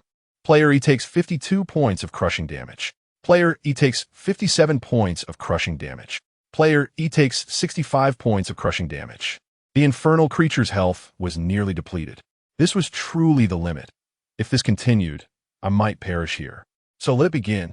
Chen Yi relinquished his hold on the magma, akin to the final straw that breaks the camel's back. An unprecedented tremor rippled through the ground, as the soil could no longer contain the surging magma beneath. Chapter 51. The goddess of fortune. The ground at the lowest level of the castle began to tremble violently, with stones visibly being dislodged and falling. Shortly thereafter, the earth began to crack, and one of the pillars supporting the castle suddenly sank, while the surrounding walls emitted a cacophony of unpleasant noises. This was a consequence of the second earthquake. As Chen Yi released his restraint, the third tremor commenced. The interval between the first and second tremors had been half an hour, yet the third tremor followed the second in less than half a minute. A more severe shake ensued, momentarily halting the quaking ground. The fissures widened abruptly, connecting at various points like an intricate spider's web. However, this tremor did not last long and abruptly ceased, just as the inhabitants of the castle believed it had ended. Chen Yi, controlling the flame demon, tightly clutched a massive stone, realizing that this was merely a brief calm before the impending storm. A breach had formed, heralding the true eruption. The long-simmering magma burst forth from the ground with unparalleled force. Boom! This was indeed a catastrophe. The pressure endowed the magma with tremendous power as it erupted. The first wave of magma penetrated through half of the castle's upper floors. Wherever the searing magma flowed, flames ignited fiercely. Soldiers struck directly by the magma struggled futilely, perishing in the molten torrent. Player E dealt 1050 points of damage to XX. Impact damage 740. Burn damage 310. Player E dealt 210 points of burn damage to XXX. EXP 480. War Merit 23. EXP 520. Congratulations on leveling up to LV 18. Chen Yi's interface began to flood with notifications. After a brief lull, the magma initiated a second wave of eruption, followed closely by a third. The towering castle, now over 100 meters high, was ultimately breached by the magma. Several princes gazed in bewilderment at the surrounding lava, questioning their presence on the front lines when there was still so much enjoyment to be had. EXP 1. Congratulations on leveling up to LV 19. As the magma broke through the castle, it continued to ascend until it expended its last ounce of strength.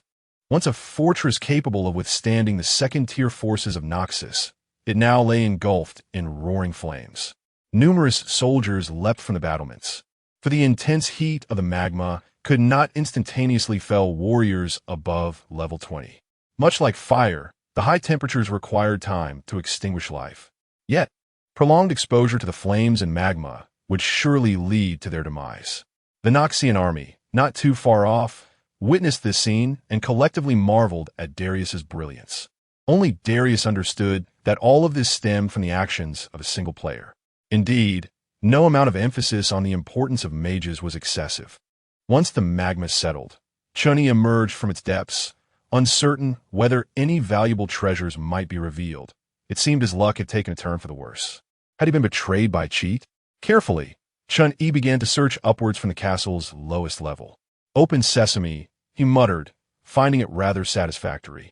Silver long spear, quality, blue physical attack, 57 to 64 magical attack, 12 to 17 penetration, ignores 7 points of defense upon attack durability. 2020 level, 20 evaluation, a finely crafted standard spear. This weapon, capable of bypassing defenses, is rather sought after, considered a minor treasure. Upon acquiring the spear, Chen Yi began to experience what it meant to be at the mercy of the goddess of fortune. A white quality? Utterly worthless. Green? Acceptable. Oh, why does this game world still harbor gray quality items? Chen Yi's spirits began to falter. When the day comes that I am powerful, I shall ensure the goddess of fortune understands the meaning of Chen Yi's wrath.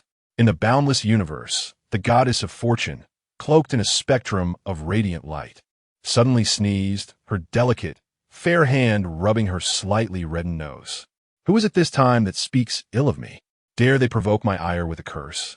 When she remains silent, it is well, but once she opens her mouth, this goddess will impart the art of scathing wit and exquisite pleasure. Of course, she only dares to jest thus. The previous goddess of fortune made countless enemies through her arrogance. As for the consequences, the divine essence emerged. Upon unexpectedly gaining her divinity, this current goddess vowed privately to remain humble. The role of the goddess of fortune is often met with blame. Therefore, she typically seeks to evade conflict. When avoidance is impossible, she meets it with a smile. After all, she is a goddess now, and in time, she cannot perish. One day, she will dance upon the graves of those who scorn her. This is not cowardice, but a strategic retreat. Moreover, she yearns to prove a point.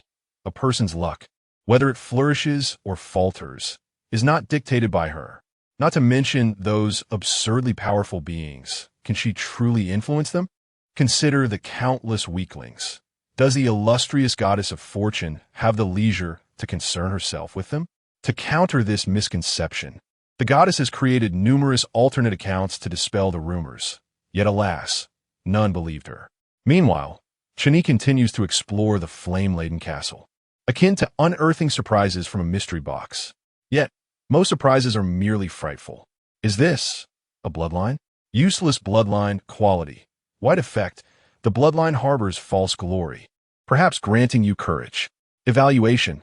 Who would ever purchase this? Chen Yi glanced at the evaluation, momentarily contemplating whether to cast it into the guild's repository. After some reflection, he decided against it. Although items of this nature generally hold considerable value, this one clearly does not. Not far from this white bloodline, Chen Yi unexpectedly discovered a purple glow. It was a delicate ring. Bewildered will quality, deep purple intelligence, 18 tenacity, retains combat capability until near death. Bewildered will, amplifies a skill's potency, the extent determined by the player's strength. Durability. 15-15 level. LV20 evaluation. Mastering both literature and martial arts. He regretted his decision at the last moment. Why did he not flee? Chen Yi displayed a gleeful expression, for he had finally obtained an item of personal utility. And a remarkable one at that. Resilience enables him to exhaust the last vestiges of his magical power. As long as his health does not approach zero, Chen Yi can persist in battle. The Bewildered Will is remarkably versatile, potentially amplifying the effects of the Flame Demon transformation. As for the rationale behind the determination based on player strength, it stems from the constraints of the equipment. It is not that the stronger the player, the greater the amplification of the gear. Rather, the weaker the player, the more significant the enhancement provided by the equipment. The energy contained within the gear has its limits. When such energy amounts to little more than a drop in the ocean for the player, it becomes ineffective. Other items share a similar nature.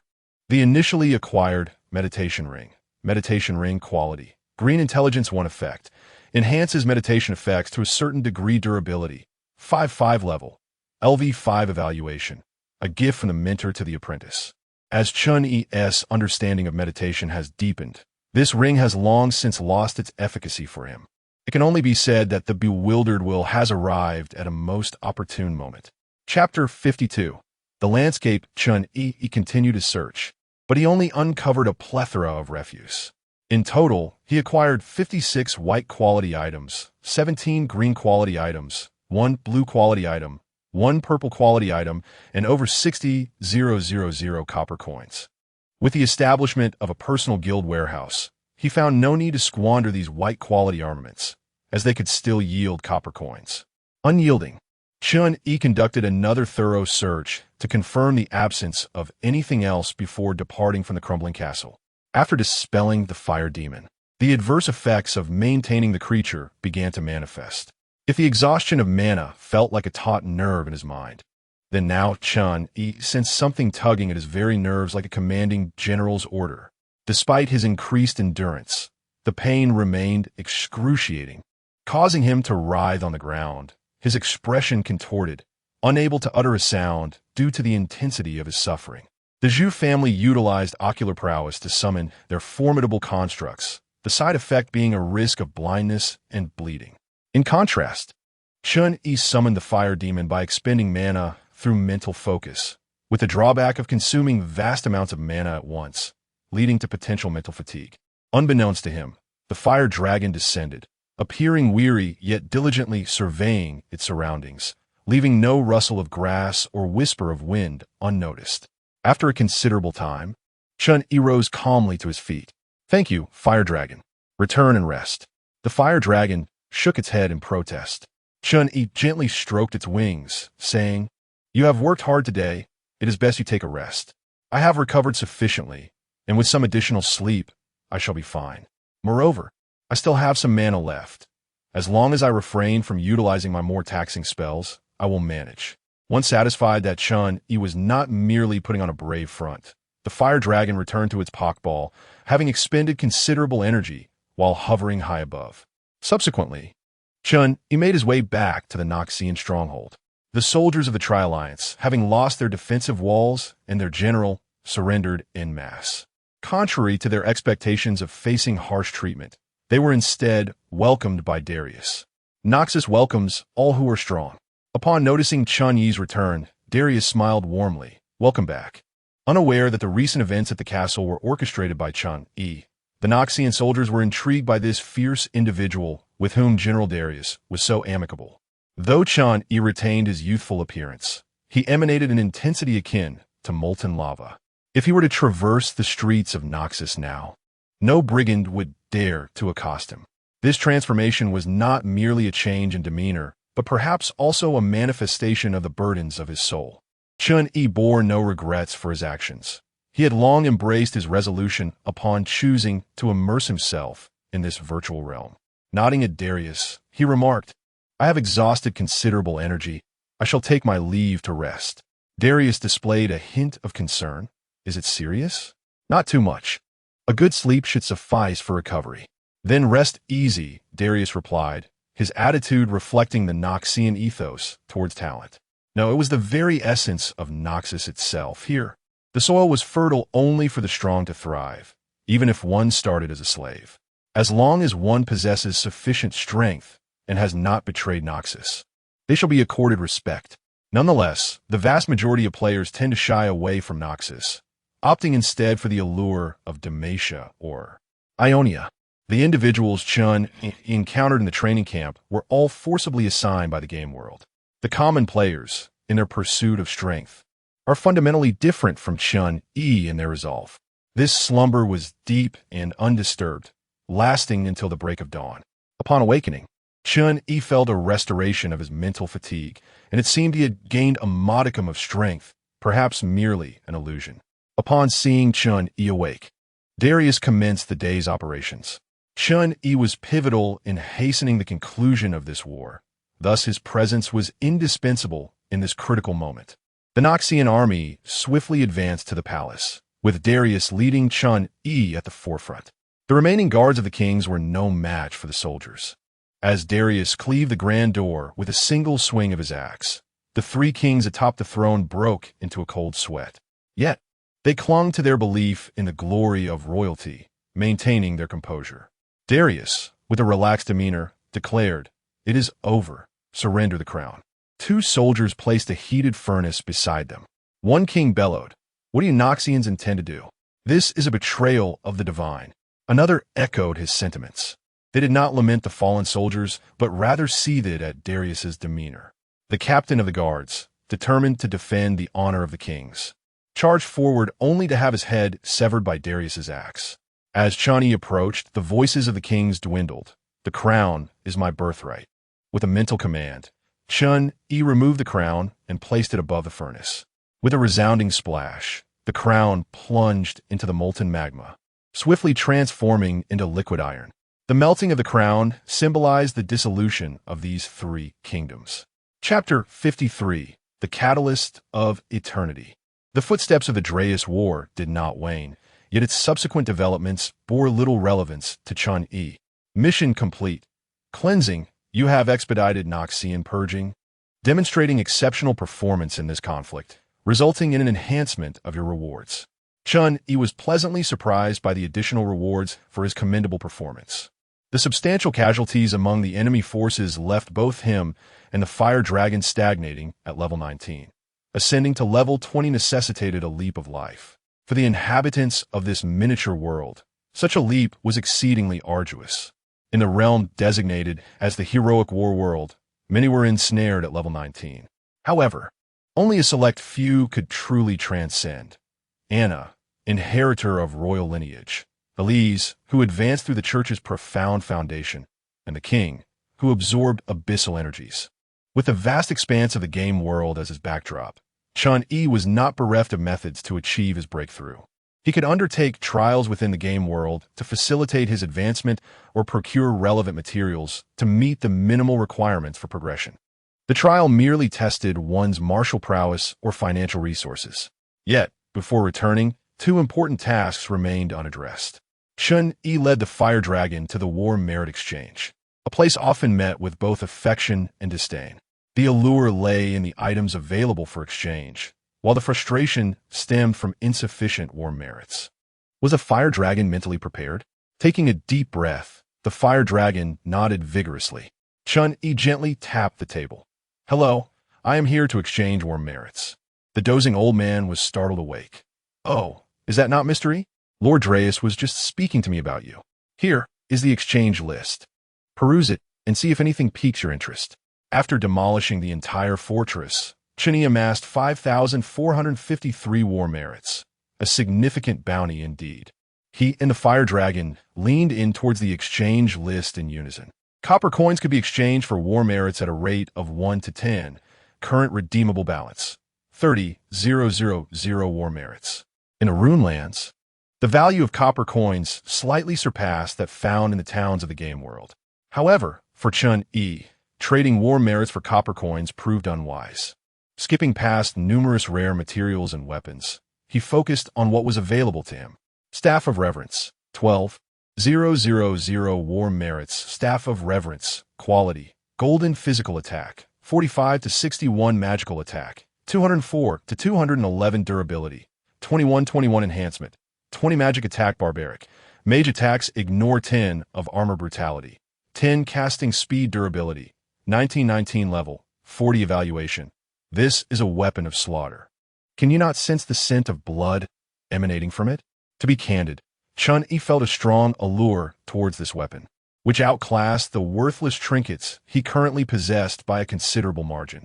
Despite its name, the Staff of Reverence, all its attributes were crafted for carnage. Its straightforward yet formidable attributes promised unparalleled strength, albeit it was restricted to level 40. I truly desire this, though unspoken. The fire dragon sensed his yearning. Gently, I patted Chen Yi's shoulder in a gesture of solace. The endeavor of training Pokemon proved to be a formidable challenge. Not only was he unable to carry equipment, but he also found himself in the position of needing to console the trainers. To avert the threat of a myocardial infarction, Chen Yi bypassed all the staff weapons available. Regardless of whether they could be exchanged, even if they could, their usability was questionable. For him, at this moment, the earlier item from the Black Eye Guild, the Breath of Flowing Echoes, appeared to be far more suitable. As he surveyed other exchange options, his gaze was captivated by a particular item. Eternal Catalyst, 4,500 battle honors. Eternal Catalyst, special accessory, quality, light gold health points, 225 mana points, 300 eternity, when taking damage. Restores mana equivalent to 7 of the damage received. When spending mana, restores health equivalent to 25 of the mana consumed, with a maximum healing of 20 health points per second for each spell cast. Level, durability, 5-5 evaluation. This is the power of runes. There is no limit to the number of special accessories that can be equipped. Moreover, the price appears to be discounted. Chen Yi's first thought was that if the health of the infernal demon were to be factored into the judgment mechanism of this equipment, it would imply that he could continue to fight even after deploying the infernal demon. Thus, when facing Chen, the enemy would initially contend with him in his normal state. Upon depleting a certain amount of health or mana, the second phase would trigger the infernal demon form, coupled with the recently acquired Dazed Will. Once the infernal form was vanquished, a well-conditioned Chen Yi would re-emerge. Could this be tested? Chen Yi's gaze fixed intently on the Eternal Catalyst. The elderly gentleman adjusted his spectacles and smiled slightly. Of course, it can be tested. As I have always stated, Noxus is generally accommodating towards the capable. He then produced a pendant, an item resembling jade, which was the Eternal Catalyst. With a spirit of experimentation, Chen Yi consumed merely 100 mana points to summon the infernal demon. As the mana dwindled, instead of the full form of the infernal demon manifesting as before, only half of its body appeared, somewhat translucent, enveloping Chen Yi like a shell. Chen Yi was momentarily taken aback. Was there such a method of utilization for the infernal demon? Previously, he had regarded the infernal demon as a trump card, deploying it only in dire situations, thus always opting to expend as much mana as possible to create a formidable force. This line of thinking had resulted in a lack of understanding regarding this skill. This wouldn't do. I must allocate time to thoroughly study this ability. Fire Dragon. Roar. The Fire Dragon struck the infernal demon with its tail. The Fire Dragon inflicted 23 points of damage to Player E restored 1 point of mana. Chen Yi endeavored to quell the excitement stirring within him. Greetings. I would like to exchange for this. The elderly gentleman, unfazed, retrieved a ledger from beneath his seat. Let me see. Oh, found it. You have 5,453 battle honors, and after deducting, what was this called again? Ah, the Eternal Catalyst. After deducting 500 battle merits for the meal box, Chen Yi glanced at the pendant in his hand and then at the old man, ultimately deciding against it. By the way, this is a gift from Lord Swain. I hope you will study it diligently, the old man remarked as he handed over a thick tome. Darius had relayed Chen Yi's performance on the battlefield back to the Immortal Bastion, and Swain expressed his appreciation for Chen Yi. Upon learning that Chen Yi focused on the element of fire, he specifically gifted him this magical book, hoping that he could contribute even more to the Empire. The spell book bore no name, encased in a heavy cover, with a thickness nearing 10 centimeters. Chen Yi did not refuse Swain's goodwill and accepted the tome, affirming, "I will." The Noxian leader, Swain, possessed memories of a demon spanning nearly a millennium, which included the demon's research on magic. It was under his guidance that Noxus was reborn and arrived at its current state. He is a sage, a sorcerer, and a quintessential imperialist, capable of glimpsing fragments of certain futures. So, why would he give me a spell book?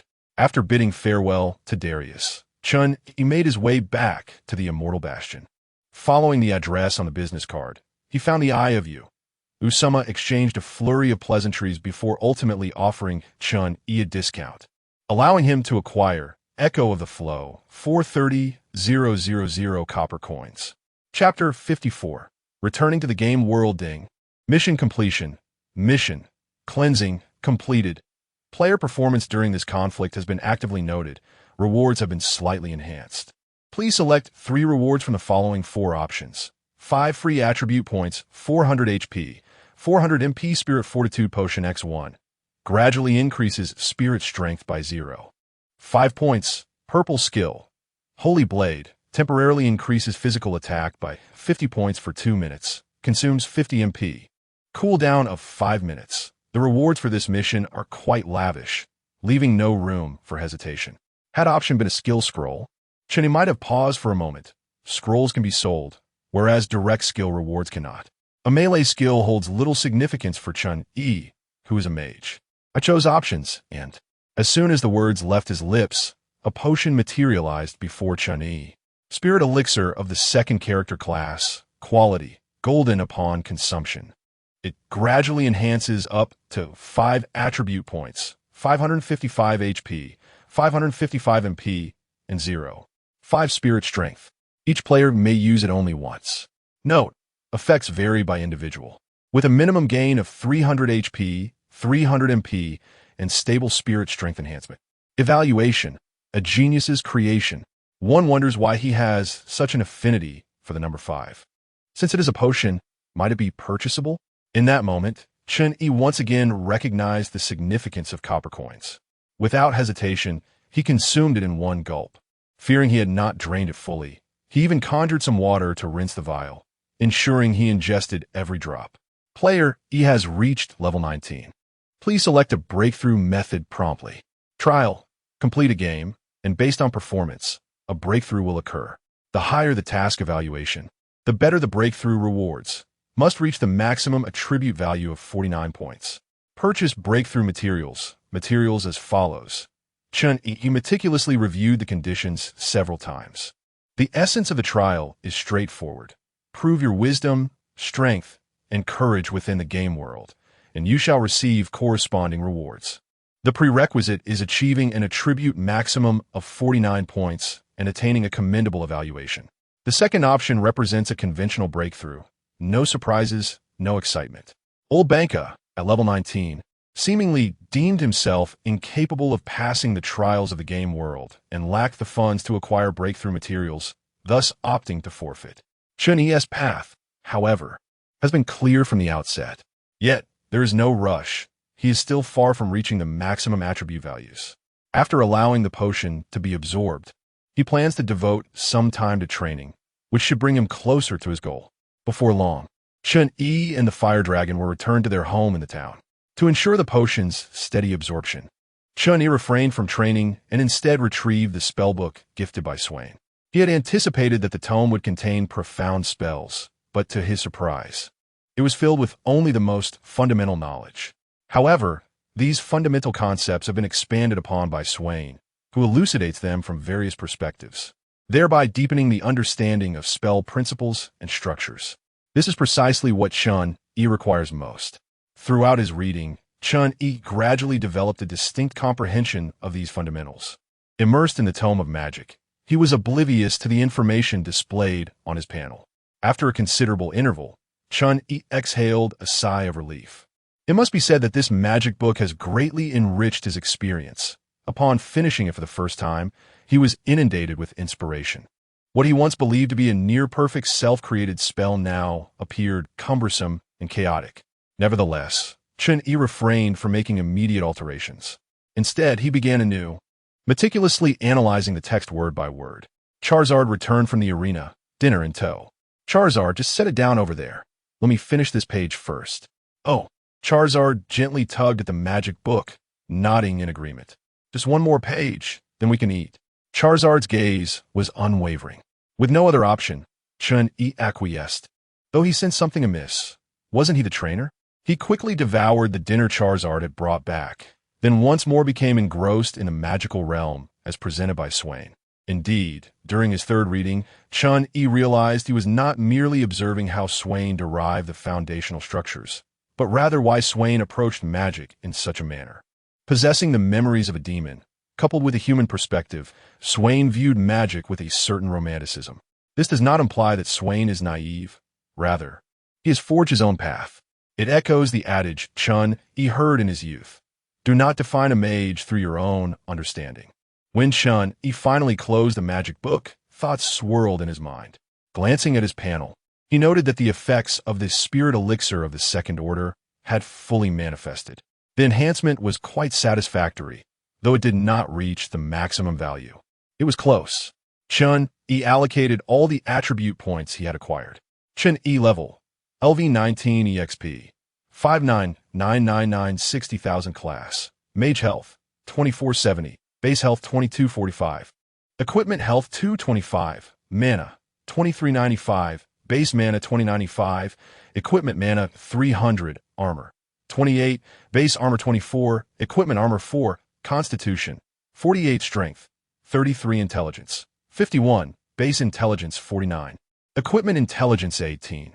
Agility, 34. Spirit, 49. Free attribute points, 0 talent. Affinity for fire, increases mastery of fire skills. Fire elemental damage increased by 10. Skills, meditative absence. Spell analysis, mental force, blink, fire resistance, fireball resistance. 30. Fire elemental resistance, soul energy. 5. Prediction, can predict the collection of soul energy is still woefully insufficient. Perhaps within the soul energy composed of souls and fortune, the proportion of fortune holds greater significance. Charizard has ventured into the arena and will not return tonight. Its physical prowess still falls slightly short of its peak potential. With the aid of the Wu Wei meditation and rigorous training, it should reach its full capacity in approximately 2 weeks. The higher the physical attributes, the longer it takes to achieve growth through training. Witnessing the trainer's unwavering dedication, Charizard 2 has resolved to intensify its practice tonight. Amidst the training, Chen Yi did not rest, but instead contemplated his techniques. The grimoire provided by Swain has indeed unveiled an entirely new realm for Chen Yi. Regardless of the motivations behind it, he wholeheartedly acknowledges this gesture. The activation of the flame sword is rather sluggish. Against formidable foes, the resonance of 3 swords fails to inflict any damage.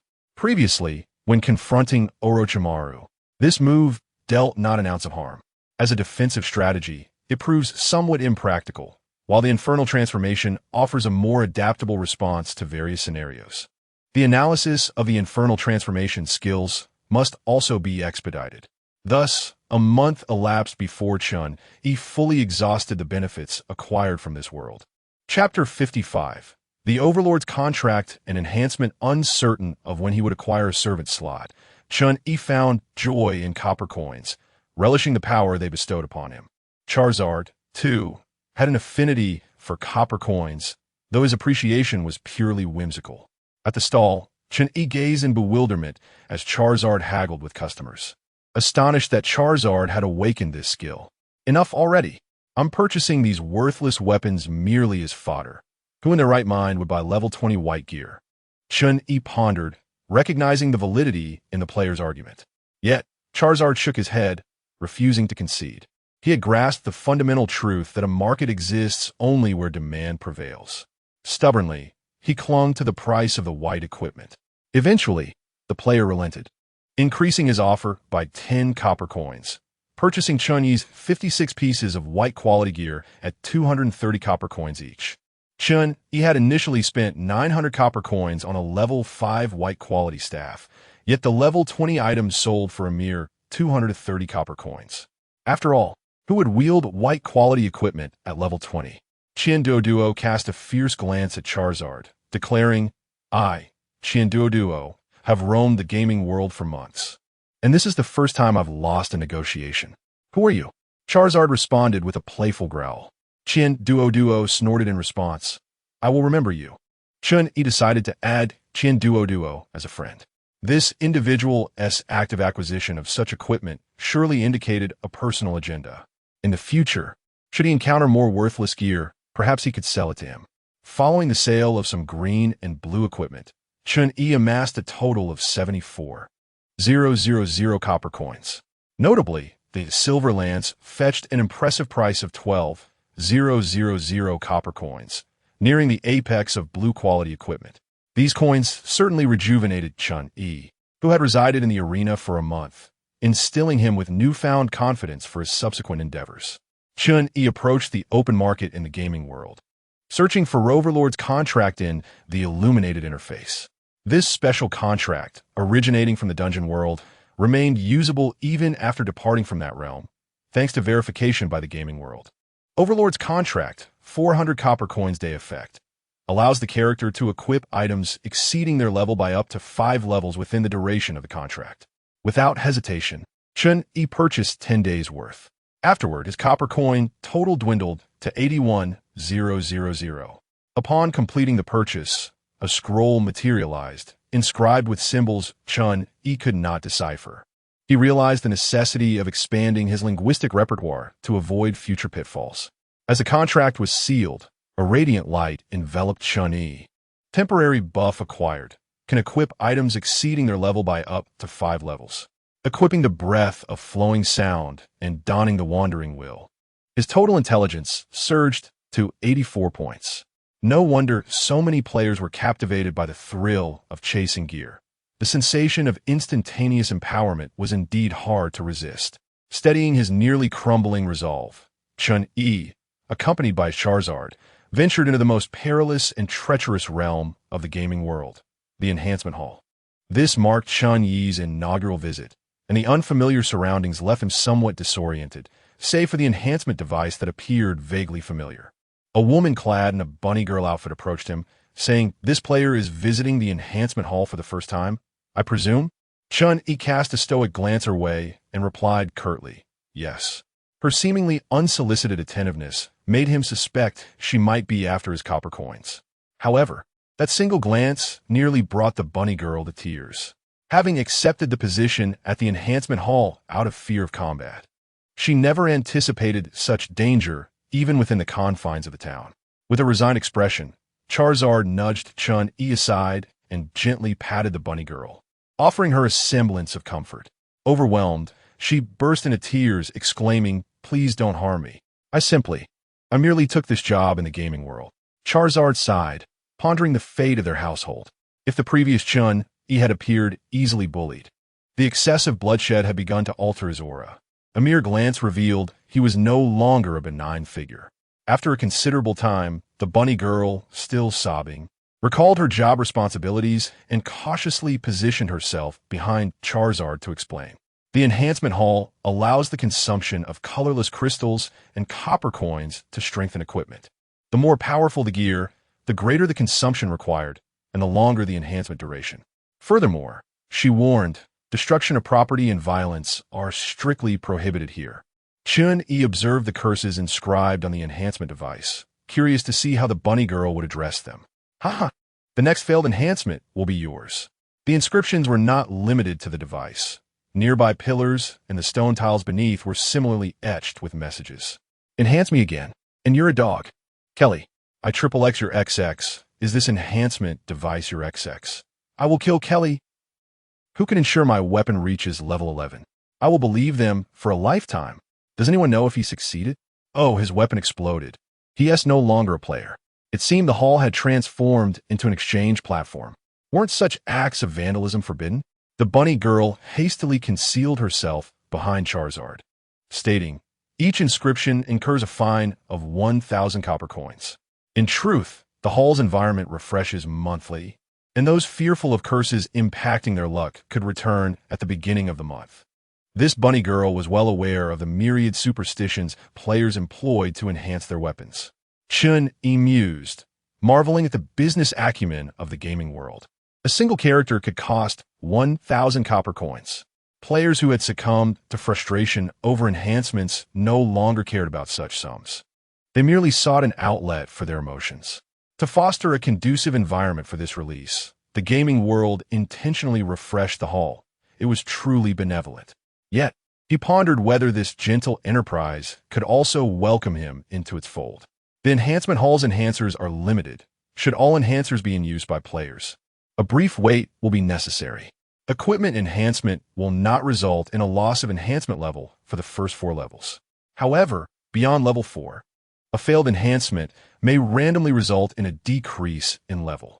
When attempting to enhance to level 10, one must prepare enhancement protection scrolls to avoid damage to the equipment in the event of failure. It is said that enhancing equipment at higher levels requires additional materials, though I am unaware of the specifics due to my insufficient level. Chapter 56 No. After the commentary, the bunny girl eagerly departed.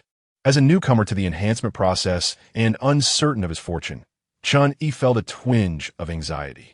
He first approached the entrance where the gaming world was accessible and purchased colorless small crystals from the unmanned shop.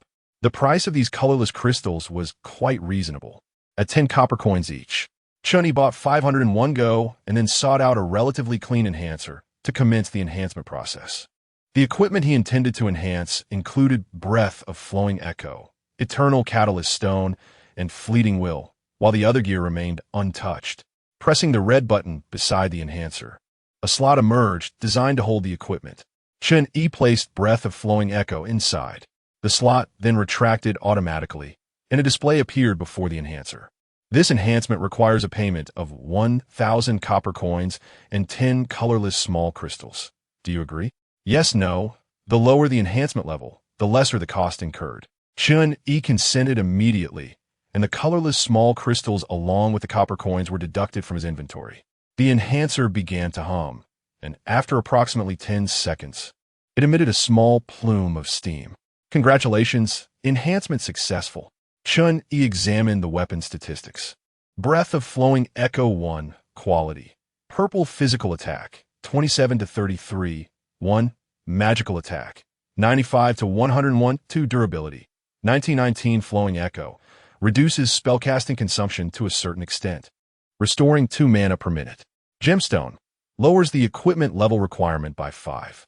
Level 25. Evaluation, not perfect, but certainly superior to the trash you currently possess. The first level enhancement was modest. Chen Yi placed it back and resumed the enhancement process. This time, the cost escalated to 1,200 copper coins and 12 colorless crystals. 2 success, 3 success, 4 failure, 4 failure, 4 failure. With a blank expression, Chen Yi removed the Breath of Flowing Echo and then placed the Eternal Catalyst Stone onto the enhancer. This equipment had a significantly higher initial cost, requiring 1,400 copper coins and 16 colorless crystals. 1 success, 2 success, 3 success, 4 success, 5 failure. Level dropped to 3 few. The atmospheric pressure around Chen Yi had plummeted. Had his own external aid betrayed him, or was the Goddess of Fortune merely toying with him? Goddess of Fortune, you! Stop blabbering. With no other options, Chen Yi removed the Eternal Catalyst Stone and subsequently placed Fleeting Will onto the enhancer. 1 success, 2 failure. Chen Yi found himself psychologically unguarded by the enhancer's unpredictable nature. Unbeknownst to him, a crowd had gathered around, observing intently. They were engaged in a kind of arcane practice, seeking out the enhancer that had failed numerous times. The likelihood of success following such failures was significantly heightened. While others enhanced weapons, they enhanced players instead. A gunman approached with a smile, saying, "Brother, are you still going to enhance it? If luck is against you, perhaps it would be wiser to try again next time." A player dressed as a ninja chimed in to offer reassurance. "Truth be told, we all go through this. Don't take it too much to heart. You can always come back and try your luck again when the odds are more favorable." The gunman shot a fierce glare at the ninja, indicating that he had arrived first. The ninja chuckled, noting that there are no rules of precedence in the enhancement hall. "My friend, Perhaps it would be best to forego the enhancement this time. Indeed, sometimes luck just doesn't align, the gunman agreed. Surprisingly, the two began to cooperate, primarily out of concern that Chen Yi would continue using the enhancement device, thereby depleting his already accumulated good fortune. Chen Yi trembled as he retrieved his equipment. It was not fear, but rather a sense of exasperation. After enhancing his staff to 3, his magical attack power increased by a mere 3 points. The Universal Catalyst Stone provided 20 HP and 30 MP. For such trivial gains, Chen Yi had already spent 21,000 copper coins. Once he reclaimed his equipment, he stood beside his fire dragon, not for any other reason but to observe how others approached enhancement. The ninja swiftly executed a teleportation technique to position himself before the enhancement device.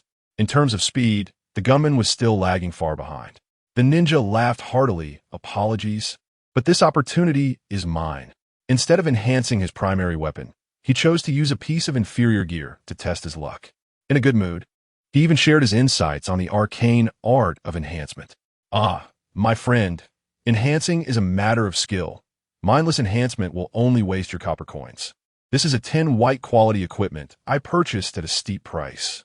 This enhancement requires a payment of 500 copper coins and 40 colorless crystals. Do you agree? Yes, no. Without hesitation, the ninja pressed yes. The enhancement device began to tremble violently, an intensity Chen Yi had never witnessed before. It must be said, some individuals are simply destined for commerce. This worthless white equipment I would hardly bother to pick up if offered for free. Yet, should it reach 10, it could potentially fetch 7,000 copper coins or more. Chen Yi's lips twitched. He could barely achieve 4, while others were selling 10 weapons. He sensed a significant misalignment in his own luck. Before entering the game world, he was of ordinary caliber, neither particularly good nor bad. However, after being transformed by the game world, he had become what he was now. As the enhancement device buzzed and emitted a cloud of steam, the message appeared. This enhancement has failed. The equipment is now damaged.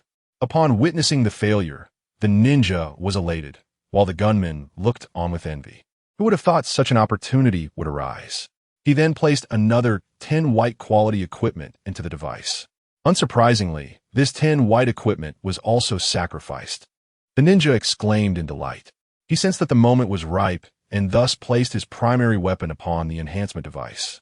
Typically, newcomers like you, who possess such enhancements, are afforded a protective period, and for you, this safeguard is embodied by the enhancer itself. Do you perceive failure as an undesirable outcome? No, it is merely a foundation for future success. A copious amount of steam billowed forth as the enhancement concluded. This enhancement attempt has failed, and the equipment is now damaged. The ninja's words remained unuttered as he stood frozen in place. No, it appeared that when confronted with the enhancer utilized by Chen Yi, his arcane skills were of little avail.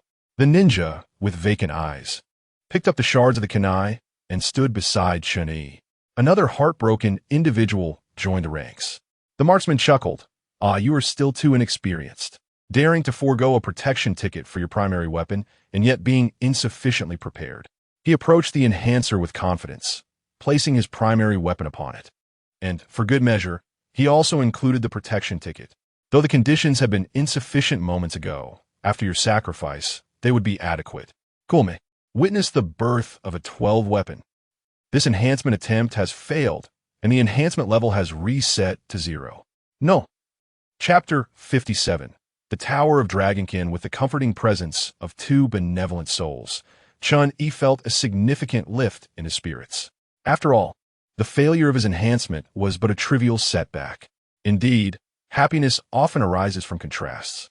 Chen Yi treated himself to a white quality robe, which provided a modest boost to his armor. He also procured a barely usable claw for his fire-breathing dragon, which had received a form of validation within the game world, resulting in its own transformation. Lacking proper weaponry, however, its potential would undoubtedly be diminished. Regrettably, Chen Yi did not possess a servant tome, preventing the fire dragon from enjoying numerous benefits, such as equipment adaptation. Hence, the necessity for a makeshift claw. Ultimately, He purchased 2 portions of Remy S assistance and a collection of potions for mana and health restoration, setting aside over 3,000 copper coins as a precautionary reserve. Glancing at the Fire Dragon's attributes, he noted Fire Dragon quality, pale gold level, LV19 EXP, 59999 60,000 health, 3091 mana, 1350 armor, 53 constitution, 49 strength, 49 intelligence, 49 agility, 49 spirit, 49 flame jet, executes a ranged flame attack, inflicting damage equal to 2 times the magic attack power. Energy reflux, health, mana, and stamina form a feedback loop, reducing damage taken by 15. Even without equipment, the attributes were undeniably impressive, a testament to the advantages bestowed by Pokemon evolution. This instilled Chen Yi with greater confidence for the impending breakthrough. In the game world, he and the Fire Dragon resolved to initiate the breakthrough. Confirm? Once chosen, this action cannot be undone. Confirm. Confirm. Wasn't this a lack of choice? Chen Yi and the Fire Dragon both pressed the confirmation button. A radiant beam of light appeared before them, and without hesitation, they stepped into it. During the period of transmission, darkness enveloped them, and after more than 10 minutes, light gradually returned to their surroundings. Breakthrough task. Clear the Tower of Dragonkin. Breakthrough task. Monsters have been enhanced. Recommended level. LV21, LV29, task reward. Life Leap X2, Chen Yi and the Fire Dragon found themselves transported to a towering edifice. Peering over the railing, they observed clouds drifting nearby, unmistakably indicating they were at a considerable altitude. Both were now sprawled on the ground, trying to soothe their unsettled stomachs. Initially, Chen Yi had suspected this was merely the game's cruel humor. However, after consulting with a projection of a powerful figure and a mage well-versed in spatial teleportation, he learned that this physical discomfort was, in fact, a manifestation of the body as self-repair mechanism. In simpler terms, their bodies were weakened and unable to acclimate to such extreme distances of teleportation. Even with the game's protective measures, the effects remained. After a brief while, both the human and the Pokemon regained their composure.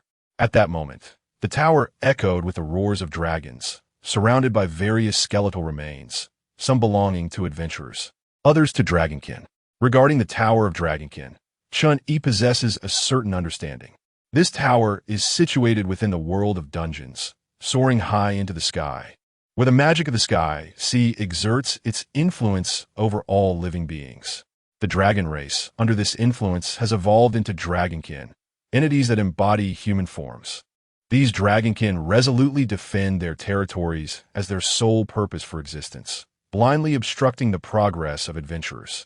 In the face of these Dragonkin, all attempts at civil communication are in vain. Due to the existence of the Sky Sea, Dragonkin continue to emerge in relentless waves. Thus, the Tower of Dragonkin has become a staple quest within the realm of the game. With a mighty cry, a squad of 8 blue-winged dragons ascended from the upper level. Their stature was modest, standing at roughly 1 meter tall, equipped with wings that allowed them to soar through the air. The Fire Dragon seized the initiative, utilizing a swift electric dash to charge ahead. With a claw, it seized one blue-winged dragon and pinned it to the ground, subsequently unleashing a torrent of flames upon the remaining blue-winged dragons. As the impacted blue-winged dragons were repelled by the force of the fire, a flock of flame sparrows descended upon them. With a resounding boom, the flame sparrows detonated upon contact with the blue-winged dragons. The Fire Dragon inflicted 77 points of damage upon the blue-winged dragon, 46 points of impact damage, 31 points of burn damage. Player E inflicted 221 points of damage upon the blue-winged dragon, 154 points of impact damage, 67 points of burn damage. The blue-winged dragon, having suffered an immediate assault, shook its head and rose from the ground. Chen Yi promptly employed the Eye of Inspection to scan the creature. Blue-winged dragon LV, 19 health, 1340 mana, 95 armor, 61 constitution, 49 strength, 42 agility, 49 intelligence, 23 spirit, 19 dragonkin skin. Increases armor by 34 points. With a slight enhancement in elemental resistance. Dragonkin bloodline. After receiving an inexplicable stimulus, the latent bloodline begins to manifest, increasing health by 1,000. Lunge, a short burst of speed at 1. 5 times agility, inflicting damage at 1. 2 times strength. Piercing cry, a roar rooted in the bloodline. Yet due to the impurity of the bloodline, it manifests as a shrill sound, causing damage at 0. 9 times spirit, which can stack. Level 19, still capable of fighting. However, with such an attack that can accumulate, it is imperative to eliminate a portion first. Taking advantage of the fire dragon's distraction, Chen Yi waved his staff, conjuring rings of fire that unfurled behind him, akin to the golden treasures of a king. Small flame swords rapidly formed within these fiery rings, launching forth with great speed. This was the culmination of Chen Yi's efforts over time. With a cry, the foremost blue-winged dragon was pierced by more than 2 flame swords. Player E inflicted 359 points of damage upon the blue-winged dragon, 259 points of piercing damage, 65 points of burn damage. The flame swords possessed not only resilience, but also extraordinary cutting ability due to their high temperatures. Yet this was not the end. As the flame swords penetrated the blue-winged dragon's body, resonance commenced. Player E inflicted 151 points of burn damage upon the blue-winged dragon. Player E inflicted 41 points of burn damage upon the blue-winged dragon. The significant damage was primarily due to the resonance of the fire rings, while the lesser amount resulted from the intense heat of the flame swords. This is the enhancement that Chen Yi has made to the flame sword, abandoning the design that attracted fire elemental particles to create a magma environment, and instead resonating with one another to elevate temperature. This reduces the dependency on the environment and broadens its applicability. The 8 blue-winged dragons, in cooperation with the fire dragon and Chen Yi, are not particularly difficult to deal with. Before long, all the blue-winged dragons are pierced by the flame sword, and their demise is merely a matter of time. A piercing screech reverberates throughout the tower. Player E suffers 9 points of mental attack damage. Player E suffers 7 points of mental attack damage. Fire Dragon suffers 7 points of mental attack damage. These damages are inconsequential to the Fire Dragon and Chen Yi. What is more troublesome is the response from other floors to the blue-winged dragons. The Fire Dragon accelerates. Roar. The slightly recuperated blue-winged dragons launch their thrusts. Ever vigilant, Chen Yi raises his staff, conjuring several earthen walls along their flight path. However, Chen Yi underestimates the strength of the blue-winged dragons, or perhaps overestimates the sturdiness of his earthen walls. Caught off guard, he is directly struck by one of the blue-winged dragons, sent flying. Struggling to regain balance in midair, he barely steadies himself upon landing. Fire Dragon, do not mind me. The looming threat of death seems to ignite a greater power within these blue-winged dragons as they relentlessly charge towards the Fire Dragon and Chen Yi. What should have been an advantageous position for Chen Yi now sees him continuously evading. Such is the nature of battle. It is never merely about superficial statistics. Experience in combat, the will to fight, and the strength one possesses. All these factors sway the outcome. After more than 10 seconds, the blue-winged dragons ultimately meet their end. Yet, before their demise, they inflict considerable injuries upon Chen Yi and the Fire Dragon. Chapter 58. Carnage. Chen Yi presented the Fire Dragon with a vial of healing potion. Xiao Lu's healing potion quality. White effect. Restores 2 health points per second for 3 minutes. Evaluation. I understand the principle. But why does this healing potion possess a soy sauce flavor? This is the fruit of Xiao Lu's labor. After unexpectedly creating a restorative dish, she felt her talent should not be confined to the kitchen. Thus, with her savings from the past years and an additional loan of 4,000 copper coins from Chen Yi, she embarked on a journey into potion making. It must be said that her talent appears to be rather peculiar. Although she was concocting potions, there was an undeniable essence of cooking in her approach. This peculiarity resulted in potions that carried strange aromas. Nevertheless, their efficacy remained commendable, although merely of white quality.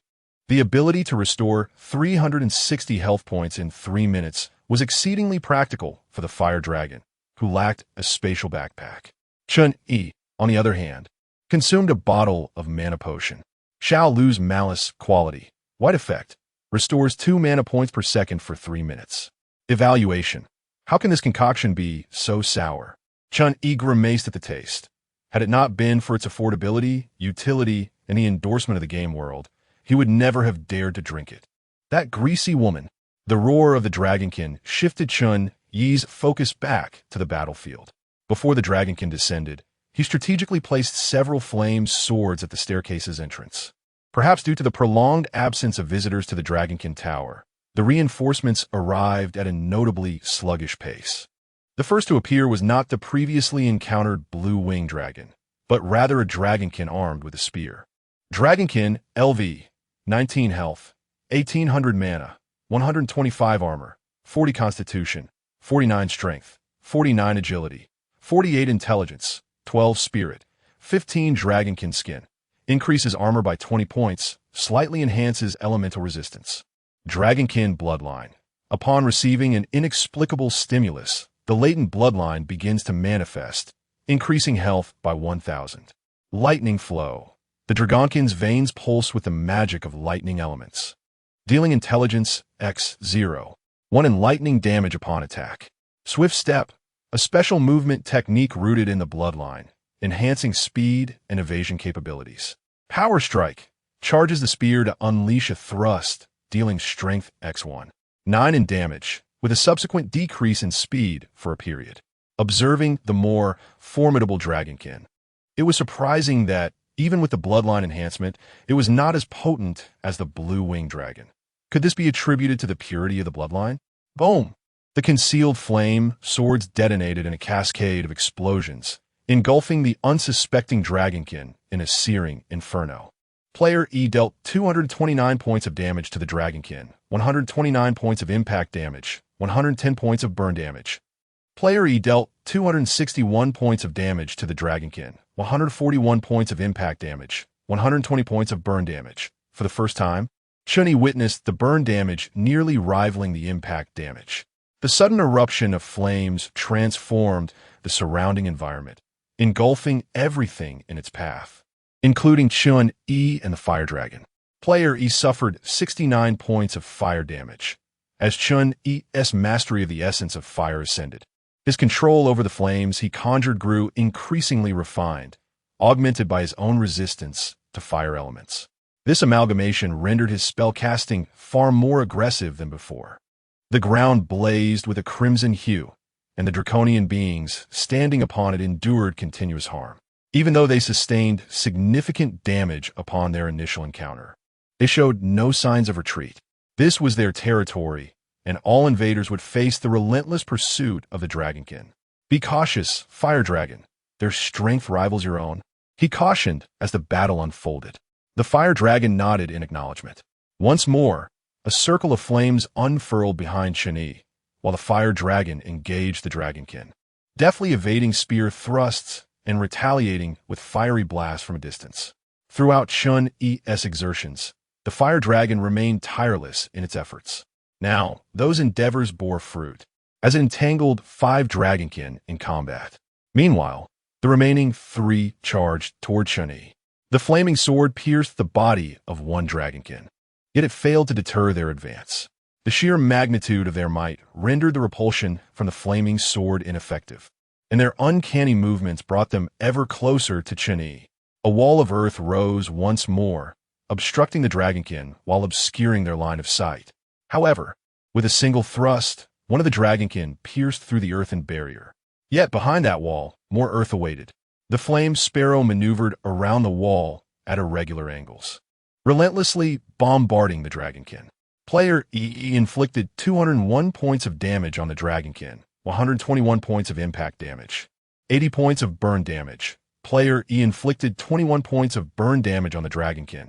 At that moment, a roar echoed once again from the staircase. The blue-winged dragon soared over the earth wall, charging towards Chen Yi. Fire resistance. All the blue-winged dragons momentarily halted, granting Chen Yi a fleeting opportunity to cast his spell. Realizing the enemy was multiplying, Chen Yi recognized the urgency of the situation. The flames coursing through his body could not impede their advance. A revelation struck him. Wings. The The flame sword plunged into the body of one blue-winged dragon, the force propelling it backward. The flame sword reappeared, striking fiercely at the dragon's wing. With a cry, the wounded blue-winged dragon faltered, unable to rise from the ground. This indicated that once the wings of the blue-winged dragon were severed, only the heavily injured dragonkin would remain to confront. Fire Dragon, navigate around the earth wall. Seek the opportunity to tear off their wings. With a roar, as spells were cast, numerous earthen walls ascended from the ground tiles. If one wall was insufficient, then multiple would suffice. The Fire Dragon engaged in combat around the earth walls, the Dragonkin's attacks embedding into the barriers, while the straightforward blue-winged dragons were hindered by the walls. Throughout this process, Chen Yi and the Fire Dragon's health and mana fluctuated, yet remained within a relatively safe threshold. Chapter 59. Trial. The fiery sword pierced the body of the blue-winged dragon, and the fire-breathing dragon struck down fiercely at the location of the blade, causing it to penetrate through the dragon's form. This was the last of the surviving blue-winged dragons. The fiery sword continued to sear its flesh, as the blue-winged dragon emitted a hoarse roar before succumbing to its fate. With its demise, a piece of equipment radiating a blue luminescence, along with a small amount of copper coins, fell to the ground. Without haste to collect the loot, Chen Yi and the fire-breathing dragon sat on the ground, slightly panting. Who would have thought that a mage like him would engage in close combat and end up in such disarray? He handed a health potion to the fire-breathing dragon and then consumed a mana potion himself. After a brief respite, they quickly rose to survey the battlefield, only to hear the unpleasant cries of the blue-winged dragon once more. This was untenable. The fire-breathing dragon looked at Chen Yi, aware that the trainer's words indicated he had formulated a plan. The game world required the completion of the Dragon Man Tower. But to what extent was this completion defined? Chen Yi did not wait for the fire-breathing dragon's response, instead voicing his thoughts. Should they eliminate all the dragon men, defeat the boss guarding the level, or merely bypass this stage to consider it completed? By this point, the fire-breathing dragon had grasped Chen Yi's intentions. Despite Chen Yi's considerable enhancement in strength, it still proved insufficient against the relentless onslaught of monsters. He gazed towards the outer tier. Caw! A squad of blue-winged dragons arrived, accompanied by a contingent of dragon men. The warnings from the dragon men echoed far and wide, as many more were hastening towards this location. The territory of the dragon men was not to be infringed upon. However, they had yet to detect the intruders. Oblivious to the multitude of dragon corpses strewn across the ground, their bodies emitting black smoke amidst the flames. The blue-winged dragons remained vigilant in this tier, patrolling to prevent any further intrusions. In the meantime, the fire-breathing dragon soared with Chen Yi towards the upper levels. Here, the terrain was authentic. There had never been a decree mandating a linear ascent through the tower. Yet, the Sky City truly lived up to its reputation as a marvel connecting the continent of Arad to the celestial realm. Magnificent and enigmatic. Outside the tower, Chen Yi felt the heightened activity of elemental particles, enhancing both the speed and potency of his spells in this realm. However, within the tower, conditions reverted to normalcy. This intrigued Chen Yi, pondering the original purpose behind the design of the Sky City. This section, known as the Dragon Man Tower, featured tiers each several meters high, with an incalculable number of dragon men residing within. If he were to play by the rules and engage in a straightforward challenge, these dragon men could easily deplete his resources, not to mention the elite individuals and the boss guarding the levels. As they ascended further, they eventually encountered a more expansive tier, where the cries of the dragon men were conspicuously absent. The fire-breathing dragon drew closer. Roar! A thick shroud of mist obscured their view. Even the eagle-eye technique failed to reveal the state of this level. Upon nearing, they discovered that this area was devoid of dragon men or any other monsters, merely a barren platform. Yet, this very platform has constrained both the upper and lower echelons of monsters. Chen Yi and the fire dragon have descended in rank. After a brief pause, Chen Yi shook his head in disappointment at the fire dragon. Indeed, exploiting the loopholes in the game world proved to be a formidable challenge. Nevertheless, Chen Yi conceived a new idea. Fire Dragon, let us return and conduct an experiment. The Fire Dragon did not inquire about the nature of the experiment, but turned around, signaling Chen Yi to mount. It had unwavering faith in its trainer's ability to conquer challenges. Soon, they returned to the tier from which they were transported by the game world. After Chen Yi departed, the Dragon Man and the Blue Wing Dragon descended, but found no enemies, leaving only a squad of Dragon Men to patrol the area. Here, Chen Yi thwarted the Fire Dragon's intention to land on the tier, opting instead to hover outside the Dragon Man Tower. The fiery circle behind him unfurled instantaneously, the vibrant elements deepening the hue of the flame sword. Go! With a mere thought, the flame sword surged toward the Dragon Man within the tower. However, just as it approached, the sword was repelled as if it had encountered an unseen barrier. This outcome took even Chen Yi by surprise. Was this a defense mechanism inherent to the Sky City, or a restriction imposed by the game world to prevent Chen Yi's actions? After exerting some effort to eliminate the Dragon Man of that tier, Chen Yi proceeded with his attempts, severing the wings of the Blue Wing Dragon, which was subsequently grasped by the mightier Fire Dragon and carried to the upper platform devoid of monsters.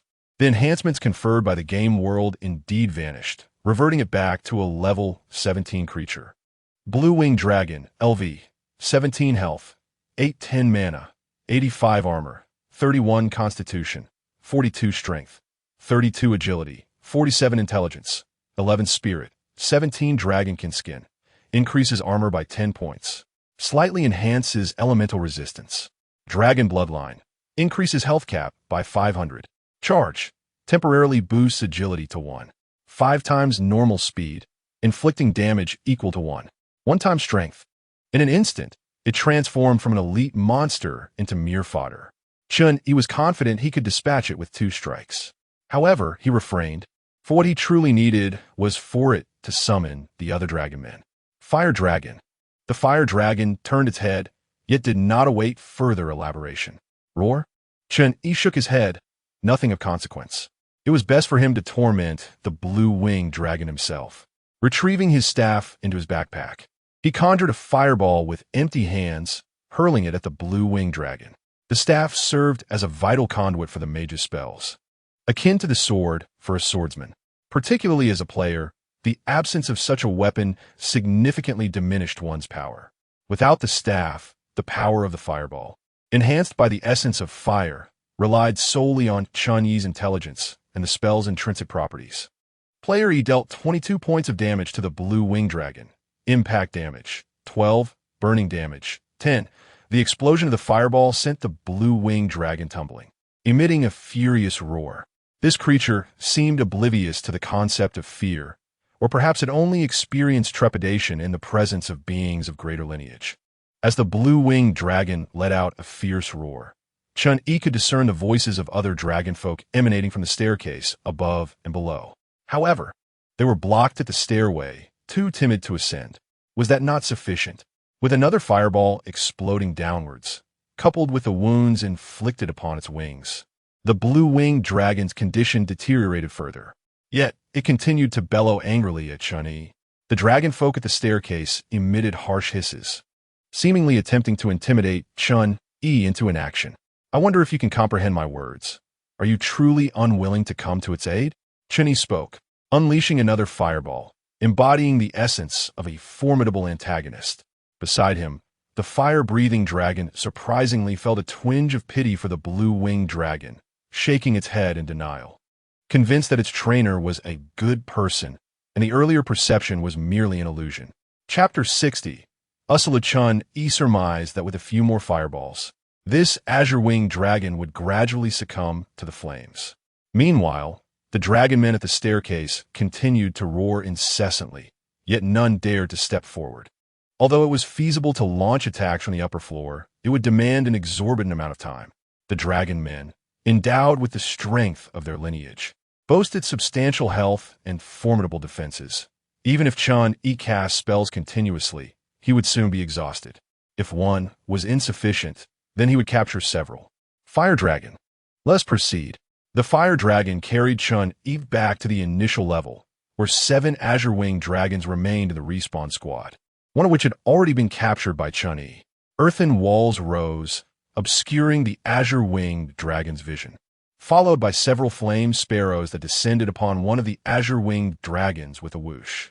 It was sent flying, and the fire dragon, having anticipated this, struck it fiercely with its tail, further separating it from the others.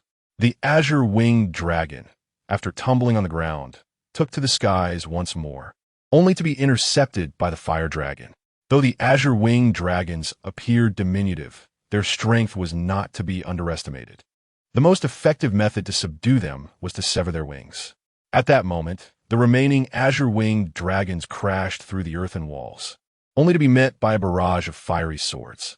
Chen Yi anticipated their movements, making it seem as though the azure-winged dragons were colliding with the fiery swords themselves.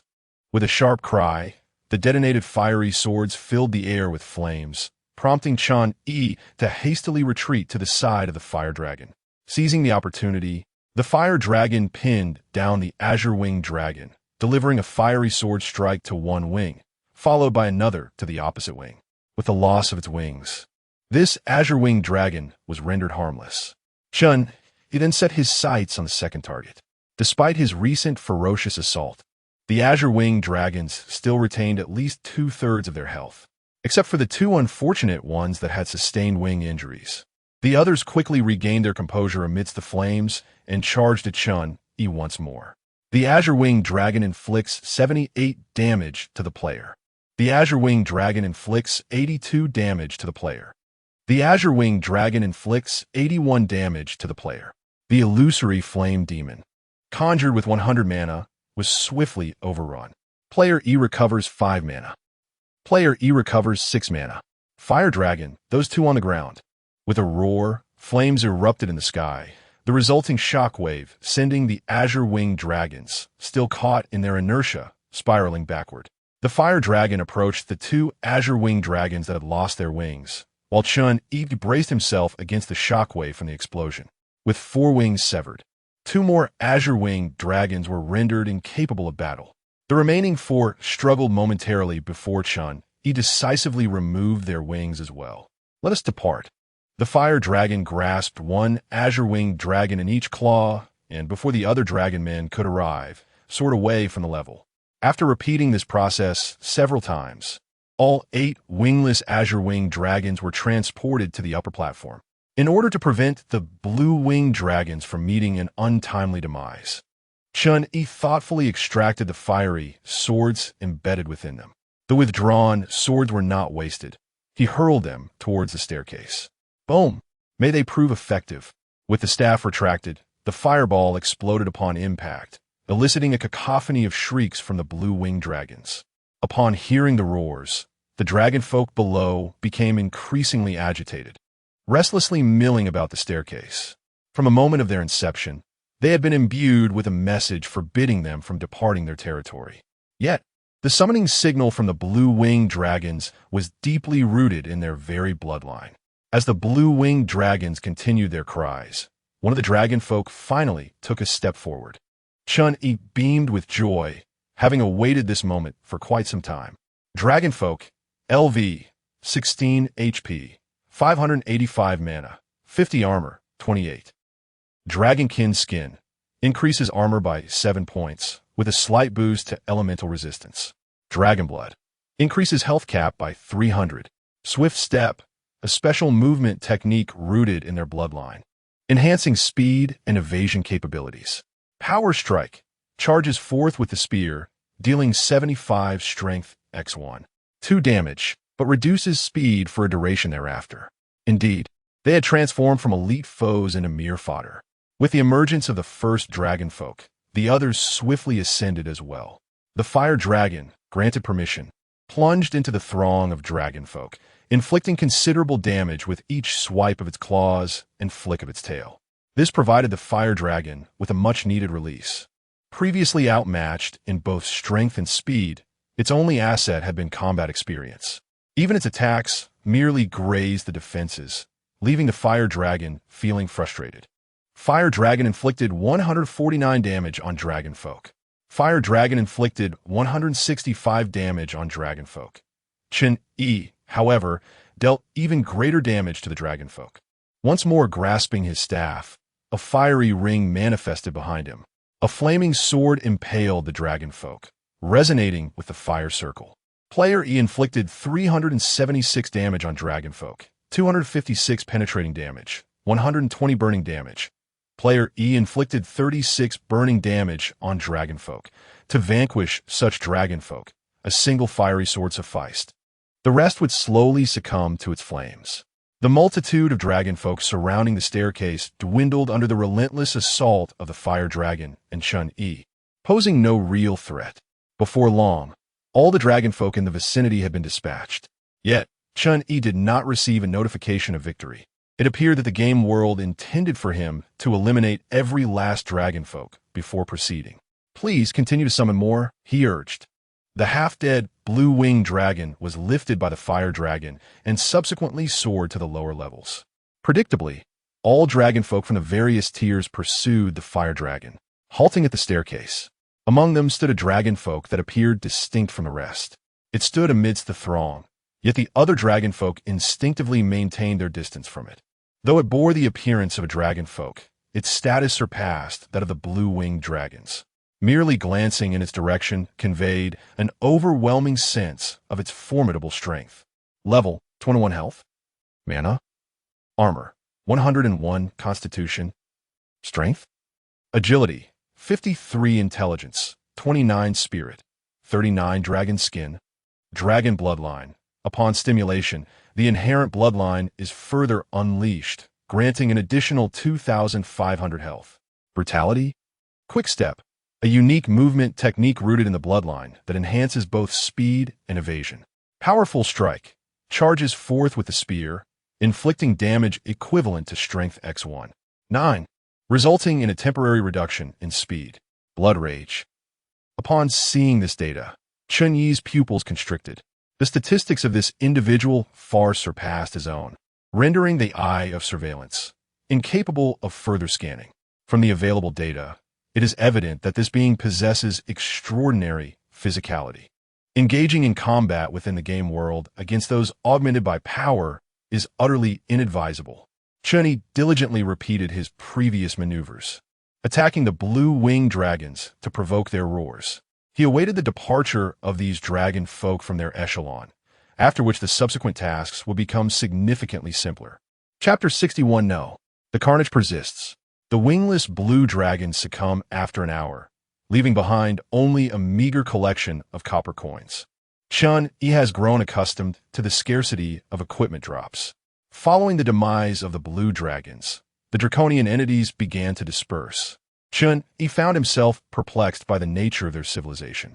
They had constructed statues of dragon heads, which were equipped with traps. They demonstrated an understanding of patrolling their territory and could convey information through sound. Although unable to engage in verbal communication, they were not devoid of thought. It was baffling how they knowingly ventured into traps, not out of a desire for vengeance, but seemingly to execute some form of command. However, Chen Yi was no ecologist. His objectives were straightforward: navigate through the tower of the Draconians. After the blue dragons perished, he repeated the previous process with the fire dragon, descending to the lower levels to capture blue dragons, severing their wings, and bringing them back to this level. With the demise of the second wave of blue dragons, the number of Draconians below had amassed to the point where they nearly filled the staircase, including one particularly distinct individual among them. This creature appeared not to be compelled to follow the blue dragon's commands, as Chen Yi had never observed it moving forward. Having confirmed that the remaining Draconians would not advance, the fire dragon laid down to rest while remaining vigilant. Meanwhile, Chen Yi found a spot to meditate and restore his mana. Half an hour later, having regained a significant portion of his mana, Chen Yi opened his eyes, detected that the player has eliminated over 90 of the Draconians, achieving an A-grade evaluation, meeting the conditions to conclude the trial. Do you wish to end the trial? Yes, no. Chen Yi pondered for a moment and inquired, do I have permission to understand the implications of the evaluation? Permission check in progress. Permission granted. An evaluation of C allows passage without rewards. Each subsequent improvement in evaluation will accrue rewards. Do you wish to conclude the trial? Yes, no, no. The fire dragon raised its head, curious about Chen Yi's decision. He gently stroked its head, causing the fire dragon to close its eyes in contentment and nuzzle against him. I'm not entirely satisfied with this evaluation, Chen Yi remarked to the fire dragon, for we lack a guild as support, and the wealth we acquire pales in comparison to that of a larger group. As we strive for progress, so too do others. To outpace them, we must compete fiercely. To advance further, we must be ruthless, not only towards others but also towards ourselves. The accumulated rewards from tasks often include some that cannot be purchased with mere copper coins. This is the true path to rapid empowerment. Chen Yi's words were directed not only at the fire dragon, but also at himself.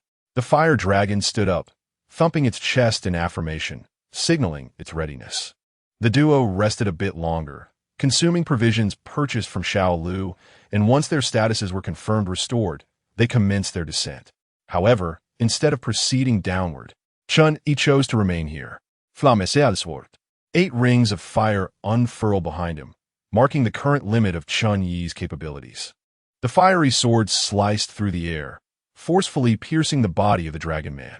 With a fierce cry, the 8 dragon men, having detected the intruder on their territory, surged towards Chen Yi. Before they could close the distance, the second wave of fiery swords struck their forms once more. Without granting the dragon men an opportunity to withdraw the flaming swords, Chen Yi detonated them directly. Subsequently, he ascended with the fire-breathing dragon. The explosion of the fiery swords merely momentarily hindered their advance, as they soon burst forth from the flame's reach. However, the pursuing dragon men halted at the corridor's entrance, continuously roaring at Chen Yi, unwilling to take a single step forward. Positioned in the corridor, Chen Yi adjusted the flight angle of the flame sparrow, which then unleashed a relentless barrage of flames upon the dragon men.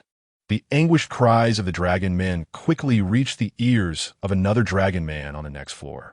It seized a dark spear and hastily ascended, its eyes ablaze with fury.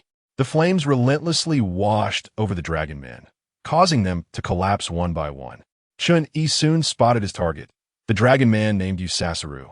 As it stepped into the spot where the previous dragon men had fallen, the pre-placed fiery swords erupted in a series of explosions. The fire-breathing dragon appeared behind it, and fiery characters exploded in its wake. Realizing its attention had been drawn, the fire-breathing dragon turned to flee. Despite the series of attacks yielding no significant effect on Yusasaru, it surged forward with astonishing speed towards the fire-breathing dragon. Although the fire-breathing dragon had initially taken flight, the distance between them continued to diminish. Fortunately, the fire-breathing dragon was close to the tower's edge, escaping just before Yusasaru could catch up. As previously stated, possessing the ability to fly presents a considerable advantage until one reaches a certain level of power. Player E inflicted 343 points of burning damage on Yusasaru. The fire-breathing dragon inflicted 46 points of burning damage on Yusasaru. The pre-embedded fiery swords failed to deal substantial damage. Their effects were insufficient to induce a significant change. As Yusasaru roared at the fire-breathing dragon, walls of earth rose from the ground, obscuring its line of sight. Following this, a series of flame-sparking sparrows approached from various angles. Boom! The flame sparrows exploded against the earthen walls. Yusasaru leaped to the ceiling of the stairs, then, using the ceiling as leverage, plummeted down with force.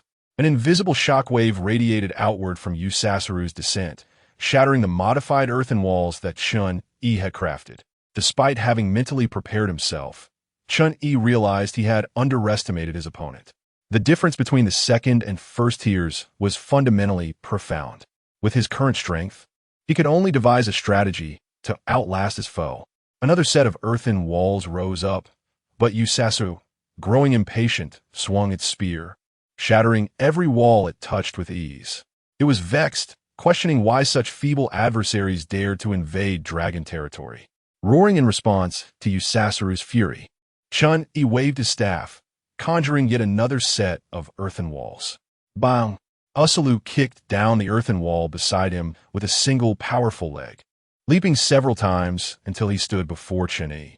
He seemed utterly unconcerned, as if the rule of not ascending the steps was of no consequence. Chen Yi regarded Asulu, who towered over him by a head, with unflinching composure. The initial version of the flame-sealing sword was driven into the earthen wall. The material composition of the floating city-esque ground was astonishingly resilient to high temperatures, despite Chen Yi's relentless bombardment. He had yet to witness any part of it scorched or melted into magma. Meanwhile, his opponent exhibited a terrifying agility. Chen Yi still vividly recalled the moment Asulu had deftly evaded the fiery sparrow. Even if he exhausted his magical energy, it seemed unlikely he could inflict significant harm upon him. Thus, Chen Yi swiftly altered his strategy, conceiving the idea of creating an environment conducive to his advantage. If the ground could not melt, he would forge malleable earth blocks himself. With a roar, Chen Yi smiled at Asulu as the fire ring behind him unfurled. Whoosh! The flaming sword, accompanied by a piercing sound, rapidly approached Asulu. Chapter 62. The Tatar Awakens. Soon, Chen Yi's expression changed dramatically. The flame sword proved utterly ineffective against Asulu's hide, only to be repelled. Boom! The flame sword erupted mid-air, engulfing both combatants in a blaze. Player E inflicted 176 points of burn damage on Asulu. Flames inflicted 154 points of burn damage on player. Player E restored 10 points of mana as the flames dissipated. Asulu cast a disdainful smile at Chen Yi, effortlessly extinguishing the flames clinging to his form. Humanity differed from one another, and so too did dragonkind. Suddenly, a black spear lunged forth, and the stationary Chen Yi vanished, reappearing a short distance above the staircase. Simultaneously, Asulu, slightly crouching, also disappeared from sight. Chen Yi's pupils constricted sharply as the massive form of the fire demon, towering at 3 meters, took his place. An overwhelming force surged forth as the fire demon descended from the corridor to the floor below. Asulu, who had vanished, re-emerged in the corridor. Asulu inflicted 352 points of damage on player. Player E restored 24 points of mana. Chen Yi hastily swallowed a mana potion, his gaze fixed intently on Asulu. Indeed, this fiend seemed unconcerned about ascending. Once he departed from the tier, the game's enhancements faded, leaving Asulu with a sense of discomfort at his diminished power, prompting a leap back to the ground. A fiery circle materialized behind the fire demon, a colossal flame sword forming in its grasp. Asulu's lips curled into a smirk. Now this was true combat, was it not? Whoosh! Asulu moved swiftly across the ground, the flame sword trailing behind as it struck the ground in his wake, flames perpetually lagging behind. The black spear was barely intercepted by the massive flame sword, as the fire demon carved grooves into the earth. Suddenly, a flurry of fire sparrows erupted, reaching Asulu's back in the blink of an eye. The spear, launched from behind, swept through, causing the fire sparrows to explode, unable to maintain their form. Simultaneously, the enormous flame sword struck Asulu's back, causing him to stumble. The long-anticipated fire dragon swiftly took flight, seizing Asulu. In midair, Asulu thrashed wildly, each punch causing blood to seep from the corners of the fire dragon's mouth. The disparity in strength was overwhelming. Without the fire dragon's ambush, capturing the foe would have been impossible.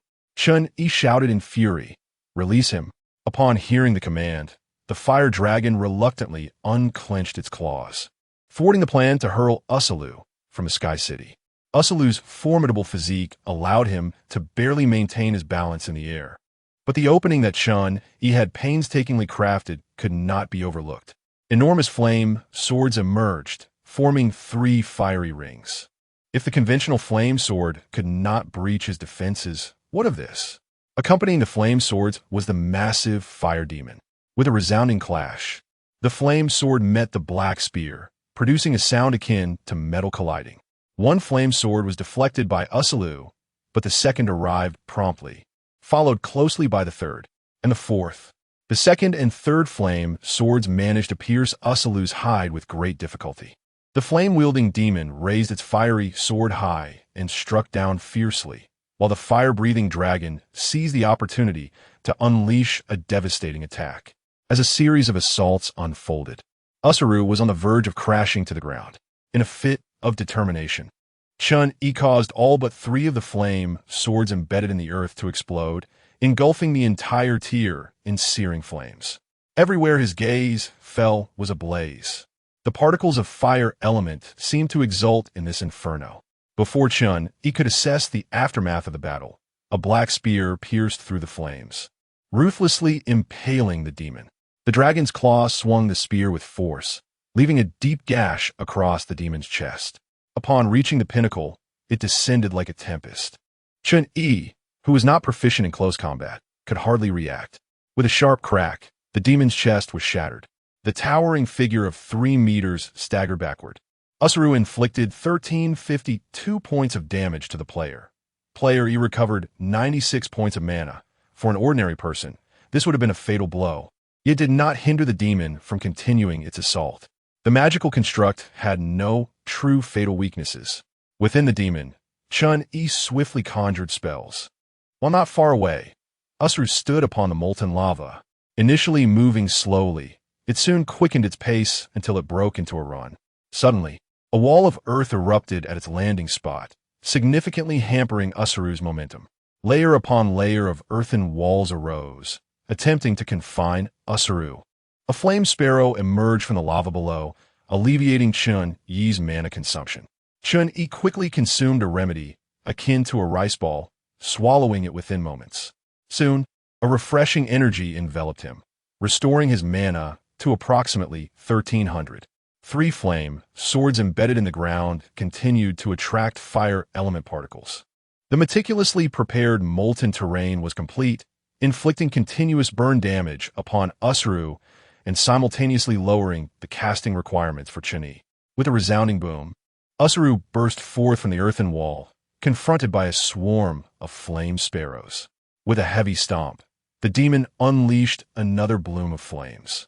At this moment, the black spear in Usaru's grasp had turned a fiery red, losing its initial sharpness and resilience, inflicting harm upon its wielder. Nevertheless, Usaru did not relinquish the spear as it approached the demon. With a roar, Usaru's entire body glowed crimson, not from flames, but resembling the color of blood. Once somewhat feeble, Usaru's claws were now imbued with strength. Ignite. Beyond inflicting true damage, it also stifled healing. Player E dealt 10 points of true damage to Usaru. Usaru's recovery was hindered. Yet, in the blink of an eye, the fiery spear pierced through the demon's body, and Chen Yi fell from the demon's innards, having penetrated its abdomen. The demon, with large fissures and devoid of its controller, stood motionless like a lifeless entity. The strength of this individual has once again surged, and the speed of his explosive power is beyond Chen Yi's capacity to react. Had it not been for Chen Yi's enhanced resistance to flames, the glowing red spear would have swiftly roasted his internal organs. If it were not for Chen Yi's fully developed physique, he would have perished from that blow. The fire dragon soared forth with remarkable speed, aiming to launch Uzerialu into the air once more. However, this time, Uzerialu seized the fire dragon by its claws and violently hurled it into the magma. The fire dragon's consciousness momentarily faded. Uzerialu then grasped the fire dragon's tail and once again slammed it against the ground. Chen Yi hastily exerted his mental control over the body of the flame demon. While he could not manipulate it with precision, it could still collide with others. With a resounding thud, the flame demon crashed into Uzerialu. The outcome was that Uzerialu remained unyielding, while the flame demon was repelled. Bang! The fire dragon was once again slammed to the ground. The flame demon charged forward once more, embracing Uzerialu. Meanwhile, the fire dragon transformed into a beam of light and vanished from Uzerialu's grasp, returning to the Pokeball in Chen Yi's hand. The magma inflicted 167 points of burn damage to player. The durability of player Yi's shoes has permanently decreased by 17. The equipment has been damaged. Chapter 63. Victory once again. Chen Yi personally experienced the searing sensation of flames, each breath imbued with a fiery intensity. A mere moment spent here would reduce an ordinary person to ashes. Retrieving the Pokeball into his backpack, he seized the opportunity while the fire demon was still preoccupied with obstructing Uzerialu, and swiftly descended below. In this state, the opponent could not match his strength. and Chen Yi was convinced that such a condition could not persist indefinitely. Though the fire demon was repeatedly cast aside, it had yet to deplete its vitality to the point of death. Upon reaching the next level, a refreshing breeze enveloped him, extinguishing the heat. Only a trickle of lava flowed from the stairway, insufficient to raise the temperature of the entire floor, and the flames above had no bearing on the lower level. Come fort, Sharidzar. At this moment, the Charizard had lost consciousness, prompting Chen Yi to promptly pry open its jaws. He crushed the vial of healing potion and poured its contents into the Charizard's mouth.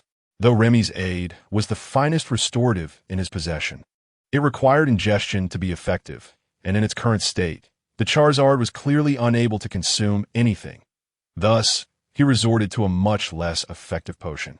After recalling his Charizard, Chen Yi began to quench his own thirst with a mana restoration potion. Thanks to the Eternal Catalyst Stone, as long as he cast spells quickly enough, he could continually regenerate health.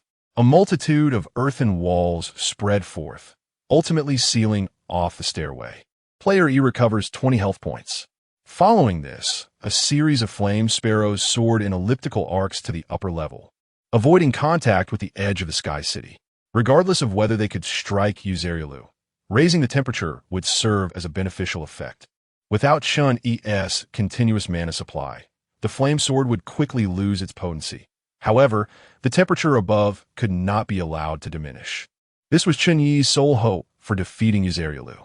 Igniting the flames rendered Uzerialu's healing skills significantly less effective. The fact that it had begun employing such abilities indicated that its condition was far from the robust FA Ade it projected. Player E recovers 20 health points. The earthen walls blocking the stairway began to crumble, suggesting that the fire demon had been torn to shreds by Uzerialu. Chen Yi persisted in casting spells to reinforce the earthen walls, aiming to confine Uzerialu to the previous level. Unlike the refreshing atmosphere of his own level, the upper region was besieged by lava. As Chen Yi surmised, Uzerialu's state had deteriorated. After the effect of blood fury waned, it appeared increasingly weakened. Once more, Uzerialu exhibited lethargy as its spear plunged violently into the soil, leaving a profound crater. Due to Chen Yi's continuous thickening of the earthen walls, this pit could not directly connect to the next level. Moreover, as the pit deepened, lava began to seep into it. Bathed in the molten rock, Uzerialu, despite possessing considerable elemental resistance, found itself overwhelmed. Its eyes glowed crimson as it swung its spear repeatedly, yet the confines of the pit limited its full might. Uzerialu could not fathom how it had descended to such depths while battling a seemingly frail human. Before Uselu could expand the pit and ascend to the next layer, the baptism of molten lava had already inflicted considerable damage upon it. Nonetheless, it showed no signs of retreat. Despite the fact that mere ascent to the higher tier could ensure its survival, the thought never crossed Uselu's mind.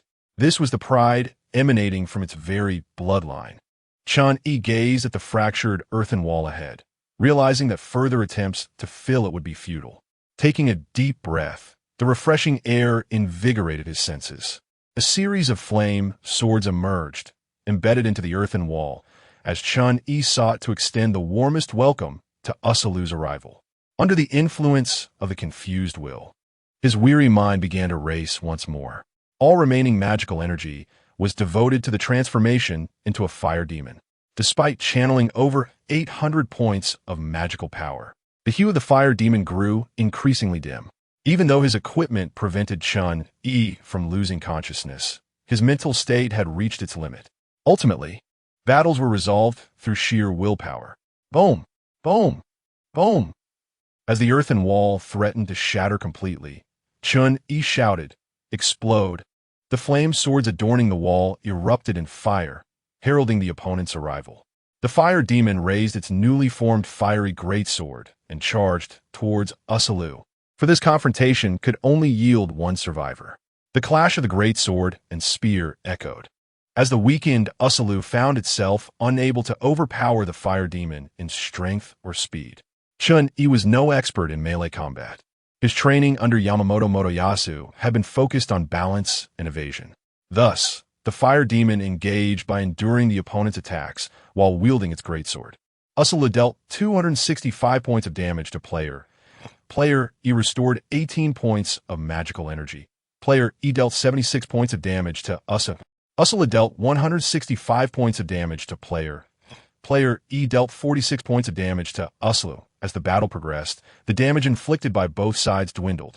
Their energies nearly depleted. The spear lunged forward once more, while the fiery greatsword struck Ursula's head. This time, Ursula was sent flying, but its gaze reflected satisfaction. This was the battle it had yearned for. It acknowledged the foe before it.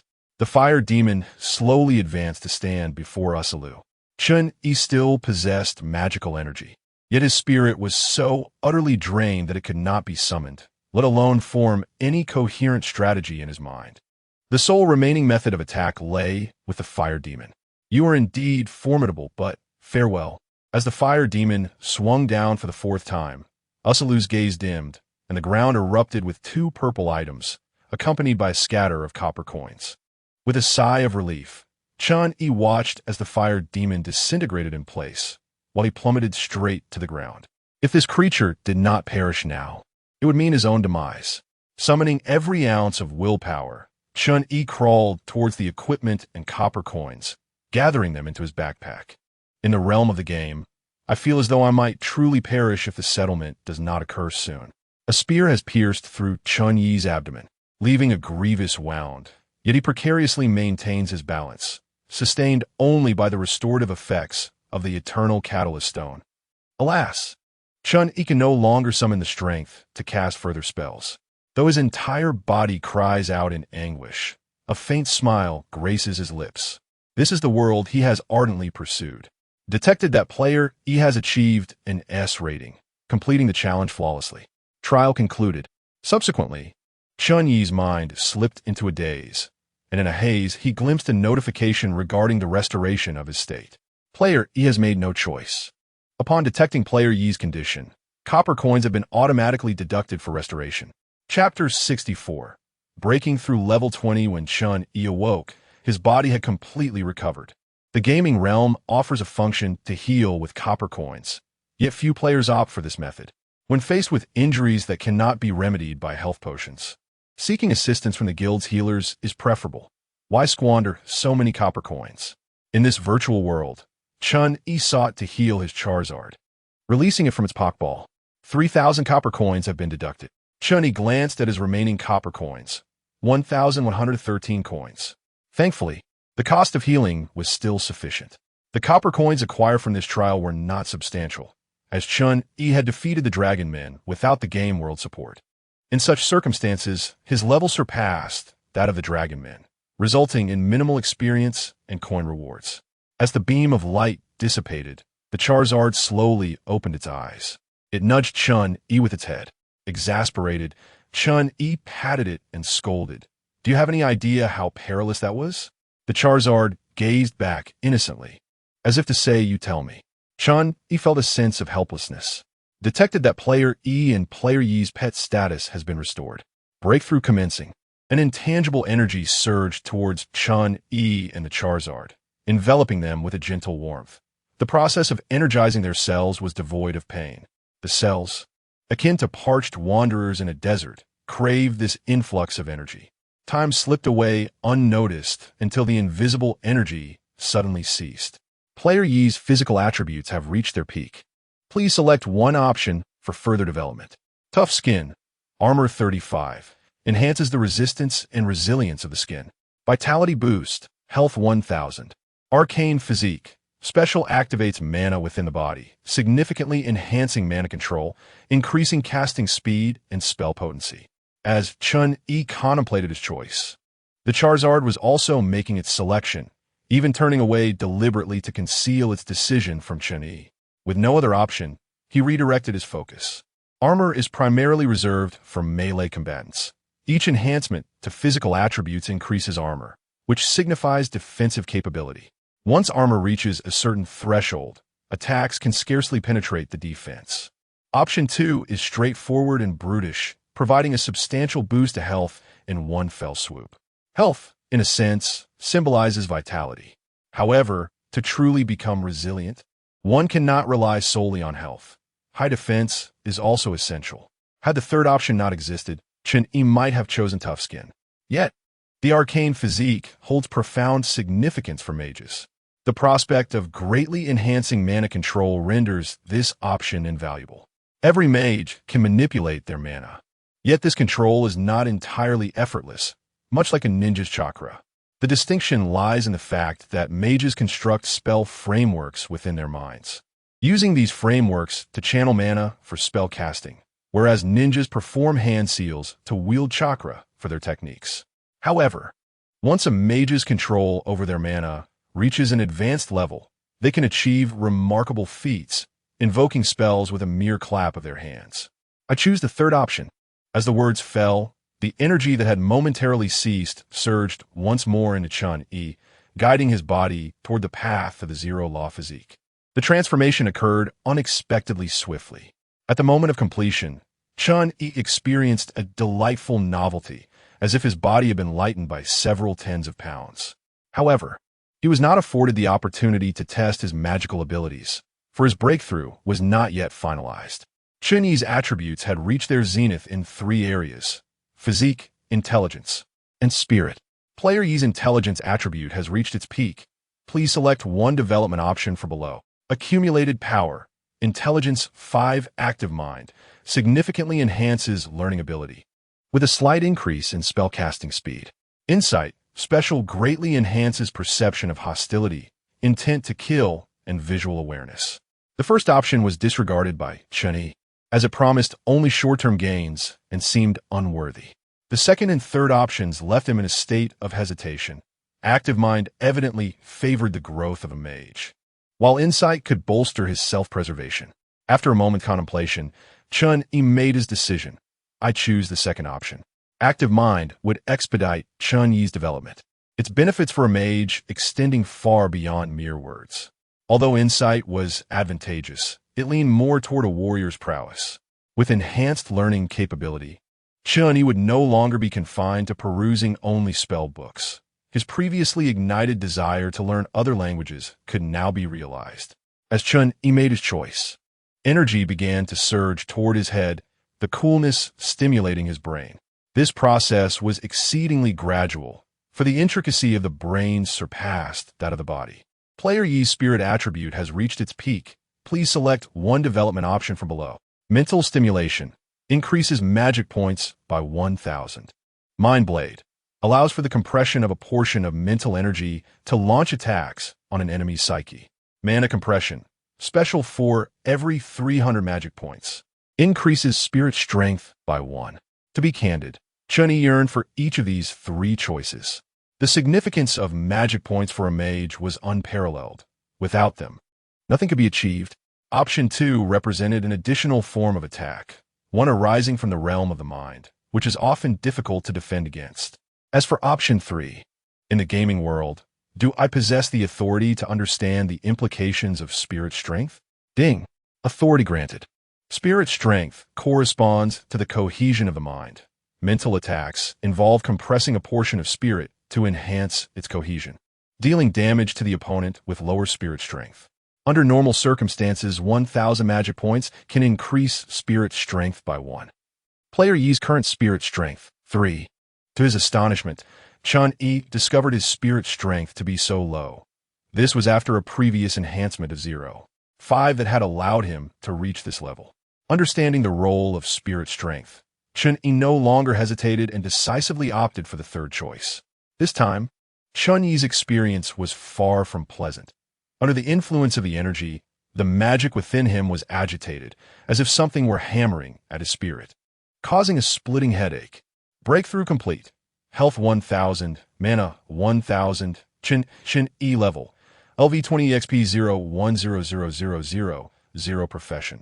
Mage health 3725, base health 3500, equipment health 225, mana 3645, base mana 3345, equipment mana 300, armor 40, base armor 35, equipment armor 5, constitution 50, strength 34, intelligence 85, base intelligence 50, equipment intelligence 35, agility 35 spirit, 50 mental strength, 12 free attribute points, 0 talent.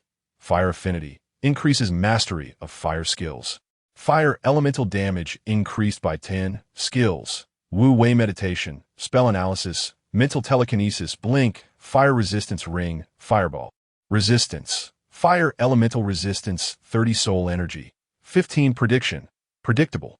After obtaining access to the game world, Chen Yi's panel data began to exhibit greater detail. The soul energy was acquired after defeating Usler, and perhaps it is time to attempt some predictions. The attributes post-breakthrough may appear to have only slight variations, yet they're fundamentally transformed. The current attributes are equivalent to 5 times what they were before, coupled with the 1,000 health and mana gained upon completing the breakthrough. This elucidates why those above level 20 are so much stronger than those below. Chapter 65. A New Beginning. The assessment of Trial S holds profound significance for Chen Yi. If you were to merely purchase materials for a breakthrough, you would only acquire 1,000 mana points, 1,000 health points, and a modest increase in attribute transformation. Upon achieving AB rating, the game world would assist in awakening the potential of his body, albeit with considerably diminished values. A rating of A would see the game world invest a bit more energy, resulting in values slightly superior to those of AB rating. It is only upon attaining an S rating that special options become available. The game world would endeavor to unlock the full potential of his physique and actively assist in enhancement. Even within the realm of the game, the resources at its disposal are finite. The essence of the trial lies in testing the player's strength, intellect, luck, and perseverance. Much akin to the seed program, only those who prove themselves may receive greater support. The greater the number of participants in the trial, the more challenging it becomes. Chen Yi is, in fact, facing a trial augmented by both the seed program and the Fire Dragon's enhancement. The Fire Dragon, situated nearby, completed its breakthrough more swiftly than Chen Yi. It has since grown darker, though it has yet to achieve a completely black hue. Its height has surged from 7 meters to 3 meters. Its claws now appear sharper, its muscles taut yet not exaggerated, presenting a more fluid overall appearance. The Fire Dragon that accompanied him through the trial has also received the game world support, in contrast to Chen Yi's 3 primary attributes. The Fire Dragon boasts 5 primary attributes at their zenith. The enhancement it received is no less significant than Chen Yi's. The ferocious aura emanating from it is palpable. Upon noticing Chen Yi's successful breakthrough, the Fire Dragon's eyes squinted with joy, its previously fierce demeanor dissipating, replaced by an endearing charm. It approached Chen Yi, casting a casual glance at the top of his head, seemingly conveying that it now stands taller than its trainer. Surely, it is now capable of protecting its trainer. The two were teleported back to their respective chambers. What had previously seemed a perfectly sized room now appeared somewhat diminutive for the Fire Dragon. Fortunately, the game world charges for such adjustments are minimal. After a mere expenditure of 200 copper coins, the ceiling was magically elevated. Upon returning, rather than rushing to the arena, Chen Yi retrieved 2 pieces of purple equipment that had emerged from the defeat of Usaru. One was a robe, and the other, a vial of blood. Pride of the Dragonkin, quality, purple armor, 16 blood battle. Only players recognized by the Dragonkin may don this attire, granting an additional 12 points of armor and 5 resistance to various elemental attacks. Durability, 21 level, LV 20 evaluation. The pride of the Dragonkin Usaru lies in its lineage and its formidable defense. The robe feels exquisitely soft, not impeding spellcasting, yet its foundational defensive strength is only slightly inferior to that of similarly leveled heavy and plate armor. When enhanced by the blood battle effect, it may even surpass the defensive capabilities of equivalent heavy and plate armors. Regarding the issue of diminishing equipment values, the author has previously provided an explanation within the literary circle. When a player acquires armor providing 20 defense at level 20 by the time they reach level 50, that armor has significantly lost its effectiveness. The defense it offers may even be inferior to that of the player's skin, rendering it almost negligible. Unless it is classified as a rule-based item, the author posits that equipment is, in essence, a unique form of energy which typically possesses its own limitations. Unless the essence of this energy far surpasses that of the player, preventing them from fully realizing the potential of their equipment, the values will remain unchanged. Without hesitation, Chen Yi donned a robe, which appeared quite ordinary, yet exuded an aura reminiscent of molten lava. As anticipated, this item triggered the blood battle effect. By the conclusion of the skirmish, not only had Usulu acknowledged the combat, but Chen Yi had come to the same realization.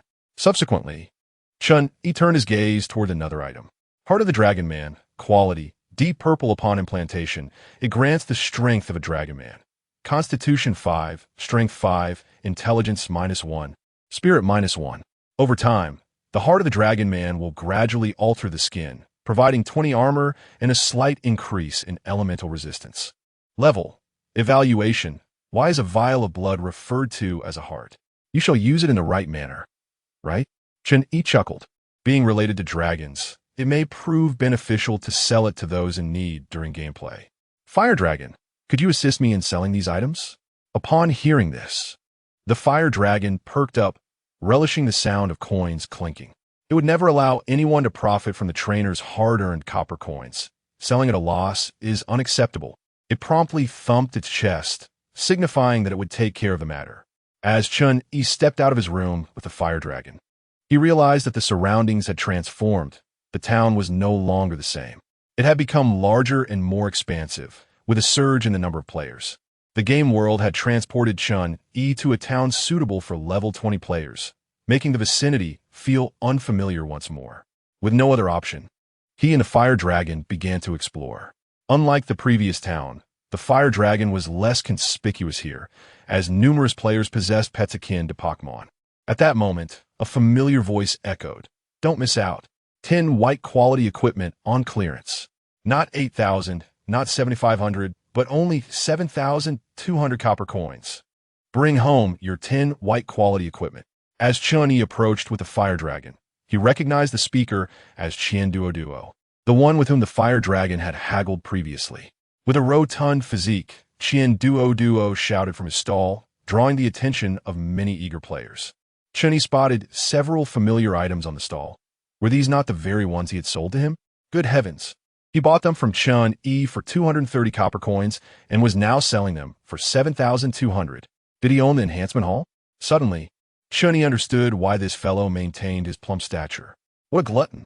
He cast a jealous glance at Qian Duo. At that moment, Qian Duo felt a shiver run through him, as his innate sense warned him that he was being watched by someone. Raising his gaze, he spotted a certain eager Charizard. "It's you."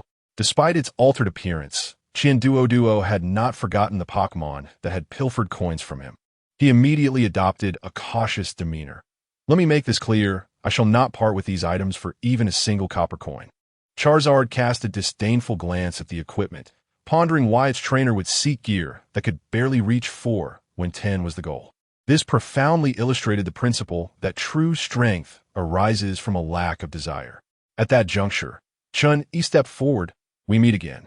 Perhaps he could gather some information about the town from this individual and, in the process, offload the equipment he held. He possessed merely 2 pieces of blue quality gear at level 20, with the rest being below that level, making them rather difficult to sell in this town. Coincidentally, Qian Duo was someone who cared little for the level or quality of equipment. Chapter 66. Qian Duo, is there something you require from me, esteemed one? Chen Yi cast a meaningful glance at Qian Duo, pondering whether this title of esteemed one was mere flattery, or if he had genuinely uncovered something significant. "I wish to acquire some equipment and, while at it, inquire about a few matters." "Of course, esteemed one, please wait a moment." With that, Qian Duo turned and began to pack up his small stall, subsequently leading Chen Yi to a bar where a private room awaited them. Throughout the journey, Chen Yi remained silent, observing the surroundings. The functionalities of the towns had become notably more intricate after reaching level 20. Noticing Qian Duo's familiarity with the area, it was evident he was well versed in the town's details. Despite Qian Duo's seemingly nonchalant demeanor, he was inwardly astonished. His surprise did not stem from encountering Chen Yi in Twilight Main City. but rather from the latter's formidable prowess.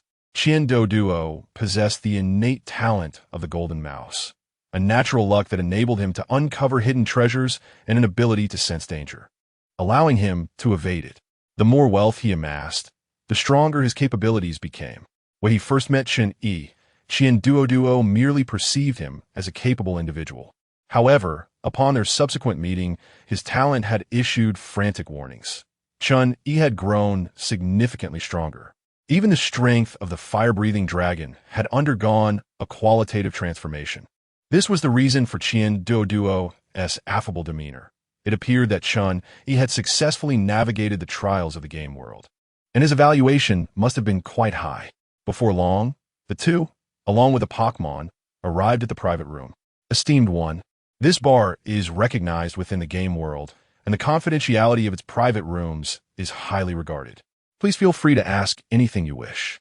Chen Yi took note of this information, realizing that only establishments recognized by the game world possess such qualities.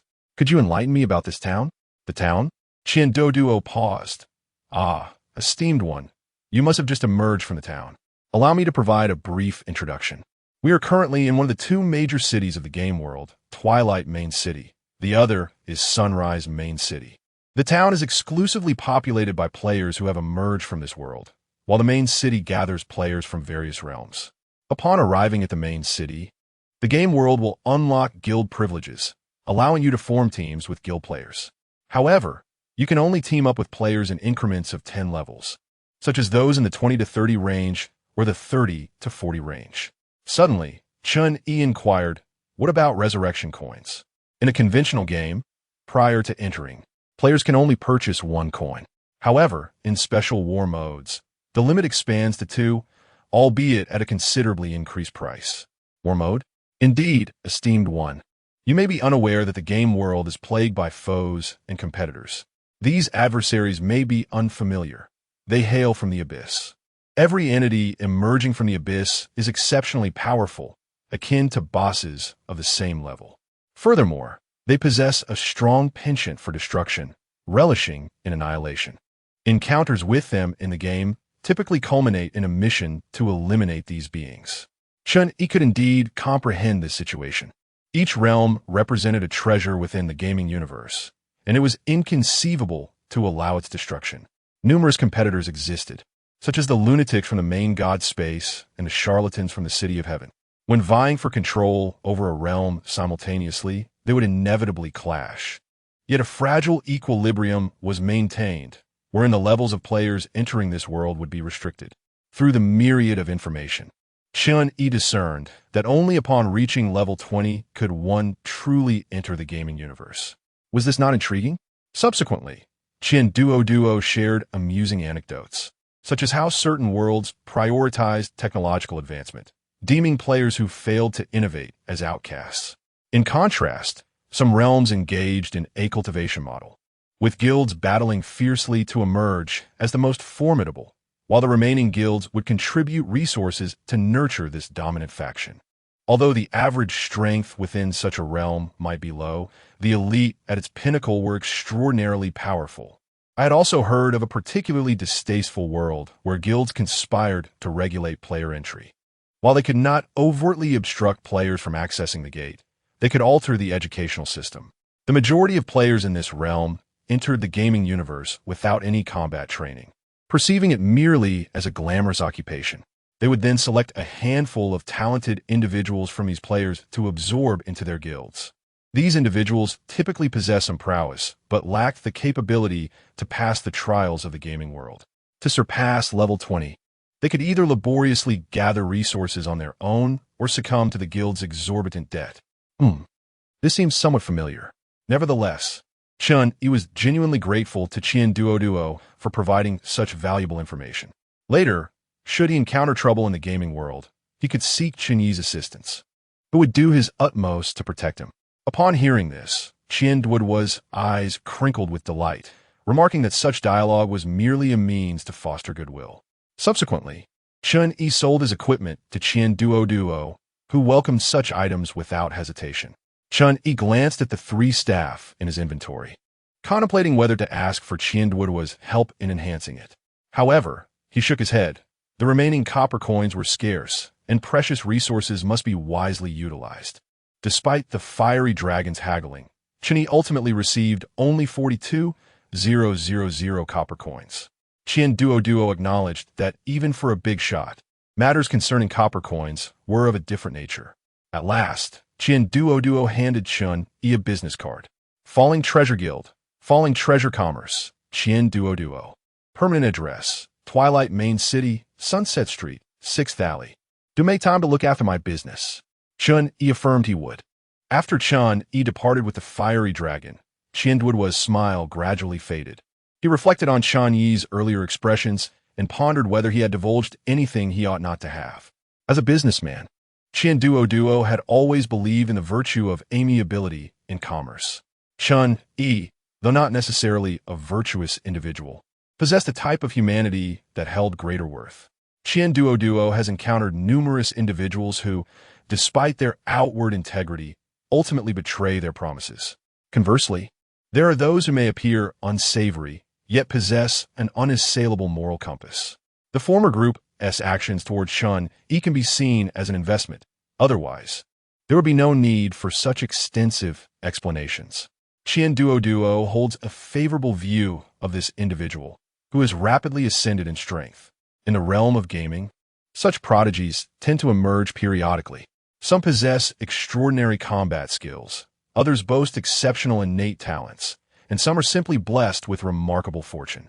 These individuals often exhibit a degree of obsession, with many meeting their demise along the way. Qian Duo sincerely hopes that Chen Yi can traverse a longer path, thereby rendering his promises all the more valuable. Chapter 67. Heartfire. Chen Yi glanced at the 40,000 copper coins nestled within his backpack, ultimately deciding against visiting the arena. Roar? No, these coins may serve other purposes. Upon hearing this, the Charizard had no choice but to accompany him back. After spending 500 copper coins to establish a training room, which housed 2 training dummies, Chen Yi turned his attention to the interface, a tool bestowed upon him upon his arrival in this world. Recently, however, he had been plagued by the sensation that the game world was aware of the existence of his enhancements. Many pieces of information would only manifest on the panel once specific permissions were granted within the game realm. Yet, Chen Yi remained unperturbed.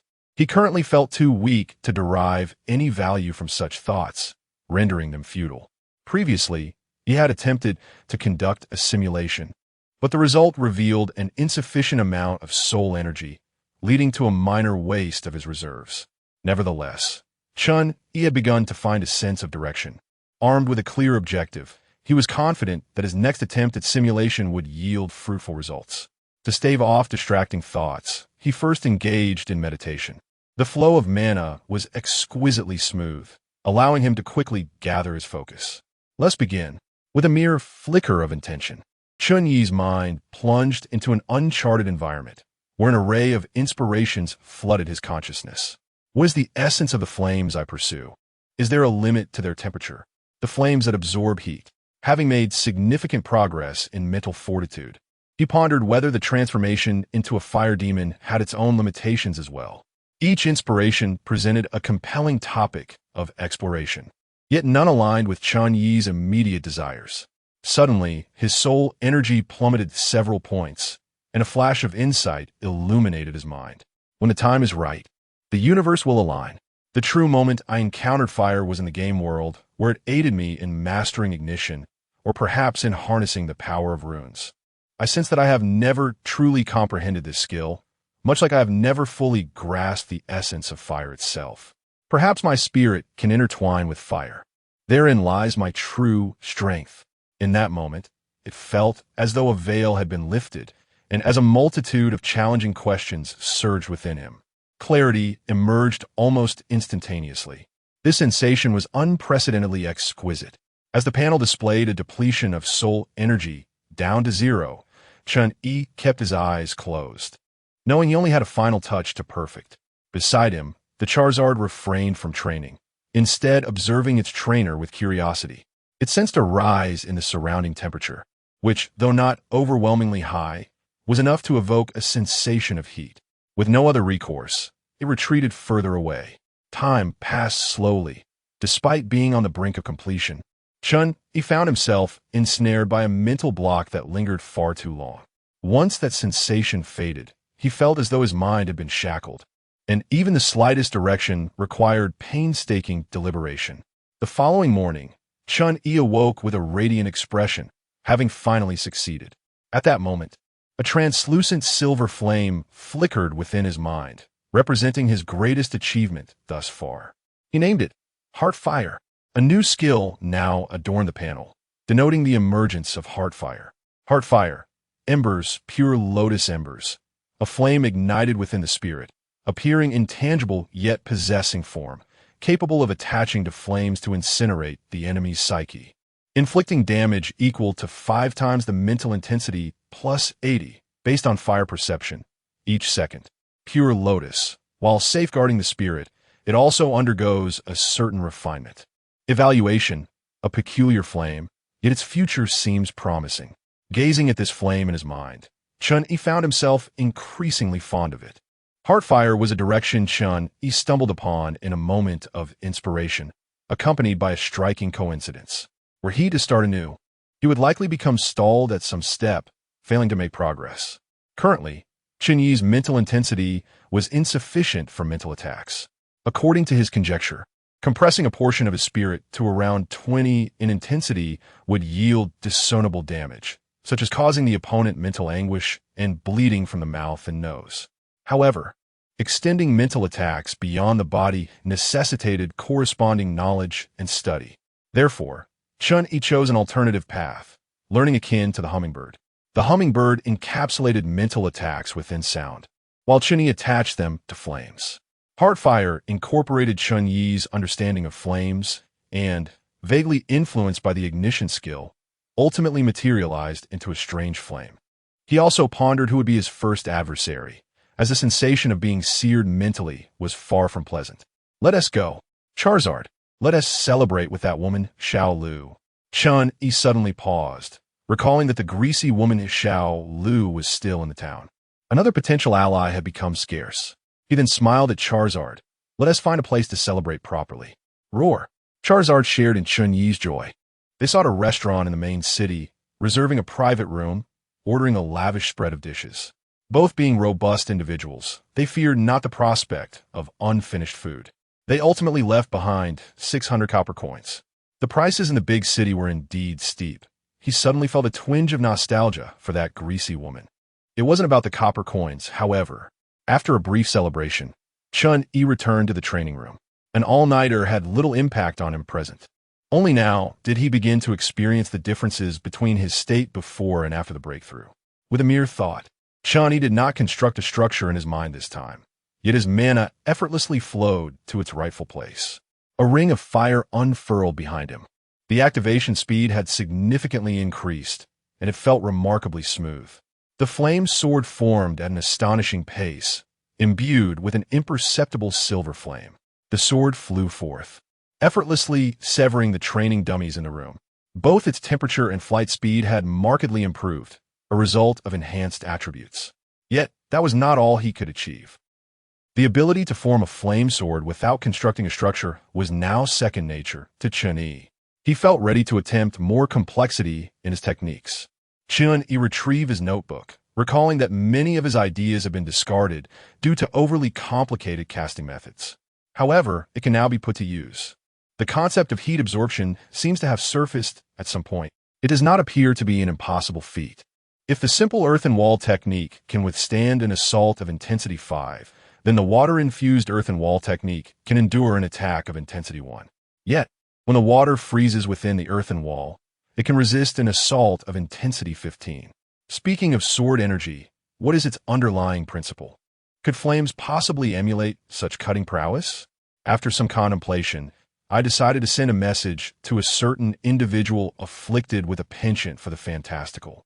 For every copper coin saved is a copper coin earned. Chapter 68 Farewell. Old classmate Hyo. Wang Zhanbo rubbed his nose, pondering who was speaking of him. In his moment of distraction, the female fighter Ailin was sent flying by the boss's tail, her face flushed, nearly spitting blood. Wang Zhanbo. How dare anyone utter my name so casually? Remember, my gaming moniker is Wu Di. Wang Zhambua suddenly felt the voice was somewhat familiar. Turning around, he saw Alan with hair ablaze. Well, I can explain. The other guild members rallied together, determined to prevent the boss from interfering with Alan's reprimand of Wang Zhambua. Suddenly feeling parched, Wang Zhambua unconsciously moved his throat. Alan, hear me out. Stop. Do you not regard me as your guild leader? If you don't cease, I shall retaliate. Do not strike my face. The Crooked-Mouthed Dragon King Guild had been trapped in SAO for quite some time. The task bestowed by the game world was to identify and eliminate the anomalous entities. In truth, after reaching level 20, these anomalies were hardly a secret. They were either from the abyss, small teams arranged by the main god, or other entities serving as mere pawns. However, the player's arrival in SAO had already altered the narrative. This anomaly, however, remained well concealed, with no discernible signs of anything amiss. Fortunately, the monsters in this world provided ample experience, making the situation somewhat bearable. As the boss fell, the panda-eyed Wang Zhambua leveled up, reaching level 28. The protagonist had been trapped in this derivative world for quite a while. And coupled with the multitude of monsters and the presence of bosses, the level disparity was substantial. Though I often speak of a 3-year period, surely they wouldn't truly intend to confine me in this world for 3 years. Alan's gaze was fierce. What are you muttering about? The inconspicuous necromancer Ma, Fei, suddenly appeared. He mentioned a 3-year period. It must imply some dissatisfaction with you, Sister Boss. Wang Zhambua's expression changed dramatically. You little sneak. You betrayed me. Alan, I didn't. I said 4. I shall fight. Being trapped in the game, Wang Zhambua naturally could not receive messages from Chen Yi. Meanwhile, after a week of recuperation in the training room, Chen Yi, having thoroughly contemplated his gains, exited the game world. Upon stepping out, he suddenly felt a wave of weakness envelop him, an invisible pressure descending. At that moment, the flame of his spirit began to stir, as if igniting something within, while the mental suppression eased slightly. Chen Yi level, LV20 EXP 0100000 profession. Mage health, 1225 mana, 915 armor, 21 constitution, 29 strength, 14 intelligence, 29 agility, 12 spirit, 29 mental strength, 7 free attribute points, 0. Soul energy, 0 deduction. All attributes were under suppression, leaving him with a sense of discomfort. The spatial backpack was sealed, rendering its contents inaccessible. This unarmed sensation left Chen Yi feeling profoundly insecure. He hurriedly exited the area surrounding the door and found refuge in a secluded corner devoid of surveillance cameras. Flames danced in his hand, continually reshaping themselves until they culminated in the formation of a staff, a conduit forged from fire, one of Chen Yi's notable achievements. Though it could not rival a true weapon, it was certainly superior to being entirely defenseless. Casually, he tossed the staff upward, watching as it swiftly transformed into flames and vanished into the ether. His unique physique granted him mastery over magical energy, significantly easing the demands of casting spells. He was now capable of feats that had previously eluded him. As he stepped onto the bustling street, Chen Yi became the center of attention, clad in a mage-like robe, exuding an aura that suggested he preferred solitude. It was evident he had just emerged from the door. Although he appeared somewhat unapproachable, numerous women still approached him to strike up conversations. Such individuals typically possessed substantial wealth, with stable occupations and generous remuneration. Yet, Chen Yi furrowed his brow. These people exhibited none of the caution typical of those from the gaming world, nor did they harbor any reverence for the more powerful. With a mere thought, a vibrant light enveloped Chen Yi, making him disappear from the crowd. A minor illusion spell, perfectly suited for dealing with ordinary individuals. Nearby, a camera shifted momentarily, seemingly attempting to track Chen Yi's location, but soon returned to its original position, indicating its failure. The reason for Chen Yi's exit from the gaming world was to assist his former homeroom teacher, who had shown him much kindness before his past life memories resurfaced. Now that he possessed the capability, he naturally wished to repay that kindness. The copper coins acquired from selling equipment to the affluent were earmarked for this purpose. Should his old teacher require it, Chen Yi intended to prepare level 20 breakthrough materials for him. The real world was remarkably tranquil. It was populated by women discussing dinner plans, weary workers, and elementary students just released from school, vastly different from the gaming realm. While it appeared idyllic, this was not Chen Yi's aspiration. Such peace felt overly fragile. Maintaining a calm demeanor, Chen Yi traversed familiar streets and alleyways, ultimately arriving at his former school. After bidding farewell to Chen Yi and his classmates, the school would continue to enroll new students in the upcoming semester, instructing them in language, mathematics, and history, yet offering scant information about the gaming world. Knock, knock. A sound of knocking resonated from the office. The now considerably aged homeroom teacher, without looking up, continued grading assignments. Come in. As footsteps approached, the teacher finally lifted his gaze. Who are you? Chen Yi. The transformation in his demeanor was so pronounced that the teacher struggled to recognize him. It's been a long time, old teacher.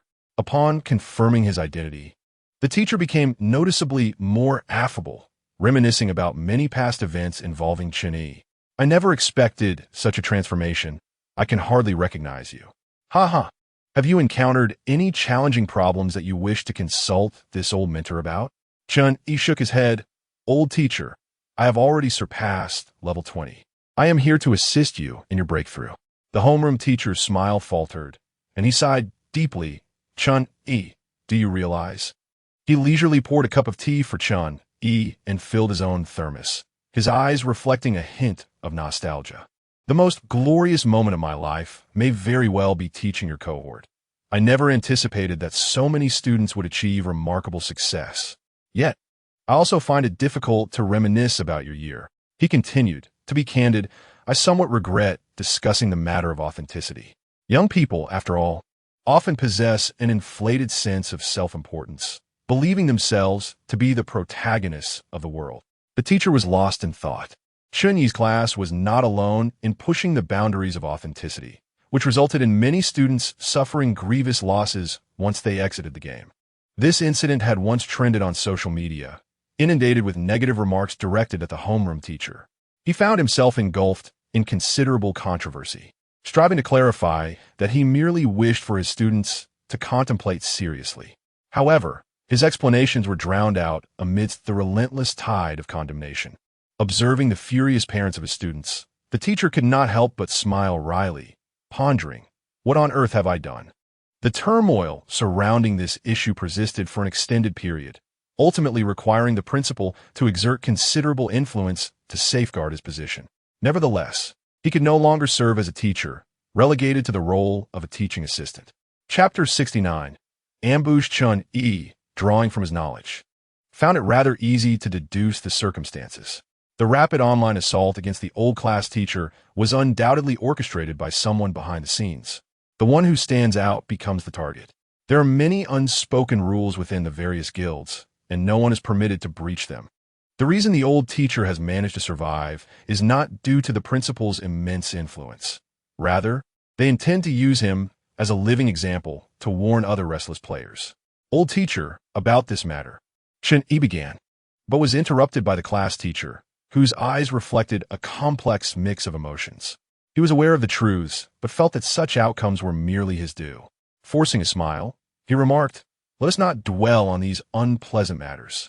Before you arrived, that troublesome Wang Zhambui sought me out.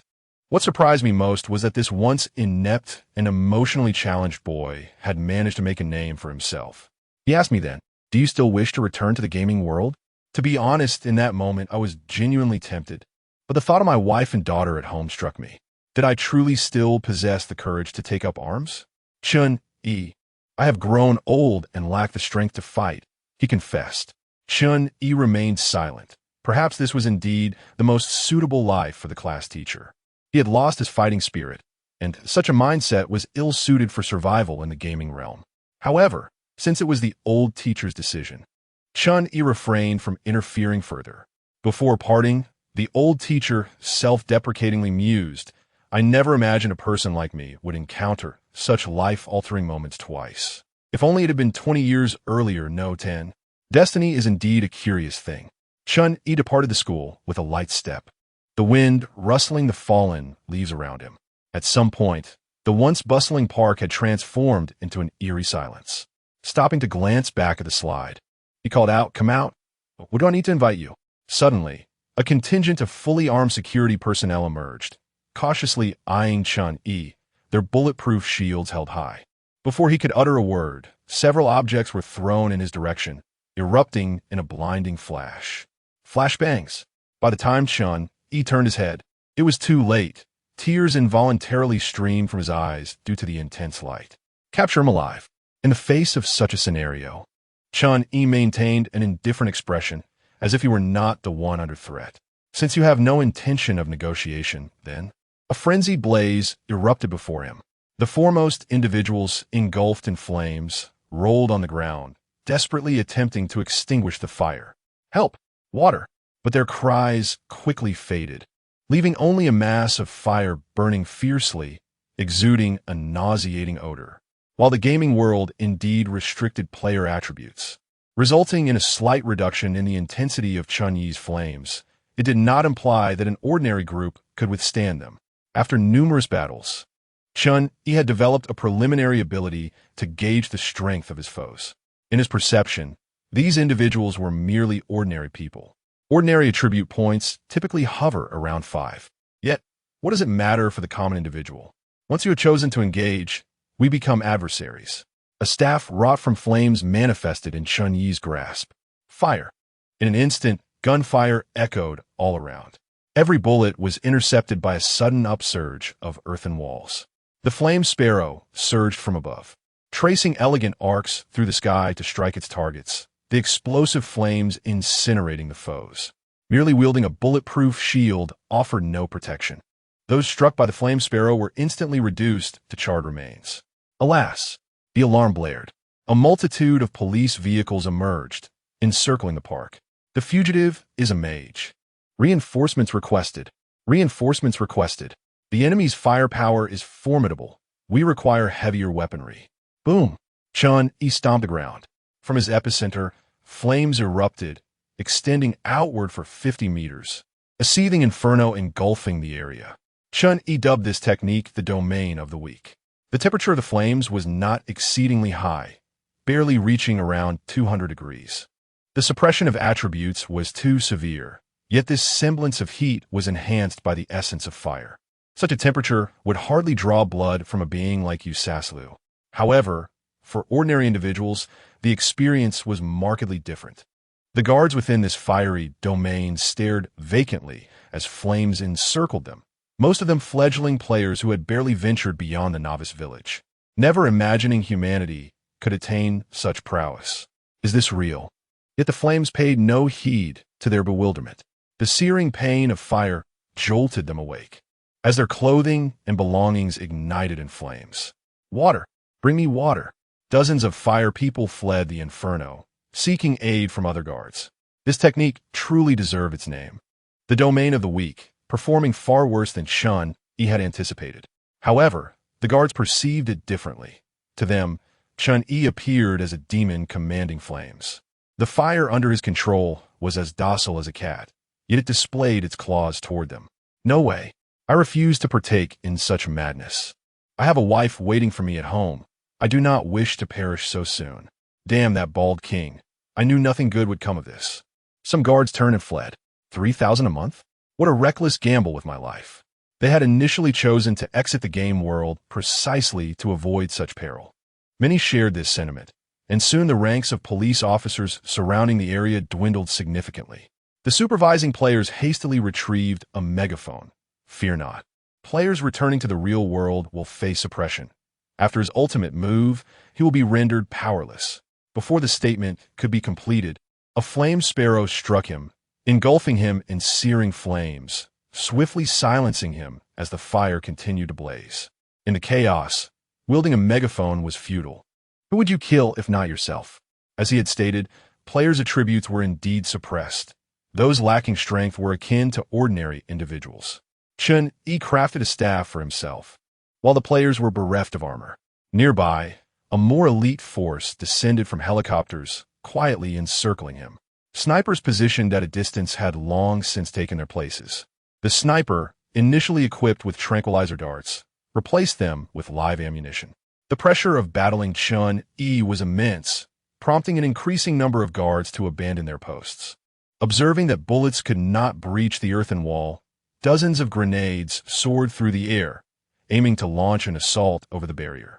Yet, in a display of defiance against the laws of physics, these grenades suspended mid-air. With a mere wave of Chen Yi's hand, they retreated with astonishing speed. Bang! Explosions erupted in the vicinity of the police cars, the densely packed vehicles inadvertently creating a more favorable environment for the blasts.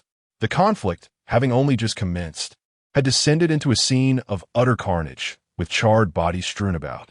The few survivors stared blankly at the handguns in their grasp, questioning whether their reliance on this weapon could truly yield victory.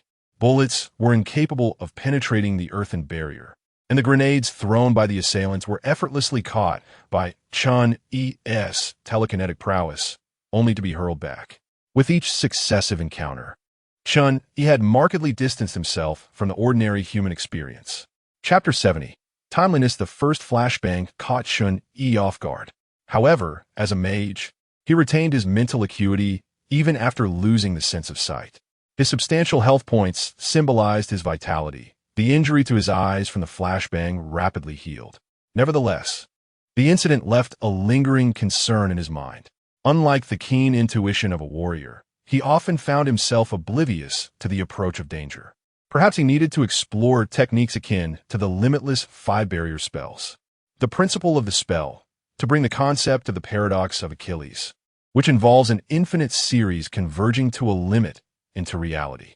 This distance can be infinitely diminished, and a limitless spell can manifest this concept within a specific space in reality. This passive skill manifests as objects approaching Wuqiao go to becoming increasingly sluggish, as if time itself has halted. In this state, no attack can strike Wuqiao Gotu. Such thoughts flitted through his mind, uncertain of other unpredictable weapons. Chen Yi resolved to take the initiative. Flames began to roil violently as a 2-meter-tall fire demon materialized before him. Chen Yi reserved 120 points of mana for unforeseen circumstances, channeling the remainder into the transformation of the fire demon. If those lurking in the shadows enjoyed the spectacle so much, he would ensure they experienced pain to the fullest. With a qualitative shift in his mental fortitude, the strength of the fire demon had exceeded its prior capabilities. Despite facing suppression, its attributes remained formidable. With less than 1,000 meters to the exit, Chen Yi was determined to flee. The fire demon could reach the exit in under 7 seconds at its speed. So, the specialized armor-piercing round from the sniper's rifle struck the fire demon, sparking upon impact. Triple X inflicted 159 points of damage to player E. Even regular bullets struggled to penetrate its defenses. XX inflicted 3 points of damage to player E. The sniper, witnessing the spectacle, sent a heartfelt greeting to the family members of the mages back at the research facility. This was certainly not how it was described during the sales pitch. Wasn't he this akin to Susanoo? The sniper stowed away his rifle and promptly made his escape. After all, he was merely working for the guild. There was no need to risk his life. Chen Yi was not adept in close combat, but when strength and speed exhibited absolute dominance, the importance of finesse diminished significantly. The fire demon stomped heavily onto the ground, causing the earth to fracture beneath it and leaving a deep crater in its wake. It surged into the crowd with a speed imperceptible to the naked eye, and the slaughter commenced.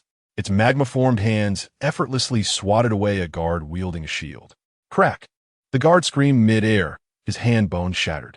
The ensuing force propelled him far away, ultimately crashing onto the asphalt, motionless, while blood seeped into the pavement. Explosions echoed continuously as the fire demon became drenched in crimson. Ah! D!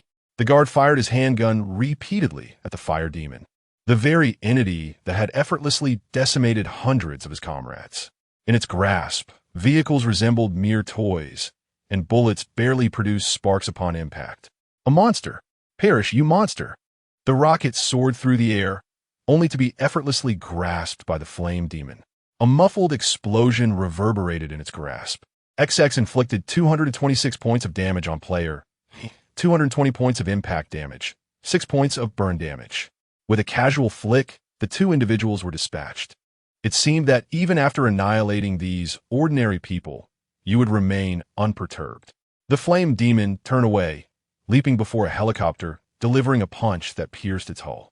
The elite troops disembarking from the helicopter had long abandoned any thoughts of eliminating Chen Yi. Each one of them was desperately hiding, quietly venting their frustrations through their earpieces. Damn it! Who was the fool that said this was a novice player? Even under the constraints of the game world, such strength could not belong to a mere novice.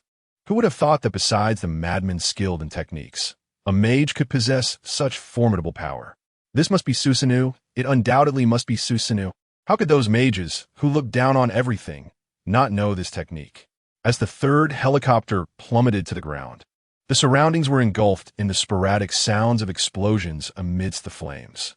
The flame demon surveyed the area, hoping to spot a player, preferably from the Dynasty Guild. This is the headquarters. Unit 1, do you copy? Unit 1, do you copy? A surviving mobile phone on the distant ground shattered the silence. The telekinesis picked up the phone and, passing through the flame demon, placed it in Chen Yi's hand. Hello, Unit 1. I heard the explosions have ceased. Do you require reinforcement? The voice on the other end was clear and composed. Yes, I do. However, I am rather curious as to why ordinary individuals dare to intervene in conflicts among players. Sir, hello. Chen Yi wore an expressionless facade, his demeanor as cold as ever. There's no need to be anxious. This is merely a trivial inquiry. The young lady on the other end grew increasingly tense, as if a malevolent spirit was reassuring her not to worry. Sir, I implore you to surrender. The law will judge you. Though her voice trembled, she managed to articulate her words completely. Chen Yi chuckled, uncertain whether he was amused by her mention of the law or by her steadfastness. Is that so? Then I shall await your arrival. I will not wait beyond the appointed time. With a snap, the phone was hurled from within the flame demon, shattering into fragments. As for the ambush, Chen Yi had little difficulty deducing its orchestrator. Had he not previously offended someone named Ding Li, who seemed to be a member of the Dynasty Guild? Unlike Wang Zhambu's Crooked Dragon King Guild, the Dynasty Guild was reputed to have been established since the inception of the descent. Its direct affiliates wielded considerable power in the real world. After being spurned by Chen Yi, Ding Li at first issued a contract within the guild to torment Chen Yi to death for 50,000 copper coins. Subsequently, leveraging his influence in the real world, he forcibly placed Chen Yi on the wanted list. Such occurrences were all too familiar to the guild's players. Every year, a few would emerge. Due to players being suppressed by their attributes in the real world and lacking suitable weapons, it is conceivable that an ordinary person could overwhelm most. Unless they are exceptionally skilled, do not provoke those adept in martial arts. Even a simple knife can become a deadly weapon in their hands. Although Chen Yi exercised utmost caution and remained undetected under his guise, basic surveillance cameras were incapable of capturing his presence. Unfortunately, Chen Yi sought out his old classmate. As the one to take the lead, his homeroom teacher was perpetually under the scrutiny of various guilds. Following a swift computer comparison, a pursuit order was soon issued for Chen Yi. Numerous guild players, upon receiving the news, were eager to seize this opportunity for easy profit. However, this profit had transformed into a death warrant. The flame demon relentlessly searched the vicinity, leaving deep imprints upon the asphalt with each step. Aren't you looking for me? Come forth, I shall not flee. Nearby, a player quietly retracted their JoJo, thinking it foolish to venture out. Yet, they failed to remember that a mage could locate their target not solely through sight, but also through mental acuity. The flame demon's colossal hand pierced through the concrete wall, seizing the player's head in a vice-like grip. Spare me. The plea echoed through the streets. But the player had already been crushed by the flame demon. This method of killing was alarmingly inefficient. Alas, the mana reserves were dreadfully inadequate. If only equipment could be brought along, one could restore some mana through blood sacrifices. This situation was untenable. One by one, they would be hunted down. Then why don't you kill him? Me? The player glanced at the long sword in their hand, then considered the towering height of the flame demon and decided against it. Where's the sniper? Provide some cover. Stop calling out. That guy has long since fled. Chapter 71. The Summoner. Excuse me. May I inquire your name? Perhaps we can discuss this matter. A voice emanated from behind the Inferno demon, revealing a trembling little hamster gazing up at the colossal creature. May, I truly cannot do this. The summoner, Li Mei, cowered at a distance, fervently encouraging her summoned beast. You can do it. You are the best. It was not that Li Mei lacked other summons.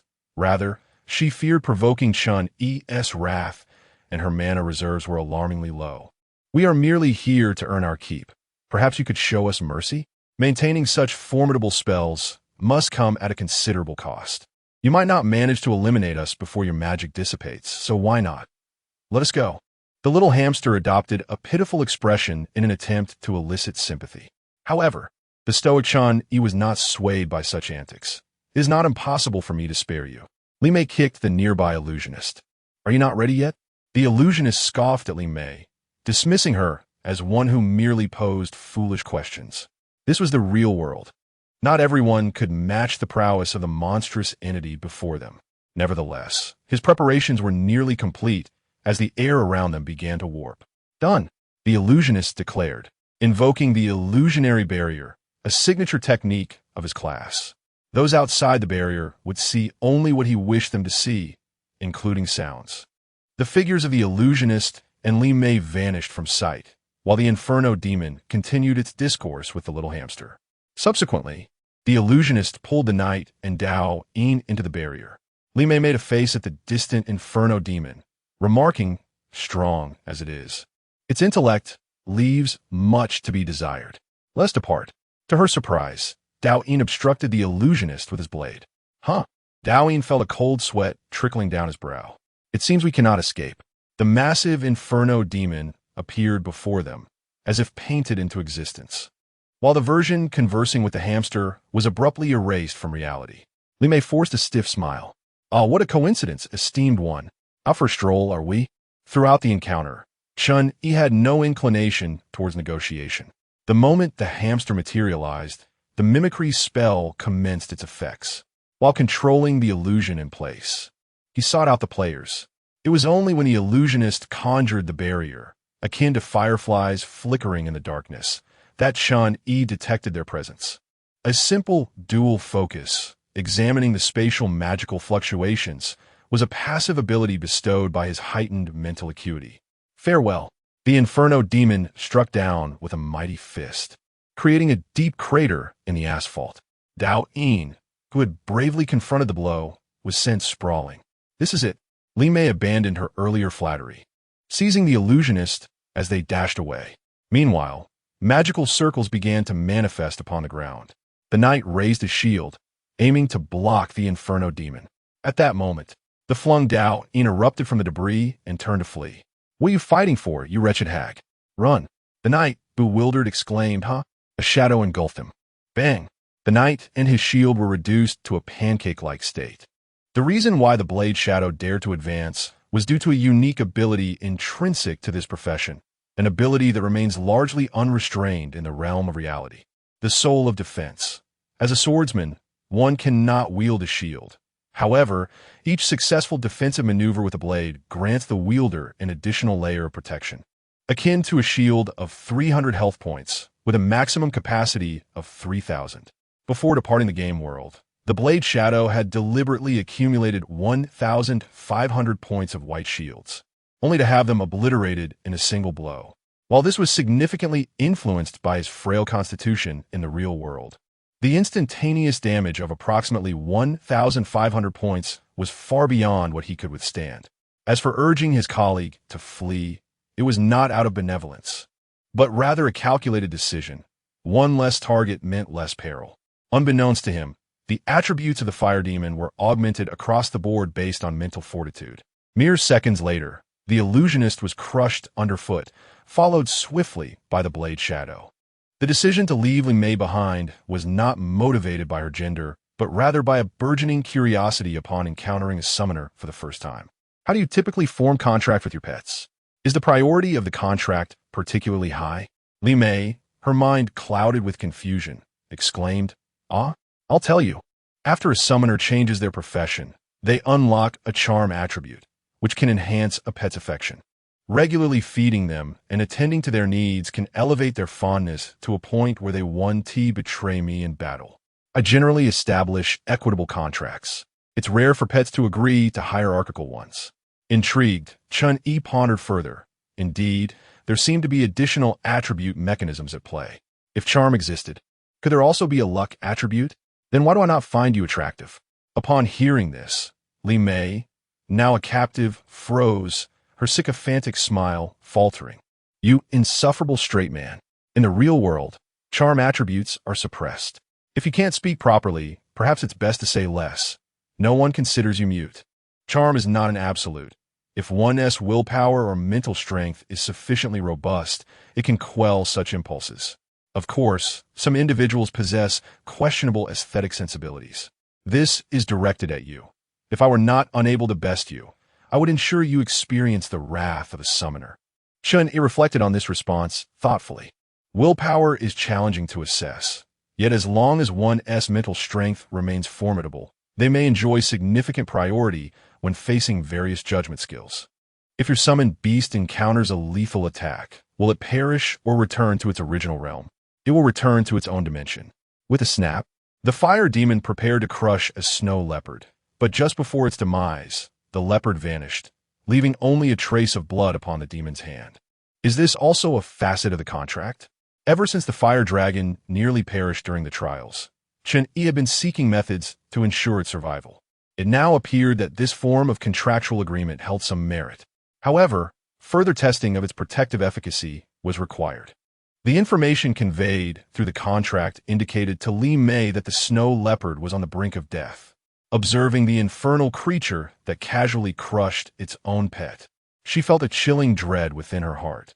The demeanor of this being towards life was excessively callous. Nonetheless, Chen Yi paid little heed to her thoughts. The infernal being turned its gaze towards the next earth bear, inquiring if it would mind another attempt. No, the creature's body temperature surged dramatically, revealing the true essence of the infernal being. The earth bear, suppressed by its attributes, was utterly incapable of confronting such heat. It struggled to retreat. Yet the anchor point fluctuated erratically. Ultimately, just before being scorched, the earth bear vanished from the infernal creature's grasp. Indeed, even spatial techniques could be interfered with. Shall I attempt once more? You monster! You lunatic! I knew you wouldn't spare me. Coming in me, why am I suddenly cast as the villain? Chen Yi pondered it, bemused. Well, do as you please. Li Mei opened her mouth, but the words caught in her throat. She swiftly glanced at the other pets, urging, "Run, quickly." Witnessing Li Mei's lack of cooperation, Chen Yi sighed, realizing his information gathering was insufficient. Shortly thereafter, he departed the scene, leaving behind a handprint where Li Mei had stood, with droplets of blood staining the asphalt nearby. Chapter 72. The rules not far from the door, a luxurious car awaited, seemingly anticipating Chen Yi's arrival. A man clad in a black suit and sunglasses emerged from the vehicle. He slightly bowed towards the flame demon, addressing him, "My lord. May I have a moment of your time?" Chen Yi's voice was icy. Are other guilds preparing to intervene as well? In the real world, his capacity for intimidation far surpassed that within the game realm. The suited man shook his head. "I am not here to hinder you, my lord." Chen Yi was unperturbed by the fact that the man knew his name. "Then what is your purpose?" "I have come to convey a message, hoping that battles between your esteemed self and the dynasty occur primarily within the game world. Maintaining peace in the real world is the bottom line for all guilds. And the same applies to the dynasty?" "Indeed." Chen Yi scolded. "Ah? What do you intend to use to restrain the dynasty guild?" His provocation was effective. The man's breathing noticeably quickened, though he soon regained his composure. "It seems my lord is not fully aware of the realities of the world. Although the dynasty guild is powerful, it does not possess the capability to overturn the established order. Should the dynasty act outside the rules, it would become the enemy of all guilds. Within the confines of the rules, there shall be no interference in your conflict with the dynasty." Meanwhile, Zhang Wu, The president of the Dynasty Guild, donned in a tailored suit, gazed in astonishment at the leader of another guild, realizing that this meeting was convened for such a matter. Which insolent fool has provoked a formidable enemy without reporting it? Understood, I will impose restrictions, he replied. After delivering the message, the man departed swiftly. Zhang Wu viewed the video sent from the other party, a satellite recording of Chen Yi in the real world. The destructive capability displayed by the flame demon in reality was comparable to a level 50 player. Yet, judging by the man's youthful appearance and the duration of his entrance into the game world, such a high level was implausible. This indicated the individual possessed a unique skill. Bring him in. Before long, Ding Li was escorted into the room. At that moment, Ding Li appeared entirely different from the vengeful persona he projected to the outside world. He respectfully knelt on the ground. Zhang Wu tossed Chen Yi's photograph on the floor. Do you recognize him?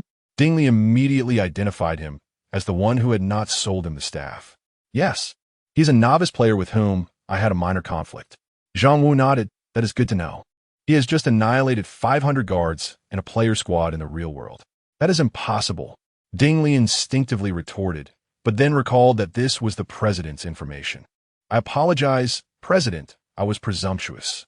Zhang Wu regarded Ding Li, whose thoughts were inscrutable, and the atmosphere around them grew oppressive. Cold sweat formed on Ding Li's brow as he knelt.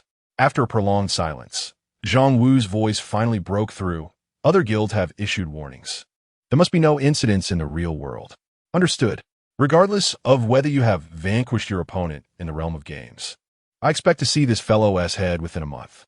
Understood? Now be gone.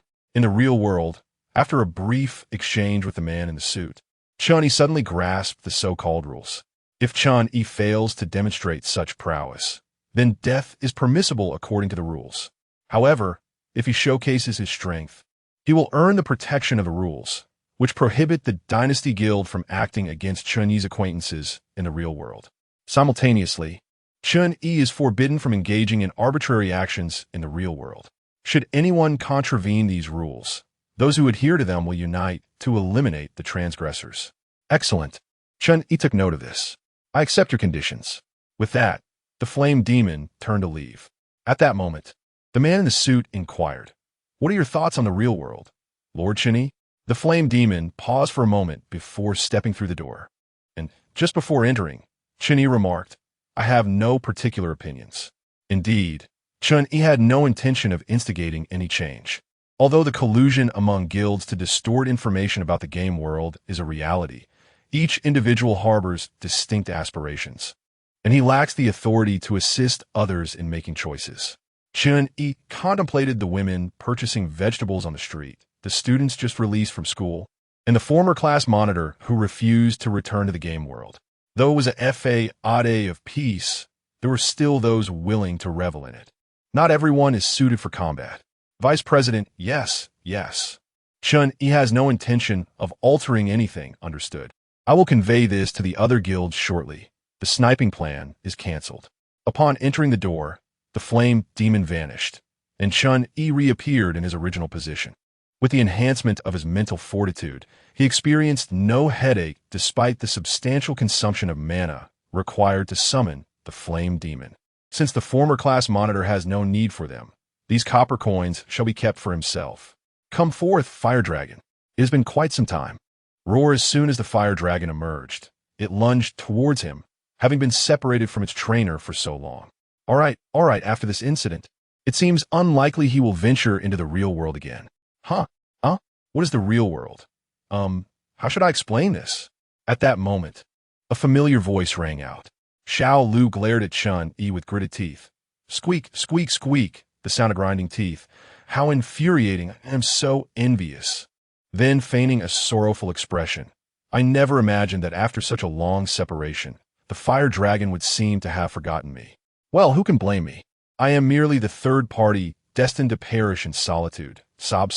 While pretending to cry, she sneakily glanced at the fire dragon to gauge its reaction. However, the fire dragon's bond with its trainer had not yet been sufficiently absorbed. It would not part ways. Observing this, Xiao Lu ceased her act and edged closer to Chen Yi, using a syrupy voice. Chen Yi, Brother, could you share with me how to make the fire dragon fauna me hiss? Chen Yi inhaled sharply this wretched syrupiness. Hastily, I pulled Charizard away. Xiaolu immediately broke down. Chun, how dare you show such disregard? What brings you to the main city? Ha, ha, ha. I, with my innate intelligence, have garnered my teacher's recognition in merely a short span of time spent with potions. Teacher? Oh, I just learned that one can indeed take on a mentor. Some shops in the game world feature high-ranking NPCs with significant authority. Though referred to as NPCs, they are, in fact, living beings. Let me discreetly share that my master is an exquisite beauty. Xiaolu wiped the drool from the corner of her mouth. Chen Yi mused that Xiaoyu's master would undoubtedly come to regret her choice. Xiaolu playfully kicked Chen Yi, but due to her low attributes, the game world did not classify it as an attack. Xiao Chun, I perceive your spirits are low. Would you like your sister to offer you some guidance? Oh, if you desire that, do release my Charizard. Oh, Groundhog Xiaolu, yeah. Chapter 73. Potions and Learning. Xiaolu brought Chen Yi and the Fire Dragon to a quaint apothecary named the Warm Hearth. This establishment differed significantly from those operated by the system. It was not merely a luminous screen presenting an array of options for players to sift through. Instead, it resembled a jewelry shop with various potions elegantly displayed in glass cabinets, illuminated by soft, radiant lights that echoed the charm of fruit brands. The aesthetic was undeniably refined. Isn't it beautiful? Xiaolu proudly declared. I had my master make these changes, and sales have notably increased. The only thing I don't understand is why there are fewer men visiting the shop. Although Xiaolu had only recently become an apprentice, she felt completely at home. Master, I'm back and I brought a guest. Chen Yi interjected. Aren't we supposed to be heading to dinner? Let us go. Xiaolu swiftly wrapped her arms around Chen Yi's leg, pleading, no, please. I'm sorry, I was wrong. It would be unreasonable not to purchase something now that we are here. It seemed that the business of the shop was not as unpromising as Xiaolu had suggested. The fire dragon gently tugged at Chen Yi's sleeve. With a resigned sigh, Chen Yi noted how gentle the fire dragon was with those it knew. Let me have a look. Xiaolu immediately chimed in. Right this way, boss. Xiaolu's master arrived somewhat late. Yet she was indeed as beautiful as Xiaolu had described, with flowing silver hair, striking features, and an elegant demeanor. She inspired immediate fondness in those meeting her for the first time. My apologies, esteemed guest. Xiaolu means no harm. Her voice was soft, almost delicate, as if a single punch could bring her tears. Chen Yi shook his head. It's quite all right. I actually need to purchase some potions myself. Xiaolu rushed to her master's side, enamored. Hee, this is my master, Yilin. Isn't she lovely? Today, you are fortunate. My apprentice, and I have some special potions available. Apothecary Yilin lowered her gaze slightly, a hint of shyness in her demeanor. Xiaolu retrieved 4 bottles of black potions from beneath the table, the concoctions bubbling ominously, reminiscent of venom. Miniature M, 2 elixir, quality. Purple greatly enhances a creature's vitality, restoring 20 health points per second. However, after half an hour, the creature's organs will enter a state of nearly irreversible depletion. Repeated use is ineffective. Note, recovery in the game world requires 40,000 to 100,000 copper coins. Evaluation. Only the brave dare to consume this. In an instant, Chen Yi envisioned no fewer than 10 methods for employing such a potion, each one intended for assassination. How much for these? He inquired. Xiaolu beamed with delight. Oh my, they're on sale for just 3,000 copper coin a bottle. As she spoke, her cheeks flushed unexpectedly. She assumed Chen Yi was purchasing the potions out of consideration for her, feeling somewhat embarrassed about profiting from acquaintances. Chen Yi, who are you? Alas, Xiaolu and Apothecary Yilin were focused on healing, while Chen Yi's thoughts lingered on the latter implications. Chen Yi left with 12,000 copper coins and purchased all 4 bottles. The shopkeeper was generous. Suddenly, he became intrigued by the potions belonging to Xiaolu and her master. Are there any other potions? Xiaolu hurried to the laboratory at the back of the shop, retrieving the masterpieces created by her and her master. Wisdom potion, quality. Blue temporarily deducts 1,000 health points and restores 650 mana. Evaluation. Only wisdom is eternal. Bebe milk reagent. Quality. Green lasts for 30 minutes. Restoring 1 health point per second, with a chance to temporarily reduce height by 1 centimeter. Evaluation. I added milk to it, and the essence is concentrated. Ignoring the potions crafted by Xiao Lu, he purchased all the wisdom potions. What was once a comfortable amount of copper coins dwindled to less than 20,000. Xiao Lu exclaimed, "Come again next time, boss." The pharmacist Eileen blushed and welcomed him. "My master said that you are a big boss. Feel free to express any thoughts. My little brother will surely foot the bill." "Is that really appropriate?" "Don't worry. He is my little brother. When I say west, he wouldn't dare go east. I mean, it's not quite right to speak ill of Mr. Chan while he is still here." Xiao Lu turned around like a rusty robot, stuttering, "Oh, isn't this Boss Chun? Long time no see. Is there anything I can assist you with?" Chen Yi disregarded the overly familiar woman and headed towards the library in the main city. Recent events had not affected his state of mind. At the conclusion of the trial, he had not forgotten how the game world healed both him and the fire dragon. To prevent any situation where he might be unable to pay, he decided to keep 10,000 copper coins as a reserve. The remaining copper coins were insufficient for comprehending the essence of fire. It would be wiser to study in the library. After breaking through the trial, he had yet to receive the notification for the next game time from the game world. It was the perfect opportunity to supplement his knowledge. Meanwhile, the fire dragon engaged in battlefield simulations at the arena to hone its combat skills. It would undoubtedly assist its trainer in fending off enemies next time. The library in the main city was significantly larger than that of the town, reaching a height of 200 meters and spanning hundreds of square kilometers, filled with various types of books. Most of the players perusing the books were dressed as mages, though other professions were present, albeit in smaller numbers. The least represented were warrior players, who appeared troubled as they clutched books, inadvertently bumping their heads against the shelves. Perhaps they were puzzled as to why, despite being warriors, they still had to study. After locating the front desk, he obtained a membership card. The fee was 2,000 copper coins per month, with the option to pay daily. Charges for damaged or borrowed books were separate. Although expensive, it was worth it. Chen Yi made his way directly to the Mage section, not being particular about the type, and began to read a book. With the enhancement of an active mind, his speed of memorization increased significantly. He no longer relied solely on spell analysis and panel boosts to understand spell structures. This period has lingered for an extended duration, and a month and a half has elapsed without any notification from the realm of the game reaching Chen Yi. He contemplated the formulation of a contract, considering 2 avenues. One to seek the strength of an enigmatic, powerful entity from the unknown, and the other to establish a contract through the medium of written words. For Chen Yi, however, there existed but a singular choice. The contract was merely a fa-ade. Its essence resided within the written word.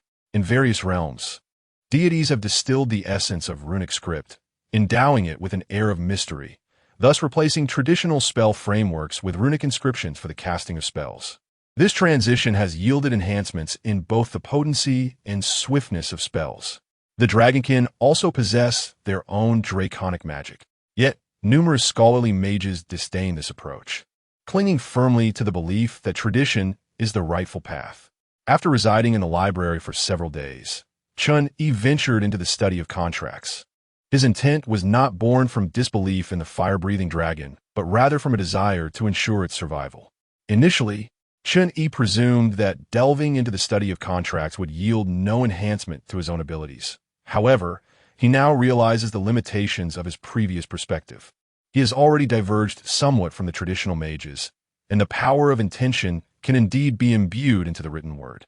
Upon inscribing the character for fire on paper, he noticed a subtle rise in the ambient temperature.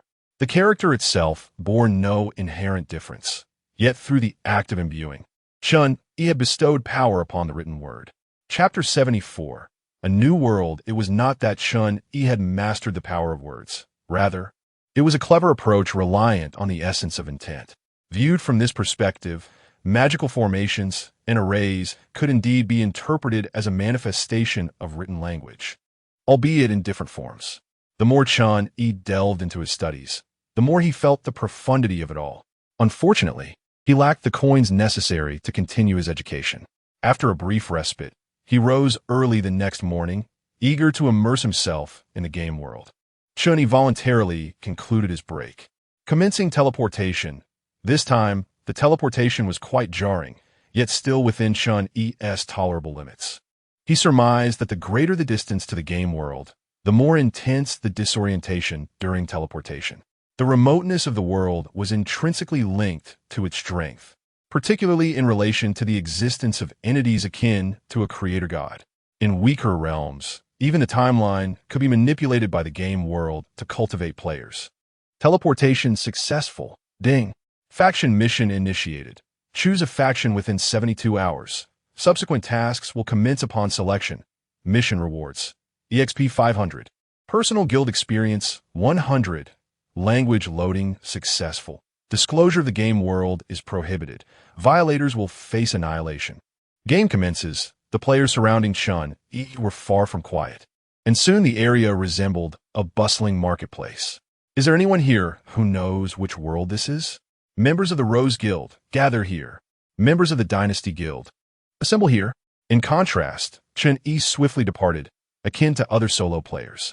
Before leaving, he cast a glance at the leader of the Dynasty Guild, imprinting his visage in memory. After parting from the throng, Chen Yi familiarized himself with the mandatorily loaded language of the game, striving to commit it to memory. Towering trees loomed around him. He cast several agility-enhancing buffs upon himself, darting through the forest without summoning the fire-breathing dragon just yet. In times of insufficient intelligence, the dangers from above were as perilous as those from the ground. Following the river for nearly half an hour, Chen Yi finally encountered the indigenous inhabitants. These residents bore a pallid complexion, visibly malnourished, their conversations rife with concerns about crop yields. Judging by their attire, the world's technology and productivity appeared to be quite primitive. Yet, the presence of utility poles raised questions about their purpose. Xiangshan, do you have any food left? Don't even mention it. This year's harvest has been so poor that I can barely feed myself. I truly envy Xian Mu.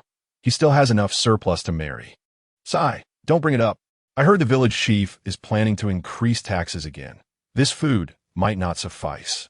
How infuriating. Hey, keep your voice down. Xiangshan glanced around cautiously before relaxing. You know how elusive those ninjas are. If what you just said reaches the village chief's ears, Xian Mu looked alarmed. Let's not talk about it anymore. Drink more water. It'll stave off hunger. Perch atop a nearby rooftop, Chen Yi pondered. Ninjas? It appears that the village chief ought to possess some knowledge. There is no need to inquire about his residence. The most elaborately adorned house in the village undoubtedly belongs to him. While others are pale and famished, this fellow seems quite prosperous. Upon locating the chief, he was leisurely enjoying the shade in his courtyard. Suddenly, a rope emerged, deftly binding the chief and hoisting him up onto a nearby tree. Help! Someone save me! He cried out. The branch abruptly strained under the unbearable weight of life, cracking ominously. The chief quickly ceased his struggles, hoping that the branch would endure a while longer. After all, he was suspended 5 meters above the ground, and a fall could leave him bedridden for days. Standing on the opposite branch was Chen Yi. I asked. You answer, understood? Noticing the presence of another, the chief became agitated. However, this chief, having committed numerous misdeeds over the years, was unaccustomed to such indignity. You wretched scoundrel. What do you want? Money? Women? I could provide anything if you let me down. Simultaneously, he cursed the boastful individual who had vanished when it mattered most. Suddenly, a makeshift arrow, crafted from earth, pierced the chief's arm, blood dripping from the arrow to the ground. Ah, my arm, he wailed, clutching his injury. He continued to struggle, but the branch threatened to snap. Chen Yi's warning was not mere hyperbole. The branch had reached its breaking point. Noticing this, the chief fell silent, drenched in cold sweat, desperately trying to calm himself while applying pressure to his arm. Pleased with the chief's reaction, Chen Yi nodded, finally able to engage in a meaningful dialogue. Where's this place? the land of grass. At the border, the land of fire. Do you have a map? Yes, but it's in my house. If you let me down, I can retrieve it for you. Chen Yi's voice turned icy, pointed out.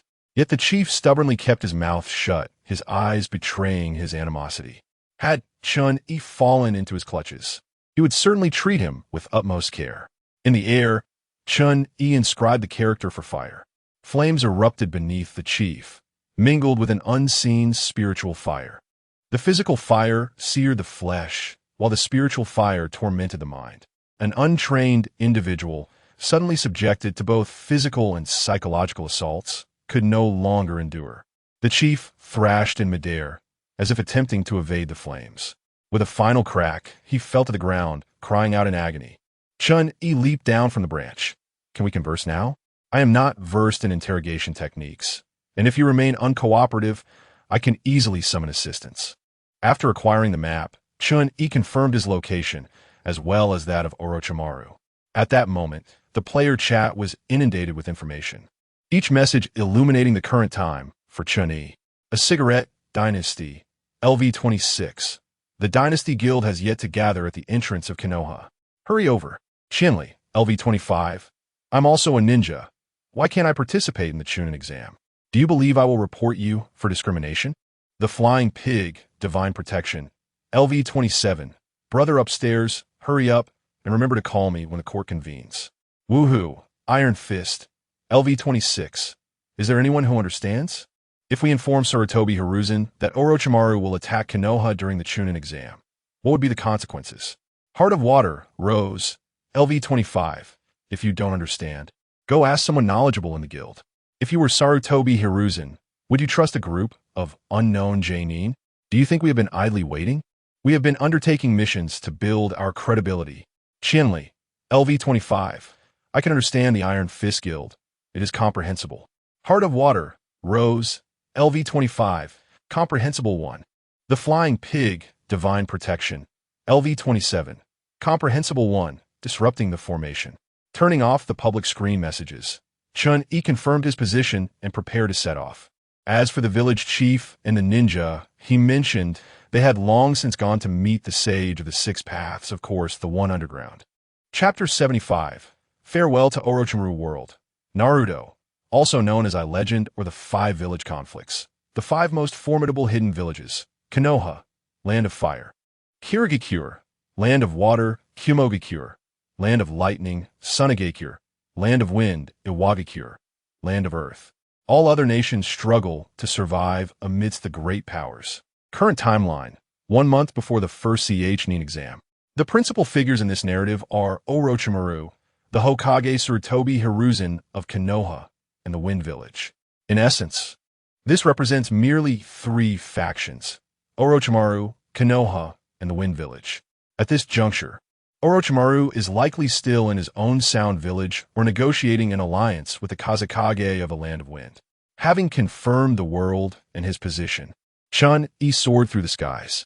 Riding the fire dragon, he traversed from the land of grass, crossing the land of waterfall and the land of frost, finally reaching the land of rice. Such a wicked amusement. Upon his arrival in the land of rice, Chen Yi immediately noticed a serpent concealed in the grass. This was a lingering consequence of his encounters with Orochimaru. His vigilance towards the ground never waned. Orochimaru possessed an exceptional mastery over serpents. Even those of limited intelligence could be wielded for attacks or the transmission of information and items. While this might not hold true elsewhere in the land of rice, the mere sighting of a serpent unequivocally indicated that Orochimaru had detected him. Orochimaru, I have come to fulfill my promise. The vicinity remained eerily quiet, with only Chen Yi's voice resonating through the air as if no one else existed. Yet, he was acutely aware that Orochimaru would soon receive his message. Before long, Kabuto appeared, accompanied by several shinobi adorned with the headbands of the Sound Village. Kabuto appeared somewhat youthful at this time. He adjusted his glasses, mentally sifting through information on the ninjas.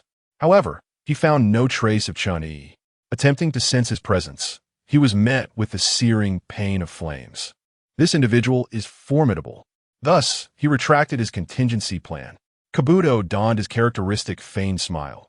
What brings you to the land of rice, esteemed ninja? Chen Yi disregarded Kabuto's probing. "Take me to Orochimaru. I have come to fulfill my promise."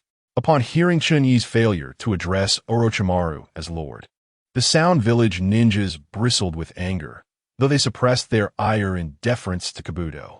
Kabuto detected the confidence in Chen Yi's words. This was not merely an inquiry into whether Orochimaru was present in the Land of Rice. Coincidentally, Orochimaru was also curious about who sought him. "This way, esteemed sir." After taking a few steps, Chen Yi halted. "Tell Orochimaru's hounds to retract their murderous intent. Next time, it shall not be a warning." As soon as the words left his lips, the ambient temperature surged, causing the Sound Village ninjas to collapse to the ground, clutching their heads in agony. Kabuto perceived a silver flame in Chen Yi's gaze. This was not a metaphor, but a declaration. It appears this individual is not subordinate to Orochimaru. Contemplating this, he clapped his hands. Sound Village ninjas lying in ambush emerged to escort the moaning ninjas away. The distinctive smile still adorned Do's face as he expressed his apologies for disturbing the esteemed adult's mood. "How should I address you, esteemed one?" "This is Charizard," he said. "Ah, very well. Esteemed Chen Yi, please follow me, Charizard." Do led Chen Yi through a labyrinth of twists and turns until they arrived at a cavernous entrance, where a staircase descended into the depths. One could not help but admire Orochimaru's ingenuity. To create such a meticulously crafted space underground must have required specialized techniques. "Please," esteemed Chen Yi Do urged. Yet, Chen Yi remained motionless. If he were to stumble into that serpent's trap, even his current prowess would not save him. "Come forth, Orochimaru. If you maintain this demeanor, do not blame me for breaking my promises." From a nearby tree, a python slithered down, its head emerging, glistening with the serpent's viscous secretions. Soon, the figure emerged from within the serpent's body, its tongue flicking out like that of a snake. It was none other than Orochimaru himself. In his characteristically raspy voice, he chuckled. "I seem to have not encountered you before." Chen Yi was not taken aback by Orochimaru's emergence from the serpent. "Indeed, you have not met me until now." Orochimaru's pupils constricted. As the esteemed scientist of the shinobi world, myriad thoughts raced through his mind. Hey, that is quite an intriguing assertion. Chen Yi was unsurprised by Orochimaru's skepticism. If one day someone were to approach him, claiming to fulfill a promise, Chen Yi's instinct would undoubtedly be to incinerate the individual, discussing subsequent matters only if they survived the flames. This was a common perspective among villains. The weak were unworthy of negotiation, especially when cooperation was essential for fulfilling promises. Suddenly, two pythons lunged at Chen Yi, but before they could get close, they were reduced to cinders, crashing to the ground with a crisp sound. Fire style? Orochimaru's right hand struck the ground, and in an instant, a multitude of runes manifested, giving rise to an endless swarm of pythons. The serpent's array. Just as Chen Yi prepared to cast a counterspell, he noticed Charizard positioning itself in front. Abandoning his previous intentions, he entrusted defense to Charizard and focused solely on offense. A ring of flames erupted behind him, and with a mere thought, the temperature around Orochimaru began to rise, igniting flames as it met the conditions for the Heartfire enhancement. The sudden mental jolt left Orochimaru momentarily paralyzed, and in that instant, a flaming sword pierced through his form. Meanwhile, Charizard disregarded the serpentine assaults. Neither bites nor venom could breach its hide, while every strike it delivered reduced the serpents to mere fragments. Having undergone a transformative evolution, Charizard was now revealing its true might.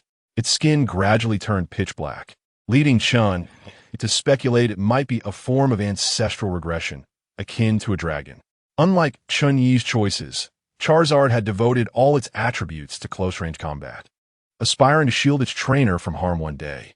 In this moment, it felt itself drawing ever closer to its trainer. Its claws shimmered with a cerulean glow, their energy extending outward slightly. Dragon Claw. As the arm swept through the air, a cascade of serpentine forms shattered into fragments, none able to breach the defenses to reach Chen Yi. As the probing reached its conclusion, the seemingly lifeless Orochimaru began to convulse, and soon a hand emerged from the corpse's mouth, followed by the intact figure of Orochimaru crawling forth. The resurrected Orochimaru appeared unscathed, as if he had endured no harm at all. Habitually, he flicked his tongue, and a ferocious intent to kill enveloped the surroundings. A most intriguing technique and an equally fascinating summoned beast. Despite his outward calm, Orochimaru's heart brimmed with trepidation. Kabuto had already prepared the body, and Orochimaru was poised to initiate the impure world reincarnation at any moment. The damage inflicted by the heart fire surpassed Chen Yi's expectations. Chen Yi inflicted 720 points of mental damage to Orochimaru. This exceeded the potential damage of the heart fire, not due to a recurrence of anomalies, but rather because Orochimaru's own mental fortitude had been severely compromised, akin to glass riddled with cracks, shattering upon the slightest touch. Having dealt with the serpentine adversaries, the fire-breathing dragon returned to Chen Yi's side. Is Orochimaru now amenable to a proper discussion? The corners of Orochimaru's mouth curled upward, revealing a sense of amusement.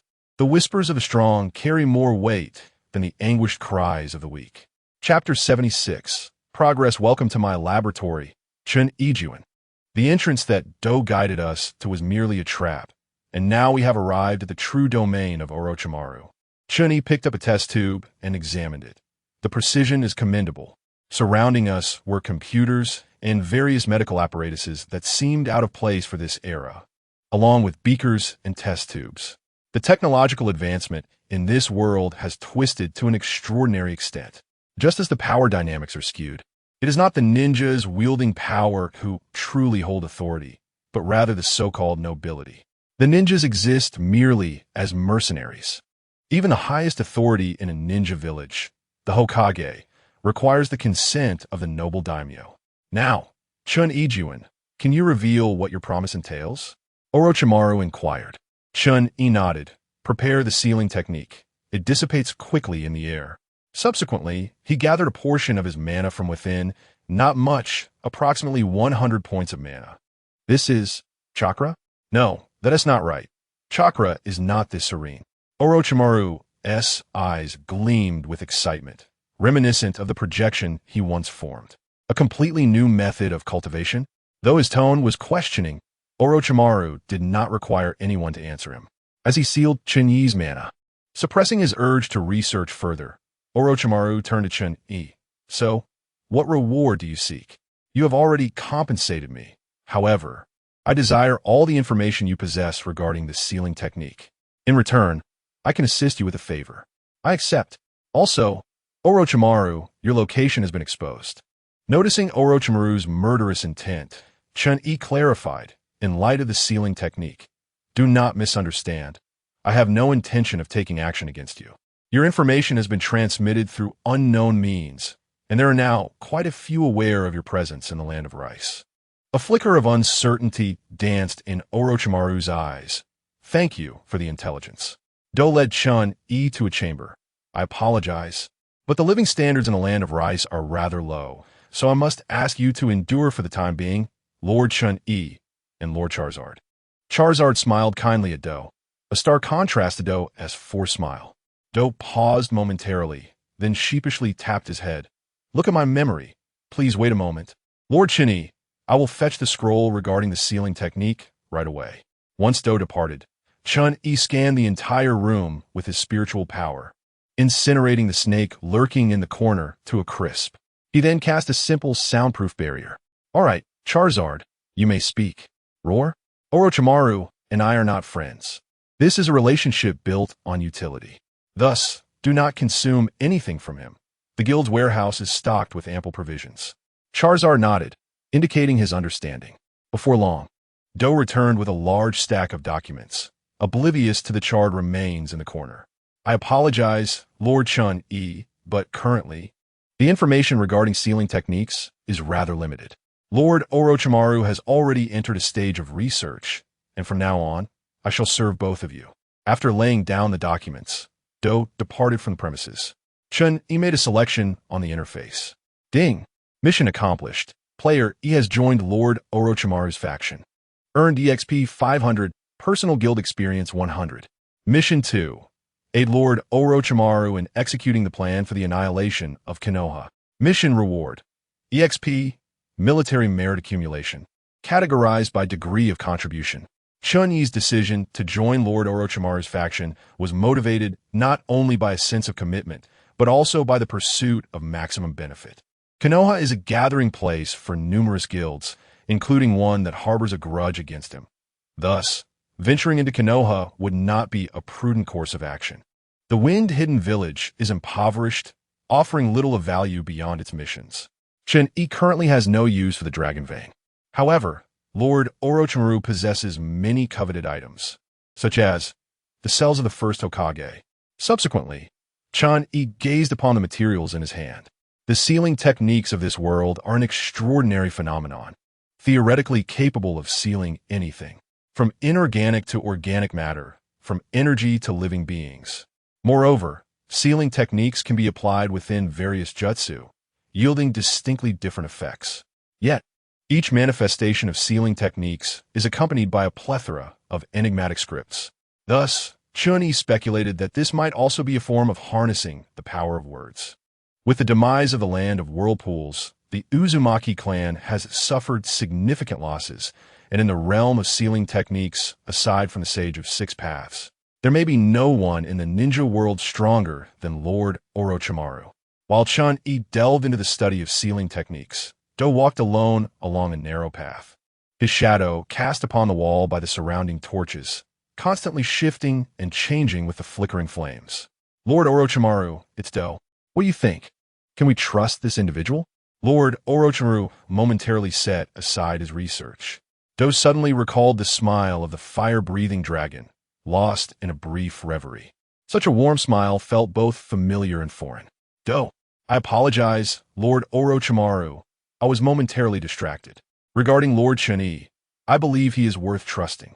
Throughout his presence, he has not exhibited any murderous intent, even during his encounter with you, Lord Orochimaru. Of course, we cannot dismiss the possibility of a larger agenda. Lord Orochimaru displayed a gratifying smile, increasingly convinced that Do resembled himself, even in thought processes. By the way, Lord Orochimaru, Lord Chen, he has already noticed the snake in the corner. No matter. Those who cannot even detect such things are unworthy of collaborating with me. With his judgment made, Lord Orochimaru proceeded without hesitation. As Sarutobi Hiruzen, the Hokage of Konoha, looked on with exasperation at the ninjas who appeared out of nowhere, the Sound Village had quietly vanished from the map. Sarutobi Hiruzen, now advanced in age, bore a face lined with wrinkles and age spots, adorned with a conical hat, and habitually puffed on a pipe, a quirk he indulged while contemplating matters. At that moment, the door to the Hokage's office was forcefully kicked open, revealing an individual whose body was extensively wrapped in bandages, his forehead, right eye, and right hand conspicuously adorned. If Orochimaru emanated an aura of darkness and dampness, this person exuded a sense of decay. Sarutobi Hiruzen cast a glance at the entrance. Danzo, what brings you here today? In the entire Konoha, only a select few dared to kick open the door to the Hokage's office, and Hiruzen's close companion, Danzo, was certainly among them. Danzo wasted no time with pleasantries. Hiruzen, I am aware that a multitude of unfamiliar elite ninjas has arrived in the village. What are your plans? The mention of this issue caused Hiruzen considerable distress. It was undeniably impossible to accommodate such a large number of elite ninjas in the village at once, as Konoha lacked the capacity for that many. If not handled with care, it could potentially incite a major conflict. Chapter 77. Collaborating with the serpent, I am not inclined to allow these ninjas into the village. Upon hearing Sarutobi Hiruzen's thoughts, Danzo was immediately consumed by rage, his exposed eye seeming to emanate flames. Danzo slammed his hands heavily on the table. Hiruzen, have you lost your mind? If you refuse, then give it to Root. With so many Jonin joining Konoha, even if we were to reignite the Great Ninja War, what of it? Reviving the glorious achievements of the first Hokage is not beyond the realm of possibility. In response to Danzo's skepticism, Sarutobi Hiruzen unexpectedly exhibited an astonishing aura. I must be accountable for the citizens of Konoha, The Chunin exams of the 5 shinobi villages are imminent. I do not wish for any disturbances at this time. It would be a tremendous blow to Konoha's reputation, potentially resulting in a prolonged period without missions. You are well aware of how much the daimyo has reduced funding to Konoha recently. Danzo, too, was acutely aware of this, as the lack of funds had halted many of his plans. Hiruzen exhaled a plume of smoke, which faintly obscured his figure. Moreover, do not let me discover that Root is in contact with these ninjas. Danzo could discern the determination in Hiruzen's tone, and for a fleeting moment, he envisioned the ambitious Hiruzen of yore. However, that illusion vanished quickly. The current Hiruzen was merely an old man. Hiruzen, you have grown old. Yet I have not. I am a Hokage. Once again, this phrase echoed in Danzo's mind, and regret surged within him like an unstoppable tide. If only he had not retreated back then, would the outcome have been different? You will come to regret this. With that, he stormed out, leaving Hiruzen alone in his office, puffing on his pipe amidst the swirling smoke, lost in thought. Soon, Konoha announced its decision. In a temporary residence, several guild leaders exchanged concerned glances. The sheer number of players had raised suspicions. What were your thoughts? A player retrieved a cigarette from behind, and with a snap of his armored right hand, he ignited it. What can we think? It's not just us facing difficulties. Wind Country and Orochimaru are in the same predicament. Interestingly, Wind Country suspected the players of attempting to steal gold, as the area was exceedingly impoverished. Beyond that, they could not fathom what might attract players to join them. The Heart of Water was a delicate and beautiful woman, her hair meticulously styled, and she had applied light makeup before entering the game. According to the guild players, Orochimaru has already departed from a land of rice. There isn't even a snake to be found there. So how shall we commence our mission? Asked Woohoo from the Iron Fist Guild, a burly man whose voice, despite his efforts to lower it, caused others to frown slightly. The Divine Favor Guild, absent from this gathering, had opted for Wind Country. The Divine Favor Guild hailed from a peculiar world, where they worshipped deities, albeit these gods were mere figments of their imagination within the gaming realm. After entering this world, its inhabitants spontaneously abandoned their previous false deities, turning their devotion towards the game universe. Typically, they would simply encourage others to embrace their belief in the divine. Once the discussion veers towards other religions, madness ensues, leading most guilds to be reluctant to engage with them. The time limit imposed by the game world is fast approaching. If one does not finalize their faction soon, the task will be automatically deemed a failure. Suddenly, I received news that this Chen exam is not being jointly held by the Hidden Leaf and the Hidden Sand villages, but rather by all 5 shinobi villages. Others also received the news, and the atmosphere fell into a profound silence as these guilds determined their factions. Meanwhile, Orochimaru and Chen Yi had already made their way to the land of waterfalls, where they engrossed themselves in their research, creating a moment of unexpected harmony. With a mind brimming with creativity, Chen Yi rapidly advanced in his studies of sealing techniques. Within half a month, he had grasped the preliminary aspects of the material. When the sealing techniques were formed, those peculiar characters indeed possessed power.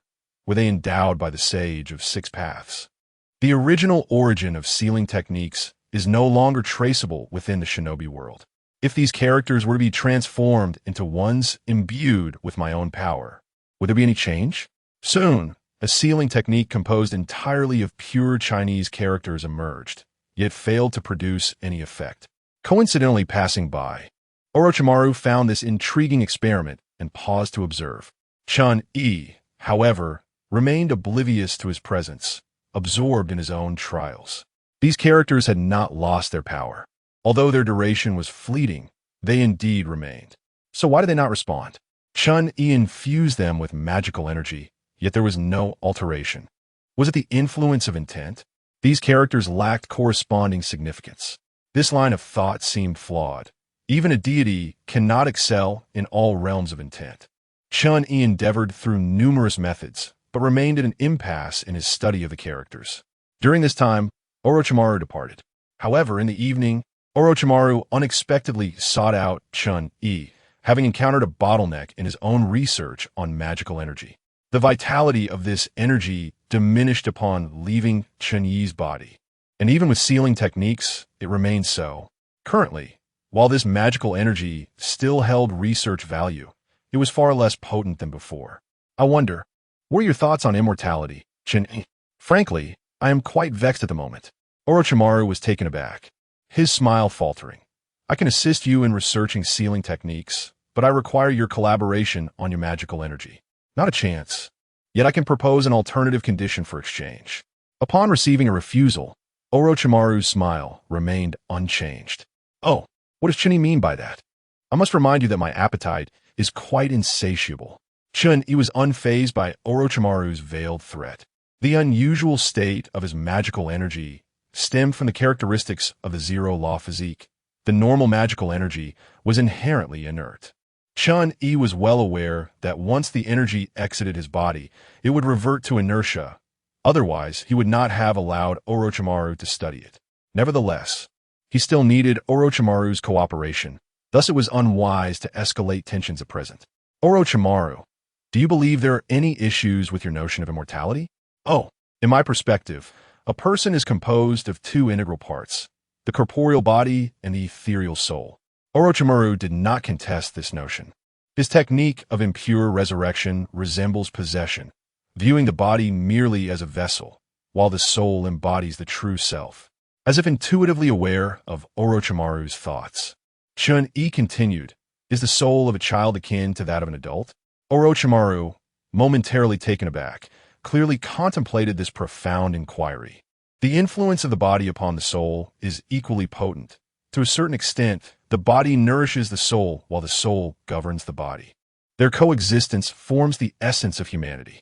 Have you ever noticed that your soul is exceedingly fragile, which cultivates your mental vulnerabilities? A flicker of flame appeared in Chen Yi's hand, a vibrant orange fire encased in an invisible silver hue. The potency of this flame was modest. Even your subordinates could withstand it, yet it inflicted significant harm upon you. With that, the conversation reached its conclusion, although Orochimaru remained silent. He had tacitly acknowledged Chen Yi's assertions. As one of the few ninjas with comprehensive abilities, Orochimaru possessed considerable talent in taijutsu, ninjutsu, and jinjutsu alike. However, at some point, his resistance to jinjutsu began to wane. Initially, he was ensnared by Itachi's mere gaze, falling into an illusion. This led Orochimaru to mistakenly believe in the overwhelming power of the Mangeki Sharingan, attributing his diminished resistance to the abilities of the Sharingan. Thus, an obsession with the Sharingan ensued. Nevertheless, Chen Yi today introduced a novel perspective. Chapter 78, Sarutobi Hiruzen Time, the 20th day following the player's arrival, with 10 days remaining until the Chunin exams. Location: outside Konoha village. Once again, the players convened. However, this time, the expressions on the faces of the guild leaders were far from pleasant. Even the members of the Divine Protection Guild had arrived. Shueiji Xian, Rose, spoke first. Let us exchange information. I shall begin. We are all aware that the world's development has taken a troubling turn. There is no need for me to reiterate. Typically, such occurrences signify interference from other forces. The Rose Guild has been monitoring individuals such as Naruto, Sakura, Kakashi, and they appear to be in no immediate danger. Unlike the teleportation mechanics of the game world, the involvement of other factions introduces a myriad of complications. Time travelers, dark transformations, or even the direct dispatching of a team. At that moment, Ijin Dynasty interjected. The Dynasty Guild has been observing Sarutobi Hiruzen. He has predominantly remained within the Hokage's office and has not been detected by our nanocameras. His actions thus far have not raised any alarms. Chief Fei Shao Zhu, Divine Protection, voiced his dissent. Players from the Divine Protection Guild have been gathering intelligence, and previously, there were no notable issues in the development of this world. However, it is peculiar that during the Chunin exams, Sarutobi Hiruzen proposed a joint examination with the 5 hidden villages rather than with the Wind Hidden Village. To me, this raises significant concerns regarding Sarutobi Hiruzen. Ijin Dynasty promptly refuted. That is impossible.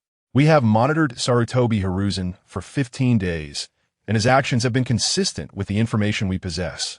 He is either smoking or peeping into the women's bathhouse.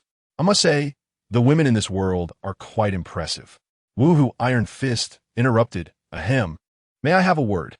Chi Fei de Xiao Zhu, Divine Protection, challenged. Then why is it that he alone has altered the plot?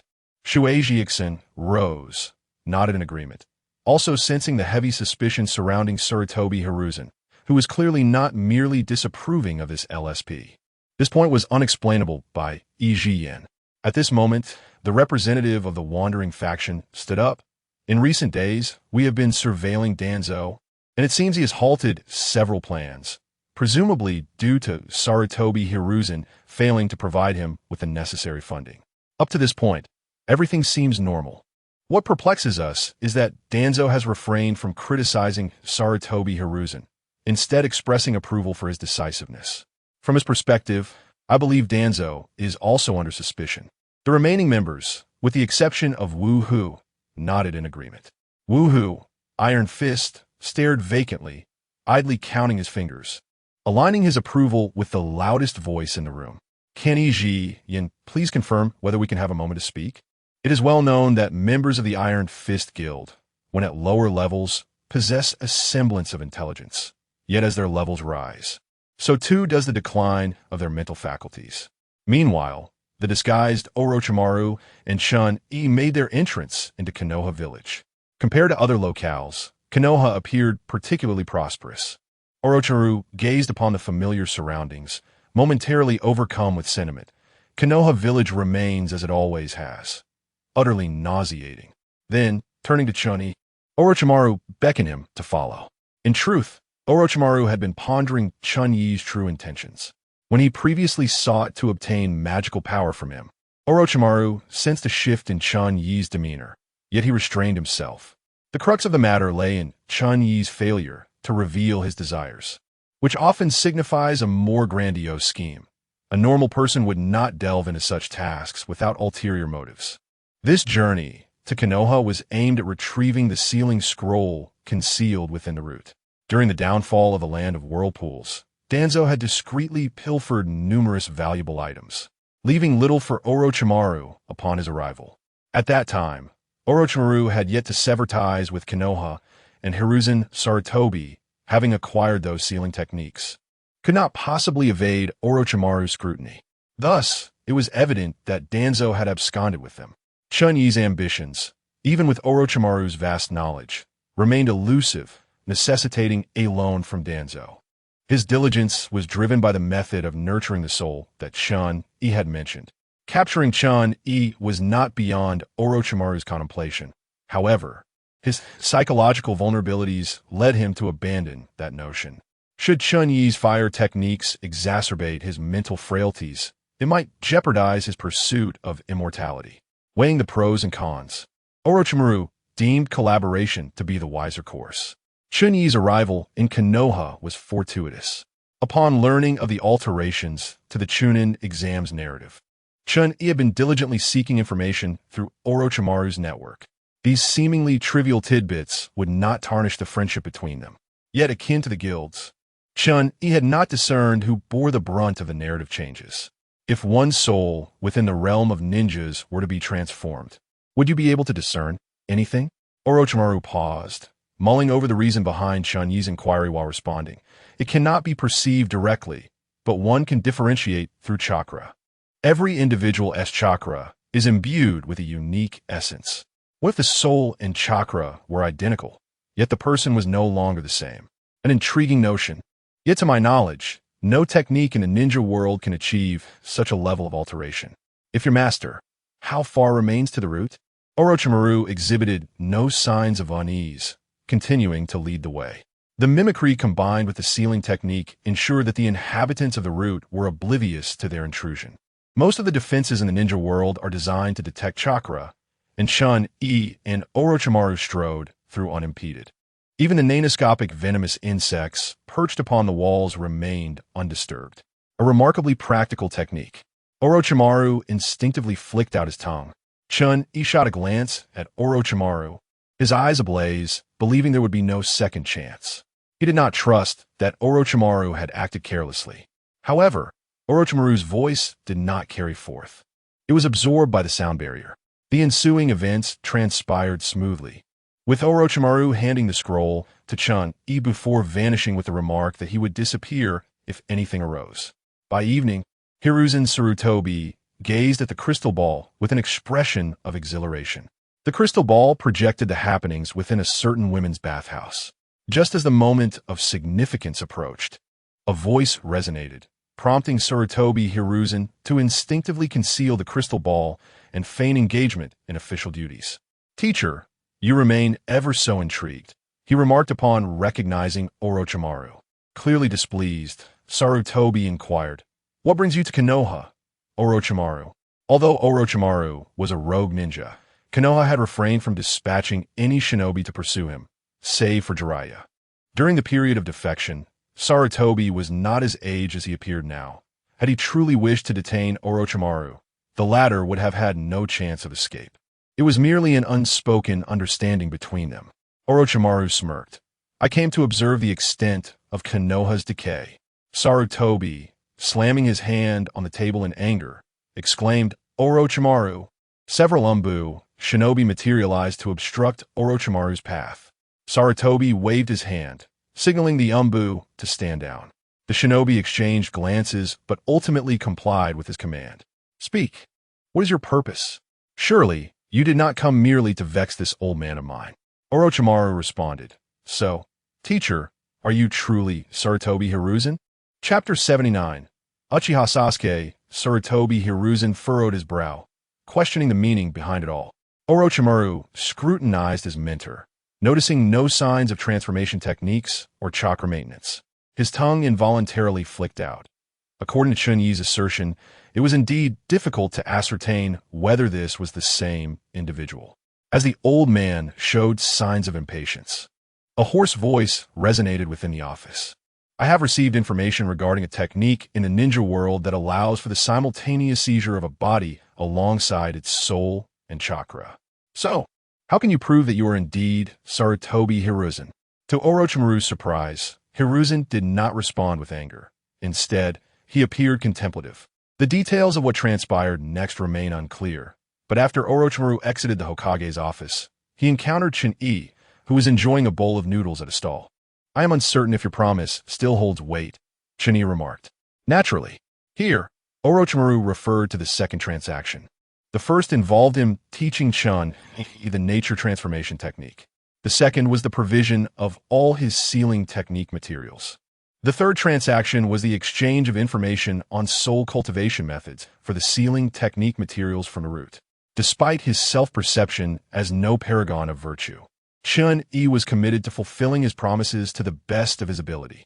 "Then let us work together to dismantle Konoha," he said, pausing mid-sip of his ramen. "To the best of my ability." The two appeared to be ordinary patrons, yet they were engaged in a conversation about how to obliterate the very place they were in. Subsequently, Orochimaru conveyed the information he possessed to Chen Yi. After perusing the details, Chen Yi closed his eyes, contemplating the authenticity of the information and how best to proceed. After a considerable time, a mimicry barrier enveloped the two. "If your information is indeed accurate, your arrangements may have underestimated the opposition," Chen Yi remarked. "Oh, I require position within the Orochimaru nodded.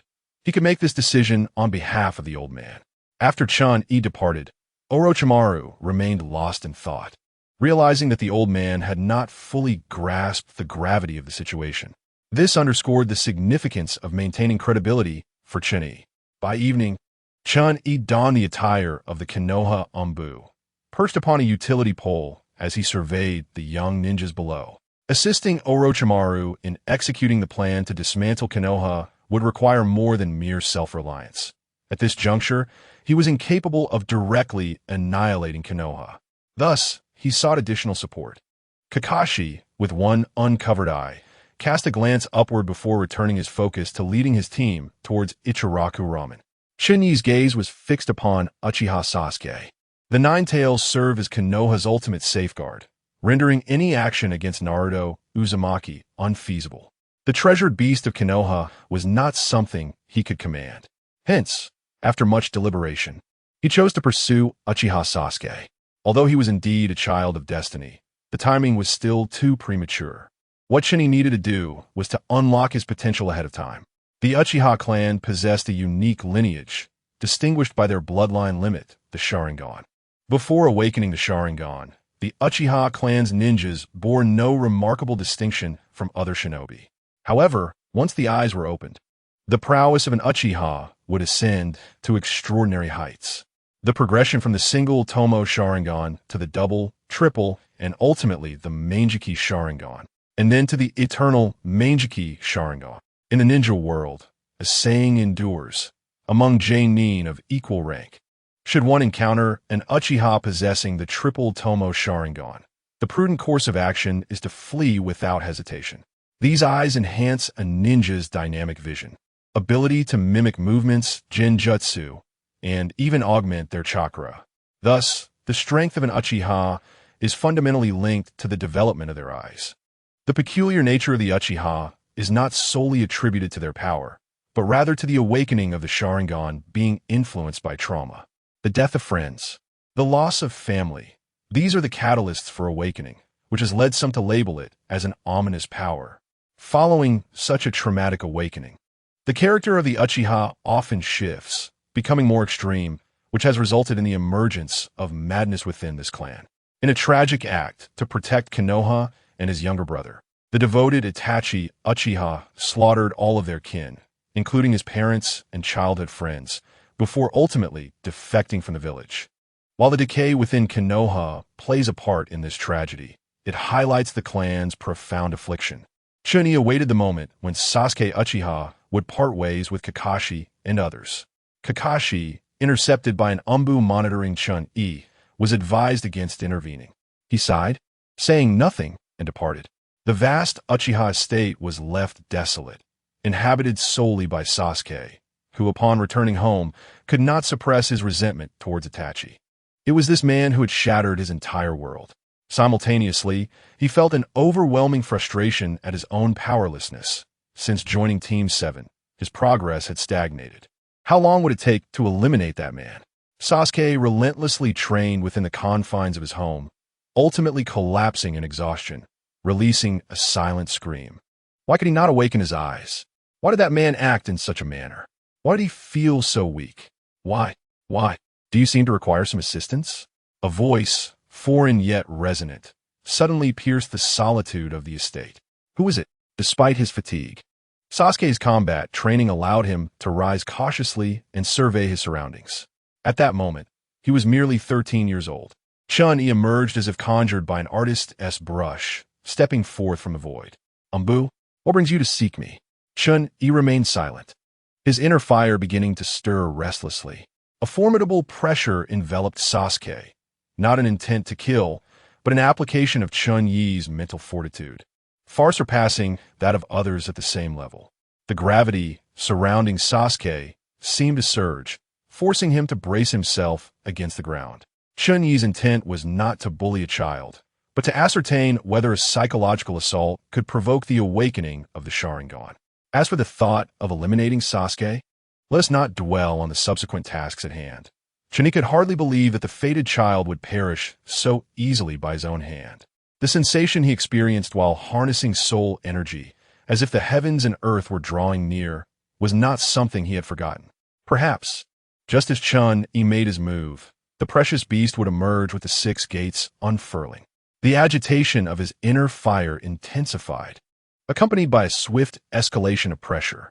In order to withstand this mounting force, Uchiha Sasuke unconsciously activated his double Tomo Sharingan, its pupils swirling incessantly. Who exactly are you? Oh, you still have the strength to inquire. The pressure increased further, forcing Uchiha Sasuke to prostrate himself on the ground. Come now, Uchiha. Surely you possess more resilience than this. Consider Uchiha Itachi. He is the true genius of your clan. Chen Yi attempted to provoke Uchiha Sasuke. In our youth, I could easily have bested 5 of you. At the mere mention of Uchiha, Itachi, Sasuke, who was on the verge of giving up, found a renewed determination to struggle. Do not mention that man before me.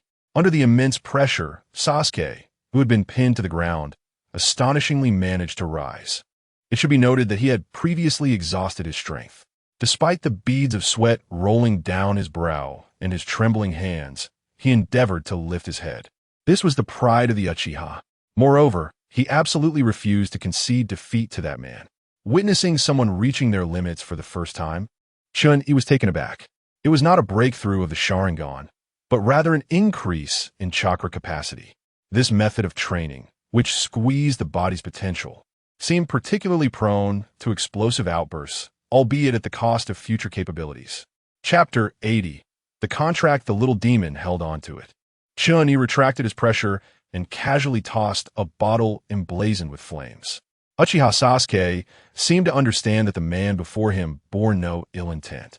Given the other's prowess, it would take several exchanges to even attempt to take his life. What is this? Micro M. 2 elixir sealing bottle, quality. Purple, a bottle sealed with the Micro M. 2 elixir and other potions.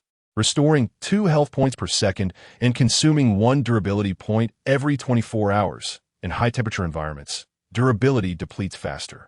It must be carried on 1's person to take effect. Durability. 5-5 evaluation. What on earth is this? A combination of sealing techniques, inscriptions, and potions. Chen Yi crafted this equipment. The so-called durability essentially reflects the quantity of potions within. These potions will gradually evaporate and take effect upon contact with the skin. Once depleted, the item will naturally lose its efficacy. However, until then, its value is immense. Chen Yi sat down, conjuring a chair from the earth behind him, and retrieved the information obtained from Orochimaru. This is something that could save your life. I merely wish for you not to perish before the plan commences. By the way, this item is not meant to be consumed. If you wish for death, then drink it. Simply carry it against your skin. As Sasuke prepared to twist open the bottle, he had a jolt of apprehension, nearly discarding it. However, he soon felt a gentle energy emanating from the bottle, revitalizing his previously exhausted body. This is a treasure. I did not expect the man before me to so casually bestow it upon me. Yet, the proud Uchiha would never utter the words thank you. What is your intention? Chen Yi's attention remained fixed on the documents. In simple terms, I hope you can become stronger, for you are currently too weak. This statement seemed to transport Uchiha Sasuke back to that night, when a man looked at him with disappointment. Is your capacity truly so limited? Uchiha Itachi, so you are his accomplice. Uchiha Sasuke's face contorted with hatred as he drew 2 shuriken from his waist pouch, shouting at Chen Yi. Just as he was about to charge forward, an unknown creature seized him. The shuriken sparked against its body, failing to penetrate. Chen Yi closed the documents and approached Uchiha Sasuke, softly stating, I hope this does not occur a second time. His voice was low, yet it sent shivers down Sasuke's spine. This man was not jesting. I won't lose face. Charizard, take him down. Let him rest tonight. It was as if Chen Yi were the true master of the abode. Charizard grinned as he carried Uchiha Sasuke away. Nearby, Kakashi, perched on a tree, finally felt relieved, though he pondered who this Umbu operative was, as he seemed unfamiliar. Beneath the tree, a cherished beast wore a tear-streaked face. Ah, what a commendable bond between teacher and student. For the sake of this friendship, my youth shall never end. Jump around the Konoha frog 20 times. If I fail, I shall perform 100,000 leg kicks. Observing the swiftly fleeing rare beast, Kakashi felt an urge to clarify that it was not a matter of teacher-student affection, yet deemed the explanation too cumbersome and ultimately refrained. The following morning, Uchiha Sasuke was roused by the fiery dragon's call. Initially, he expected this draconic creature to be fearsome, but was pleasantly surprised by its gentle demeanor. The dragon gestured for him to eat. Sasuke, somewhat incredulous, inquired, Are you inviting me to dine? The dragon nodded affirmatively, then nudged Sasuke towards the washing area. Do not push me. I can walk on my own. Shortly thereafter, seated at the table, Sasuke found himself momentarily lost in thought, as if caught in a reverie. He envisioned his father, stern and serious, at the dining table, his mother wearing a warm smile, and that man also present, all awaiting his company for a meal, just as it was in those days. Let's eat, now that we are gathered. Chen Yi tucked away the scrolls on sealing techniques. Sasuke obediently took his seat. The provisions packed by Xiao Lu had been exhausted, and these are prepared by Chen Yi himself. Although the flavor paled in comparison to Xiao Lu's culinary skills, it was still acceptable, at least better than the Japanese cuisine available on the streets. He also intended to restock provisions in the personal guild warehouse. After the meal, Uchiha Sasuke led Chen Yi to the Uchiha training grounds. Chen Yi spoke first. Yesterday, I conveyed my intentions to you. Sasuke nodded, resolute in his desire to grow stronger, willing to embrace any method. Yesterday, I attempted to stimulate your spirit through pressure to awaken your eyes, but it was unsuccessful. Acknowledging his repeated failure, Sasuke touched his eyes. With less than 10 days remaining until the Chunin exam, other ninja from various villages had already begun to appear in Konoha to expedite Sasuke's ascension in strength. Unconventional methods were necessary. Thus, I have resolved to adopt a different approach. In an instant, a towering flame demon, reaching 10 meters in height, manifested before Sasuke, a testament to Chen Yi's current mental prowess. What is this?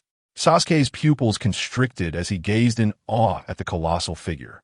An unprecedented technique, yet overwhelmingly potent. This is the Flame Demon, a force I am prepared to lend you. The Flame Demon.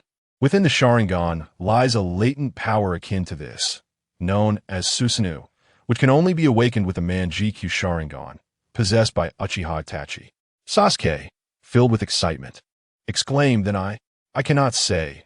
I have never battled against one who wields the Manjikyu Sharingan." Chen Yi preemptively interrupted, sensing his line of thought. Your chakra and spirit are currently too feeble. Even if I grant you this power, you would be unable to wield it effectively. Uchiha Sasuke, LV, 15 health, 950 mana, 490 armor, 22 constitution, 16 strength, 11 intellect, 32 agility, 20 spirit, 40 chakra techniques, great fireball technique, body flicker technique. Chakra.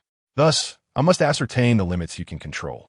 Uchiha Sasuke struggled, exclaiming, I can do it. The fire dragon stepped forward and gently patted his head, causing the once obstinate Uchiha Sasuke to inexplicably relent.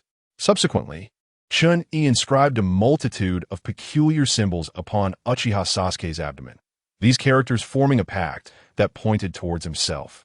The pain from engraving was met with silence from Uchiha Sasuke, who, upon completion, held his head high in a proud demeanor as he gazed at the fire dragon. Only after receiving the fire dragon's smile did he lower his head, huffing softly. Every increment in mental strength is not merely an addition, it is a transformation. In the realm of reality, Chen Yi's mental strength barely approached 7 points, enabling the formation of a fire demon over 2 meters tall. Currently, with a mental strength of 12 points, the fire demon could reach a height of 6 meters. To control a fire demon that far exceeds one's own capabilities is akin to a child wielding a massive hammer, or a toddler colliding with a tricycle. Thus, Chen Yi contemplated how grand a fire demon would be appropriate to lend to Uchiha Sasuke. Considering the uniqueness of the Uchiha clan, he resolved to commence from a height of 3 meters. Chapter 81. The Battle Among Players, my lord. The tax revenue from the Land of Fire has been collected this month, but the aging lord of the Land of Fire reclined in the embrace of beautiful courtesans, indulging in fresh fruits while occasionally teasing them. Dear beauties, do not be shy. However, the expression of the guard grew increasingly somber. The Lord's power was ingrained in his very being, yet for the sake of the common people, he felt compelled to speak. My lord, the current tax revenue is insufficient for the survival of the populace. I beseech you, please spare them. Upon hearing these words, the Lord of the Land of Fire immediately lost interest. He lifted the fruit platter and brought it crashing down upon the guard's head. Are you instructing me on how to conduct my affairs? Bring him away. My lord, I implore you to spare the innocent citizens of the Land of Fire. The guard was dragged away, leaving only echoes of his voice behind. The courtesans, witnessing the Lord's fury, trembled in fear. At that moment, a ninja appeared to remind the Lord, My lord, the Chunin exams in Konohagakure are fast approaching. It would be prudent to prepare. The Lord of the Land of Fire waved his hand with disinterest. I understand. Meanwhile, the players did not squander this opportunity. Water Heart, Rose, the players from the Land of Wind, have discovered Orochimaru. He seems poised to ally with the Hidden Wind Village. The storyline appears to be veering back on track, but issues have arisen concerning Sarutobi Hiruzen. One cigarette. Dynasty, it is quite peculiar that the Lord of the Land of Fire exhibits an unusual attitude. Normally, he would not withhold funds from Konohagakure. Flying Little Pig. Divine protection regarding this. I have learned that all the lords are reducing allocations to their respective ninja villages, seemingly out of concern for the influence of ninjas on their status. Waterheart pondered for a moment before saying, could it be that the recent gathering of the 5 ninja villages for the Chunin exams was conducted without communication with the Lord of the Land of Fire, leading to his discontent with Konohagakure? Flying Little Pig followed her train of thought. The lords of various nations actually maintain good relations in private, so it is plausible that they all conspired to simultaneously reduce funding for the ninja villages. Woohoo, Iron Fist muttered quietly. Is it possible that the problem does not lie with Sarutobi Hiruzen? The others automatically disregarded his comment. One cigarette. Dynasty, the strange aspect is why, until now, the quest has yet to be altered. According to the information within the guild, a new quest should have emerged. Could it be that we have yet to expose the true nature of Sarutobi Hiruzen, and thus the game world deems the quest still ongoing? After a moment of silence, Flying Little Pig stood up to summarize. Regardless, things are finally taking shape. By the way, I urgently need to relieve myself. I shall be right back. One cigarette suddenly blocked Flying Little Pig's path. How could the Divine Protection Guild be absent during such a critical moment? Waterheart smiled in agreement while simultaneously obstructing the entrance. Woohoo was left puzzled, 3 question marks hovering over his head. Just moments ago, they had been discussing. Now it seemed they were on the verge of a confrontation. A cigarette lingered in silence, yet he proceeded to explain, despite the evident dullness in his intellect.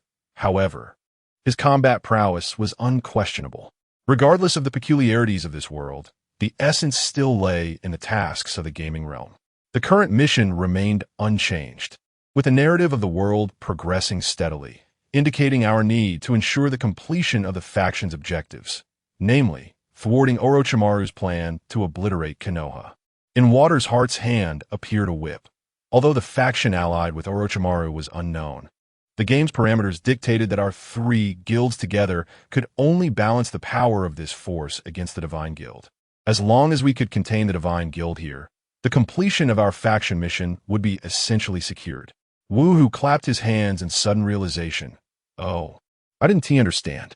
The Flying Pig, surrounded by the 2, displayed no change in expression. If you guess wrong, you might lose the combat strength of the Divine Guild. Woohoo acknowledged, right? Both a cigarette and Waterheart remained impassive. Rest assured, we won't make a move until the mission is confirmed complete. Clap, clap, clap. The Flying Pig applauded. A commendable idea, but it seems you do not grasp why I dared to attend the meeting alone. A cigarette and Waterheart suddenly felt a grave sense of danger. Bang! The Flying Pig refrained from further comment, and in an instant, he exploded. A stench-ridden murk flooded the entire room. Damn! 15 negative statuses. Sluggishness, poisoning, freezing cold. Is this the work of a cleric? Enveloped in the shroud of negative statuses, a cigarette and Waterheart had essentially lost their combat capabilities, while outside, a skirmish had already commenced. Woohoo stretched lazily, lifting the axe embedded in the ground. Finally, a fight has broken out. I was beginning to wonder what to do otherwise. Should I shout something? Oh, Demacia? Blood surged through Woohoo, forcing multiple negative statuses to be obscured by the price of blood.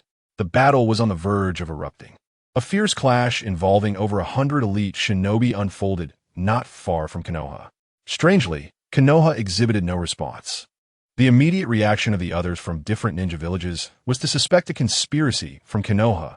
However, upon brief engagement, they realized that the techniques employed were not of Konoha's style, with many resembling those of warriors. After a brief adjustment, they grew indifferent, even reveling in the chaos. As it appeared, Konoha suddenly faced numerous uncontrolled factions, necessitating a reassessment of its strength. Only the feudal lord of the Fire Country reacted markedly as he passed by. Seemingly startled, collapsing into his chair, his murky eyes appearing considerably clearer. Battles among player guilds typically unfold in two phases. The first phase is a life-or-death struggle, where fear is an alien concept. The second phase is one of capitulation, where resurrection coins are surrendered, prioritizing survival over the mission. In the realm of gaming, battles typically maintain a balance of power during faction missions, ensuring that neither side possesses a significant advantage, lest the intended developmental purpose be undermined. However, this time, an unexpected turn of events unfolded. The players of the Divine Blessing Guild exhibited remarkable bravery, with a force of 49, 30 from Divine Blessing, 19 from individual players, challenging a formidable 80, 30 from Roses, 30 from Dynasty, 20 from Iron Fist. The plague manifests in corporeal form. Wuhua struck down upon the soaring pig, undeterred by the increasing afflictions surrounding it. Pain, drowsiness, and paralysis merely intensified Wuhua's fighting spirit. Swallowing the blood that surged in his throat, he struck once more. The soaring pig inflicted 157 points of plague damage upon Wuhua. Wuhua retaliated, dealing 475 points of damage to the soaring pig. The soaring pig caused 177 points of plague damage to Wuhua. Wuhua responded with 502 points of damage to the soaring pig. The soaring pig grew increasingly perplexed. This adversary seemed impervious to control, as the blood-like aura surrounding him appeared to instinctively repel the foreign energies. His bizarre abilities were forcibly relegated to close combat. The audacity of Divine Blessing to engage stemmed from their successful enlistment of 95 of individual players, with only one solitary player absent. According to the game's parameters, the combat capabilities of both sides should have been relatively comparable. Why, then, did the unfolding narrative diverge so sharply from his expectations? Chapter 82. The Arrival of the Wind-Hidden Village Location. Kanahagakur Time. The eve of the CH-9 exams with an air of arrogance. Uchiha Sasuke returned to his team, completely oblivious to the injuries he had sustained during the rigorous training of the past few days. He had managed to recover just enough before the CH-9 exams, thanks to the Mini-M2 potion vial. The boisterous Uzumaki Naruto cast a glance at Sakura before proudly recounting his recent exploits. Isn't that Sasuke being cocky? I am not the same person I once was. Uchiha Sasuke snorted dismissively, ignoring Naruto's words. You're just a loser. What did you say? Naruto exclaimed, his frustration boiling over. You're merely at this level. This is infuriating. I challenge you to a duel. To the side. Sakura had not seen Sasuke in a while and was lost in admiration. Naruto, who was keenly aware of Sakura's infatuation, felt a surge of irritation. It must be said that the children in this world mature remarkably early, as they begin to experience love around the age of 10. Meanwhile, Kakashi, noticing his team gathered once more, smiled warmly as he produced his beloved intimate paradise, Little Liu Bei. Team 7 had been assigned a mission to welcome ninjas from other villages. This was Kakashi's silent way of showing his concern. Each time a ninja village arrived, Kakashi would provide commentary. As a ninja who had replicated thousands of jutsu, Kakashi was also exceptionally proficient in intelligence. The ninjas from the Wind-Hidden Village hailed from a land predominantly characterized by deserts, specializing in puppet techniques and poison. However, it seemed there were quite a few ninjas from the Wind-Hidden Village, and considering the presence of the daime, the final judgment would ultimately rest with the Hokage. Among the Wind Village's entourage, Gaara, with his distinct panda-like eyes, felt a surge of inexplicable killing intent upon overhearing chatter. At that moment, Maki, who was nearby, immediately intervened. This sudden wave of malevolence left Naruto and Sakura momentarily stunned, while Kakashi and Sasuke remained unperturbed. Upon hearing of their proficiency in puppet techniques and poison, Sasuke swiftly categorized them as mere fodder, dismissing their killing intent as trivial. Armed with newfound power, he was no longer the weakling he once was. Not even that man. Sasuke clenched his fists tightly. At that juncture, an ANBU operative appeared and whispered something to Kakashi. Shortly thereafter, the barrier surrounding Konoha was opened. Kakashi, with a broad smile, stood at the forefront. Welcome to all from the Wind-Hidden Village. Your journey has been arduous, and I shall escort you to your resting quarters. The Hokage and the daime of the Land of Fire await you. The fourth Kazekage, Raza, nodded in acknowledgement. The daimyo of the land of wind appeared equally aged, and the fatigue from a journey had rendered him irritable. Couldn't we make this quicker? It's merely a gathering of Chen for a competition. What is there to see? Before Kakashi could respond, Raza, with a hint of significance in his words, advised Daimi. The Chen exams are a crucial foundation for a ninja village, serving as a means to gauge the future trajectory of its development. You may also observe the strength of the wind-hidden village. We possess the capability to safeguard the land of wind. The feudal lord of the land of wind disdainfully curled his lip, fully aware of the village's prowess. Impatiently, he remarked, understood. Should you fail to perform adequately, be wary of your funding next year. The wind shadow, our Shah, smiled amiably and nodded, embodying the supreme authority of a ninja village, seemingly devoid of any irritation. This feudal lord, stretching his weary back, walked at the forefront, displaying an energy unbecoming of a man of his age after a prolonged journey. Our Shah observed him with an enigmatic gaze, only to revert to his cheerful demeanor when the lord turned back. Unbeknownst to him, all the upper ninjas of the wind-hidden village had received our Shah's signal for action. As the wind-hidden village entered Konoha, an inconspicuous ninja fixated intently on Uchiha Sasuke, his tongue involuntarily flicking out. However, he quickly averted his gaze, ensuring he remained unnoticed by others. The power of the Sharingan. Alas, the young lad had been chosen by Chen Yi and was temporarily unable to act against him. Subsequently, Kakashi welcomed other ninjas from different villages, yet the representatives from the other three villages appeared to hold little regard for the occasion. The leading figures were merely ordinary upper ninjas, with neither the village shadows nor the feudal lords in attendance. Kakashi's keen intuition sensed that something was amiss with this Chen exam, both among the other ninja villages and the Hokage. Yet, as an elite upper ninja of Konoha, he had received no directives. Was he merely being overly cautious? The battle among the players outside the ninja village did not last long, as the Konoha faction held a numerical advantage. Players who chose the wind-hidden village swiftly surrendered, relinquishing their revival coins and abandoning their tasks. Just as the Konoha faction celebrated their victory, the defeated player, Flying Pig, suddenly chuckled.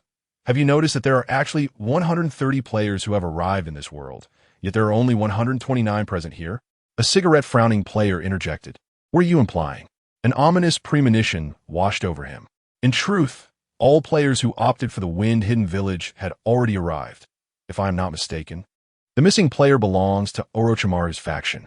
Only upon accounting for him would the power balance between the two factions be restored.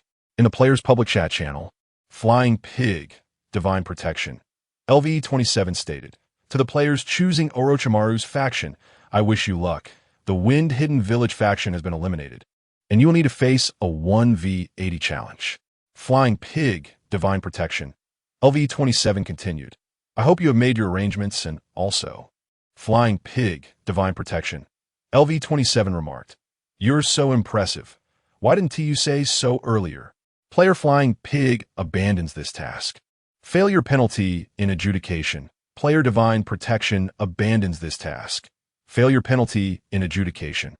Player XXX abandons this task. Failure penalty in adjudication. The Heart of Water observed the frowning player with a composed smile. We are essentially at full capacity. The opposing side has but one player remaining. A cigarette was deftly extracted, ignited with a practiced snap of the fingers. As he pondered, he instinctively held the cigarette between his lips. Among the three guilds, many players have already exchanged resurrection coins. Rather than being a measure of combat strength, they serve more as a means to bolster numbers. This is a flaw inherent to players. When endowed with resurrection coins, they dare to confront even the mightiest of foes. However, once the coins are spent, the majority prioritize their survival, growing increasingly timid. This is particularly true for players of the Dynasty Guild, who would risk their lives for a mere paycheck. Additionally, I can't shake the feeling that something is amiss. The Heart of Water, on the other hand, harbors no such concerns. Hasn't someone from the Dynasty Guild already tested the waters against Sarutobi's Daybreak and Danzo? Their health bars were revealed, yet the mission remained unchanged. Perhaps this world is untouched by other forces. Woohoo, ababa. I concur with whoever speaks the most. A cigarette contemplated this notion. It seems the timeline has indeed converged, and the narrative has returned to its rightful course. They merely need to position themselves at the entrance of Konoha, awaiting the commencement of Orochimaru's plan. At that juncture, the barriers of Konoha village will falter, allowing players to thwart Orochimaru's scheme and complete this mission. I hope I am merely overthinking.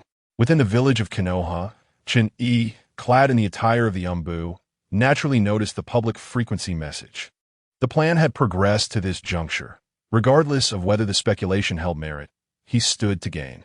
Chapter 83. Susanoo, Sarutobi Hiruzen greeted the Wind Shadow and the daimyo of the Land of Wind with a warm smile, having arranged for the daimyo to rest comfortably.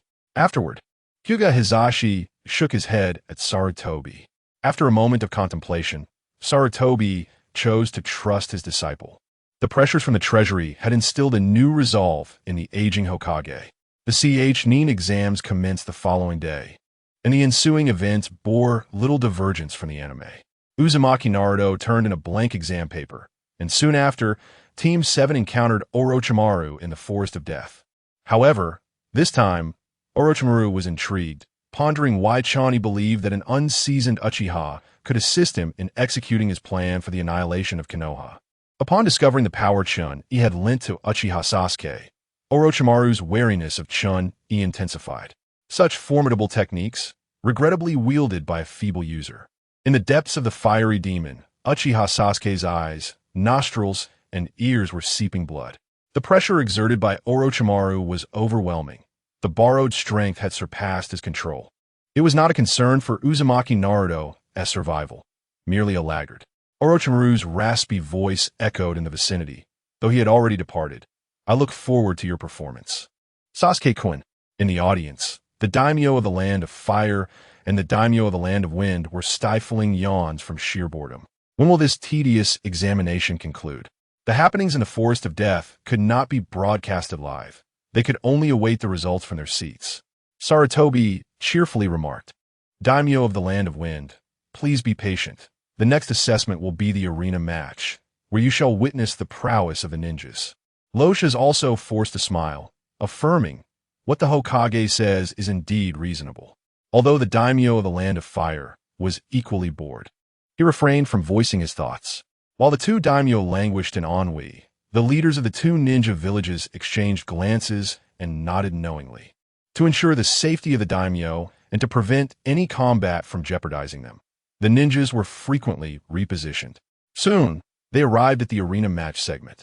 Under random conditions devoid of insider information, the first battle was set, Uchiha Sasuke versus Gaara. The two daimyo exchanged glances, a flicker of skepticism passing between them. Chun Yi stood atop a mighty tree, his eyes closed, his spirit continuously probing the surroundings in search of that individual, twisted by emotions within this distorted world. Not far from Chun Yi, two ninjas clad in black cloaks adorned with red clouds observed. One, a shark-like ninja named Kisame Hashigaki, commented on the battle in the arena. Truly impressive for Itachi's younger brother. He possesses considerable strength at such a young age. Uchiha Itachi shook his head. Such a level is still far from sufficient. Yet, upon closer inspection, one could see his eyes soften considerably. For the ultimate doting brother, as long as one praised his sibling, they were deemed a good friend. Clearly, the dry persimmon Kisame possesses a profound understanding of the situation, lamenting.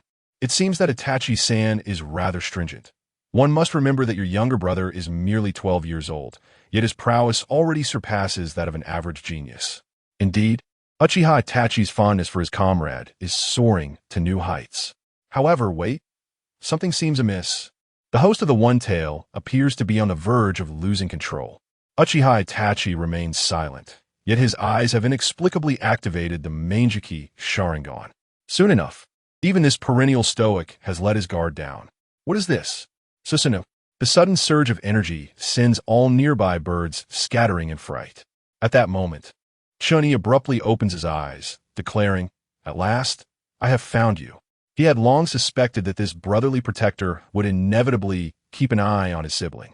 During the tournament, Uchiha Sasuke had effortlessly subdued Gaara using only his taijutsu. With sufficient speed and overwhelming strength, it seemed that Gaara's sentient sand could not keep pace with Uchiha Sasuke. In the end, he is merely this level of adversary. Over the past days, he has battled tirelessly against Chen Yi's pressure and the relentless onslaught of Charizard, transforming his taijutsu skills into something vastly superior to his former self. Uchiha Sasuke sweeps through the sand with a decisive kick, delivering a forceful blow to Gaara's abdomen. Yield, you're no match for me. Gaara, sent crashing to the ground and rendered motionless, mutters, I will kill you. I will kill you. In response to such a Gaara, Uchiha Sasuke continues to taunt, just the lamentations of a defeated hound. Subsequently, a sinister energy surges from Gaara's body, enveloping him in a crimson hue and forming a tail behind him. The scarlet figure emits a silent roar, seemingly devoid of reason, as Gaara undergoes a profound transformation into his tailed beast form. The expression on Raz's face shifts dramatically. This is bad. Sarutobi Hiruzen stands in furious disbelief, exclaiming, What do you mean, Wind Shadow? In a mere instant, the ninjas from both sides have positioned themselves behind the Hokage, confronting one another. Only the two daimyo display an air of detached curiosity, as Kakashi, intent on halting the match, is obstructed by a rude operative. Facing the tail of the One Tail, Uchiha Sasuke exhibits no sign of trepidation. Rather, he is invigorated. Yes, this is it. Only by vanquishing such an opponent is there true worth. A maniacal laughter reverberates throughout the arena.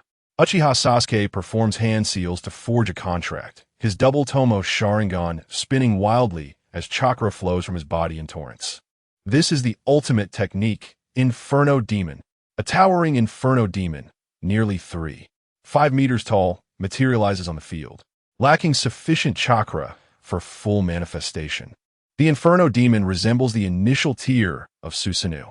A massive tail strikes the Inferno Demon, yet is intercepted by a single punch. The overwhelming force cracks the ground. Yet Uchiha Sasuke within the Inferno Demon remains unscathed.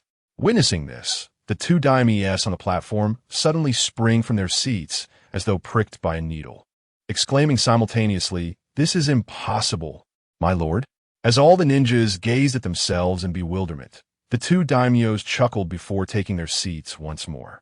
However, Sarutobi Hiruzen and Orochimaru approached to offer their condolences. After all, who could forget that daimyos were merely ordinary individuals? And it would not bode well if they were to be frightened, would it?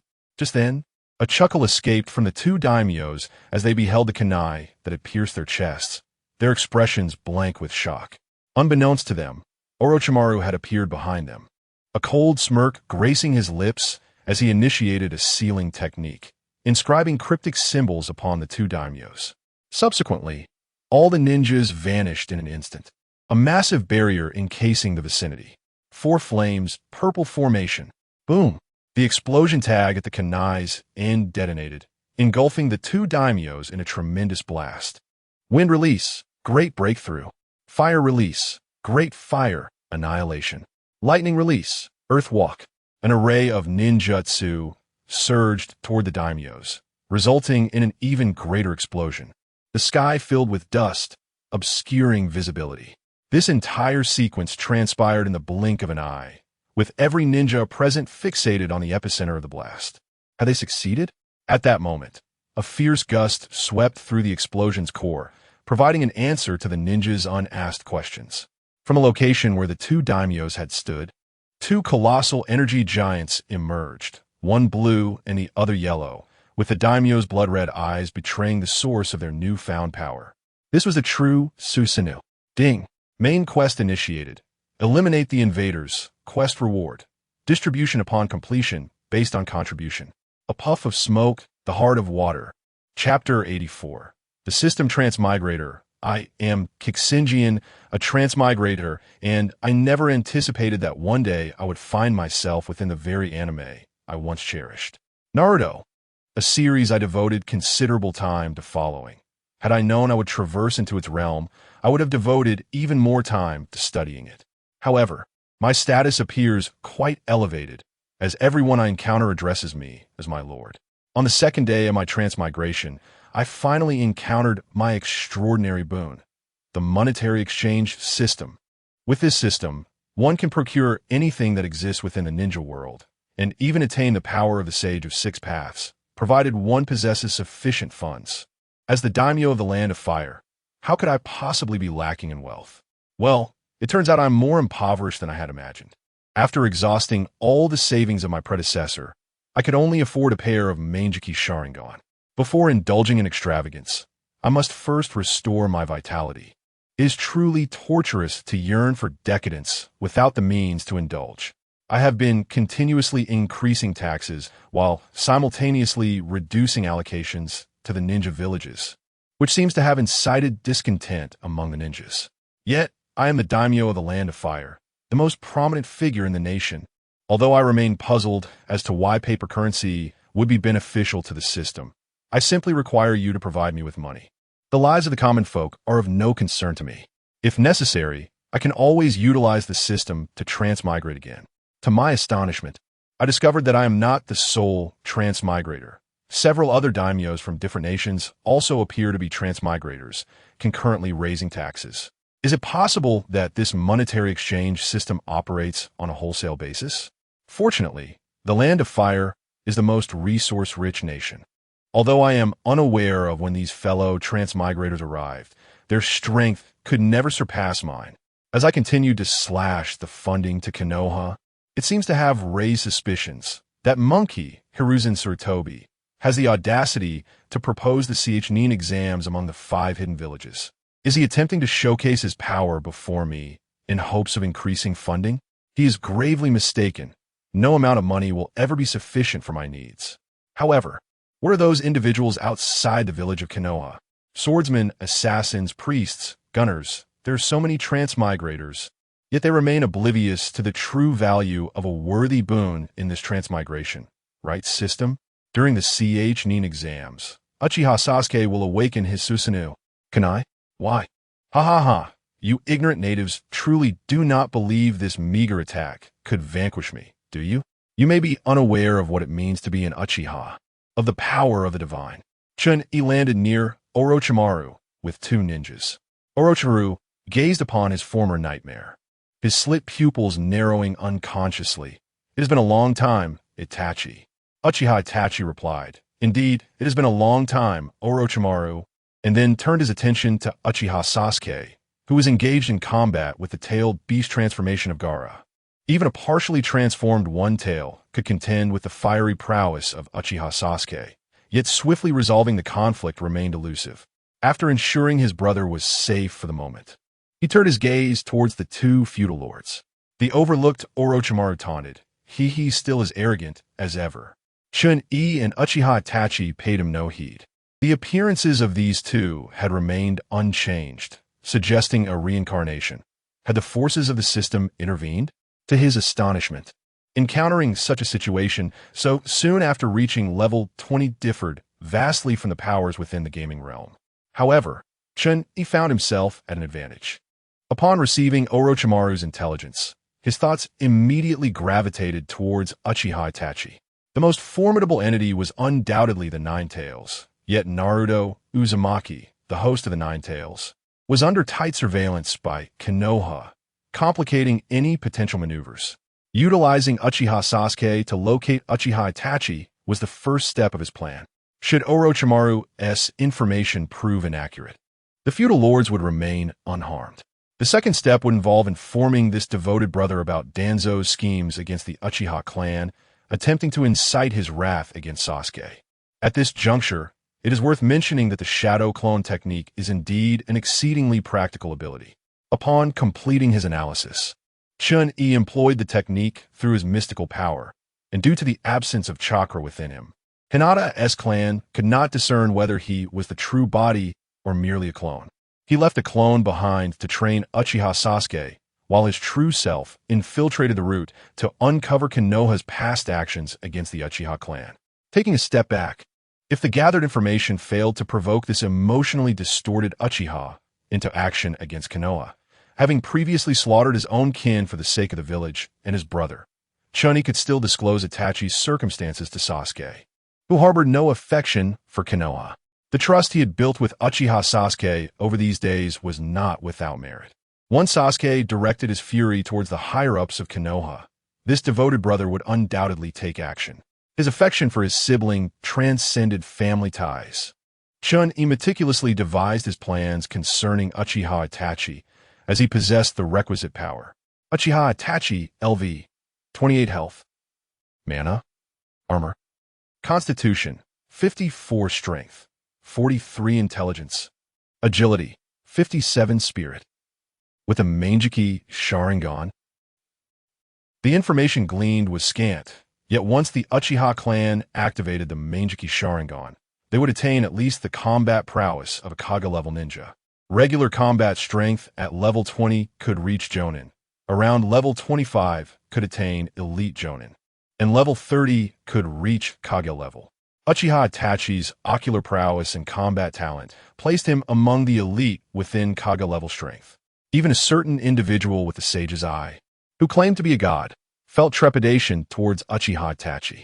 Should Orochimaru's information hold true, and if the feudal lords were indeed compromised, the situation would become considerably simpler. The second phase of the plan would similarly involve locating Uchiha Itachi, but this time to safeguard Konoha. The intensity of the battle unfolding within Konoha raises the question of how much will remain intact in the end. At this juncture, the completion of the faction's objectives is nearly assured. However, concerning the main quest, it appears there may have been a miscalculation in my strategy regarding Uchiha Itachi. Upon hearing Chen Yi's words, the others turned their attention towards him. My initial plan was to have you control the one-tail and utilize tailed beast bombs against these two individuals, akin to unleashing miniature nuclear strikes for those unfamiliar.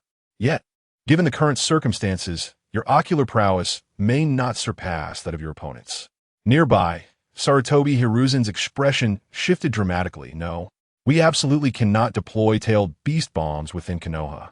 The ominous presence of Danzo, who had seemingly materialized from nowhere, cast a dark shadow.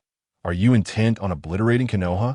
Chen Yi refrained from countering their assertions, instead calmly stating, it seems that you are still unaware of the true nature of the adversaries we face. On the battlefield, a blue Susanoo towered at a height of 12 meters, while a yellow Susanoo loomed, even larger at 20 meters. Qi Xingyan, as the daimyo of the Land of Fire, possesses considerable financial resources, allowing for a greater exchange of ocular power. Chapter 85. The Power of Uchiha. While the individuals from Konoha commenced their endeavors, other ninja villages simultaneously set their plans into motion. Ultimately, they were astonished to discover that their feudal lords had been supplanted by unknown entities. The authority of the lords effectively